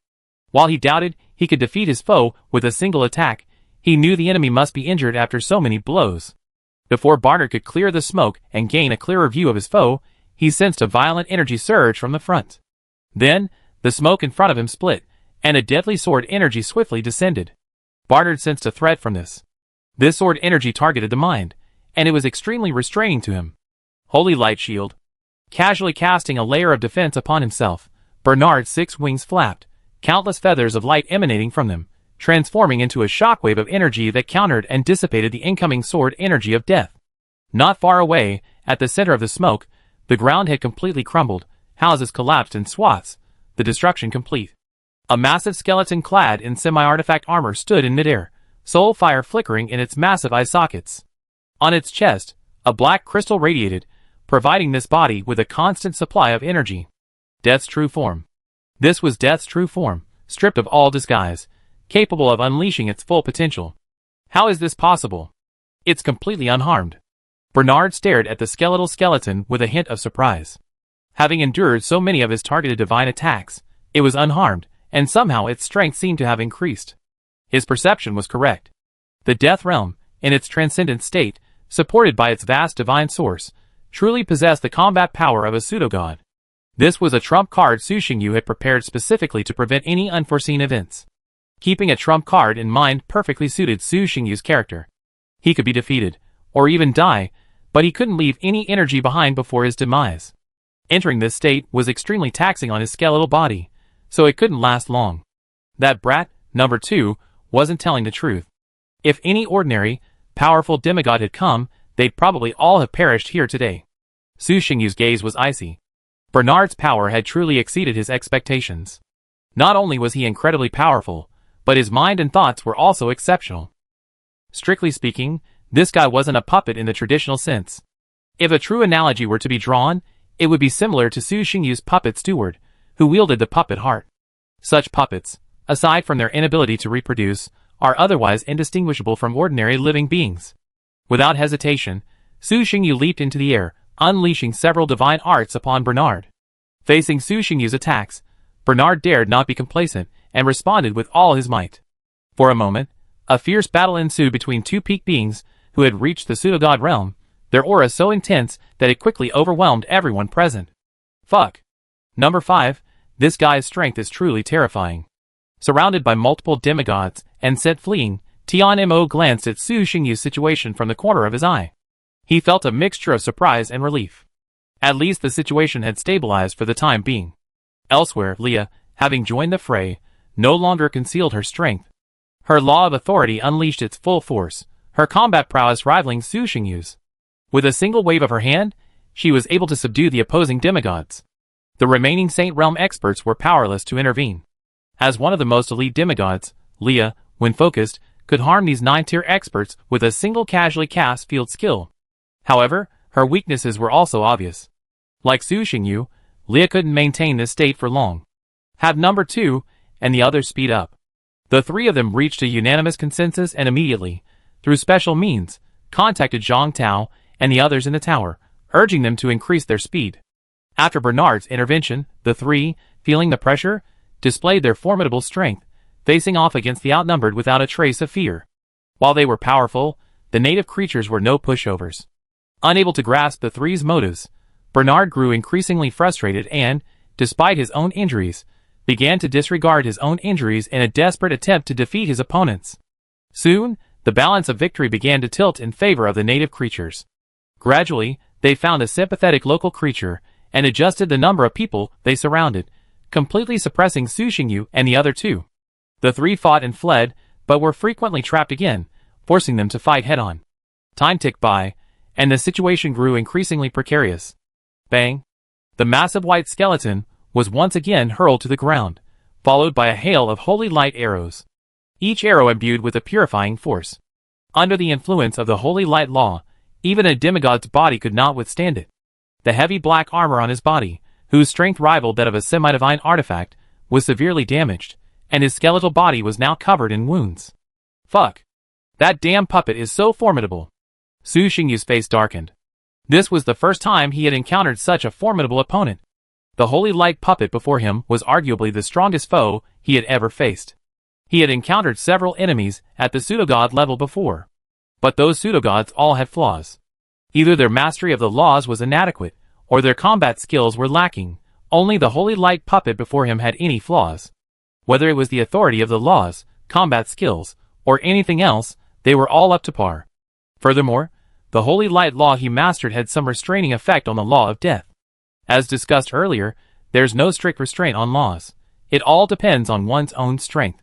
And clearly, Bernard was now the stronger, so the restraining effect was evident. This made Su Xingyu very uncomfortable. At this moment, a voice suddenly echoed from Su Xingyu's spiritual realm. It was Zhang Tao's urgent voice. It's done. Run! Su Xingyu's charge towards Bernard paused momentarily, and he glanced at his two companions. They happened to be looking over, evidently having received Zhang Tao's message as well. The three nodded slightly, then burst into full force, charging at the enemy before them. Die! Divine power surged, powerful magic poured out, space shattered, and the earth and sky shook. Barnard and the others saw this, and they were delighted, realizing that their opponent was nearing his limit. Defend? Faced with such a powerful blow, Bernard and the others naturally wouldn't foolishly take it head-on. Instead, they all cast defensive magic. The gates of death swung open, accompanied by sharp, piercing spiritual roars. The aura of death transformed into demon-like monsters that rushed out, dark clouds covering the entire sky, as if suddenly descending into hell. An extreme cold descended, freezing even the thoughts and minds of living beings.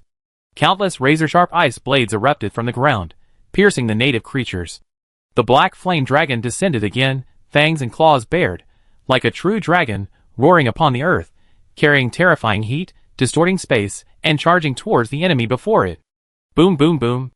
The three of them launched a full-strength attack, directly collapsing a large area of space, and elemental turbulence appeared. The aftermath rippled, sending the weaker demigods flying backwards. The cage shield also banged with the impact, and it took a long time for the aftermath to subside. Barnard and the others had taken precautions, and were not seriously injured. With a casual wave of their hands, holy light descended, dispersing the swirling smoke. After the smoke cleared, the massive skeleton vanished without a trace. Bernard was stunned. Where are they?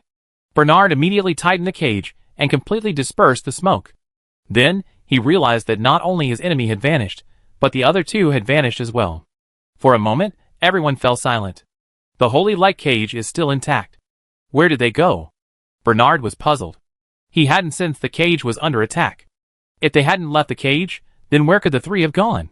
What happened? Why did the intruders suddenly vanish? Did they go into hiding? The holy light cage is still here. They couldn't have just left. They must still be here. Both the puppets and the monsters were now discussing the situation, some confused. They quickly launched a sweeping search, combing the entire area covered by the cage, 12 miles in radius. Naturally, they found nothing. Could they have entered a spatial rift? There was indeed a spatial collapse, but traversing that area is impossible. Moreover, this is the main city of Shinada. Even a true god wouldn't be able to travel through space. Even if they did get in, how would they get out? What should we do now? The powerful beings were like headless flies, unsure what to do. At the same time, 100 kilometers away, in a dilapidated church, Su Xingyu and the other two emerged from the pitch-black spatial rift one after another. They looked utterly battered, their bodies covered in wounds caused by spatial turbulence. The space here was extremely chaotic, completely unsuitable for spatial travel. Fortunately, the three were all quite powerful. Otherwise, any ordinary demigod would have been shattered to pieces by the spatial turbulence. After the three emerged from the spatial rift, Zhang Tao's face paled, and he immediately ceased his energy output. The spatial rift instantly closed. Are you okay? It's just a rift. Why make such a fuss? Tianmo looked at him speechlessly.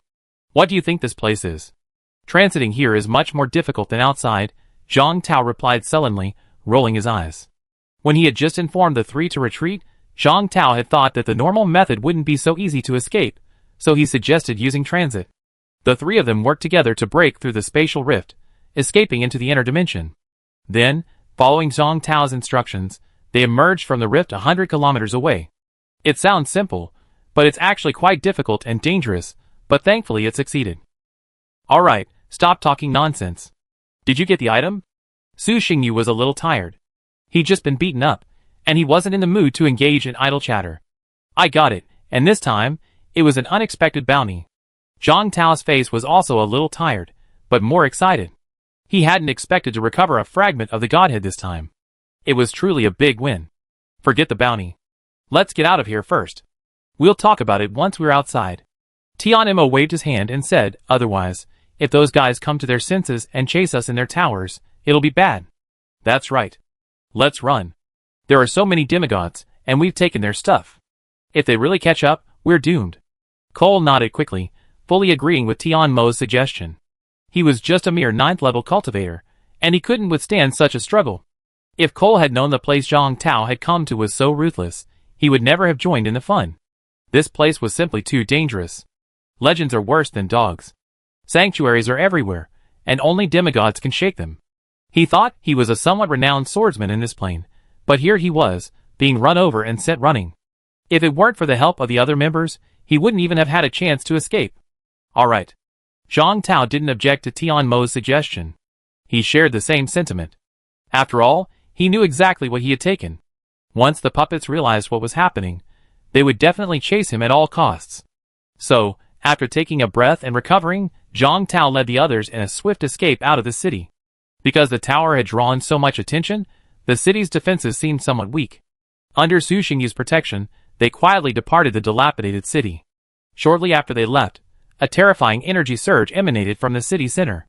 A furious Bernard and his group of puppet demigods, commandeering the Starlight Tower, swept every inch of the city, searching for any trace of Su Xingyu and the others. Feeling the rage condensing into substance from afar, they sped up even further, piloting their demigod bone dragons at full speed towards the breach at the continent's edge. The journey was uneventful. Disregarding exhaustion, they traveled at breakneck speed, reaching the edge of the sunken star continent in just one day. Through the breach in the sky, they quickly left the sunken star continent and returned to the unfamiliar void. Safe at last. Standing in the void, gazing at the sunken star continent, Cole breathed a sigh of relief. Finally, they were back in safety. Although the other four didn't say it out loud, they secretly breathed a sigh of relief. This isn't the place to talk. Let's go back there.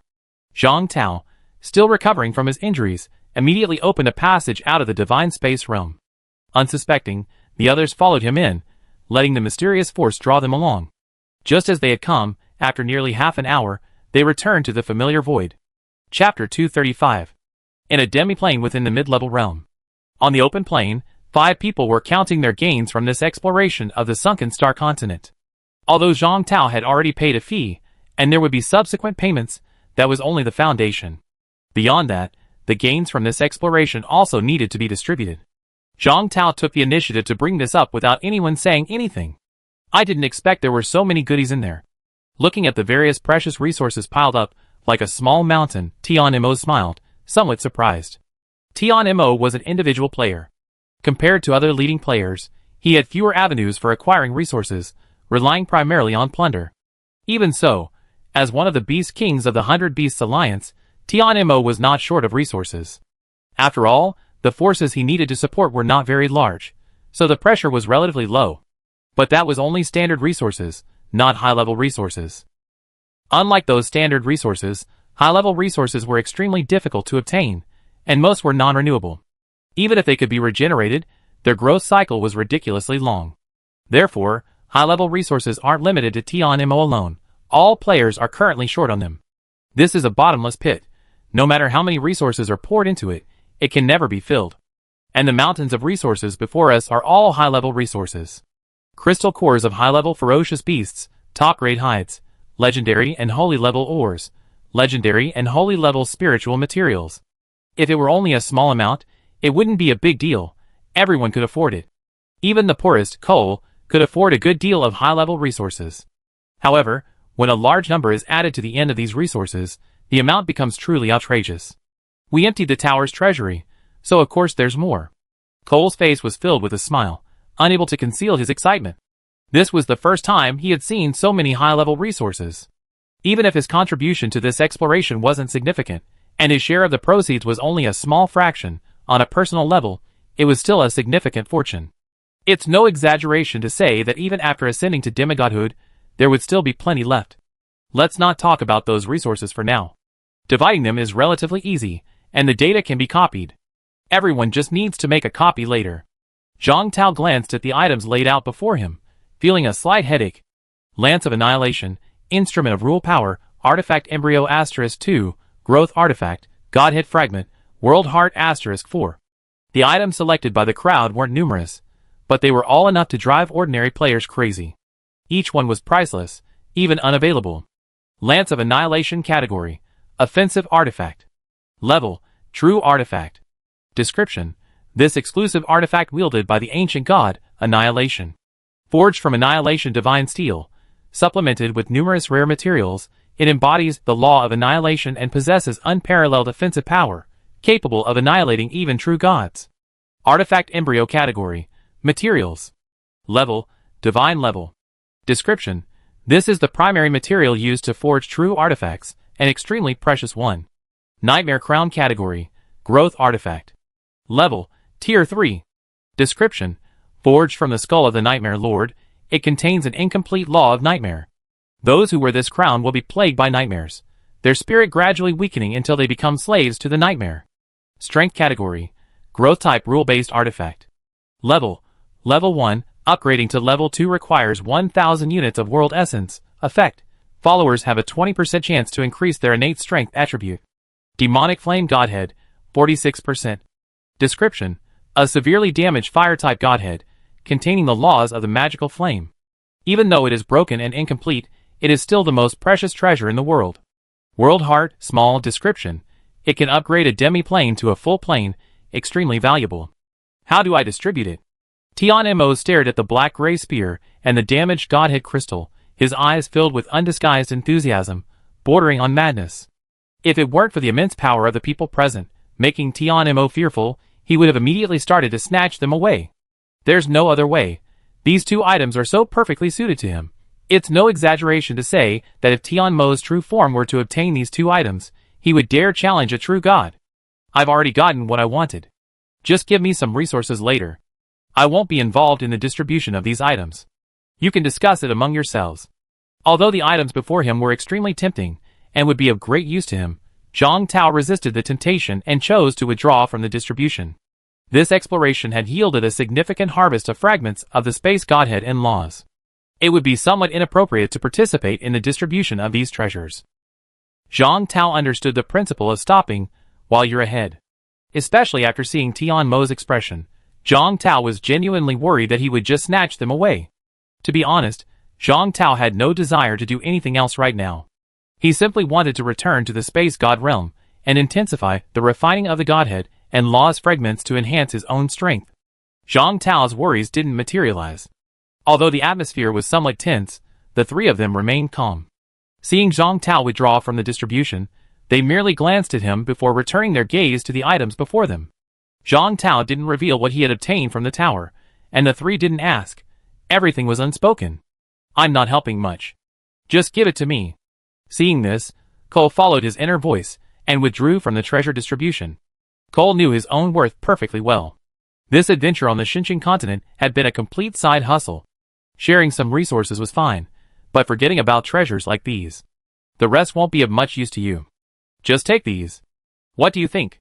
Su Xingyu exchanged glances with the other two, communicating through voice transmission. Then, from another pile of items, he pulled out a set of semi-artifacts and placed them in front of Cole. Weapons, armor, shoes, the standard semi-artifact 3-piece set. While its value naturally couldn't compare to the items before it, it was nonetheless a rare treasure. Good. Cole looked at the demigod artifact before him, feeling quite satisfied. You have to know that even on his own plane, not every demigod possessed a demigod artifact. Most demigods still used weapons and equipment primarily of the saint level. Only a few of the more powerful possessed demigod artifacts, and even fewer possessed a complete set of demigod equipment. These were generally only possessed by powerful figures within the divine forces. To put it bluntly, this set of equipment was a bit of a waste for him. In the short term, Cole wouldn't even dare reveal this equipment, lest it bring him mortal danger. So, It was already quite good that he had obtained a set of conventional semi-artifacts. With Cole's exit, it was now only Su Xingyu, Leah, and Tian Mo who were left to divide the items. There was a moment of silence, with no one speaking first. Finally, Zhang Tao, who had been watching from the sidelines, could no longer sit still and said, "Just waiting like this isn't the solution. I have a distribution proposal. How about you listen to it, and see if it's suitable? Tell me about it." The three looked at Zhang Tao, ready to hear his proposal. Divide these items into different tiers based on their value. For example, the World Heart would be the lowest tier, occupying 1 slot, while the Godhead Fragment would be the highest tier, occupying 3 slots. As for the order of selection, I have a dice here. Roll it, and whoever has the largest item goes first. How about that? I'm fine with either.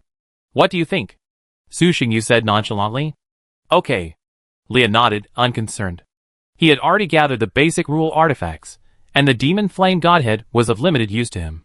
He didn't need anything urgently, so as long as the value matched, any distribution was fine. Seeing both agree, Tian Mo, unable to come up with a better solution, hesitated for a moment before also nodding in agreement. Soon, under the mutual scrutiny of the others, the three of them each shook the sieve, and the final order of selections emerged. Leah, Su Xingyu, Tian Mo. Based on the value of the items, there were a total of 20 selection slots. The three of them received different numbers of selection slots based on their previous contributions. Su Xingyu contributed more, so he received 40% of the selection slots, while Leah and Tian Mo each took 30%, a total of 8:6:6. Finally, after nearly an hour of selection, all three got what they wanted. Leah, Rule Instrument Power, 3, Artifact Embryo, 2, World Heart, 1, Su Xingyu, Spear of Annihilation, 3, Artifact Embryo, 2, World Heart Asterisk 2, 2, Nightmare Crown, 1, Tian Mo, Demon Flame Godhead, 3, Natural Wonder Lava Hell, 2, World Heart, 1. Overall, the three were quite satisfied with the distribution results. Needless to say, it didn't matter to Leah and Su Xingyu.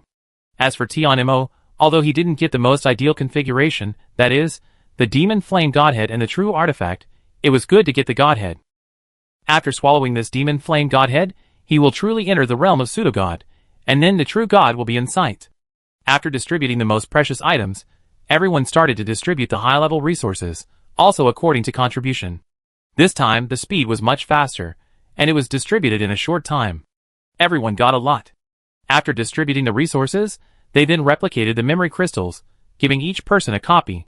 See you next time, everyone.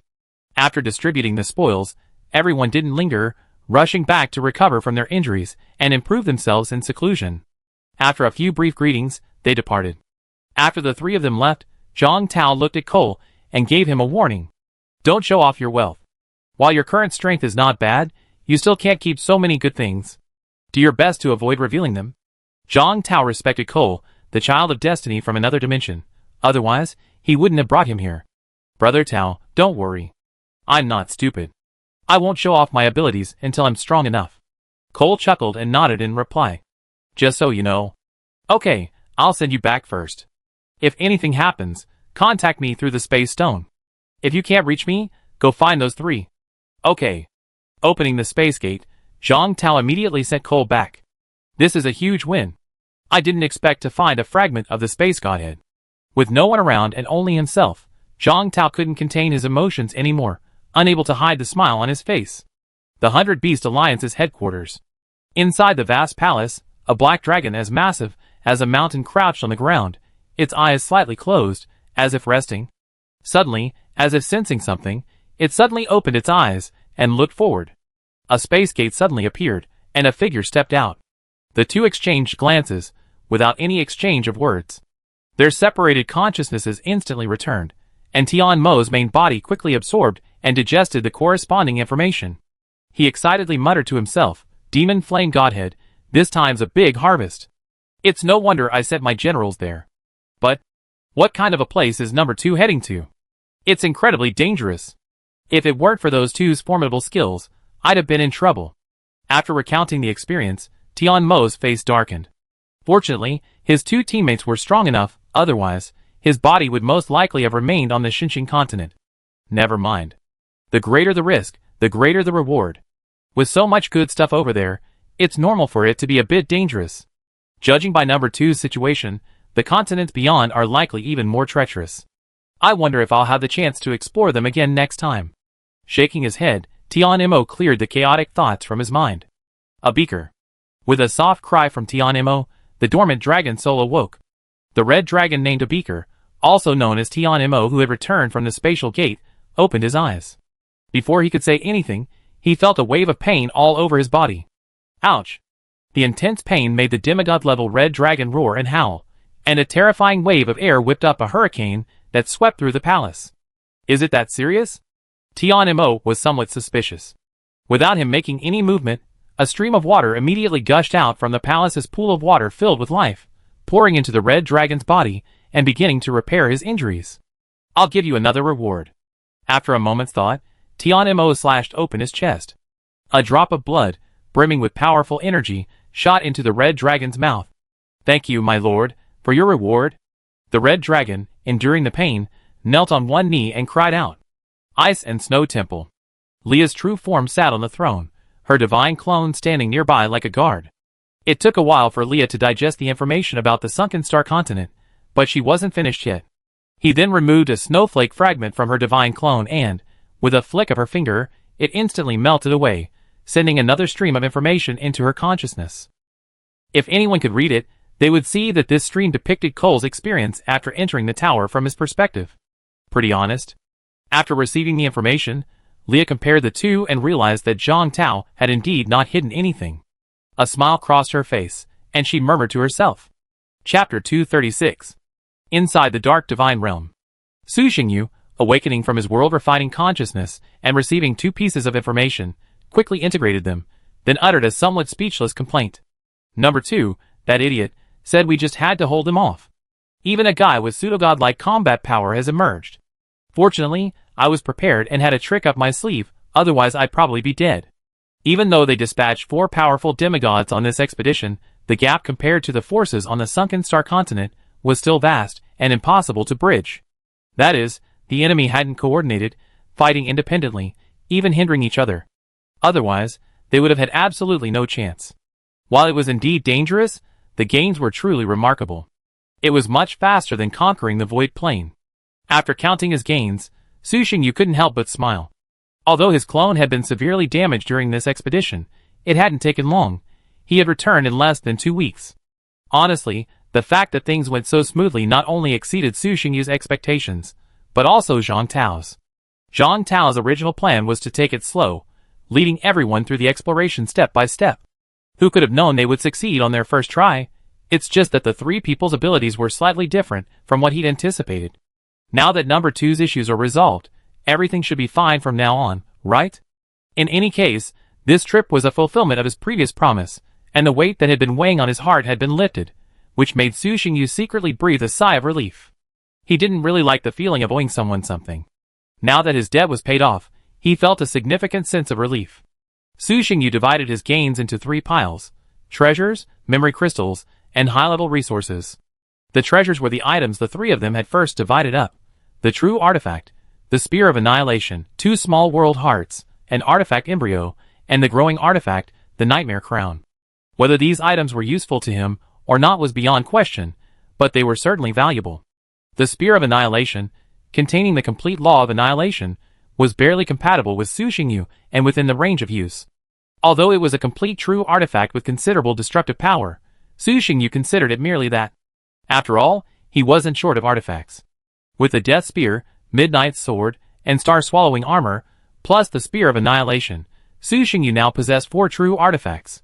True artifacts are indeed powerful, and can withstand the power of a true god, but more isn't necessarily better. In Su Xingyu's opinion, a set of dedicated artifacts worthy of one's authority is sufficient. To be honest, if Su Xingyu were to choose first, he would most likely choose the rule artifact, Power.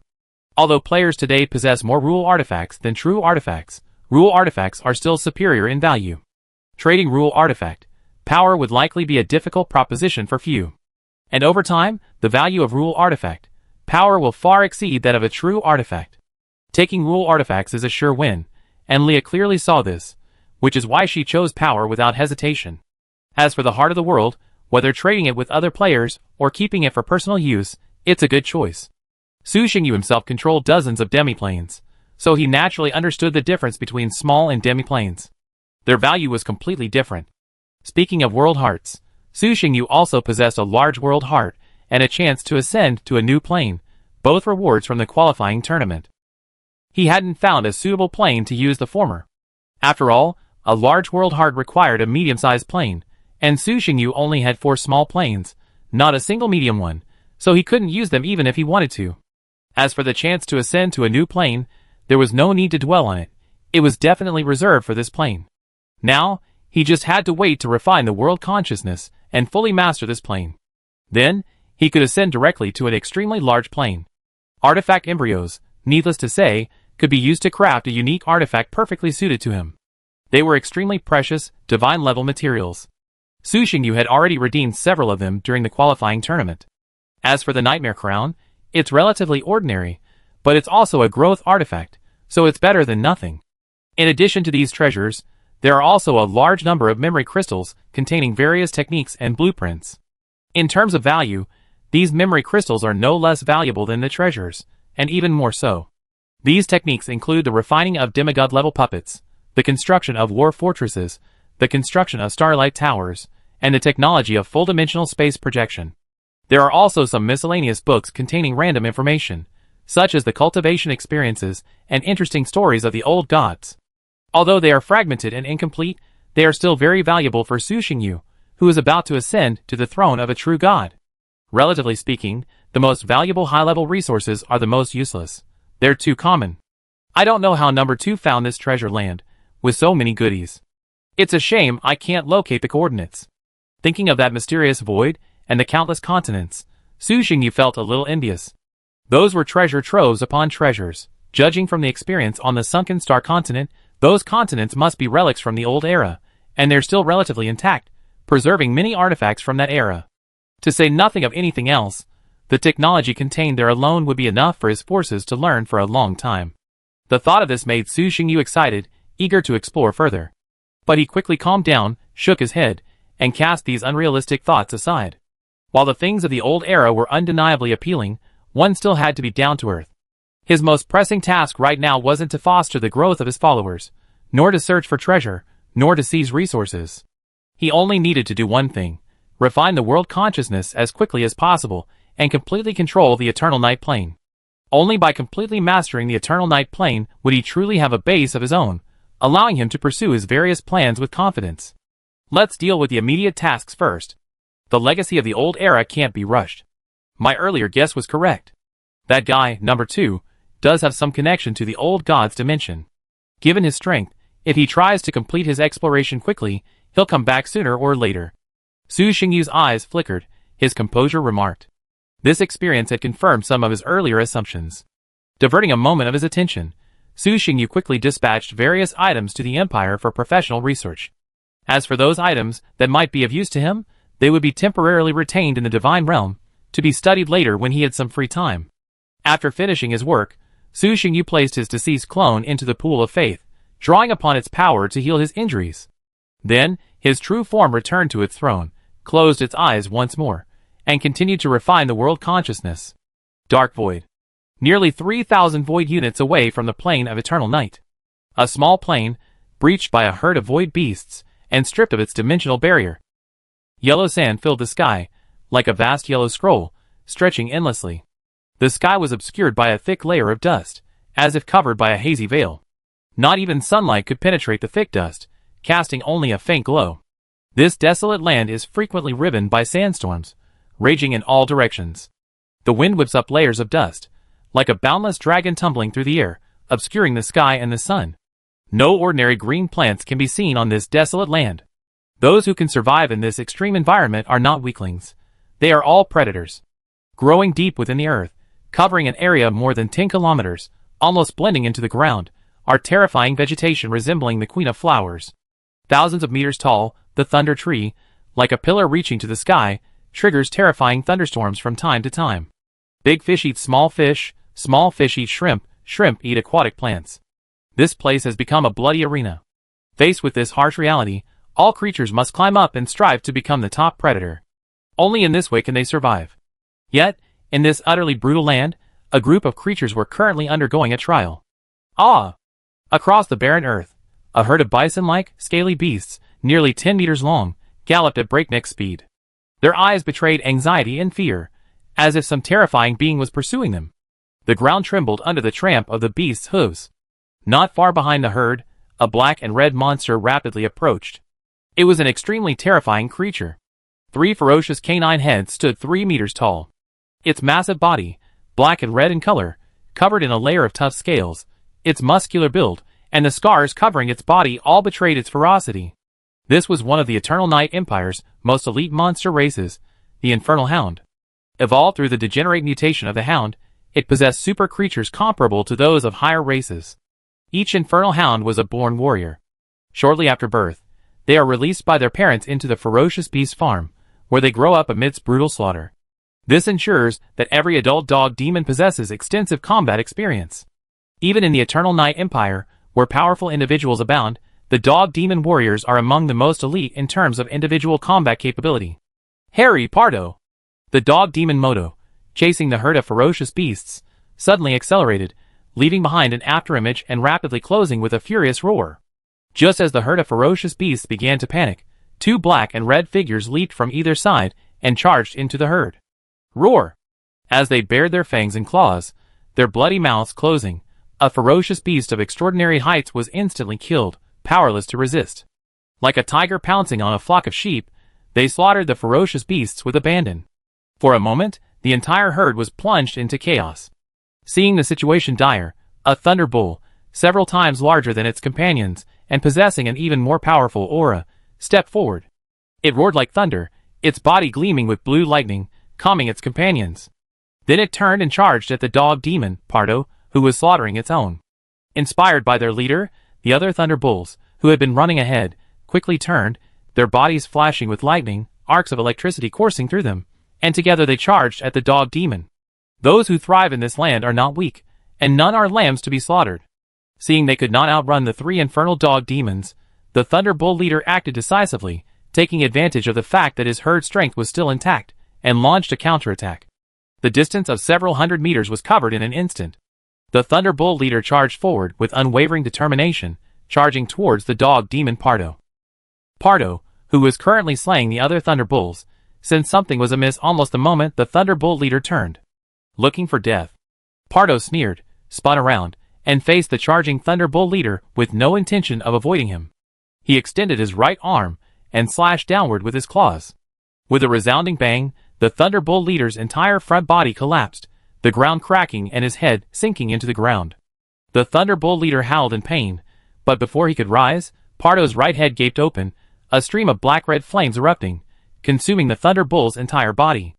Then, Pardo raised his hand again, closing his right claw and thrusting downward, instantly piercing the thunder bull leader's neck. The legendary thunder bull leader possessed a formidable vitality, and was not easily slain. However, even so, these 2 blows had completely depleted his fighting power, leaving him to wail helplessly. Pardo didn't let the beast suffer for long. With a sudden force of his arms, he ripped the thunder bull leader's head off. Blood gushed out, and Pardo roared with excitement as he bathed in the scalding blood. Kill! Kill! Sacrifice my lord with slaughter. Faced with the oncoming thunder bulls, the 3 infernal hounds roared to the heavens, then charged directly at the herd. The charge, powerful enough to collapse a city wall, didn't even cause the hounds to retreat a single step. They slaughtered the thunder bulls with reckless abandon. Using claws and teeth, they fought like ordinary beasts, engaging in a primal slaughter. In a matter of moments, hundreds of thunder bulls, at least level 6, were decimated by the 3 infernal hounds. Blood stained the land, and mutilated corpses were scattered everywhere. And this scene was playing out across this plain. There were one-sided slaughters, evenly matched battles, and numerous counterattacks. After a large number of infernal hounds entered this plain, the already harsh living environment became even more brutal. All creatures faced only 2 choices: kill their opponents or be killed. The fallen would become nutrients. The survivors would grow stronger and participate in even more brutal battles. Chapter 237. A small plain in another direction. The continental terrain here is dominated by wild mountains and ancient forests, brimming with pristine scenery that evokes a yearning. The wild mountains, towering majestically, their peaks overlapping, seem like the backbone of the earth. They crisscross and stretch endlessly, like a mysterious ancient scroll. In the sunlight, the mountain rocks gleam with a metallic luster, appearing hard and cold. At the foot of the mountains, the dense primeval forest resembles a green ocean, with tall, straight trees and lush branches and leaves that obscure the sky. This land lacks much trace of civilization, as if there are no intelligent beings. Ancient beasts that obscure the sky, monsters with powerful bloodlines, and supervegetation with long lifespans, all kinds of mythical creatures, were born and rapidly flourished in this land. Compared to these divine beings, ordinary creatures are weak, and so-called props and inscriptions simply have no chance of development. The path of transcendence is the path for the creatures of this plane. Drawing from the outside world, strengthening oneself. Only by exhausting all means to enhance strength can relatively ordinary creatures survive and reproduce here. The creatures here are primarily ancient ferocious beasts and ancient descendants. They each occupy a piece of land and rarely expand, living confined to their own small plots. The abundant resources and land are sufficient for these ferocious beasts and monsters to live comfortably. To the east of the continent, a towering mountain rises, piercing the clouds, like a giant standing between heaven and earth. This mountain is called One Long Mountain, and was once the territory of a demigod-level dragon. That enormous dragon was the most powerful lord within 1,000 miles, immensely powerful, a foremost being even in the entire plain. Then, with the arrival of the Black Dragon King Nidhogg and his crushing defeat of the dragon, this territory changed hands, becoming Nidhogg's domain. Currently, upon 10,000 Dragons Mountain, numerous dragon-born races lived. Some were ferocious beasts, others monstrous, but all shared a common trait: enormous size and immense combat power. Atop the mountain sat a vast, magnificent palace. Inside, Nidhogg, in his dragon-man form, sat on the throne, a dazed expression on his face, listening to his subordinates report on the battle situation. "My king, the Demon Flower Plains have been conquered. The Demon Flower Lord refused to surrender, and has been slain. In this battle, we have killed 4 9th-level Sanctuary Realm Warriors, 47 8th-level Legendary Realm Warriors, 378 7th-level Epic Realm Warriors, and countless 6th-level Warriors." A black-scale dragon general below, looking at the tallied intelligence, slowly said, "We have harvested 1,254 kilograms of life source, 659 high-level crystal cores, as well as high-level forging materials, life seeds, and spiritual materials. Alright, these things won't be needed. You need not report to me. According to the original rules, 30% will be sent back to the Eternal Night Plane, 20% will be placed in the Qianlong Mountain Treasury, and the remaining 50% will be distributed among you." The black-haired young man on the throne interrupted him, then said, half instructively, "I don't care how you distribute it, but if any warrior complains to me about not receiving the rewards they deserve, I will hold you accountable." As he spoke, a powerful aura emanated from him, pressing down on the black-scale dragon general like a heavy stone, causing him to feel his body sink. "As you command, my king." The black-scale dragon general knelt on one knee and replied cautiously. "If there's nothing else, proceed." Nidhogg waved his hand. Seeing this, the black-scale dragon general quickly retreated. Without Nidhogg needing to wave, another person immediately arrived. It was a dragon general with 4 wings sprouting from his back. His aura had reached the 9th level, a formidable force. "My king." By the time all the generals had finished reporting their intelligence, over a dozen hours had passed. Nidhogg sat on the throne, his eyes weary. This wasn't physical fatigue, but mental exhaustion. Spreading his wings and stretching his body, Nidhogg regretted it deeply. "If I had known this would happen, I would have asked the Empire to send more people here. Daily reports are so tiresome. As the supreme leader of the Eternal Night Empire here, and the Lord of the Dragon Territory, Nidhogg had to receive daily reports from his generals, which made him particularly irritated. In the past, in the Eternal Night Plane, he hadn't intervened, simply handing over power to others, letting them manage things. Nidhogg wouldn't even show up unless a particularly serious problem arose. But after arriving here, that wasn't the case. First, there was the issue of the severity of the matter. War was no small matter, and Nidhogg had to be involved in almost every battle. He couldn't guarantee the full situation, but at least he knew whether the battle was won or lost. Second, this was a trial ground assigned to them, the Dragon Clan. Handing it over to them was originally intended as a training ground, so it would be somewhat inappropriate for the Empire to take full control. So, apart from a few personnel to help stabilize their rear, the Eternal Night Empire didn't provide them with much assistance. Let them do whatever they want here. Others are vying for the top spot, yet you're actually showing off. A middle-aged dragon man, with red scales, and a remarkably imposing figure walked in, teasing Nidhogg upon hearing his words. This one is also a giant dragon, and a powerful demigod-level dragon. His name is Bazel, a being subjugated during the Empire's early conquests of other demi-planes. Initially, he was only at the 9th level, but after undergoing multiple baptisms, his bloodline was strengthened, and he successfully broke through to the demigod level. It's easy to talk without any hesitation. You'll be quiet after just a few months of sitting here, Nidhogg said irritably, glancing at him. Alright, don't put so much pressure on yourself. The Empire isn't asking you to complete the conquest immediately. We still have plenty of time. Another dragon man walked in. She was also a giant dragon, and a female one at that. Unlike Nidhogg and the other two, this dragon, Martina, hadn't reached the demigod realm, only the 9th rank.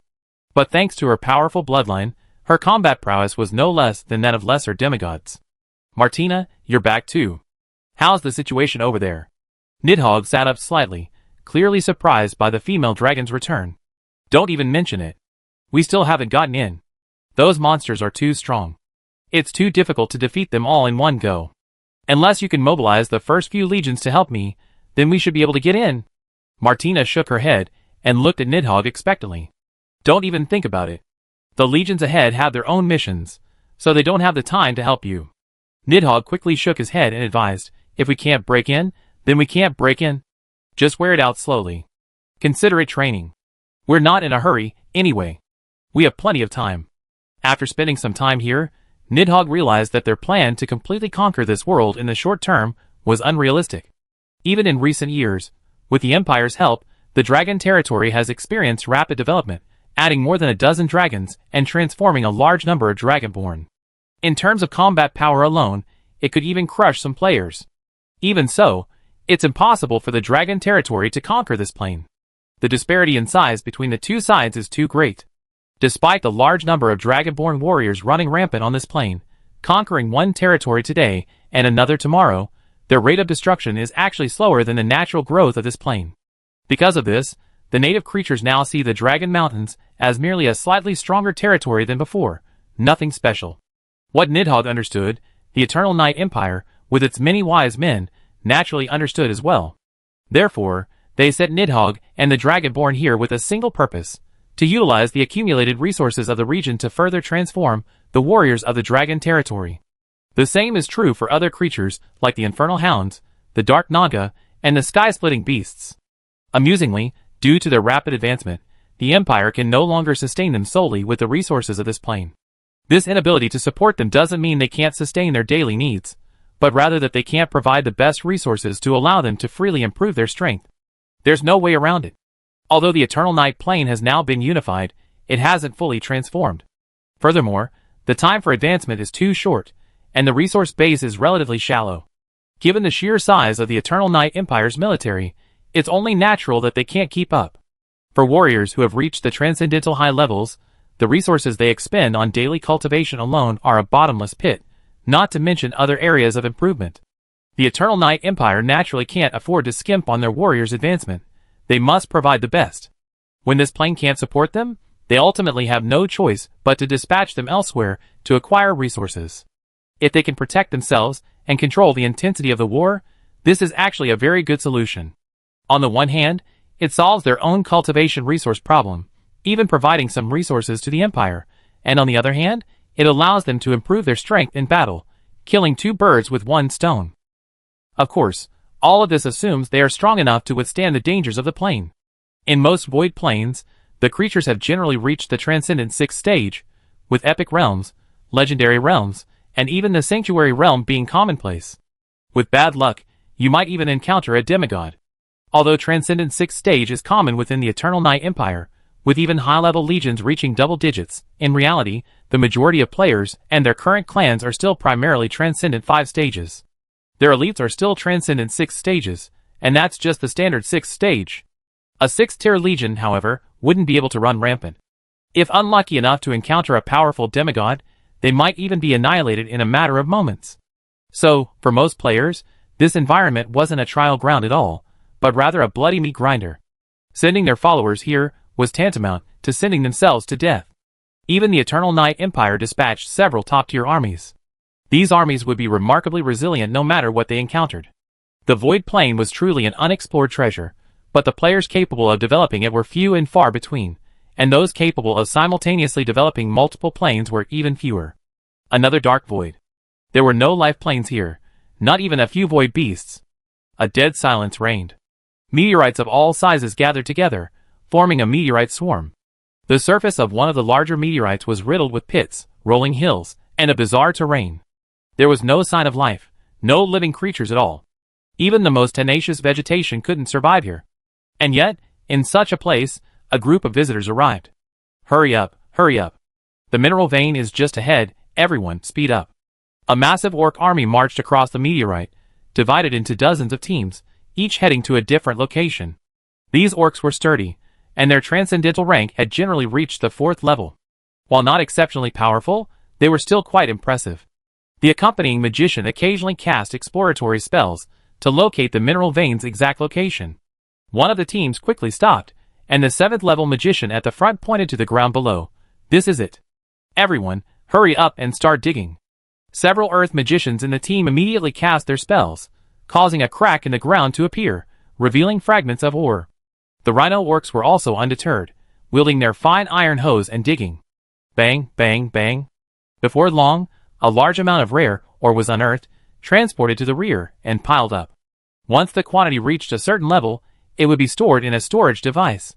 A phantom figure stood in the void above the sky, observing everything below. Such a large meteorite contains enough ore veins to keep me digging for a long time. Qin Ning couldn't help but smile as he watched the rare ore being unearthed. As an ordinary player, although he had advanced to the intermediate realm, his life wasn't particularly good. He didn't receive many good rewards early on, and his ranking in the qualifying rounds was very low. After advancing, he received no benefits other than the spiritual energy boost. Without any organization or support, no leaders to help him, he had to rely on himself for everything, which was utterly miserable. The expansion of this plane had stagnated, and he lacked the ability to capture a demi-plane, unable to even defeat the void beasts on some meteorites. He could only slowly explore the void, searching for those dead meteorites to obtain mineral resources. The meteorite beneath his feet was the resource field that Qin Ning had spent years, and even lost several divine incarnations to find. There were no void beasts here, so his followers could mine the mineral veins freely. Chapter 238. All the orcs were mining. Pieces of extremely pure, rare ore were being unearthed, and the discerning orc laborers were thrilled. According to the plan agreed upon by the faction, the more precious and abundant the ore they unearthed, the greater their rewards. A minotaur orc was vigorously wielding his tools, digging for a vein of ore. Suddenly, with a crisp nail, his pickaxe snapped, and the hill before him began to tremble slightly. What's going on? An earthquake? The minotaur scratched his head in confusion, then saw the hill before him begin to move. As it swayed, dirt and ore fell off, and soon the hill revealed its true form. It was a giant, humanoid in appearance, nearly 20 meters tall, dark gold in color, radiating a metallic sheen. Orcs! How could there be orcs here? The metal giant looked down at the minotaur orcs before him, like a dragon looking down at an ant. What the hell is this? The minotaur orc before him was completely terrified. He fell to the ground, hands bracing themselves against the ground, as he hurriedly backed away. It wasn't just him. The other orc laborers nearby were like that. Fear flashed in their eyes as they looked at the towering, majestic metal giant, emitting a terrifying aura. If it weren't for the foreman maintaining order and their loyalty to the gods, they would have turned and fled. Although these minotaur orcs had already reached the middle level of their transcendental realm and were formidable orcs themselves, their strength lay in comparison. Even without needing to fight, they knew they couldn't defeat the metal monster before them. Just by looking at it, they knew they couldn't defeat it. This opponent was completely out of their league. There was no way they could fight him. Two 7th level orcs approached the metal giant and confronted it. As they approached, they realized that the metal monster's transcendental rank wasn't particularly high. Like them, it was also at the 7th level epic realm. However, being at the same transcendental rank didn't guarantee equal strength. Feeling the oppressive pressure emanating from the metal monster, the two 7th level orcs hesitated to attack. The metal giant, having just awakened, was still somewhat dazed. He didn't speak or attack, but stood quietly, seemingly trying to clear his mind. After a long moment, the metal giant regained consciousness. He looked at the orc warrior before him and said in a dull voice, "This is our territory, orcs. You have crossed the line. Leave immediately."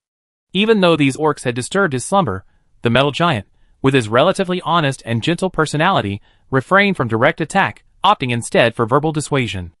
"Arcady, what should we do?" The 7th level fox mage asked his companion in a voice transmission. "What can we do? Attack him. We're all at the epic realm. Even if he's a real fighter, can he really take on 2 of them?" The sturdy, 5-meter-tall minotaur replied with a fierce look. Then, without waiting for the metal giant to react, a long axe materialized in the minotaur's hand. He stomped his feet into the ground and instantly leaped towards the metal giant, raising the axe high. A powerful fighting spirit enveloped his body as he fiercely chopped down. The fox mage plunged his staff into the ground and chanted, "Ground collapse." The ground rolled like waves, and in an instant, the ground where the metal giant stood softened, transforming into a quagmire that bound his feet. Under the astonished gazes of the orcs, the axe blade unexpectedly struck the metal giant. Lord Arcadus is one of the most powerful and extraordinary warriors in our territory, possessing immense strength, even rivaling that of an 8th level legendary. This hulking fellow, looking down on him, will surely be injured. Of course not. Lord Arcadus is no ordinary epic realm warrior. He has personally hunted and slain epic beasts. Chop this giant down, Lord Arcadus. Looking at the brave minotaur leader, the orc laborers cheered him on. Amidst the orc laborers' shouts, the sharp axe struck the metal giant's chest with a resounding thud, like the crack of thunder. The resounding explosion made the orcs cover their ears. Sparks flew, metal fragments flew, but surprisingly, the metal giant, struck by the blow, merely trembled slightly, without sustaining any wounds. The 7th-ranked minotaur orc, renowned for its strength, even with his full-strength attack, couldn't break the metal giant's defense. How is this possible? Lord Arcadus's full-strength attack didn't cause any damage. My god, what kind of monster is this? How can its defense be so terrifying? It's over. The orc laborer screamed in disbelief at the scene before him. Are you attacking me? The metal giant lowered his head, revealing a cold and stern face, his eyes focused, as if puzzled. Arcady's arms went numb, frightened by the metal giant's physical defense. Before he could react, the metal giant raised his arm and, with a gentle swing, sent the razor-sharp axe and Arcady flying, crashing to the ground far away with a deafening crash that kicked up a cloud of dust. Even though the metal giant was naturally gentle and disliked fighting, under the influence of the Eternal Night Empire, he wasn't the type to simply accept a blow when attacked. I don't know where you come from, but since you seek death, I'll grant your wish. The metal giant exerted a slight force, freeing himself from the ground. Then, leaning forward, he scooped up a massive sword over 10 meters long, which fell into his hand. Dark golden energy surged forth, and with a slight jolt, the dirt on the sword instantly shattered. The sword swung freely, sending a stream of sword energy tens of meters long sweeping towards the surrounding enemies. Be careful, get out of the way. The fox mage's face darkened, and he warned the orc laborers. He swung his staff, causing the earth to roll and walls of earth to rise, blocking the path of the sword energy. The sword energy was unstoppable, shattering several walls in a row. Several orc laborers were chopped into bloody pieces before they could even react. And that wasn't the end of it. The metal giant took a step forward, charging towards them, the ground crackling under his stomping feet. The orc laborers, startled awake by the splattering blood, watched the metal giant charging toward them, their faces etched with terror. Without hesitation, they turned and ran. Help! Run! There's a monster! They screamed as they ran. The greatsword swept forward, but before it even touched anyone, the overwhelming force of its aura crushed them to the ground, rendering them motionless. Under the metal giant's attack, the orc laborers had no power to resist, being slaughtered like chickens. Asshole! Arcady, picking up his great axe, rushed forward. Seeing his people being slaughtered wantonly, his eyes instantly turned red. In a rage, he swung his axe again and attacked the metal giant. That brutal force seemed to possess the power to split mountains and sever rivers. However, facing his attack, the metal giant didn't even take it seriously. Compared to the monsters of the Empire, such a creature was too weak. With a casual swing of his great sword, he blocked the great axe. Arcadia felt he wasn't facing a living being, but a mountain. His prided strength paled in comparison. Arcady was instantly sent flying backward, shattering several boulders before finally crashing into a pile of ore. Orcs elsewhere had also noticed the commotion, but no orc warriors rushed to help. It wasn't that they didn't care about their companions' lives, but rather that metal giants had awakened elsewhere. Across the meteorite, nearly 1,000 metal giants had awakened from their slumber. Originally, they had hidden within the mineral veins, drawing on their power to transform. But the sudden arrival of the orcs, combined with their fierce digging, had awakened them all. These metal giants, ranging from a mere 10 meters tall to nearly 50 meters tall, stood there like towering buildings, imbued with a powerful sense of oppression. As for their strength, they ranged from the 7th level epic realm to the 9th level saint realm. Though their numbers were small, they were all formidable. At least the regular orc army remaining here was helpless against these metal giants. Roar! The awakened metal giants were furious, but understandably so. Being awakened before a full night's sleep would not be a pleasant experience for anyone, let alone being stung by a swarm of bees. So, these metal giants immediately began slaughtering the orcs on the meteorite.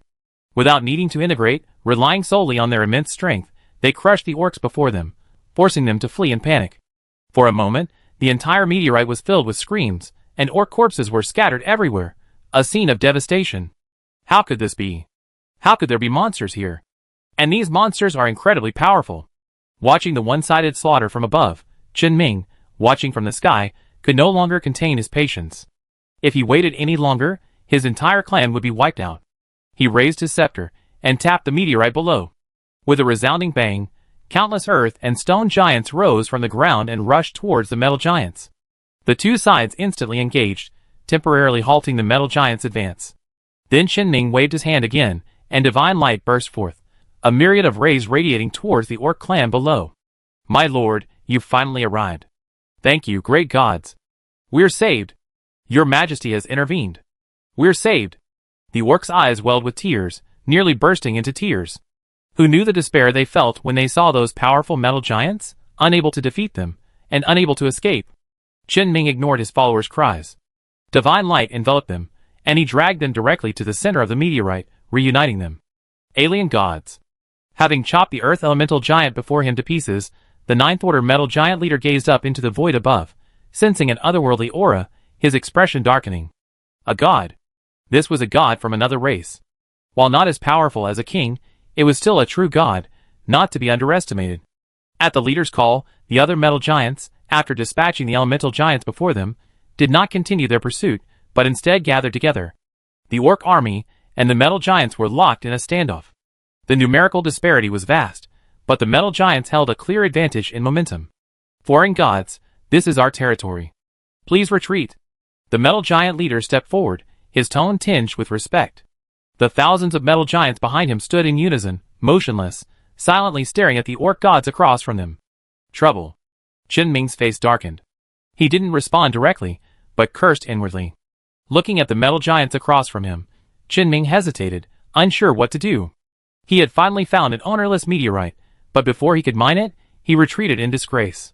He felt a little unwilling, but he wasn't sure if he would take action.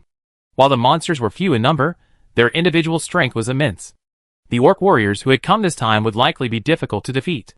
Seeing the alien god across from him didn't respond, the giant leader assumed he was about to attack and whispered, "Prepare for battle." The giant warriors behind him gripped their great swords tightly, their energy surging like volcanoes reaching their limit, poised to erupt. Facing the powerful metal giant, the orc warriors were a little nervous, but under the divine light, their gazes were resolute, their grips on their weapons tight, ready for a fight to the death. Instantly, the atmosphere reached a fever pitch, as if a fight was about to break out. Just then, a sudden noise came from the sky. Boom! Everyone looked up. What is that? Chen Ming was speechless. Why would a meteorite cause so much trouble? I just wanted to mine some more. It shouldn't be that serious. A small meteorite appeared not far away, and the ground suddenly cracked. Immediately, a massive figure shot out from the hundreds-meter-wide crack, rapidly flying towards the meteorite where everyone was standing. After seeing what it was, Chen Ming's expression darkened even further. It was a dark metal giant, hundreds of meters tall, whose transcendental status had reached the 10th order demigod. Aaron, the third-generation patriarch of the metal giant clan, descended from the sky and stood before the group of metal giants. The original leader of the giants immediately stepped forward to greet them, Patriarch. He then briefly recounted what had happened.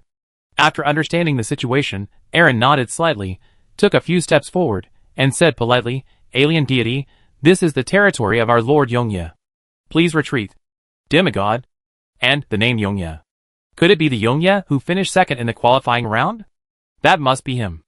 Aside from the monsters at the top, No other player could possibly have a demigod-level follower right now. Qinming sensed Aaron's demigod aura and was deeply shocked. Aaron's subsequent words nearly made him drop his jaw. That monster had actually reached out. Retreat. Without hesitation, Qinming quickly admitted defeat, opened the portal, and withdrew with his men. Chapter 239. After the spatial portal vanished and Qinming and the others departed, Aaron breathed a sigh of relief.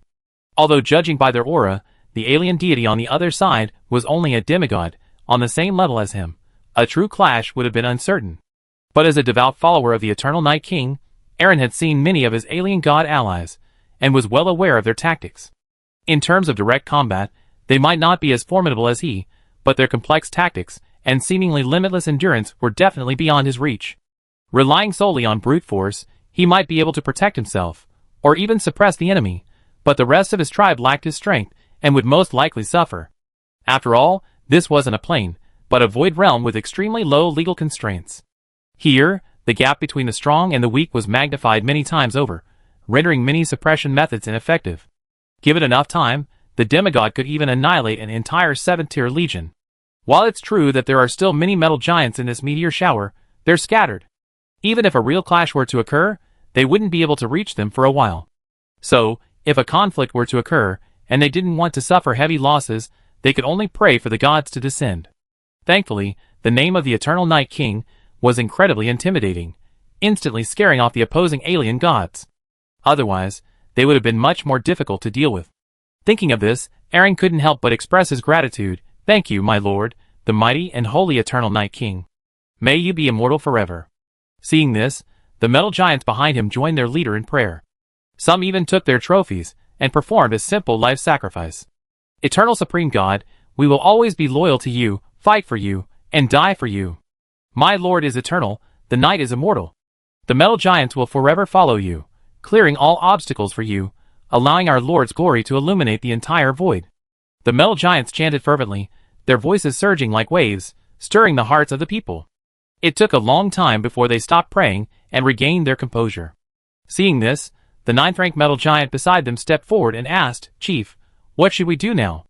Although the alien god and his followers have left, our coordinates have been exposed. They could return at any time. You asked me what to do. Hearing his subordinate's question, Aaron scratched the back of his head. He wasn't the type to make decisions. He became chief only because of his strength and the smooth succession. Now that he was asked to make a decision, he really didn't know what to do. Why don't we just notify the Empire and let them help us decide? Another metal giant, seeming to notice the tribe leader's dilemma, stepped forward and suggested. No. Hearing his suggestion, Aaron shook his head without hesitation. Facing his companion's puzzled gaze, Aaron explained, this place is too far from the Eternal Night Plane. Normal means are impossible to contact the Empire. If we want to communicate with the Empire, we can only ask the king for help. Now that the king is asleep, how can we disturb him over such a trivial matter? Then what should we do? We can't just continue to sleep, can we? What if they come back and bring men to surround and kill us? They were unprepared before, so we've been driven around.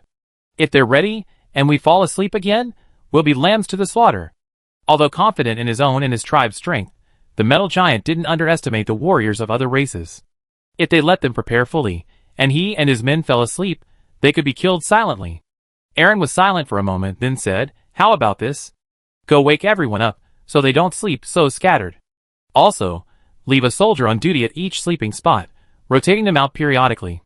Have them maintain constant vigilance and awaken their comrades immediately if an enemy invades. The metal giants glanced at each other, seeing no better solution. They nodded helplessly. This is the only way.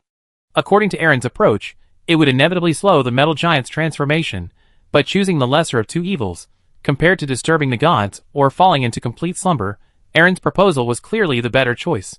In a plane approximately 2,000 void units away, Qinming, who had been guarded by the metal giants, had already returned to his own plane with his army. Above the sky, within the divine realm, Qinming, seated once again on his throne, looked grim. Fuck. I finally found a resource vein, and in the end, I didn't even get a single drop. What a shame. Qinming was furious at the thought of all his efforts going to waste. Now, beyond this plane, the void resource sites he controlled were few and far between. They were either small stars with extremely limited mineral resources, or demiplanes developed jointly with other players, rich in resources but difficult to mine. I had thought that finding an uninhabited meteorite cluster would bring me prosperity, but who could have known this would be the outcome?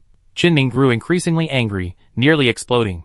Now that he had no one to confide in, he felt even more depressed. After a long while, after venting his anger, he finally calmed down. His eyes were grim. Why don't we unite with the others and fight back? The rich mineral resources on the meteorite truly made Qinming's choices difficult, but relying solely on his own strength, even defeating the group of metal giants was somewhat difficult. To put it another way, the demigod metal giant leader alone was formidable enough. If a few more 9th level warriors surrounded him, it wouldn't be impossible for him to be severely injured. Yes, it was that miserable. Compared to players and organizations like Bloody Dawn, players like Qinming weren't doing so well. Their early accumulation wasn't deep enough, so they didn't experience a qualitative change after being promoted to the intermediate realm. Their divine spirits were barely demigods, between ordinary and high-level demigods. With this strength, they might be able to bully weaker Void Beast Kings, but if they faced a tough opponent, they would definitely be in trouble. And it was clear that the demigod metal giant leader was a tough one among the toughest. His surging blood and energy made Qinming question his life for a moment.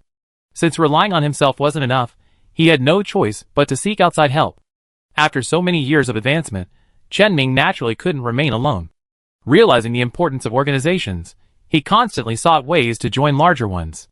However, no major organization was willing to accept him. After some setbacks, Qinming joined a smaller organization nearby. The members of this organization, like Qinming, were forced to band together to form a mutual aid alliance for their continued survival. After all, not every player possessed the ability to exploit the void and capture planes. If one person couldn't stand alone, then a group would do the same. While this would reduce the benefits, it was better than nothing at all. Qinming was now harboring this thought. Since he couldn't defeat the metal giant on the meteorite alone, he could call on the others.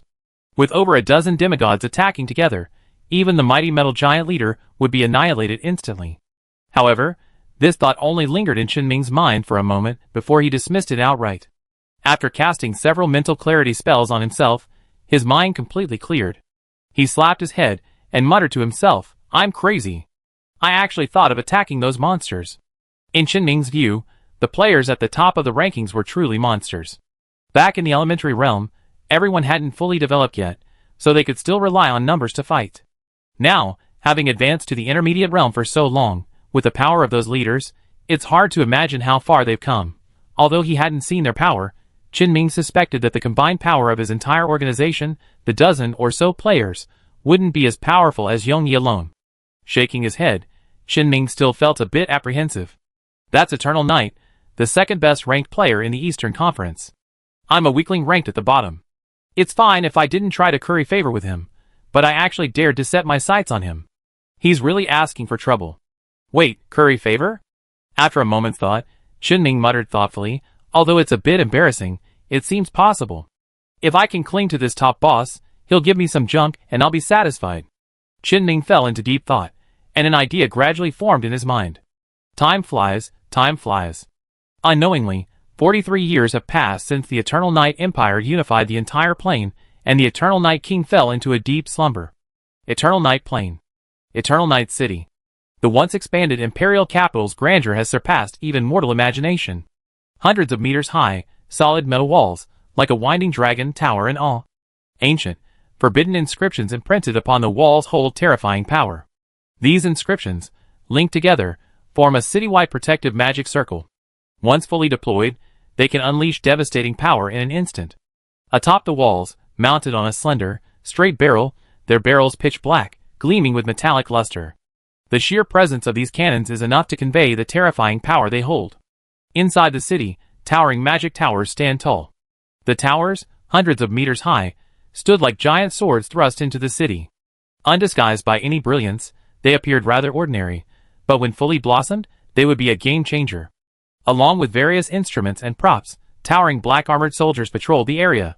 They were significantly taller than normal humans, averaging 3 meters, and looked like miniature giants. The entire city resembled a massive war fortress, capable of crushing any incoming enemy once activated. That being said, Evernight City's defenses weren't even among the top 10 in the entire empire. After all, Evernight City was the imperial capital, the very heart of the empire. It was practically impossible for any force to reach it. Even if a force truly invaded, no matter how defensive it would be useless. So, for the Empire, Evernight City's defenses were more of a cosmetic exterior, a formality meant for show. From a distance, one can sense Evernight City's grandeur and vastness, but once inside, the experience is completely different. Magical.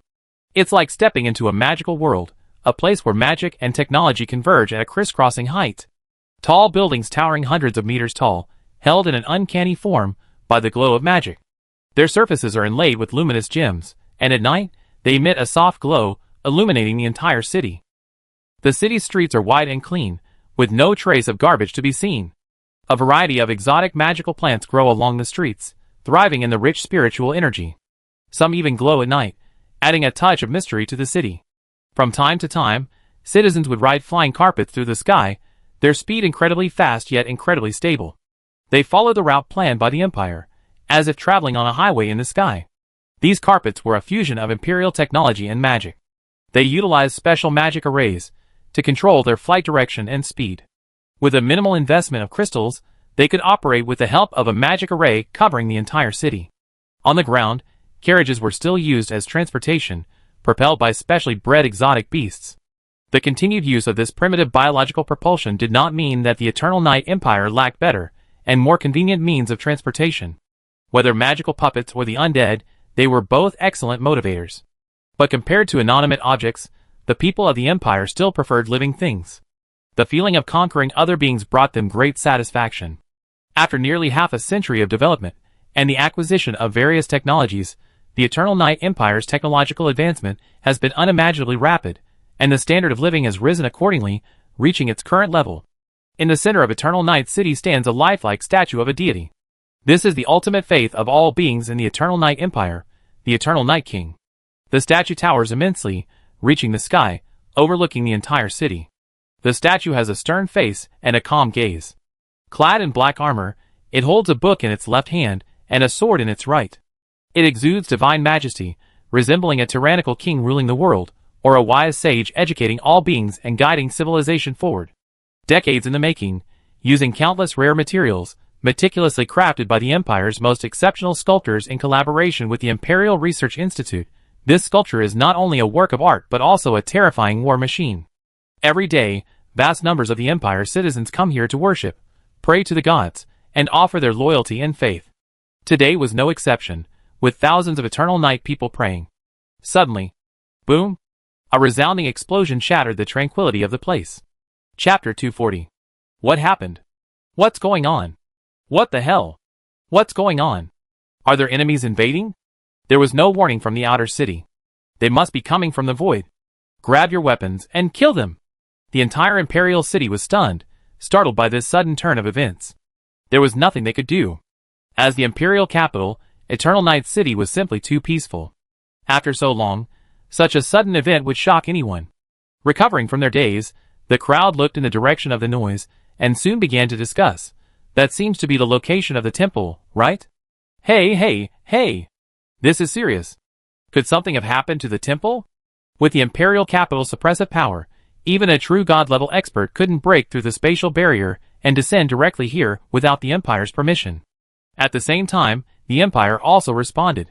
One by one, transcendental experts soared high into the sky and gazed toward the sacred mountain, their faces filled with confusion, seemingly unable to comprehend what had happened. They gathered together, looked at each other, and discussed, "What's going on?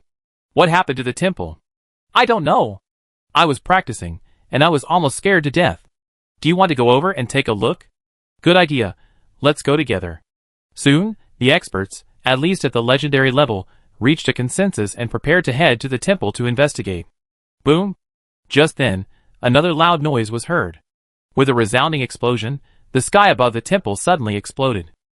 In the distance, atop the ancient sacred mountain, a dark light shot up from the temple atop it. Then, a terrifying aura, familiar to all the Empire's followers, spread out, pressing in all directions.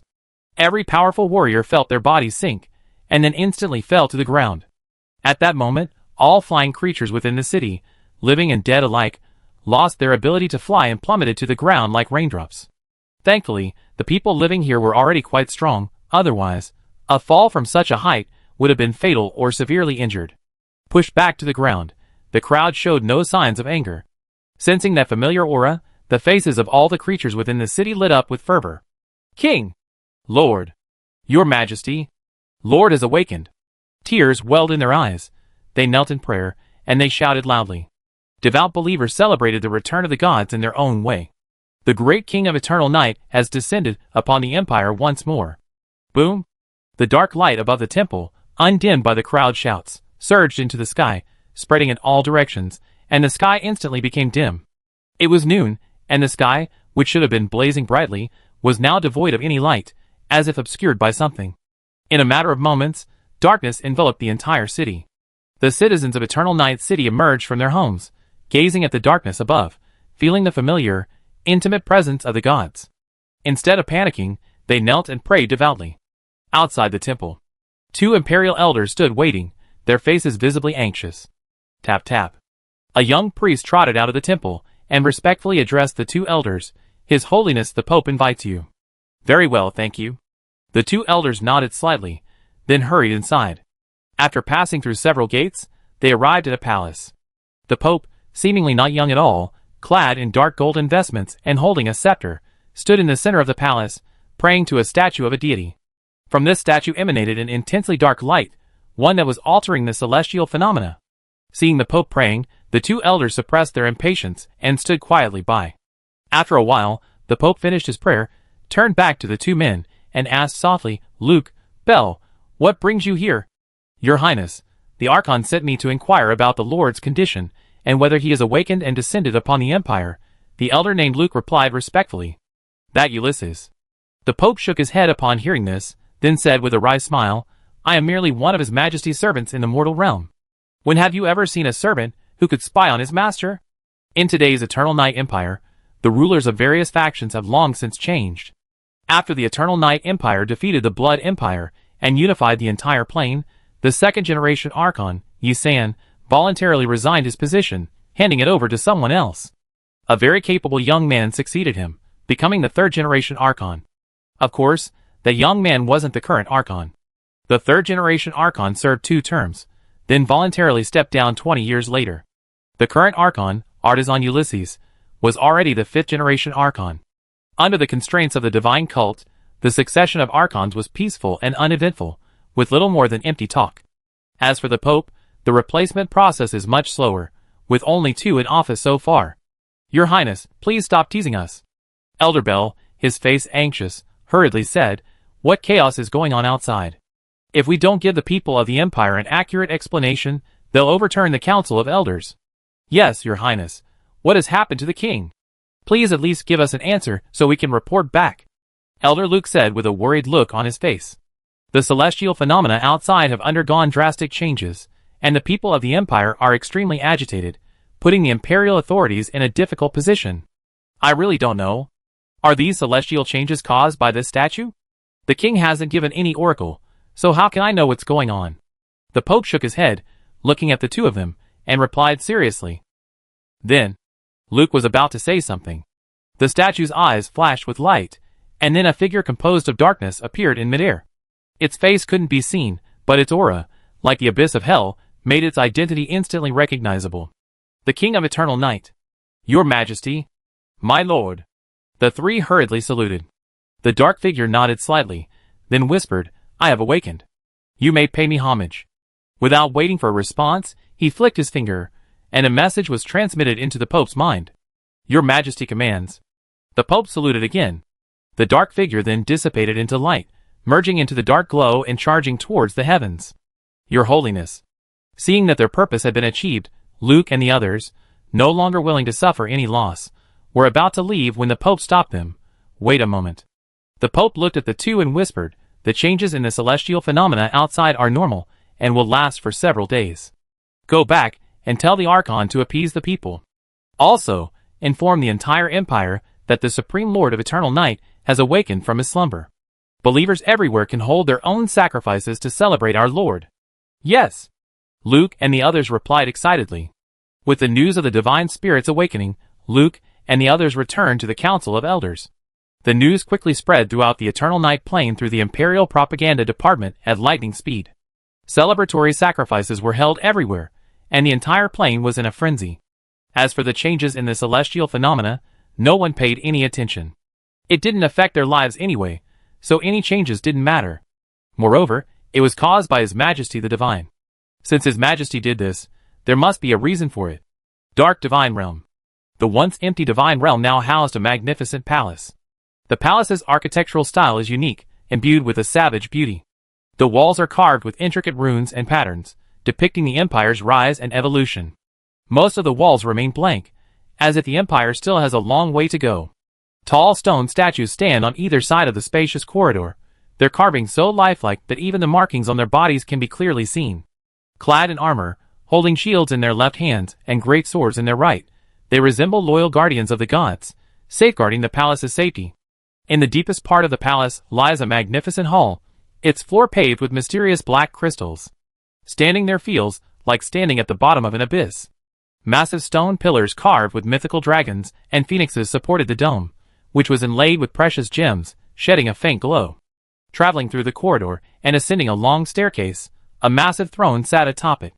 A dark deity sat atop the throne, one hand resting on his face, his dark eyes fixed before him, as if gazing through the profound truths of all things in the world. I never imagined it would have reached this point in just 40 years. This rate of development is truly absurd. If it weren't for the divergent development paths, we would have already entered the interstellar age. Su Xingyu couldn't help but sigh as he sensed the tremendous changes in all aspects of the Eternal Night Empire. After resolving the issues on the sunken star continent, he devoted himself entirely to refining the world consciousness. Even when he briefly awoke, he used an avatar to leave.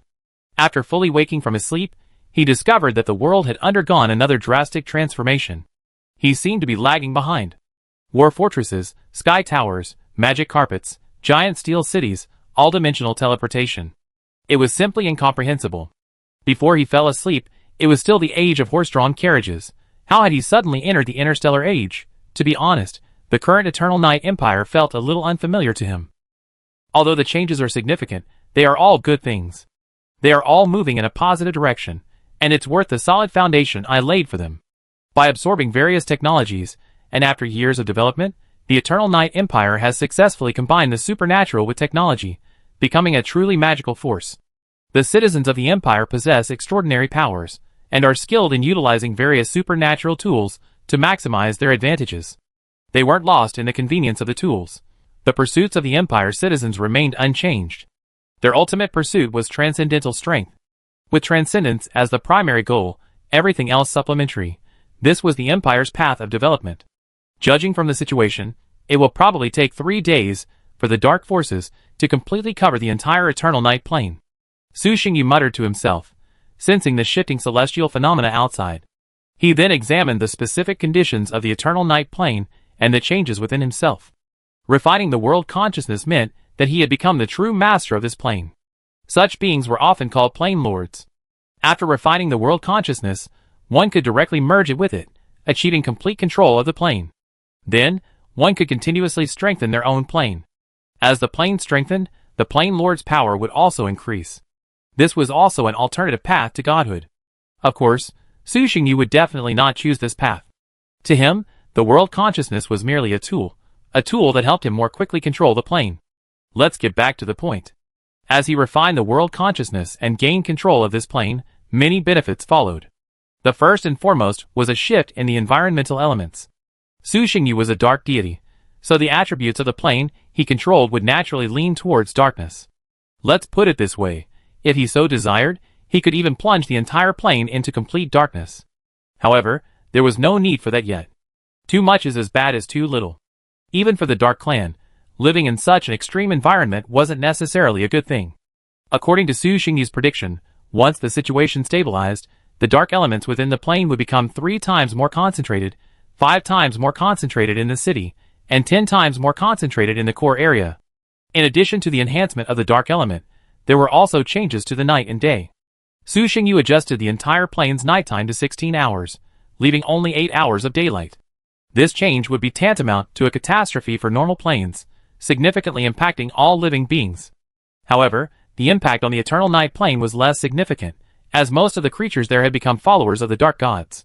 They had long since adapted to the darkness, and the simple change of day and night had little impact on them, they would only need a few days to adjust. In addition to these changes to the plane's environment, there were also many other improvements, such as large-scale alternations of celestial phenomena to maintain the world in an optimal state.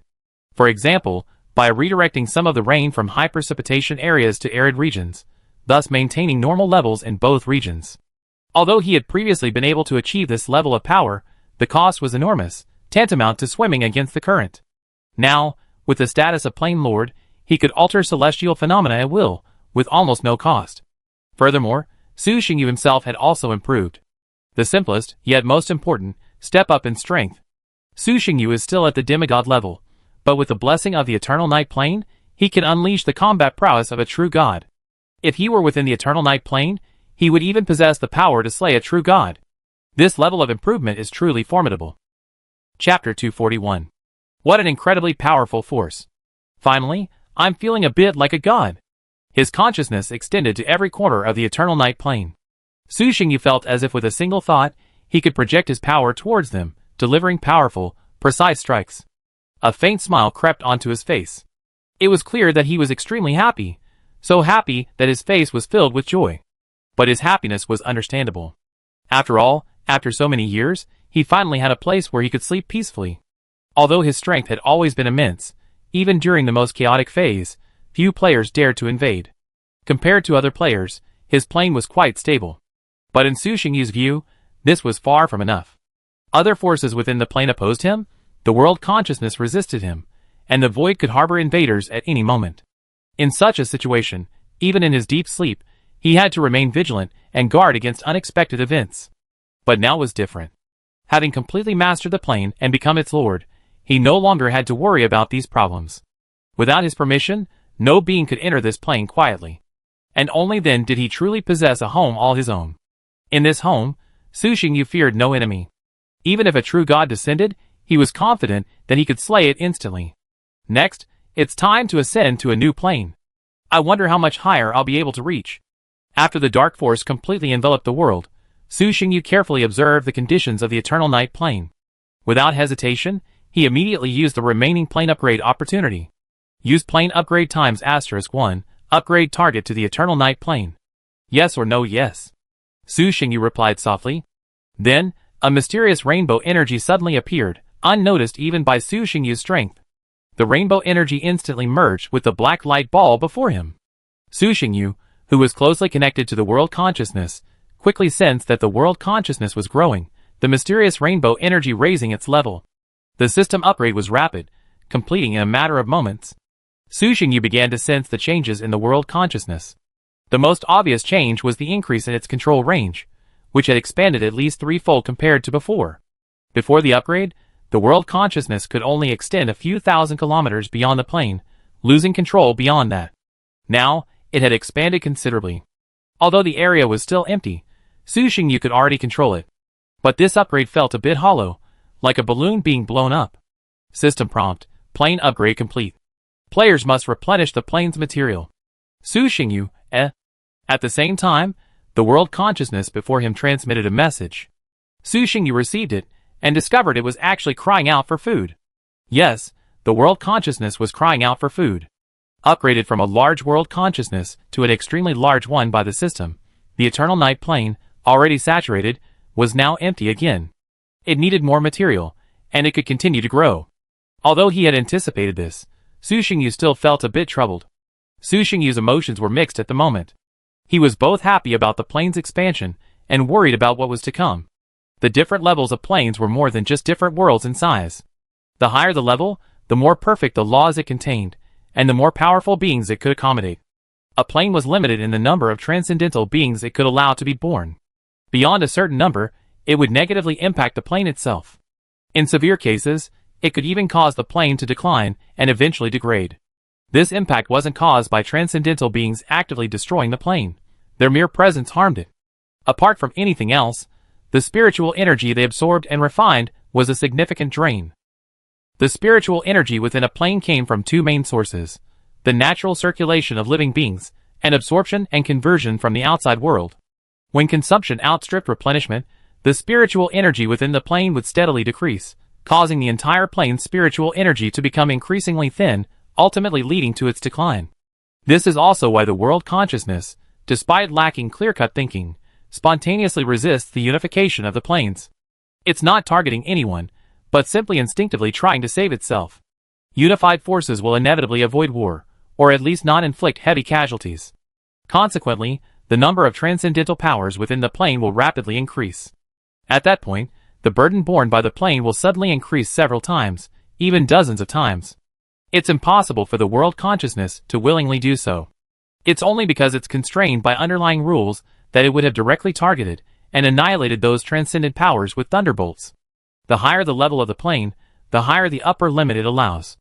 A normal extremely large plane should have an upper limit about 100 times that of a large plane. This also means that once the eternal night plane is fully replenished with matter and truly upgraded to an extremely large plane, Su Xingyu won't have to worry about it for a long time. Yes, even with all the blessings, the eternal night plane is already somewhat unable to accommodate the eternal night empire's extraordinary powerhouses. There's no way around it. There are too many. The average person possessing a 6th level transcendent aptitude is truly outrageous. Add to that terrifying number, and it's only because the eternal night plane is special enough, having previously enjoyed the system's world blessings, and the surrounding spiritual energy is relatively rich. Otherwise, it would have burst long ago. Now that we've covered the good, it's time to discuss the bad. Filling a plane is simple. Literally, fill it with matter. Transporting land from the outside void and directly filling it into the eternal night plane will naturally expand the plane. However, while that's easy to say, it's actually quite difficult to do. The difference between a large plane and an extremely large plane is so huge. Who knows how much land would have to be moved to fill it? So moving land can be ruled out. If we're going to move, then move the big ones. It's more convenient to just fill the planes directly. Su Xingyu then counted the planes he controlled. 18 planes in total, for small ones, 14 half-planes, and a few semi-occupied ones. That's quite a lot. He had already taken all the surrounding planes he could capture. However, despite their capture, the development of most planes remained woefully low, mostly in the initial stages of development. There was no other way. The Empire's resources were limited. Developing this plane was exhausting enough, leaving little time for the outside world. Su Xingyu pondered for a moment, quickly formulating a plan. A few months later, about 200 void units away from the Eternal Night Plane, there lay a demi-plane. This demi-plane had no developed civilizations. Its inhabitants were primarily ferocious beasts, and the utilization of its resources was minimal. Previously, this demi-plane boasted numerous demigods, making it a formidable force. However, after the Eternal Night Empire entered, those demigods perished or fled. Finally, it experienced a wave of attacks from the Eternal Night Legion. As a result, this plane is now destitute of demigods, saint-level powerhouses, and even 8th-level legendary realm masters. It has rapidly declined. Boom! Suddenly, a resounding roar echoed throughout the plane. The creatures living within the demi-plane instantly panicked, their faces tense as they glanced around, searching for the source of the sound. In the distant center of the plane, a dark figure, immense in size, piercing heaven and earth, appeared. Rise! With a roar that resounded through the sea of consciousness, a sense of dread rose within all living beings. Then, a black sky, centered at the center of the plane, spread rapidly across the entire plane, like ink dripping into clear water. Darkness descended. Boom! The entire plane began to shake, the earth trembling, the mountains trembling, the rivers flooding. The apocalyptic scene caused all beings on the plane to prostrate themselves, praying to the deity for forgiveness. Thankfully, the shaking subsided quickly, and in less than a minute, the plane returned to calm. Although darkness still enveloped the entire plane, it was at least less terrifying than before. If anyone were outside the void at this moment, they would have witnessed a jaw-dropping sight. Within the boundless black void, a celestial body of unfathomable magnitude, shrouded in absolute darkness, slowly shifted. Moving planes through sheer force sounds absurd, yet it was actually happening in the real world. With the cooperation of the world consciousness, the dark deity, with supreme power, steered this massive celestial body through the dark void. Before this black sphere, several figures blazed the trail, exuding an otherworldly aura. They were all top-tier demigods. Rumble. A series of terrifying energy strikes blasted out, shattering the incoming meteorites into fragments. The fragments then scattered onto the black ball before vanishing without a trace, causing no ripple. The terrifying energy ripples emanating from the massive celestial body's movement spread into the distant void. Along the road lay various meteorites of varying sizes. These were relatively small, lacking in mineral resources, and were not suitable for mining, serving as transit stops. Void beasts also slumbered on the meteorites, numbering from dozens to thousands. Their strength was considerable, ranging from mid-level to demigod level. At this moment, all of these void beasts were awakened. Ah! The powerful among them looked up in the direction of the energy, letting out low roars, as if in alert. The weaker ones, unable to see the distant star, felt the terrifying aftermath of the energy, and simply prostrated themselves on the ground in submission. The unintelligent void beasts had no idea what it was or what was happening, but their instinct told them not to bar their fangs at this moment, but to bow their heads in submission, so that the great being wouldn't look at them. The star's movement wasn't particularly fast, but that was relative to the vastness of the void. To the creatures on the other meteorites, it seemed incredibly fast, and it soon vanished from sight. Feeling the terrifying aftermath of that aura, some void beasts with the ability to cross the void, without hesitation, led their packs and left their long-held base, heading towards the opposite side of the eternal night plane. This place is too dangerous. We need to move somewhere else. Thus, a migration of void beasts began. Meanwhile, in the more distant void realm, the ground on the massive meteorite was strewn with corpses, mostly those of void beasts, with a few monsters also scattered. Blood stained the ground red, clearly a battle had just concluded. Two figures soared in the sky, divine light flowing through them. They looked incredibly sacred, like gods descending upon the earth. And in fact, they were indeed gods. I didn't expect there'd be a high-grade metal vein. This is a bonanza, one of the fiery figures said with a smile after exploring the meteorite. The lily iron ore is indeed quite good, but unfortunately the reserves are rather limited. If I had known there were high-grade resources here, I wouldn't have asked you to come here. Another golden figure nodded, then spoke with a hint of melancholy. High-grade resources are extremely scarce. Whether you come across them depends entirely on luck, and once mined, they're essentially gone. The mineral vein on this meteorite doesn't have a large reserve, and now half of it has to be divided, leaving him with even less. Alas, how can you say that? If it weren't for my help, you wouldn't even be able to take down that void beast king by yourself, the fiery red figure retorted immediately. Then, with a playful smile, he added, "Good brother, happiness should be shared."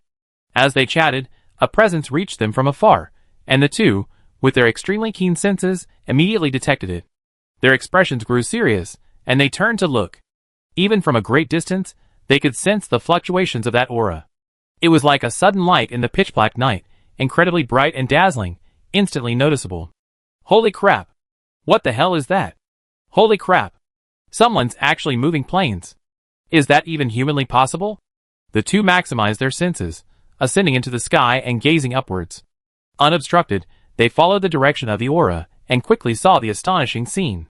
In the far distance, a massive star was moving. This wasn't some minor meteorite, but a stellar plane capable of supporting the reproduction of normal life, governed by laws, possessing a world consciousness, and capable of self-circulation.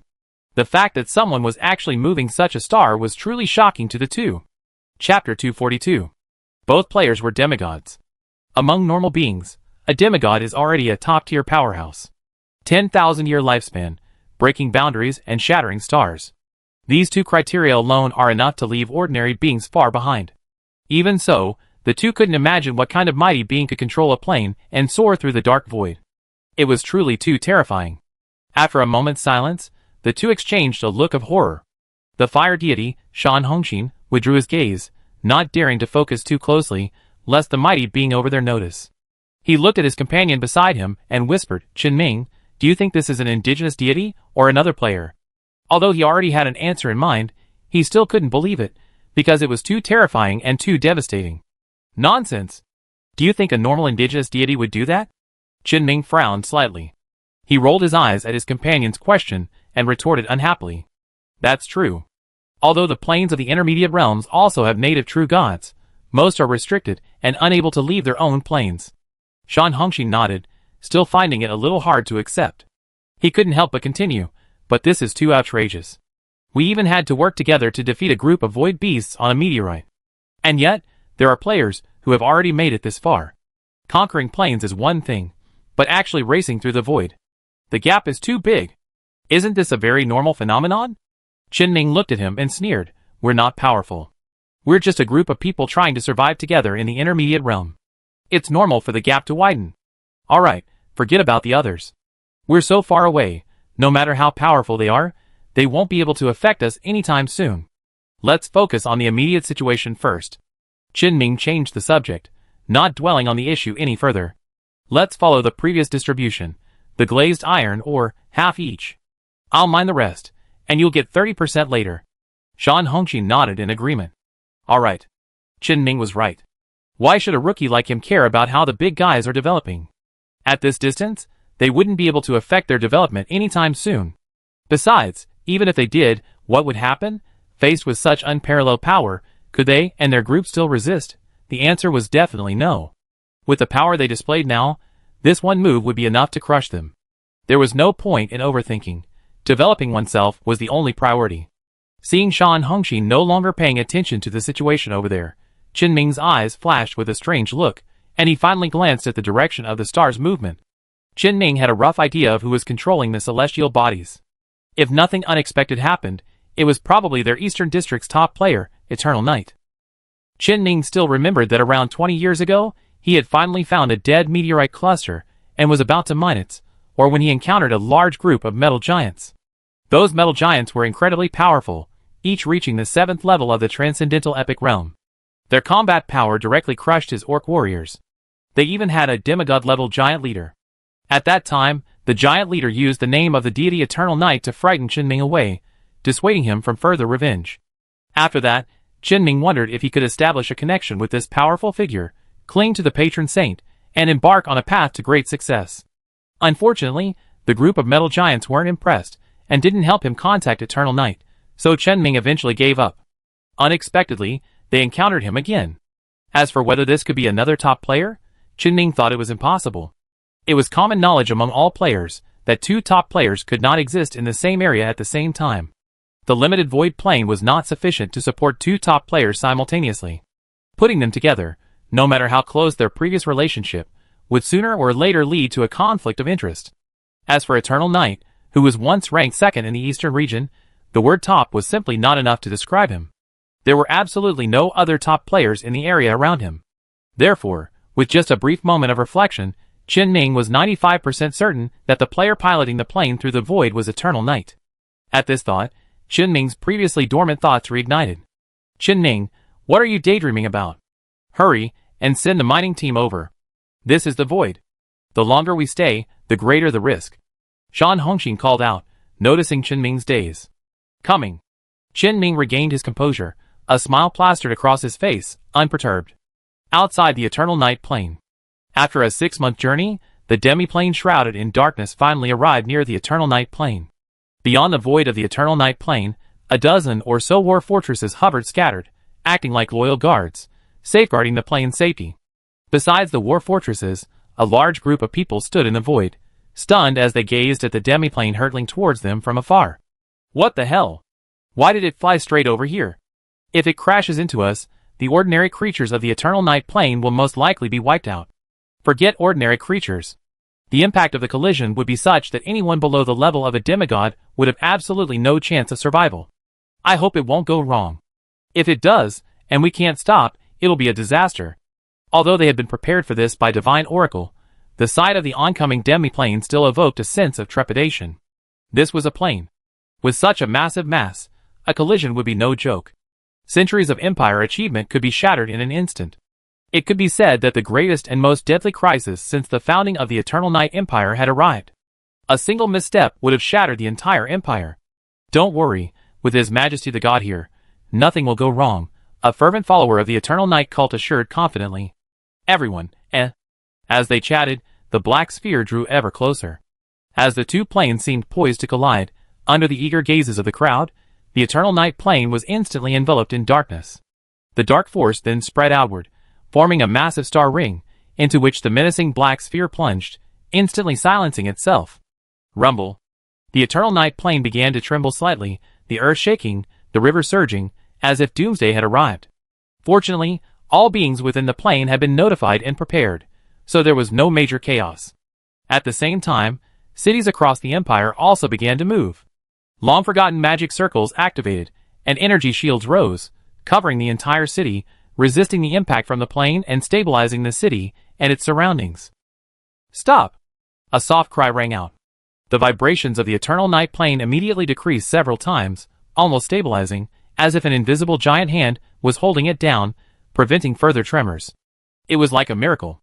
No missionary scene could be more shocking than this one.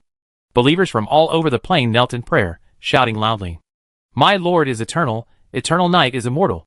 Beyond the world's borders, relying on the blessing of the eternal night plane, Su Xingyu unleashed his full power, transforming into a vast dark giant. A vast amount of divine energy and world essence burned furiously. With Su Xingyu's help, this demi-plane merged into the eternal night plane at an extremely rapid pace. Finally, after a long 2 weeks of adjustment, the eternal night plane finally completed its integration. Not only did the world's territory grow, but even its world consciousness grew stronger. Fuck, why is there still so much missing? Su Xingyu's face was a little tired. Then, after taking in the situation in the eternal night plane, he realized that it was far from reaching its limit. The eternal night plane's world consciousness still craved more matter. The demi-plane it had just devoured hadn't even alleviated its hunger in the slightest. At this rate, even if I pull all the planes together, it probably won't be enough. Su Xingyu briefly calculated this in his mind, his face darkening and a headache brewing. Controlling the planes is no easy task. It's exhausting, especially during the final fusion phase. He must exert his utmost effort, otherwise even a single mistake could damage the eternal night plane.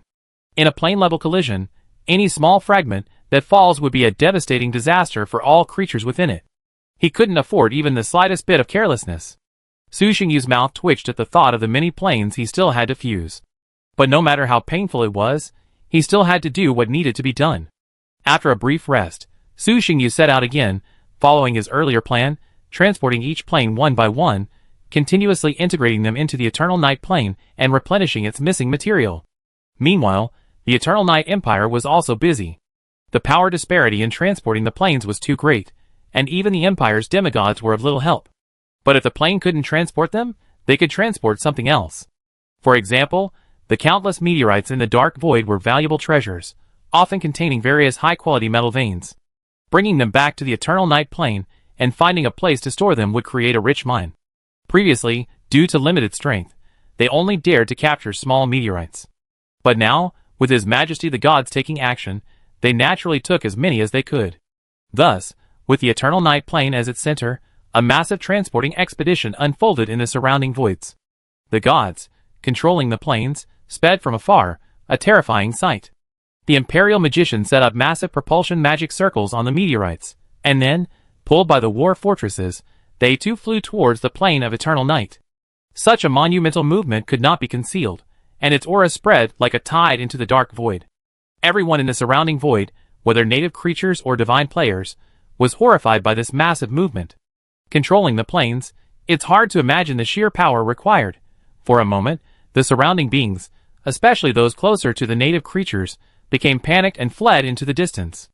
As for the players, they were slightly better off, but they were also deeply frightened.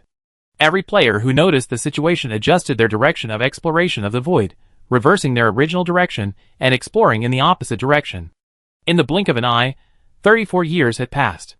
With a resounding roar, the eternal night plane calmed down once more, completing another fusion, the final one for the near future.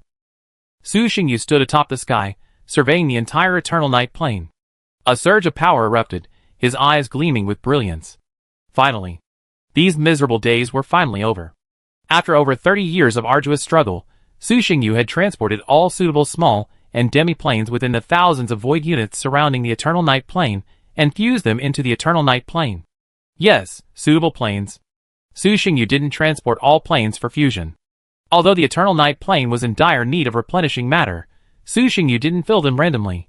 He filled them selectively. He would rather expend more effort, travel further, and transport vibrant planes than merge those dead planes. After all, the eternal night plane would be his base for future conquests of the void, and every inch of its land was extremely precious. How could he haphazardly merge abandoned planes? Even if he could alter the plane's environment, doing so would be time-consuming and labor-intensive, a thankless task. So, rather than haphazardly merging planes, he would invest more effort and address the problem at its root. Although the material capacity of the eternal night plane hadn't yet reached its limit, it had already reached the standards of an extremely large plane. Compared to its original size, the entire plane had expanded by more than tenfold, an absurd amount. The spiritual energy has increased by almost 2 times from its original level. It's truly terrifying. Su Xingyu couldn't help but exclaim as he carefully sensed the changes in the eternal night plane. And the laws have also become more refined. From now on, the difficulty of advancing to higher levels of transcendence should be significantly reduced. Compared to the huge impact of the spiritual energy increase back then, the current spiritual energy increase actually has less of an impact. The spiritual energy increase can deepen the plane's foundation and shorten the time it takes to grow. But no matter how much it shortens, the threshold still exists. If you can't cross that threshold, what good is more time? However, the refinement of the laws has filled this gap. If nothing unexpected happens, the number of high-level experts in the eternal night plane will increase significantly. Of course, this increase is only relative. It's unlikely to see the same explosive growth as the 6th level. Such a significant improvement naturally comes at a significant cost. There are now very few planes left around the eternal night plane, and even large meteorites have become extremely rare. Chapter 243.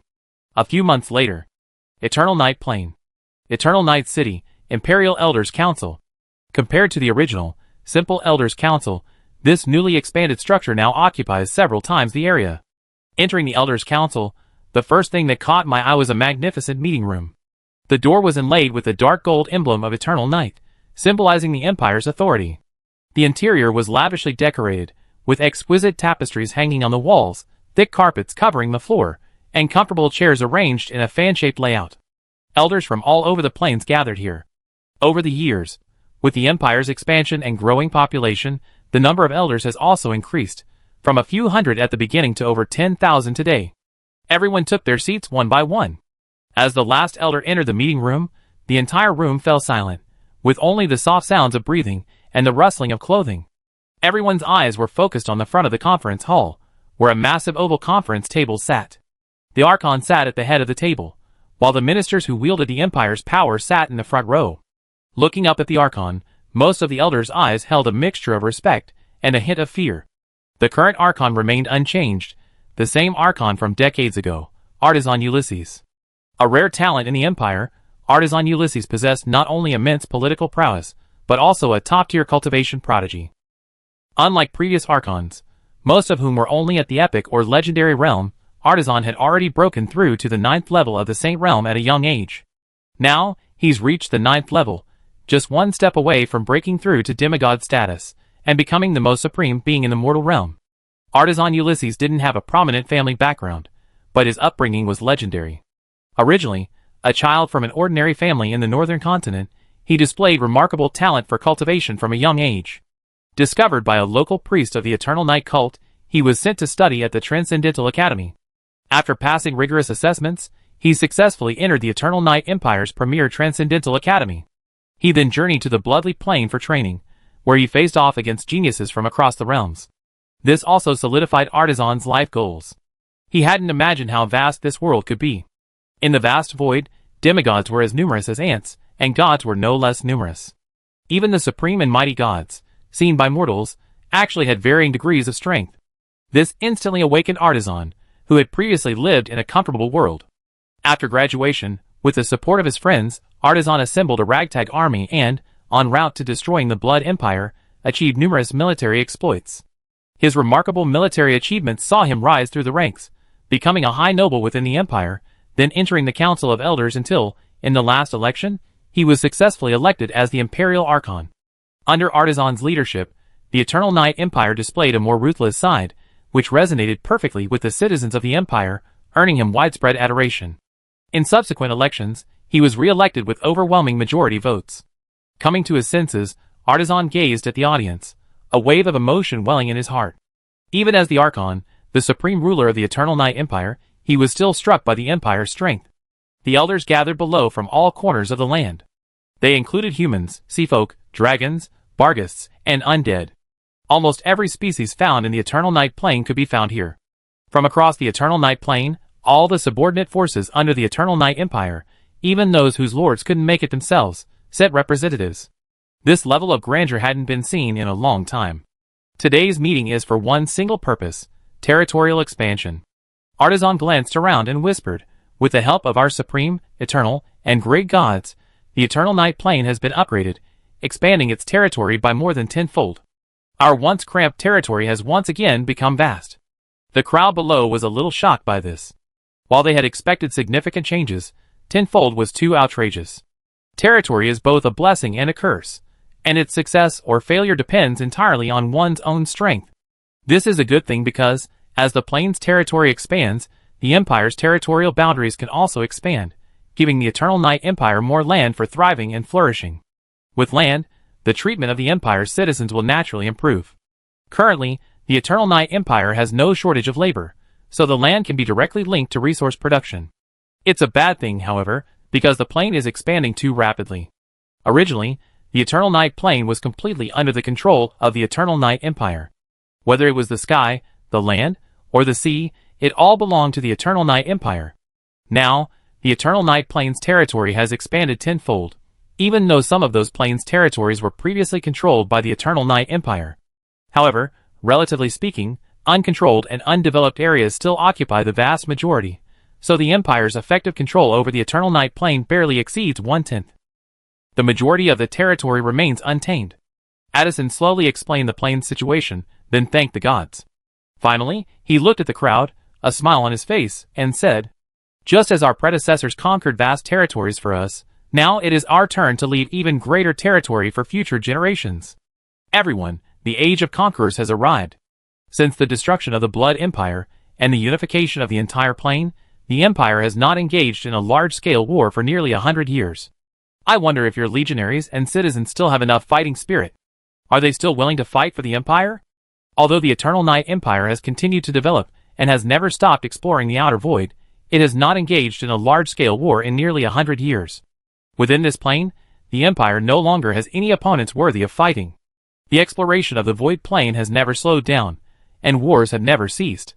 However, large-scale wars rarely erupt in most void planes, because there's no need. The forces within the void plane are certainly not weak, but compared to the Eternal Night Empire, there's already a significant gap in power. The two sides are no longer on the same level. To deal with them, the Eternal Night Empire can simply dispatch a few legions and wipe them out. Rest assured, Archon.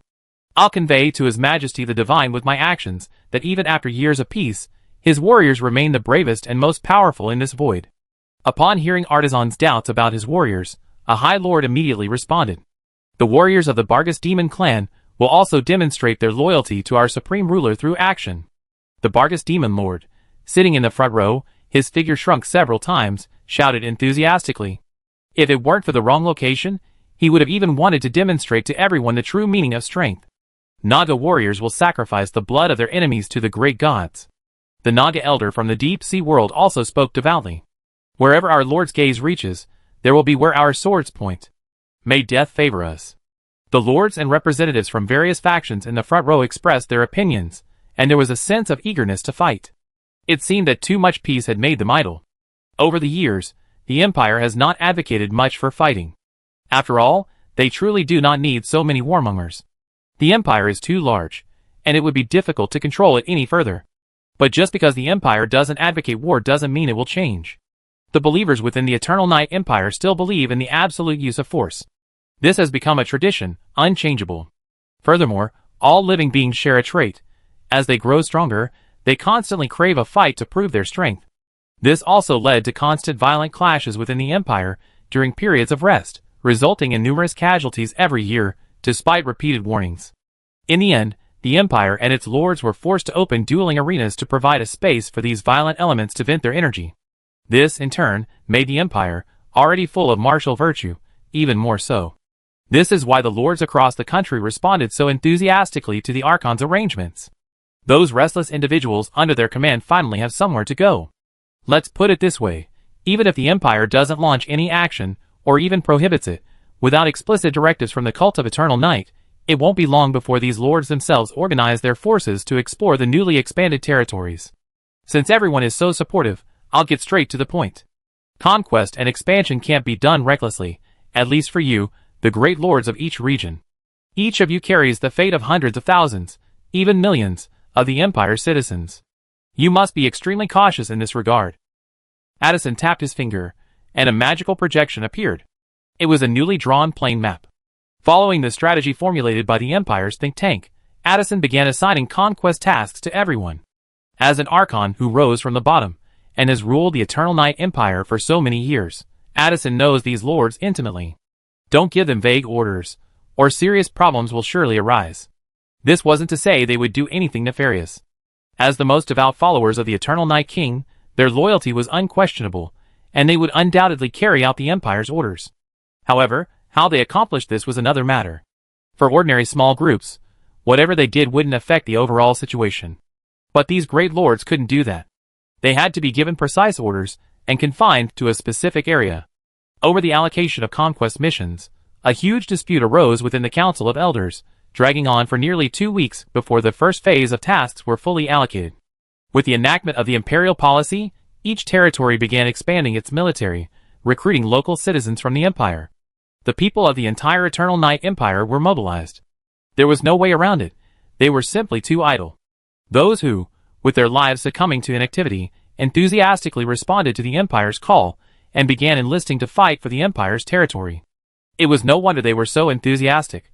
The main reason was that the Eternal Night Empire had benefited greatly from the previous wars, which in turn had brought great gains to the Empire's soldiers.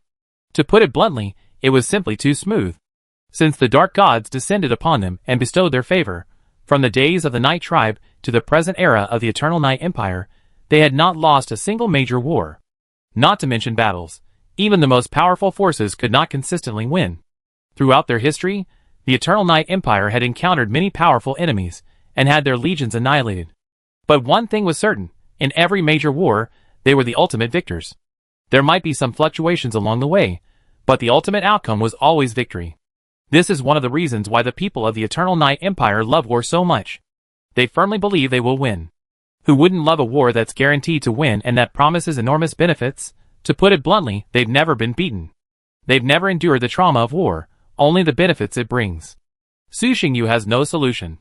While this situation isn't ideal, he can't just deliberately lose a few battles and make his followers suffer, right? That would be a complete bummer, and a thankless task. The reason for the Eternal Night Empire's constant victories wasn't divine favor, but rather a genuine inability to lose. Whether it was initially crushing the kingdoms of the Eastern continent, or later sweeping across the Northern continent and blitzkrieging the Western continent, the Eternal Night Empire conducted lengthy deliberations before engaging in battle, only taking action when certain of victory. Using overwhelming force, even if there were ups and downs, they were swiftly crushed. Their immense size gave them a high tolerance for error, which also meant they were virtually incapable of losing. They simply wouldn't fight a war with a low chance of winning. In wars with a high chance of winning, as they leveraged their size and continuously expanded their victories, the enemy's supposed chance of winning would dwindle until it became merely theoretical. The war-loving citizens of the Empire, either joining local armies, forming independent adventuring teams, or striking out alone, left the Empire's reach and headed for the Untamed Lands. This move, for a time, left some of the Empire's territories completely empty. Even though the Imperial officials had anticipated the Imperial subjects' enthusiasm for exploration, they now realized they had underestimated it. Thankfully, the local lords reacted quickly and formulated a plan overnight, significantly raising the threshold for opening up new lands, allowing most of the Imperial subjects to remain within the borders and continue developing the Empire. Even so, a turmoil that swept across the entire plain began. Chapter 244. The Plain of Eternal Night, east of the former Eastern continent. Originally, this area was a small, shallow sea, then reached the border of the world. However, after merging with other plains, it became a continental terrain. The savage mountains stretched endlessly, like a giant dragon lying across the earth. The peaks soared into the clouds, shrouded in mist, like a stairway to the sky. At the foot of the mountains lay a dense forest, its towering trees blotting out the sun. From the depths of the forest, the terrifying roars of ferocious beasts could be heard from time to time, chilling the very bones. Deep in the forest, shrouded in mist, grew a variety of plants, from tall trees to low shrubs, to vines and ferns, interwoven together to form an intricate ecosystem. A tiny insect crawled over a leaf, gnawing at the tender green leaves. Suddenly, a fine spiderweb ensnared it. A black spider, following the threads, slowly descended towards the trapped insect, spitting silk to wrap it tightly. Before the black spider could devour its meal, a bird flashed by at lightning speed, swallowing the black spider directly. The bird soared upward, soaring through the sky. Then, the sky suddenly darkened. Just as the bird became alert, a pair of sharp claws seized its body. The next moment, The bird was torn apart. Blood foam filled the air.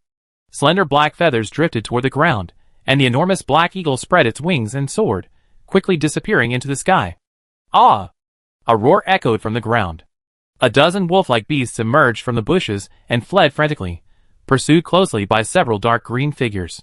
They wielded crude bone weapons like spears, stone axes, and clubs.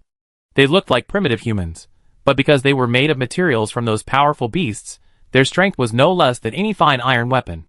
Warriors of the Degu tribe, hurry up! These prey are almost exhausted. The lizardman leader, Jekka, who towered over his tribe, ran in front and shouted to his companions. The other lizardmen following behind immediately shouted back. Commander Jekka, rest assured. We will not give up. For the tribe, for our people, charge. For the glory of the warriors, we will never give up. Hearing their shouts, the wolf-like beast in front ran even faster. After running a few hundred meters, a swish sound was heard. A cold light flashed. From the bushes on either side, and the branches overhead, arrows shot out, directly hitting the beast in the middle. Blood gushed out, and it almost turned into a hedgehog.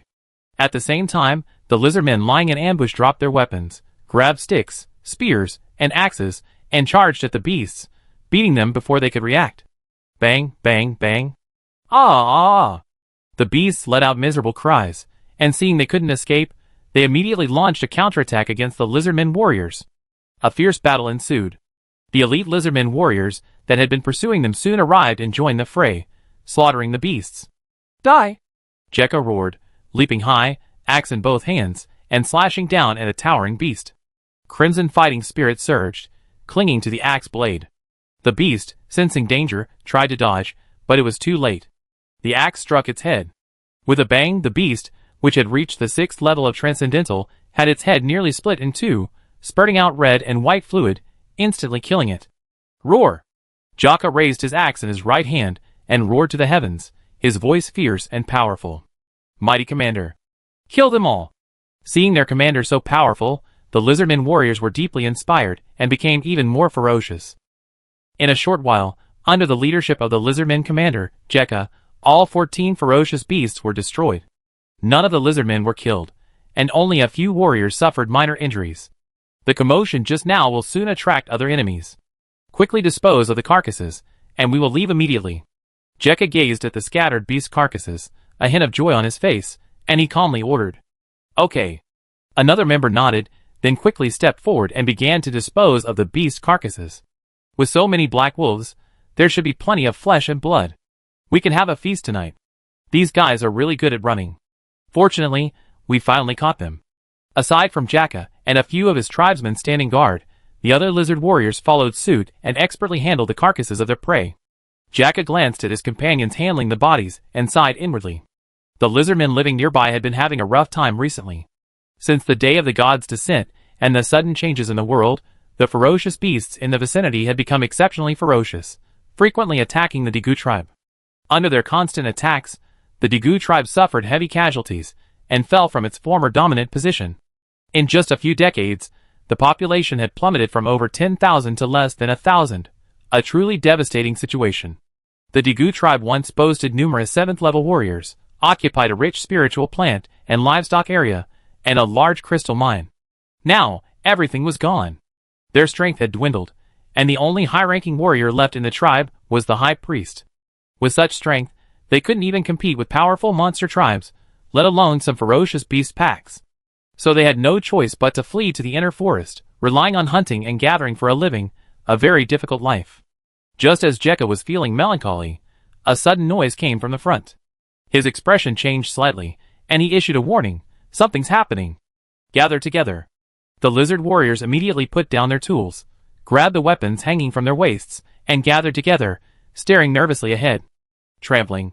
The newcomer made no secret of his whereabouts, swaggering up to the lizard warriors. Interesting. They sensed our approach, yet they didn't flee. Quite courageous. 3 figures came into view, nearly 3 meters tall, immensely muscular, clad in black armor, with long swords slung at their waists. What is this? Oh my god, is it a gnoll? Looking at the gnoll warrior before them, all the lizardmen, including the lizard leader, who had reached the peak of the Transcendent 6th stage, were in disbelief. Many monsters live in this mountain range, including the gnoll tribe. But who can explain why gnolls are so sturdy? Also, this aura is simply too terrifying. Are gnolls really that powerful? Lizardmen, and even the most common ones at that, are truly weak creatures. One of the gnoll warriors glanced at the lizardmen before him, and chuckled softly. Don't say that, though they are indeed quite weak, another gnoll warrior said after examining them. The lizard warriors on the opposite side were immediately irritated upon hearing this. Then, without waiting for Jekka to intervene, a sturdier lizard warrior charged forward, shouting, "Damn it! I won't tolerate your insulting the brave warriors of the Degu tribe." Take 2 steps at a time, his speed incredibly fast, practically leaving a shadow behind. He thrust his bone spear straight out, striking the jackal warrior who had spoken first. Just as the spear was about to strike, the jackal warrior remained unhurried. Arrogant fellow. Die! The lizard warrior's eyes gleamed red, a sneer on his face. Then, as the others watched expectantly, the jackal warrior thrust out his right hand, arriving first and grabbing the spear, preventing it from advancing an inch. How is this possible? Brother Cohen's full-strength attack was actually blocked, and with his bare hands. Could this be a high-level expert? He's dead. The lizardmen warriors' faces changed drastically upon seeing this, expressions of horror on their faces. Weakling, you don't know how powerful we are. The jackal warrior sneered. Before the lizardman warrior could drop his spear, he lashed out with his right arm, dragging the lizardmen with him. Under the immense force, the lizardman warrior had no chance of resistance, and was sent flying dozens of meters before crashing into a tree. Then the jackal warrior casually tossed his spear. With a flash of cold light, it soared through the air, piercing the lizardman warrior's ear, with nearly a third of its length piercing the tree.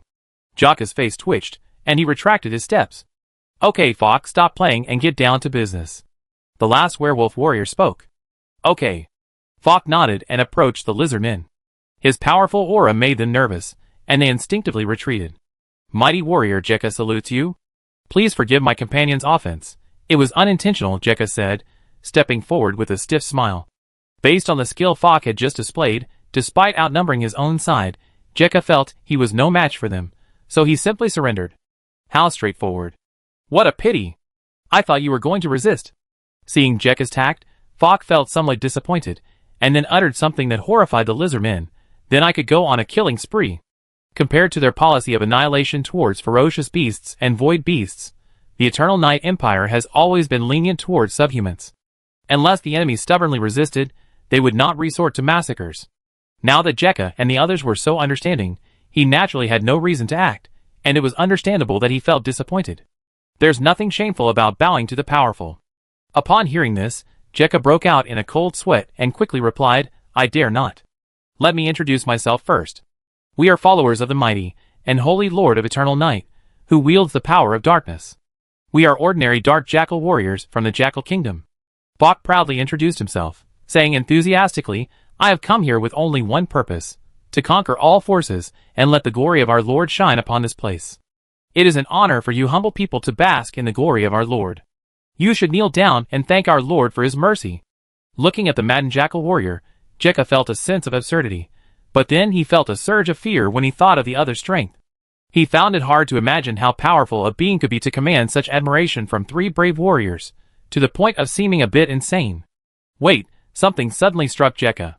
He swallowed and tremblingly said, Respected Lord Fox, the great being you speak of, could it be the god who caused the Day of the Gods' descent? Jekka had lived his entire life within this mountain range, and had never seen any powerful being, save for the god, who caused the Day of the Gods' descent. Ever since decades ago, that powerful god would periodically display his might, encompassing the entire plane. It was hard not to be aware of it. The Day of God's arrival is quite apt. Fox looked at Jekka and chuckled softly. Your arrival here is indeed related to His Majesty the Eternal Night. Our Lord, with his supreme power, transported your plane from the distant void and integrated it into the Eternal Night plane. Alright, Fox, why are you wasting your time with him?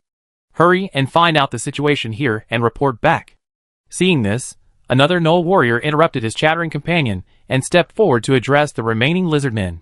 Listen, weak lizardmen, I offer you 2 choices. One is to submit to the Eternal Night Empire and relocate your entire tribe.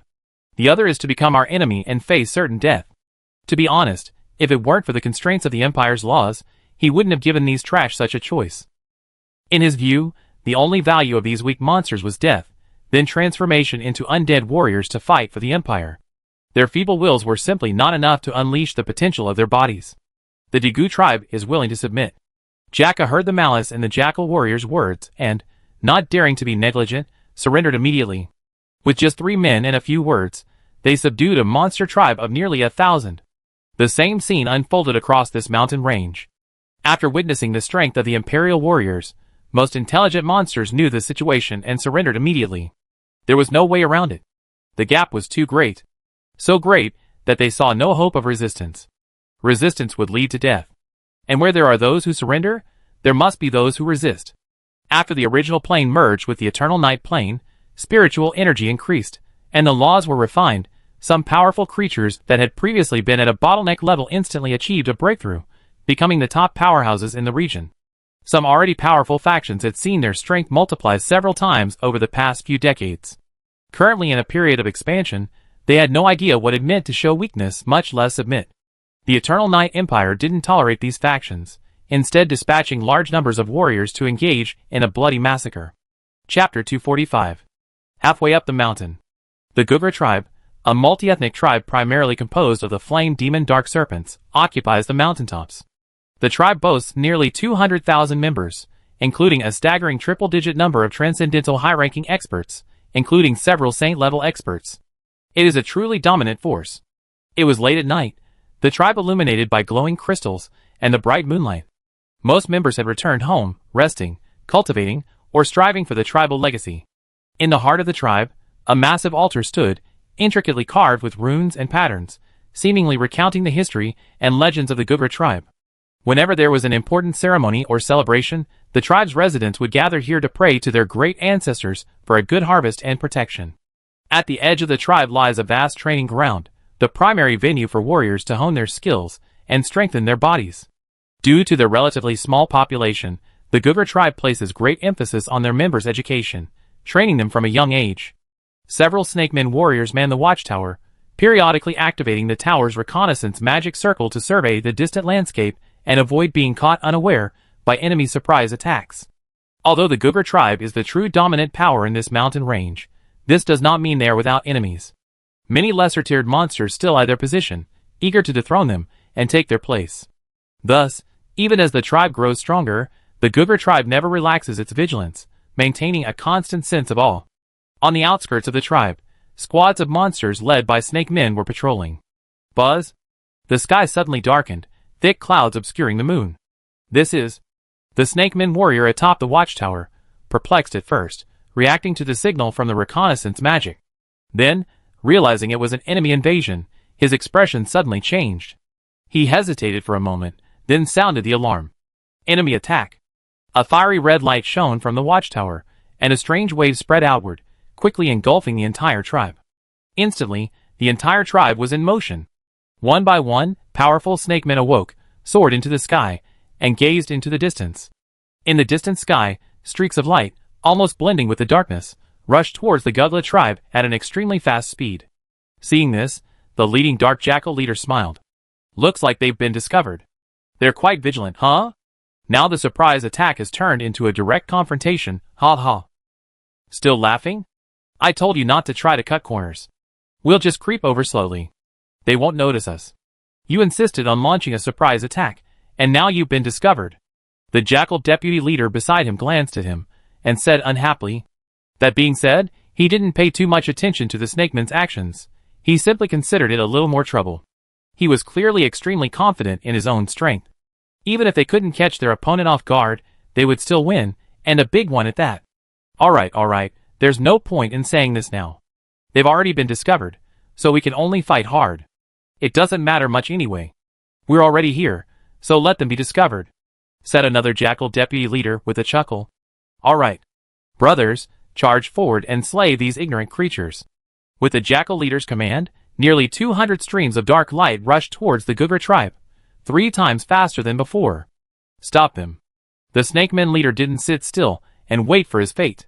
Before the dark light descended, he led his tribe's high-ranking warriors forward, charging directly into battle. At the same time, the jackal warriors, who had been marching covertly on the ground, abandoned their movements and revealed themselves, charging towards the Gugra tribe. By my lord's will, I grant you death. The jackal leader's face was grim as he shouted, his holy level dark longsword slashing down, slashing at the flying snakeman leader. Dark power surged out, imbuing the longsword with a field-like blessing. The dark blade's energy shattered space, instantly reaching the snakeman leader. The snakeman leader sensed something was wrong, sensing a mortal threat. I'd assumed he was just an ordinary saint-level warrior, but I hadn't expected him to be a peak-level powerhouse, reaching the 9th level, just one step away from transcendence. The true form of the demonic serpent. Protected by the demonic flame. The serpent clan leader roared furiously, his blood activating. Ancient demonic patterns emerged from his body, and then his body suddenly grew. Fine red and black scales shone with light, enveloping him like a suit of armor. Black flame swirled around him, forming a massive shield in front of him. Stop it! Roaring, the serpent clan leader channeled all his energy, colliding with the dark blade energy. With a resounding boom, the sky suddenly exploded, and the terrifying aftermath of the energy spread outward, sending several high-level warriors flying and disrupting the formations of both sides. The shield split, and the blade's energy struck the serpent leader's massive form, sending him flying and plummeting to the ground, creating a massive crater in the earth. Chief Adra. Seeing their leader sent flying in a single blow, the Guvra warriors were horrified. In contrast, the Jackal warriors, seeing their leader display such prowess, boosted their morale before the fight even began. Boss, you're mighty. Kill them all. At that moment, a red light shot up into the sky. Roar! With a roar, the serpent leader burst from the pit, greatsword in hand, and engaged the Jackal leader. The longsword and the greatsword clashed fiercely, resonating like thunder, and terrifying energy spread outward. Two 9th-level powerhouses engaged in a fierce battle, and for a moment, the outcome was uncertain. The Jackal leader had indeed gained considerable strength, even allowing him to comprehend the laws of darkness for extended periods, but even so, he didn't gain a significant advantage. The opposing serpent leader was no pushover either. He was also a rare talent in the tribe once in centuries. Put simply, in terms of talent alone, he was even more powerful than the Jackal leader. No creature who could ascend to the 9th level of the Holy Realm was simple. Despite having stopped the Jackal leader, the serpent leader wasn't happy. He even looked rather displeased. As a powerful demonic serpent with ancient blood, he was fighting a lowly gnoll to a standstill. This was a sheer insult. And it wouldn't have been a big deal if he wasn't at the advantage. The other tribesmen were acting similarly. At this moment, the high-ranking warriors of both sides engaged in a fierce clash. The fight was intense, with blood spilling constantly, and even corpses falling to the ground. The Dark Gnolls held the advantage in both numbers and quality. Their combined strength, weaponry, and equipment created a crushing force. One after another, powerful warriors of the Gugla tribe were injured or even killed. In the tribe above, a battle was also raging. Kill! Nearly 15,000 Dark Gnoll warriors charged into the Gugla tribe, engaging in a fierce battle with the local guards. The Gnoll warriors did not form legions, but rather formed small groups of 3 or 5, then slaughtered the Gugla tribe, one guard after another. Faced with the fierce Gnoll warriors, these elite serpent warriors seemed vulnerable. Sacrifice your lives to my lord. A Gnoll warrior swung his long sword, a cold gleam flashing, as the snakeman warrior before him was instantly split in two. Blood gushed out, spattering the Gnoll warrior's face. This is the blood of a living being before death. It tastes delicious. Ha ha. The Gnoll warrior licked the blood from the corner of his mouth and let out a strange laugh of excitement. Ah! Angora. You lowly Gnoll, you deserve to die. Another snakeman warrior, seeing his companion slain, flew into a rage. Swinging his tail, he charged forward, slashing down with his great sword, slashing at the Gnoll warrior. The anger of the weak is laughable. The Gnoll warrior sneered with disdain. In his eyes, the snakeman's movements were so slow that his anger seemed even more ridiculous. The long sword swung out, striking first. A cold gleam flashed. A massive head flew out. The headless body slowly rushed forward, then collapsed. Kill! By my lord's will, I grant you death. Death is your end. You lowly snake men, dare you reject my lord's glory? You all deserve death. Use your lives to atone for your sins to my lord. It is your honor to be offered as a sacrifice to the great and supreme king. Even though the Guvra tribe's warriors outnumbered the Jackal warriors by nearly 5 to 1, they were powerless against their onslaught. This was perfectly normal. The warriors of the Eternal Night Empire had greatly expanded their rank on the 6th level, to the point that their transcendent 6th level warriors were far more powerful than those of other factions. Unable to break through to the 7th level, they could only continuously strengthen themselves, advancing further and further on the 6th level path, maximizing their combat effectiveness. If we categorize them by legionary rank, the Jackal warriors present are at least level 6 guards, while the Snakeman warriors are mostly ordinary level 6, with a few reaching level 6 elite. With an overall difference of 2 small ranks, it would be truly remarkable if they could hold off. Furthermore, not all of the Gugla warriors have reached level 6. Whether it's a duel between high-level warriors or a fight between ordinary warriors, the Gugla tribe is completely at a disadvantage, practically powerless to fight back. Looking at the battlefield as a whole, a strange phenomenon emerges. The higher the transcendent rank, the smaller the gap between the two sides. Though suppressed in battle at the 9th level of the Sanctuary Realm, the fight is still fought back and forth. At the 8th level of the Legendary Realm, the fight is essentially dominated, leaving little room for retaliation. At the 7th level of the Epic Realm, the Jackal warriors are able to kill without taking any damage. Not to mention the 6th rank, it was a completely one-sided massacre. This leads to the conclusion that the bonuses granted by the Eternal Night Empire diminish in effectiveness as the Transcendent rank increases. After all, who could reach that realm was simple. The battle was quickly decided. The Jackal warriors, with overwhelming superiority, easily routed the Gugra tribe, slaughtering over half of its warriors. The once powerful Gugra tribe was instantly annihilated. Savage Plains. Across the boundless plains, a howling wind blew up clouds of dust. The sky was gray, as if a torrential rain was about to fall at any moment. Trampling. The sound of hooves was like thunder, deafening. A neat column of black-armored cavalry galloped in from the distant horizon. They were united in unison, maintaining a disciplined order even while running. They wore the Empire's finest equipment, and their mounts were the world's finest magical beast horses. This was undoubtedly a formidable legion. The enemy is ahead, charge.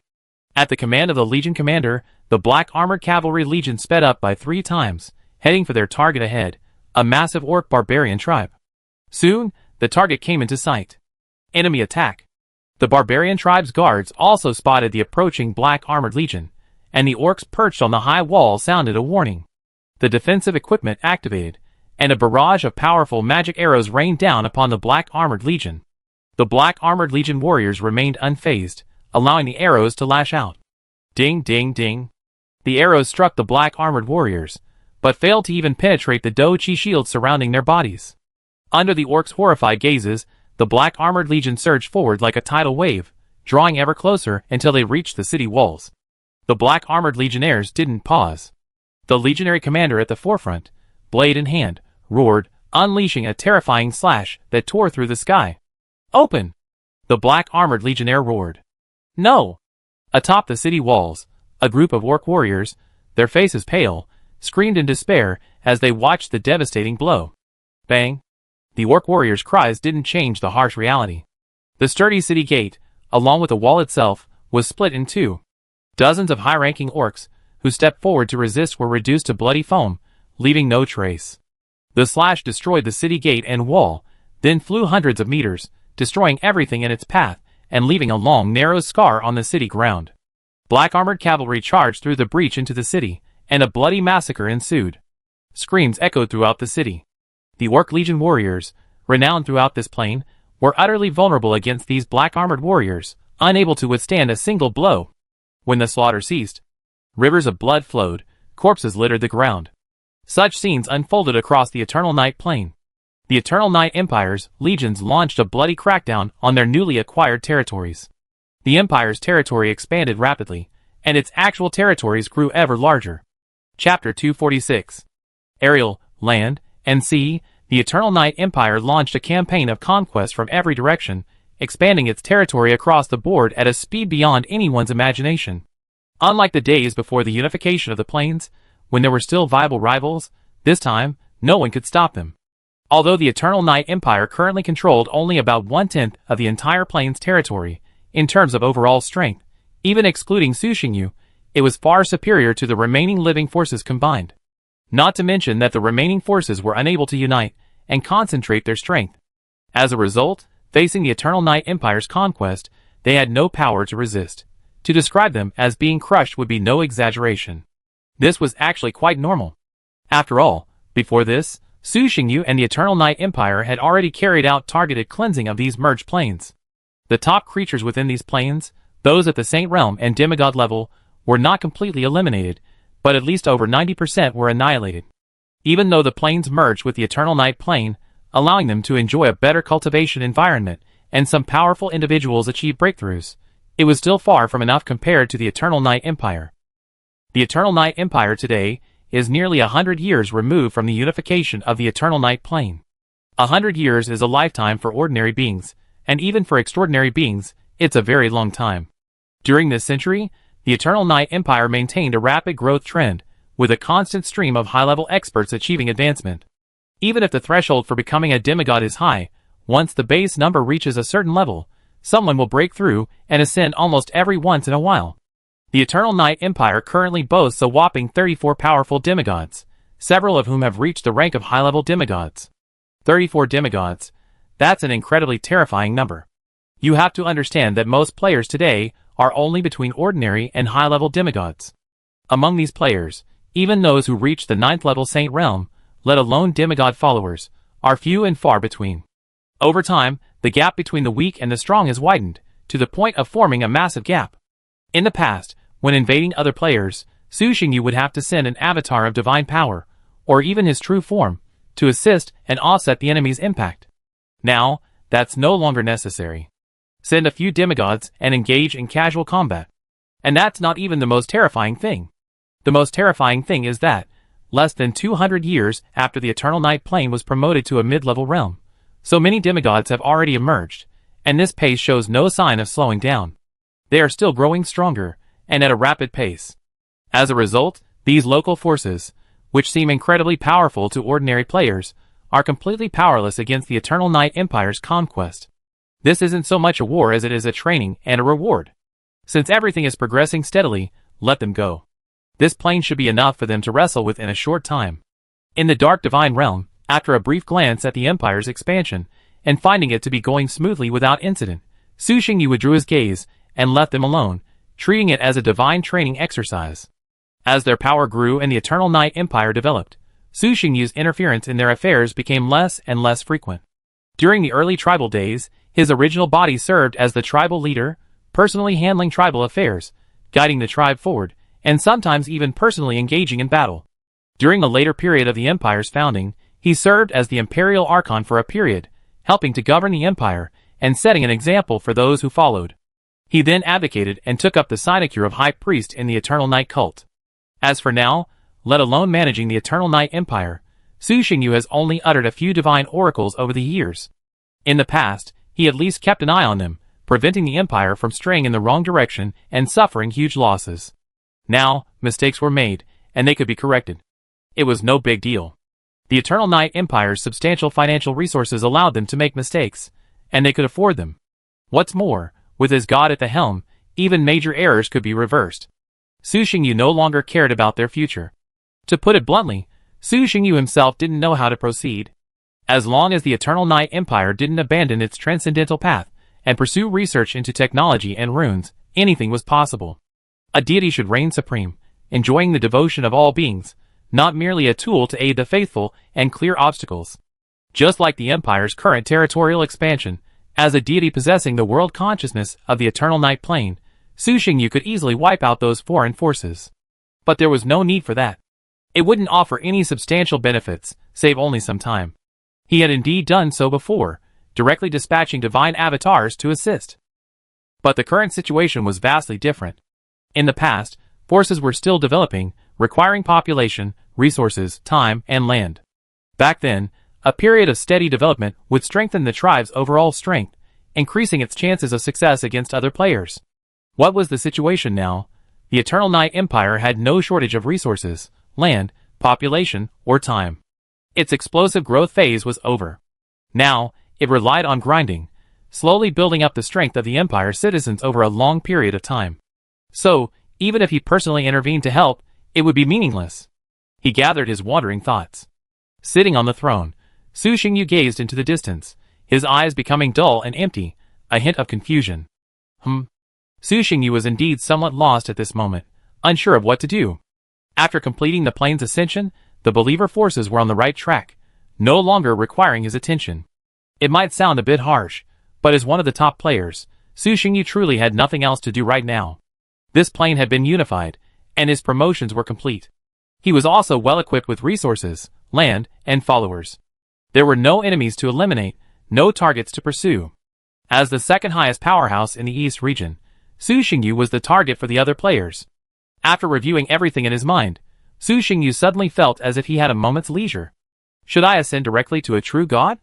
Su Xingyu muttered to himself, shaking his head, his eyes vacant. Now, he had met all the requirements for advancement, and his entire human state had reached the pinnacle of demigodhood. If he so desired, he could, with a single thought, ignite the divine fire, raise the kingdom of God, and ascend to the eternal and immortal true God. The throne of the true God, once unattainable for ordinary players, now lies before his eyes. With a single thought, he can achieve his goal.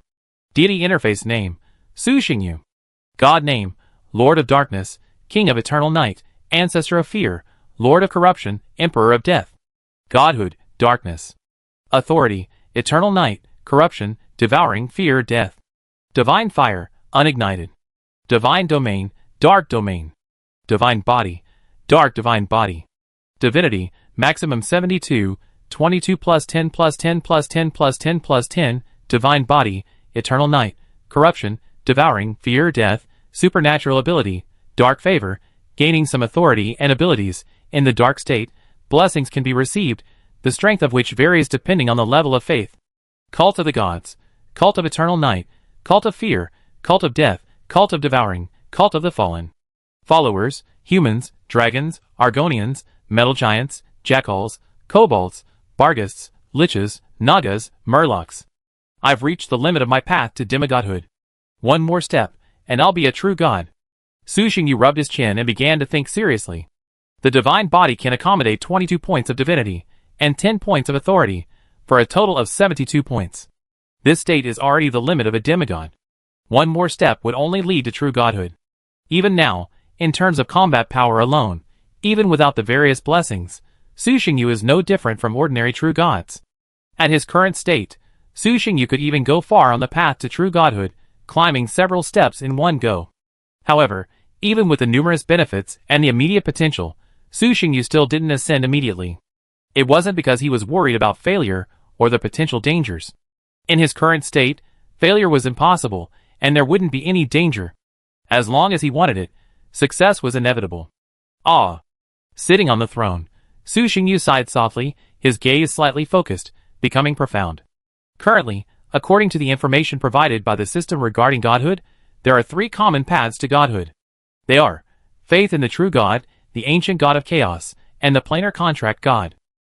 Faith in the true God, needless to say, involves using the faith of all living things as a driving force to refine divinity, gather a divine body, ignite the divine fire, ascend to the throne, and thus achieve eternal and immortal deity. Currently, most players follow the path of faith in the true God. Honestly, the threshold to godhood isn't high. Any normal person can achieve it, but the resource requirements are high. Let's take the most fundamental point, believers. The number of believers required to achieve true godhood is absurd. Quantity is not enough. The quality of the power of faith also demands high standards. Gaining a sufficient number of believers requires developing them and providing pure power of faith. No simple task. You need to fight and compete. Only in this way can you achieve development. As always, resources and population are limited. Even in this seemingly endless void realm, despite the many unowned planes currently, as players become increasingly powerful, these planes will eventually be completely divided up.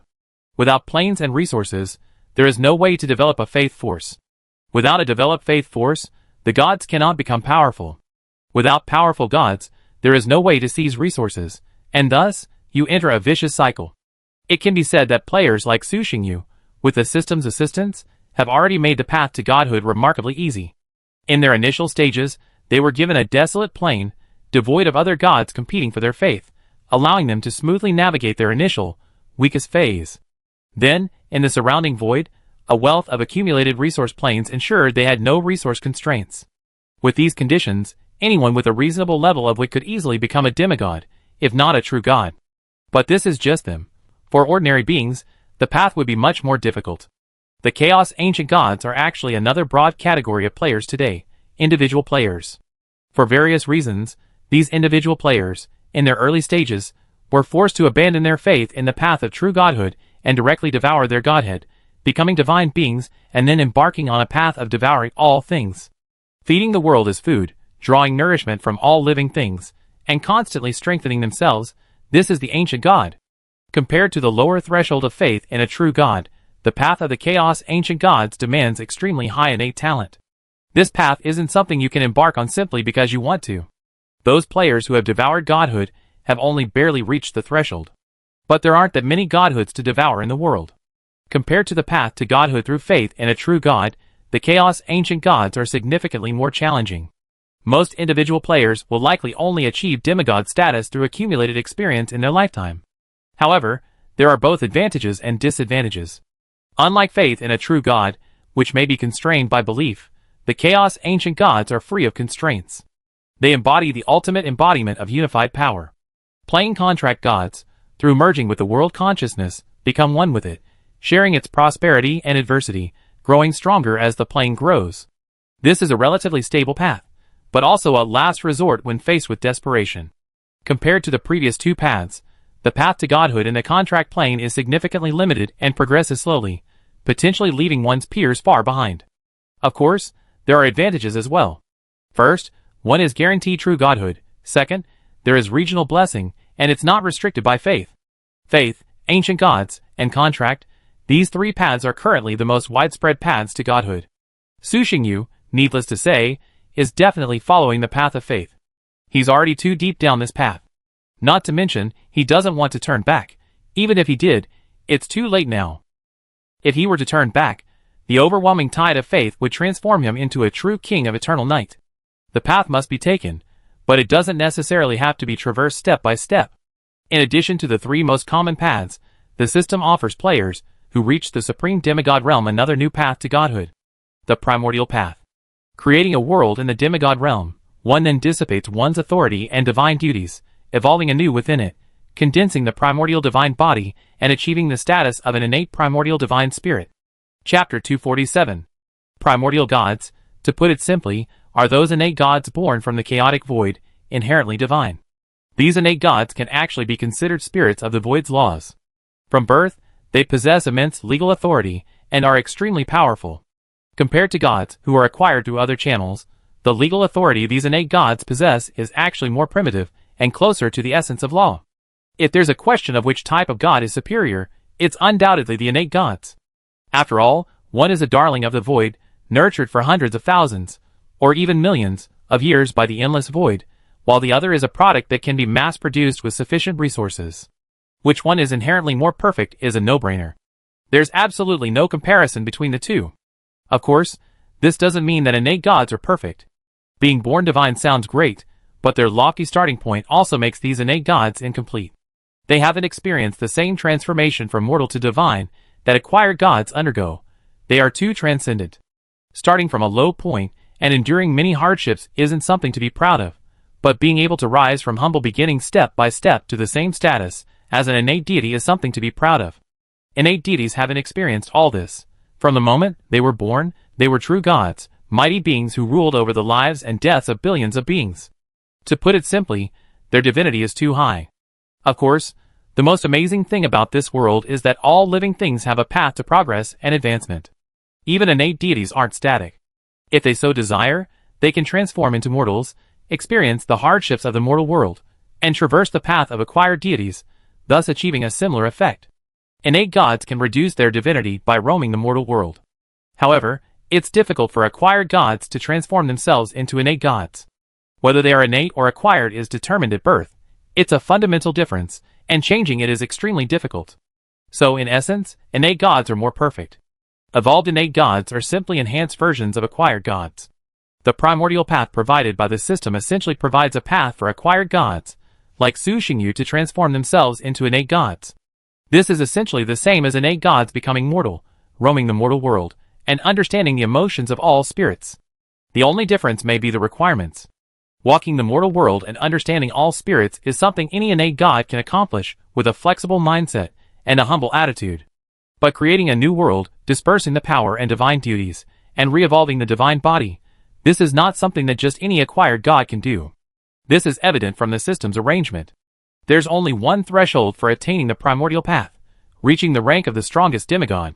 It's a very simple requirement, yet it's enough to eliminate 99% of acquired gods. Whether or not to embark on the primordial path is a matter of course. Who wouldn't want to become better? If there's absolutely no other way, then so be it. But currently, with no one pursuing him and no enemies to deal with, there's no need to rush into true godhood. However, embarking on the primordial path isn't that simple. Creating a new world is a difficult task. It not only demands a high level of strength from the creator, but also requires a thorough understanding of various primordial laws. Several months later, in the Void Realm, in a patch of void approximately 4,000 void units away from the Eternal Night Plane. Unlike the density of planes surrounding the Eternal Night Plane, planes here are extremely scarce. Not to mention complete planes, even half planes are few and far between.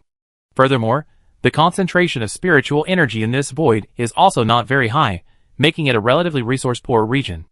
In a small plane, a fierce battle is underway. Boom! Terrifying blows continuously descend from the sky, tearing the earth apart, destroying mountains, and severing rivers. In the aftermath of the battle, the natural environment is like a painting, being arbitrarily smeared and modified. The sky collapses and the earth cracks, laws turbulent, and elements collapse. Under the high-energy collision of so many powerful beings, all the laws of the surrounding area are distorted. Cracks stretched across the sky. Even the stable planes of space were ripped apart before the multitude of powerful demigods. Sensing the threat from the heavens, countless local creatures spontaneously fled, running in terror across the shattered earth, wishing they had 2 more legs to run faster. Over 20 powerful demigods engaged in a chaotic battle. Powerful laws struck, terrifying energies collided, and the area was hundreds of miles wide. It felt like doomsday. Not to mention the ordinary local creatures, even the high-level transcendents, who held a place here were like ants in the face of the demigods clashing in the double-digit numbers. They couldn't even get close, let alone offer assistance. Boom, crackle, above the sky, crimson super thunderbolts rained down, striking the invading evil gods, vowing to drive them away. Humph, a mere world consciousness, you dare to harm us?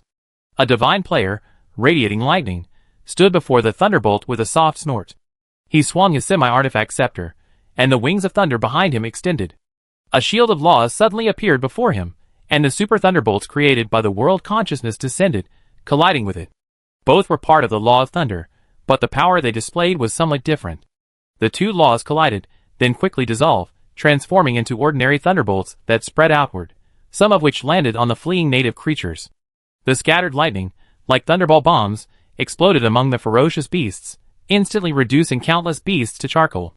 Hurry up, I can't hold on any longer. A Thunder God player, having blocked another wave of thunder strikes, looked at the world consciousness gathering strength again, his expression slightly changed, and he shouted to his companions below. Even though the world consciousness had been weakened several times, and the properties of his common thunder strikes were consistent with its own, it was only a high-level demigod and could not withstand such a blow. Got it, hold on a little longer, it's almost over, a player currently engaged in combat replied, taking a moment to notice. 15 demigod players, working together, surrounded and killed the 6 remaining demigod creatures on this plane. The battle was fierce. Hold him. One player seized the opportunity and swung his demigod weapon. In an instant, the black iron chain, like a living thing, flexibly wrapped around the 6-winged python across from him, completely restraining it and preventing it from moving for a short time. Then, the 3 demigod players joined forces, their combined power of the laws transforming into a devastating blow that struck directly at the 6-winged python. Roar! Sensing the threat, the 6-winged python roared, twisting its body frantically, trying to break free from the chains. The player controlling the chain's expression changed slightly, then gritted his teeth, unleashing divine power within him, forcibly suppressing the 6-winged python, preventing it from breaking free. The blow landed on the 6-winged python in an instant. Under the python's horrified gaze, its body was torn apart, its 6 wings turning to ash, its flesh and blood shattered into dust, showering the ground like rain. The 6-winged python twisted its body, its consciousness shattered, and it roared in agony. In a matter of moments, this 6-winged python, having reached the advanced demigod level, was annihilated, completely destroyed, its remains plummeting to the ground. With a thud, the entire ground trembled. The 4 who had slain the 6-winged python rushed without pause to other battlefields, aiding their companions in surrounding and killing their opponents. Planned for over a decade, their plan went smoothly. As time passed, One local demigod after another was slain. A day later, when the last demigod failed to escape and was surrounded and slain, nothing in this plane could resist their power. Then everyone began to divide the spoils. "It's the same old rule. The more effort you put in, the more spoils you get," said Wang Tian, his aura shrouded in yellow sand, as he approached the powerful demigod. The other members of the Black Sand Gang had no objections to their leader's words. This was how they had divided the spoils during their previous collaborations. Rewards are based on effort. It's a matter of course, nothing much to say. As for the amount of effort, determining it is also simple. Besides, it doesn't need to be exact. A rough estimate is enough. The 6 demigod corpses were quickly divided into more than a dozen pieces, and everyone gained a considerable amount from them. Wang Tian placed the fragments of the demigod bodies into his interspatial ring, then looked at the crowd and said, "The resource points in this plane remain the same. Everyone will work together to develop them. It's still the same. As for the crystal veins, you can mine as much as you can. Other high-level resources will be distributed according to contribution." Although the most advanced creatures in this small plane had just been eliminated by them, it was still extremely dangerous for their followers and warriors. So, in order to successfully mine the resources here and avoid interference from the local creatures, they had to cooperate. Naturally, everyone agreed. Fuck, with so many people, even if it was a complete small plane, divided into 17 pieces, we wouldn't get anything good. Shan Hongxing complained to his friends through voice transmission. In order to capture this entire plane, their entire organization, save for a few who couldn't come, was present. They did manage to capture the plane, but with this split, it felt like a lot less. The common resources were secondary. They could produce them themselves, so they weren't particularly scarce. The main thing was high-level resources. Even if this was a complete plane, the high-level resources were incredibly scarce, and they were the kind you couldn't eat again. It's good enough to have any points, but you're still being picky. "It's because we don't have the strength," Qinming said, glancing at him. "Too few. Too many people, too little food. Not enough to go around." Shan Hongxing said helplessly, "I don't think this operation needs so many members. At this rate, how long will it take to assemble a 7th-tier legion?" He looked at his friend and whispered, "Old Chun, you're full of ideas. Do you have any other options for me to consider? After all, we've worked closely together, and have known each other for almost 100 years. You know me well. If there's a way, please lend me a hand." Qinming was startled when he heard this. He turned to glance at his companions. Seeing that he didn't react, he relaxed and said with a smile, "You're talking nonsense. If there were any other options, I wouldn't be hanging around with you guys. I'd have left long ago." The Black Sand Gang, this organization, was originally established to provide support. The gang leader, Wang Tian, is nearly as powerful as a powerful demigod. He's not weak, but after all, he's still a high-level demigod. There were several high-level demigods within the Black Sand Gang, so the entire organization lacked a unified will, and was extremely loose. As a result, no one took the Black Sand Gang seriously, treating it more as a platform. Naturally, there was no need to develop the organization. They all knew that its members were not entirely trustworthy, and the depth of their dealings was very limited. After deciding who would be dispatched next, everyone quickly dispersed, returning to the plane and dispatching their followers. In a large plane, the portal opened, and a sweet-looking female player emerged. "Damn! I worked so hard, and I only got this little." Hu Yisun returned to his own plane, his expression instantly darkening. He couldn't help but curse, "Those guys are clearly targeting me. I'm a water deity, not good at attacking, and yet they're asking me to surround and kill the strongest demigod." Returning to the divine realm, Hu Yisun sat back on his throne, relaying divine oracle messages to the divine cult while drawing upon the divine energy within the realm to recover from the previous battle. Dong! Suddenly, a soft sound came from outside the divine realm, like a knock on the door. Before Hu Yisun could investigate, a dark crack quietly appeared above the divine realm sky, and then a darkness quickly flowed in, engulfing the entire water realm. "Who dares to invade my divine realm?" Hu Yisun's expression changed drastically, a mixture of shock and anger. He stood up, the semi-artifact scepter in his hand. Divine light shone from him, and he was poised for action, like a volcano about to erupt. Drawing upon the power within the divine realm, Hu Yisun activated the laws of water. Instantly, surging divine energy transformed into a wave, surging towards the dark force. The two energies collided, and thanks to the divine realm's blessing, the spread of the dark force was temporarily halted. Seal! At the same time, he unleashed his full might, attempting to close the spatial rift. To Huisen's surprise, the spatial rift closed successfully. But before Huisen could rejoice, a soft chuckle echoed from behind him. "Hello, ma'am." Chapter 248. Hearing the voice behind him, but sensing nothing with his spiritual sense, Huisen felt a chill on the back of his neck, his face drastically changing color, like an ordinary person encountering a ghost, nearly screaming out. Even so, he was terrified. With a flick of his wrist, he vanished from the throne and reappeared hundreds of meters away. Looking back at the throne, he saw a stern-faced, black-haired young man standing there. His eyes were indifferent, his figure was slender but not thin, and he was dressed in a black robe. He looked like a priest of the divine church. He looked like an ordinary young man, yet he exuded a terrifying aura like the abyss and hell, making him intimidating. "Who are you? Why are you invading my divine domain?" Huisen asked warily, his body tense, ready for battle at any moment. At the same time, he calmly sent a call for help through the system to the Black Sand Gang's information channel. "To answer your first question first, you can call me Yongya. Second, why did I invade your divine domain? Don't worry, I'm not trying to kill you, or you would have been dead just now." Su Xingyu replied softly, a smile on his face, seemingly in no hurry to act. However, he continued to release dark energy, enveloping the entire water divine domain.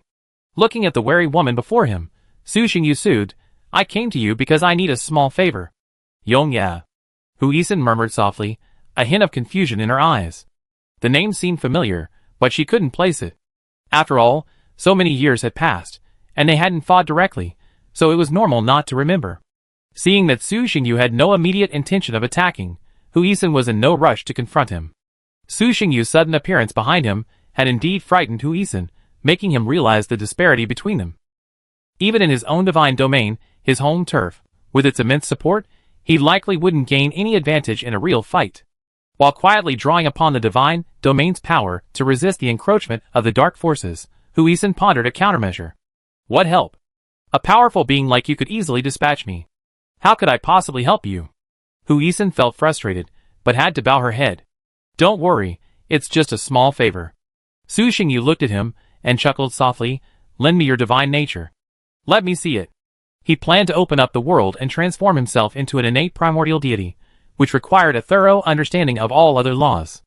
The easiest way to understand the laws was to directly observe the divine nature. Each divine nature was the embodiment of a law. What did you say?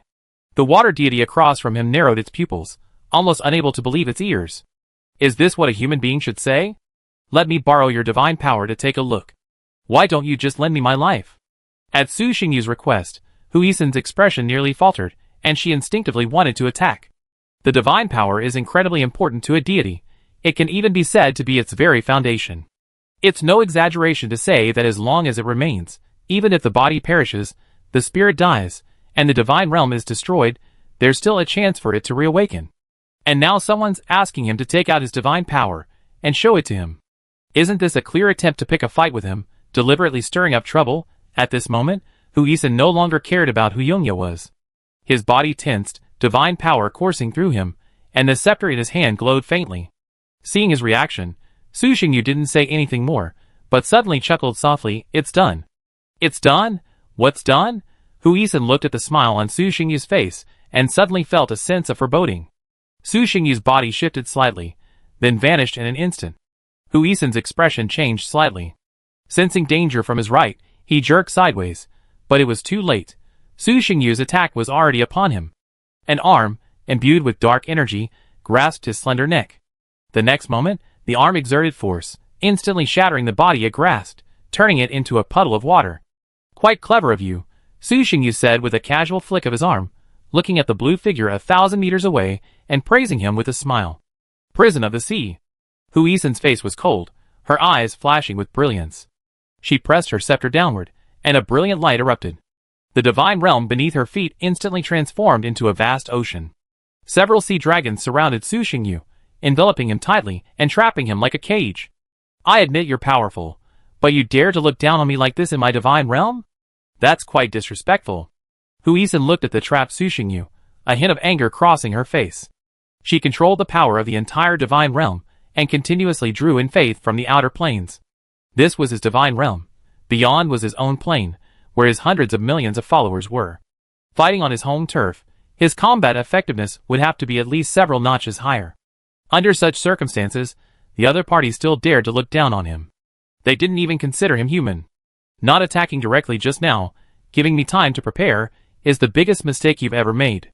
Huizen looked at the dark figure trapped by the sea dragon and sneered, "Arrogant fellow, you will pay the price for your actions." Haha, really? Just then, a chuckle reached Huizen's ear. His expression suddenly changed. Without a second thought, he tried to transform into water and escape, but it was too late. An arm grabbed his neck. "I've got you."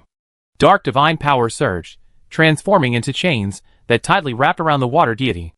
All his methods were instantly rendered ineffective. With his divine power sealed within him, he couldn't even move an inch, let alone transform into water and escape. He was completely trapped like a bug in a spider web. How is that possible? Huizen stared into the young man's indifferent eyes, filled with shock and disbelief. He had no idea how the other man had managed to break free from the divinely enforced prison of laws, and yet he hadn't noticed it at all. How could the power gap be so vast? Even a powerful demigod couldn't have done it. Nothing is impossible. The gap between you and me is like a firefly to the bright moon, insurmountable. Since he would need his help later, Su Xingyu didn't hesitate and quietly explained again, "I have no intention of killing you, so you better not act rashly. When I say let's see, it really is just a look. I won't do anything to you. Whatever you say, that's what it is." Huizen, now a helpless prey, could do nothing but accept it. Su Xingyu didn't engage in further conversation. A dark glint flashed in his eyes, and he reached out to Huizen's chest. "What do you want to do?" Seeing this, Huizen, driven by human instinct, panicked again. "Put away that strange look." Su Xingyu was stunned for a moment, then frowned slightly, appearing somewhat speechless. His right hand touched Huizen's body, then merged directly into it. Su Xingyu then pulled out a blue divine power.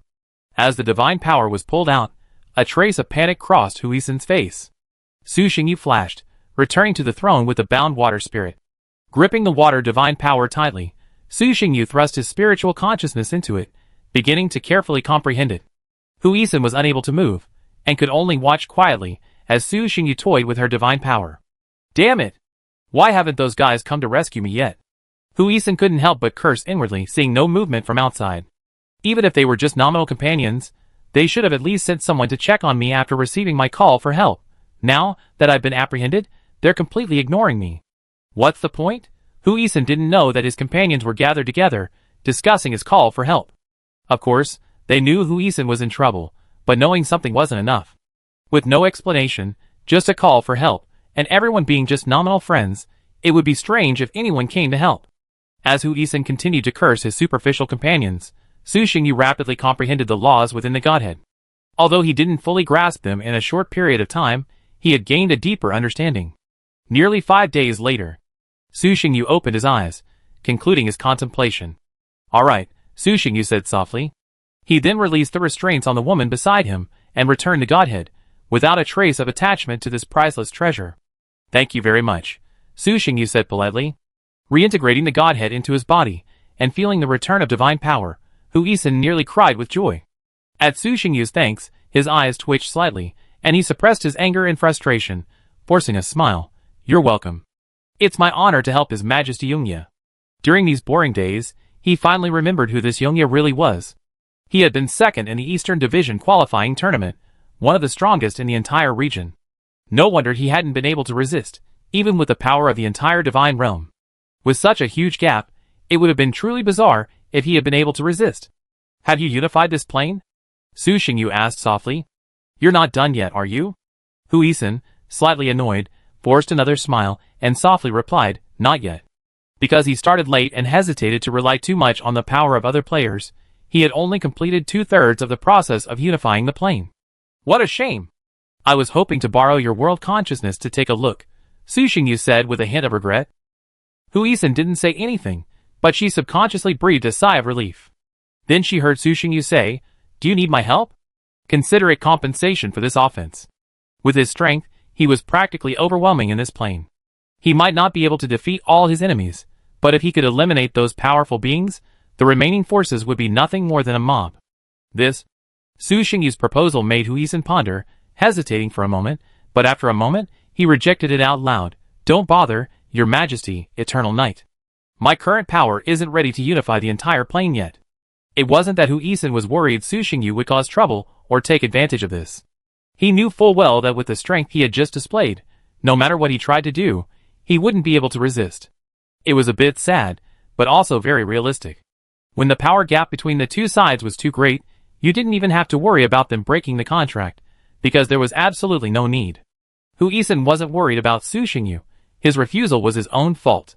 The unification of the planes isn't just about conquest. It also involves subsequent management and assimilation. In the early years, the power of his followers wasn't very prosperous, experiencing several periods of turmoil. After finally stabilizing, it rapidly expanded, adding many foreign populations. As a result, his followers are now unstable and somewhat disorganized.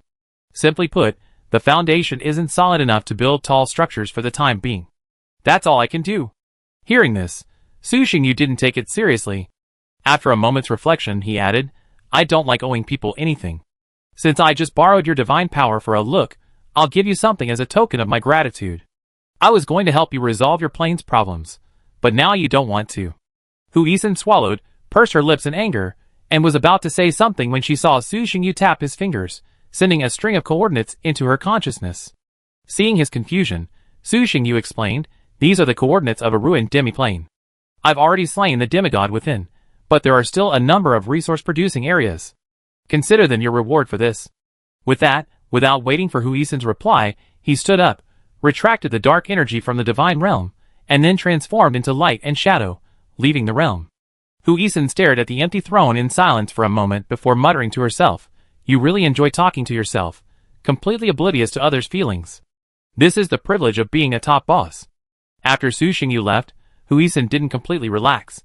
She inspected the entire divine realm from top to bottom, confirming there were no gaps, and then reinforced it with water principles. I didn't expect to be able to resist an invasion, but at least I wouldn't be able to detect their entry without them noticing.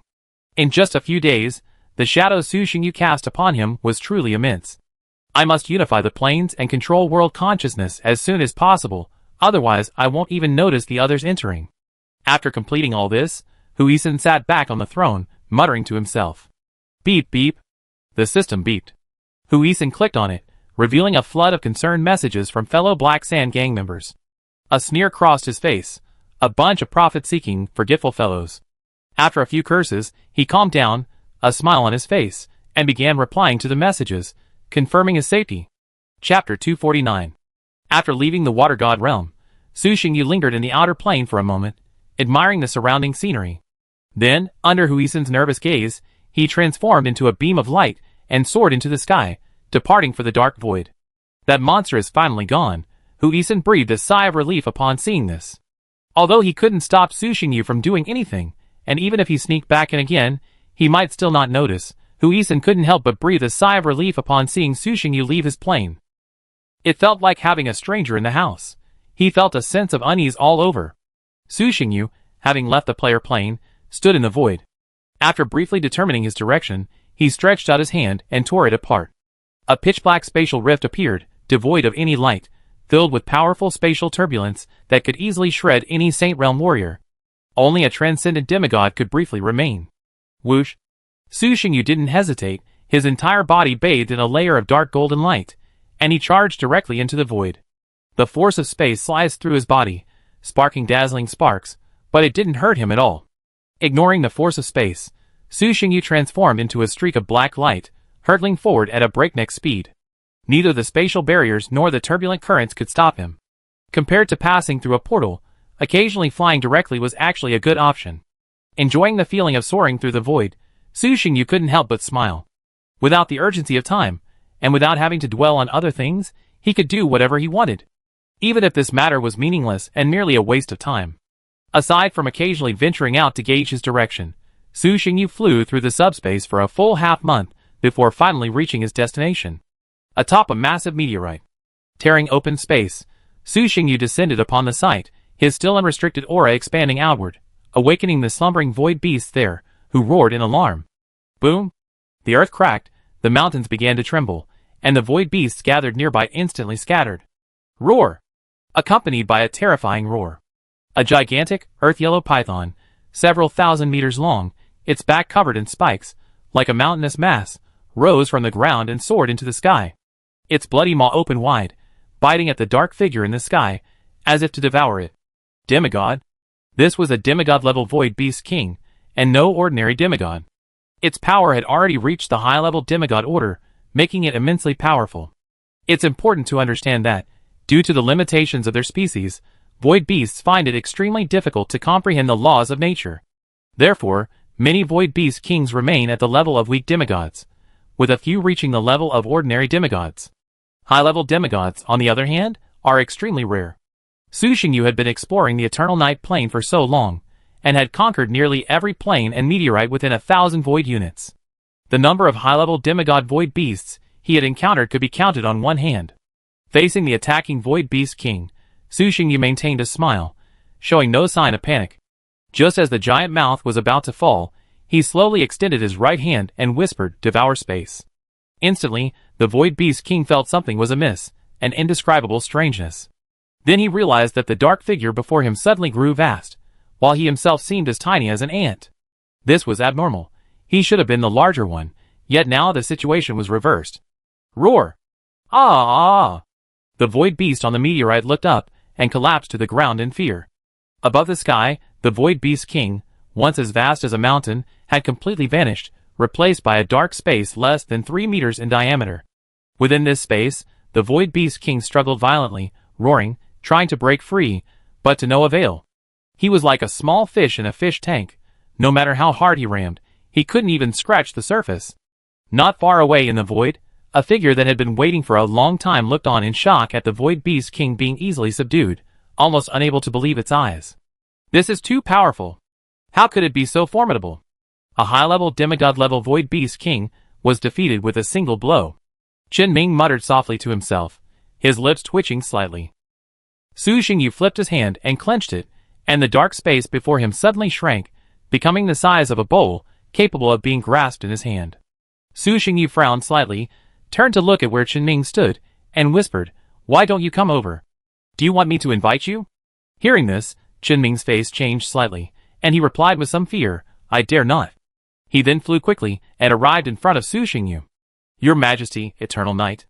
Qin Ming bowed, as if he were Su Xingyu's subordinate. "How long have you been waiting here?" Su Xingyu glanced at him, and asked directly. Qin Ming stared at the bowl in Su Xingyu's hand, his eyes tinged with fear. Hearing Su Xingyu's question, he was stunned for a moment, then calculated in his mind and replied, "Not long after the message came from the Black Sand Gang, I've been waiting here. About 10 days. Though somewhat curious about why the boss before him hadn't come directly here via spatial coordinates after leaving Huisen's dimension, Qin Ming didn't dare ask at this moment. As the saying goes, curiosity kills the cat. Knowing too much isn't always a good thing. Su Xingyu seemed to see his confusion and casually explained, "I flew here directly." Flew here. Hearing this, Qin Ming's eyes instantly glazed over, nearly popping out of his head. He was even more shocked than when he'd just seen Su Xingyu dispatch a high-level demigod with a single move. It's no wonder he was so shocked. The meteorite beneath his feet was nearly 500 void units away from Huisen's plane. 500 void units. What does that even mean? One void unit would require a demigod to fly at full power for a full day. 500 void units, converted to a year and a half, would take a year and a half. And yet, the dark figure before him had crossed that distance in just 10 days. How outrageous. Alright, it's just a small matter. No need to worry about it. Su Xingyu didn't elaborate further, changing the subject. He looked at Qin Ming and whispered, "The member you provided has been taken care of. Thanks to the coordinates you provided, finding a precise plane in this vast void would have been quite difficult." "It's my honor to help His Majesty Eternal Night," Qin Ming replied softly, a hint of a smile on his face. Su Xingyu chuckled and said, "Don't be so polite. I hate owing anyone anything. Since you've helped me, I won't treat you unfairly. I hadn't decided what to reward you yet, but it just happened that something was delivered." Su Xingyu glanced at the bowl in his hand, his eyes flickering. Then he swung the bowl downward, and the mountain-like void beast king fell. Bang! The giant python slammed into the meteorite with a loud bang, kicking up a cloud of dust. After a brief pause, the void beast king, which had reached the level of a high-level demigod, was reduced to a corpse. The corpse was relatively intact, without significant damage, but it was covered in scars and wounds. Its eyes were wide open, filled with fear, as if it had suffered some horrific event before its death. Take this as your reward, Su Xingyu said with a chuckle, pointing to the massive corpse on the meteorite. Even for him, this demigod corpse was valuable. After all, a demigod corpse is a treasure trove. Its flesh can be eaten, its blood can be used to refine medicine, and its skin and bones can be used to refine weapons. However, using it as a reward right now is just the right thing to do, so there's nothing to be ashamed of. It's valuable, yes. But it's not exactly scarce. This void lacks everything except powerful creatures. As long as you have sufficient strength, you can obtain not just one demigod corpse, but even 100. A careful calculation reveals that the number of demigods who have perished at Su Xingyu's hands has already reached 3 digits. Even the peak beings at the pseudogod level are approaching double digits. So, it's just a demigod corpse, so I'll give it to you.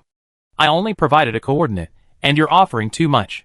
Besides, it's my honor to serve His Majesty Eternal Night, so how could I possibly accept your gifts? Looking at the demigod corpse below, a glint of greed flashed in Qinming's eyes. Honestly, he was tempted and wanted it very much. This was the corpse of a high-level demigod-level void beast king. Such a massive body, the energy contained within, was enough to cultivate hundreds of high-level warriors.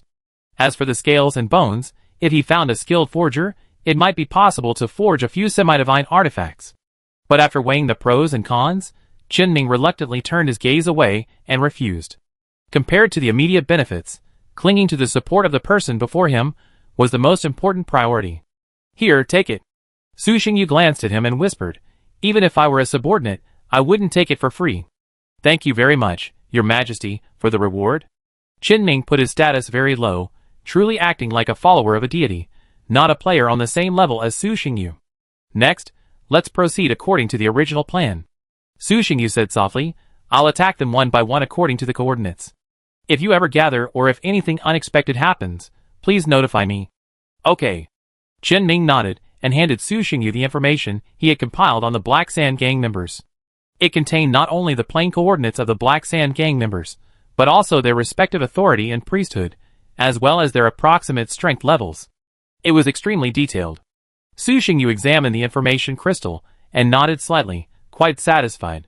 The two exchanged a few more words before parting ways. Before leaving, Su Xingyu noticed Qinming staring at the meteorite, seemingly hesitant to speak. He smiled and said, if you want this meteorite, I'll give it to you. Thank you, Your Majesty Eternal Night. Qinming smiled and quickly thanked him.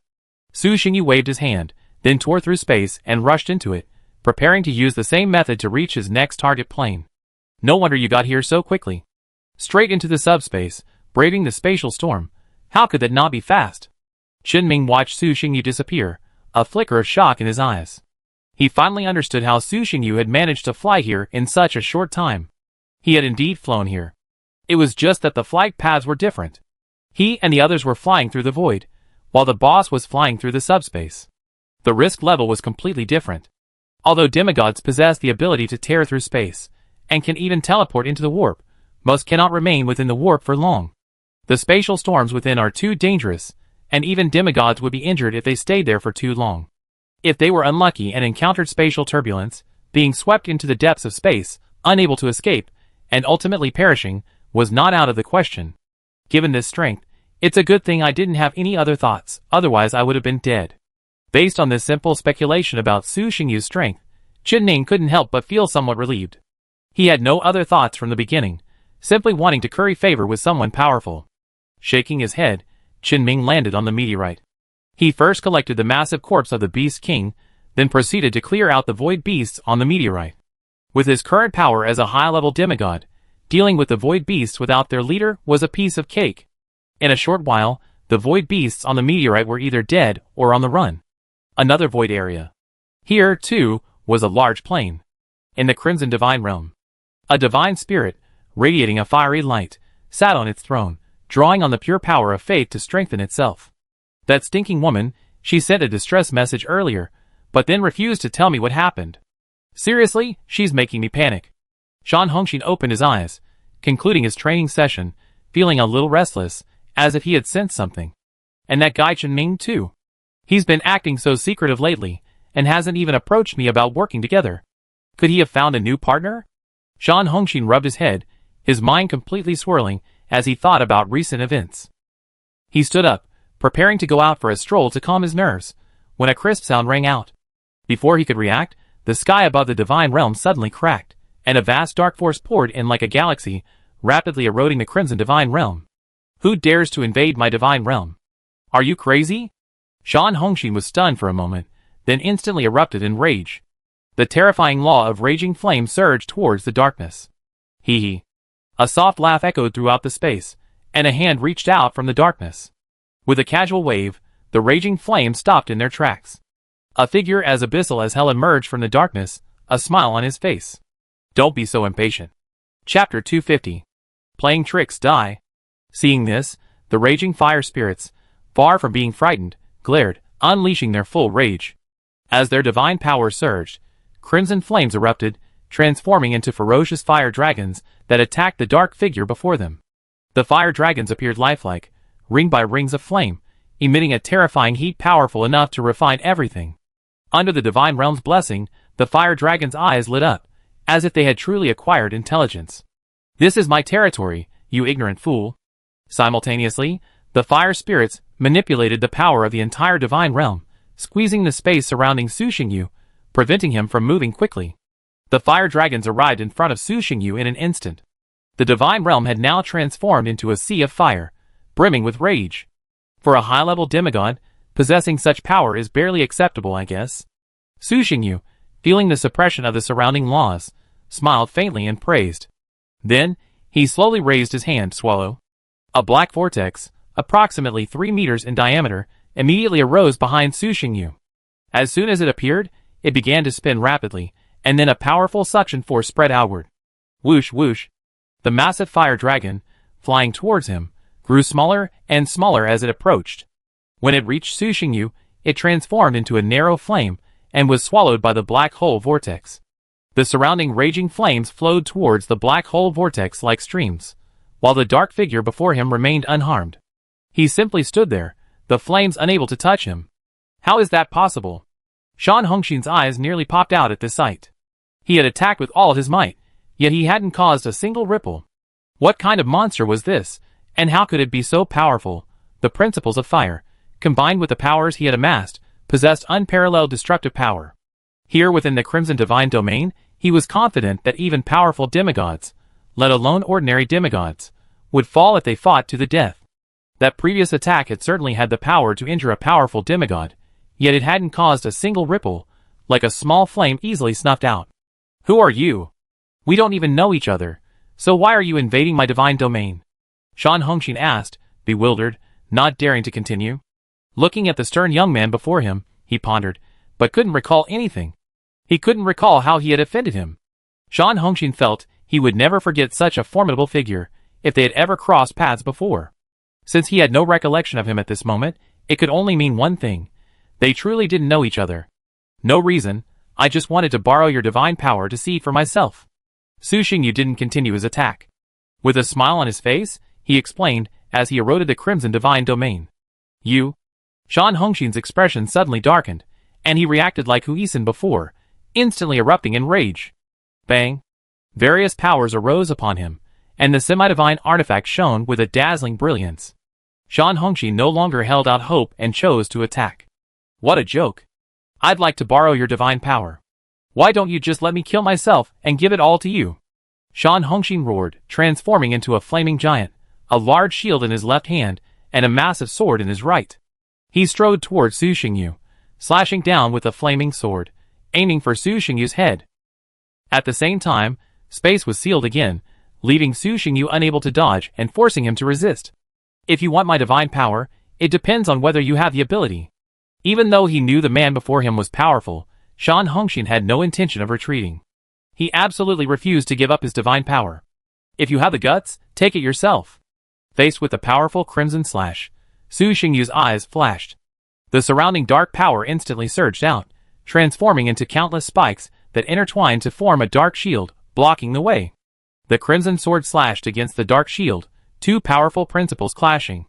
Like two planets colliding, a massive explosion erupted at the center of the confrontation, instantly shattering the spatial blockade.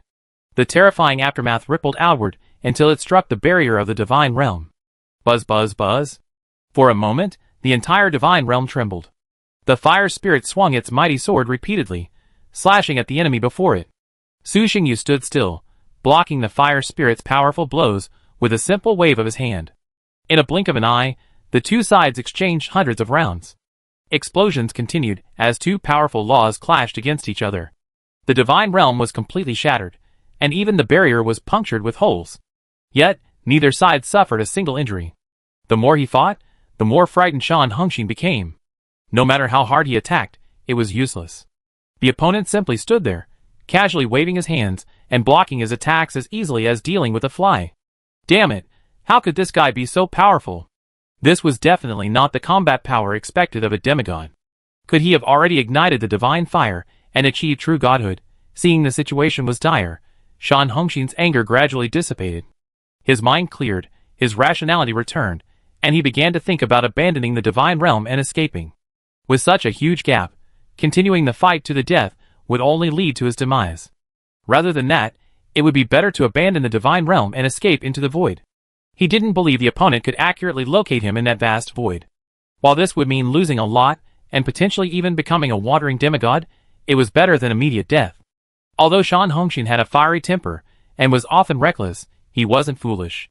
After carefully weighing the pros and cons, he acted decisively, unleashing several powerful slashes. Taking advantage of Su Xingyu's moment to block, he turned without hesitation and fled, transforming into a stream of light as he rushed towards the void outside the divine realm. His speed was swift, arriving in an instant. On the verge of escape, Shan Hongxin couldn't help but show a hint of joy. Then, a dark figure suddenly appeared before him. Before Shan Hongxin could react, Su Xingyu launched a kick. Bang!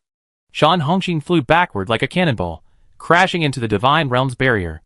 I was just thinking of playing with you, but you're trying to escape. There's nothing I can do. Just as Shan Hongxin was about to stand, a cold voice echoed from above, sending a chill down his spine. Immediately, a hand grasped his neck and lifted him up. What exactly do you want to do? Shan Hongxin's eyes were filled with confusion. Even now, he couldn't figure out why he'd come looking for him. I've already told you, nothing much. I just wanted to borrow your divine power to see for myself.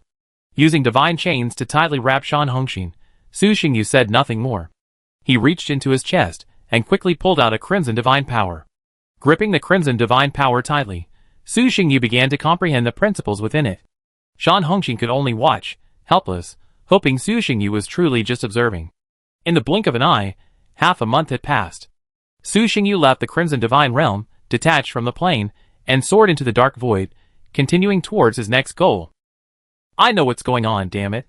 In the divine realm, Shan Hongxin gritted his teeth as he watched Su Xingyu retreat. He suddenly understood why Huizen had sent that distress message. You won't tell me, right? Then I won't tell you either. If there's any guilt, we'll all share it.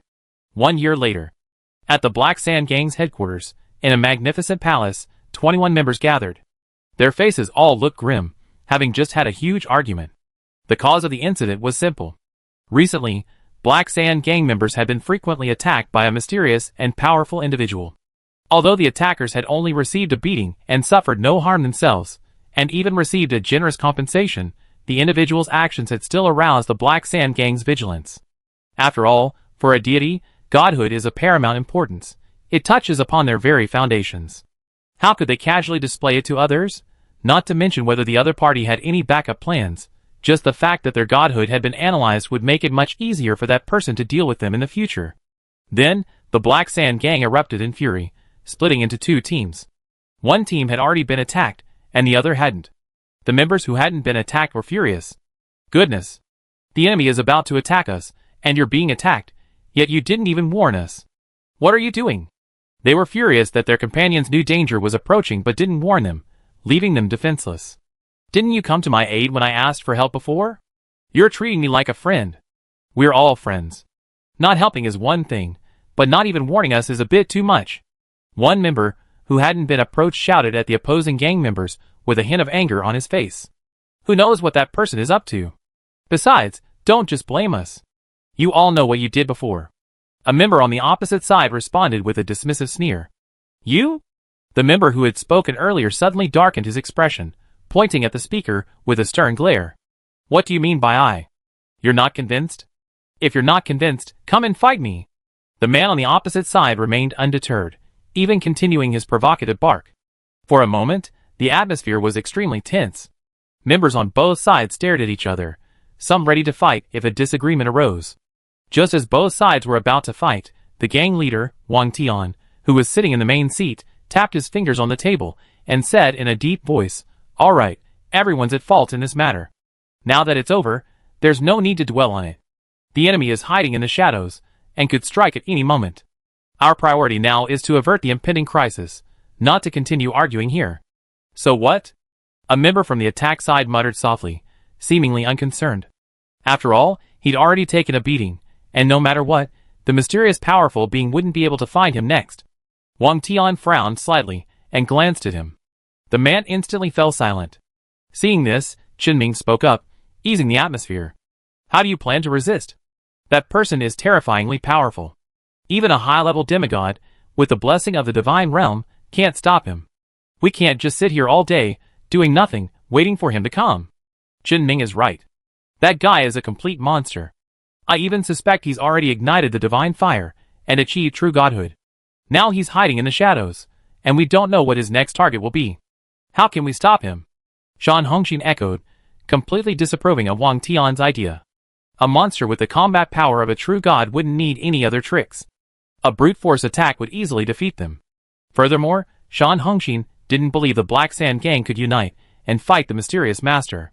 Shan Hongxin couldn't do it himself, and he even secretly hoped that the mysterious master would wipe out the rest of the Black Sand Gang. Why should he be beaten while the others didn't? This was also the reason the Black Sand Gang had split into two teams. They were feeling unbalanced. "Before, I was beaten, and you didn't help. Now you're getting beaten. Why should I help you?" In the corner, Huisen's eyes wandered. He noticed that the others seemed unaware of the master's identity. Wang Tian rubbed his temple, a headache aching, and fell silent. This is difficult to handle. The entire meeting room suddenly fell silent, and all members fell silent. Knock, knock.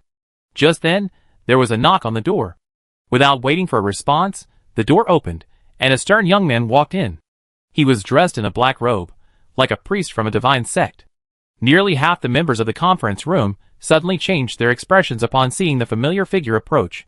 Seeing their changed expressions, the other members also reacted instantly, looking warily at the black-robed youth. "Good afternoon, everyone from the Black Sand Gang." Su Xingyu approached slowly, each step weighing heavily on everyone's heartstrings. Dark energy spread outward, quickly enveloping the entire conference room, sealing it like a cage. "I wonder what brings you here, sir." Wang Tian stood up, his body tense, and asked politely, looking at Su Xingyu. "What do you think?" Su Xingyu asked with a chuckle. "Godhead?" The other members, who hadn't been struck yet, suddenly had their faces darkened.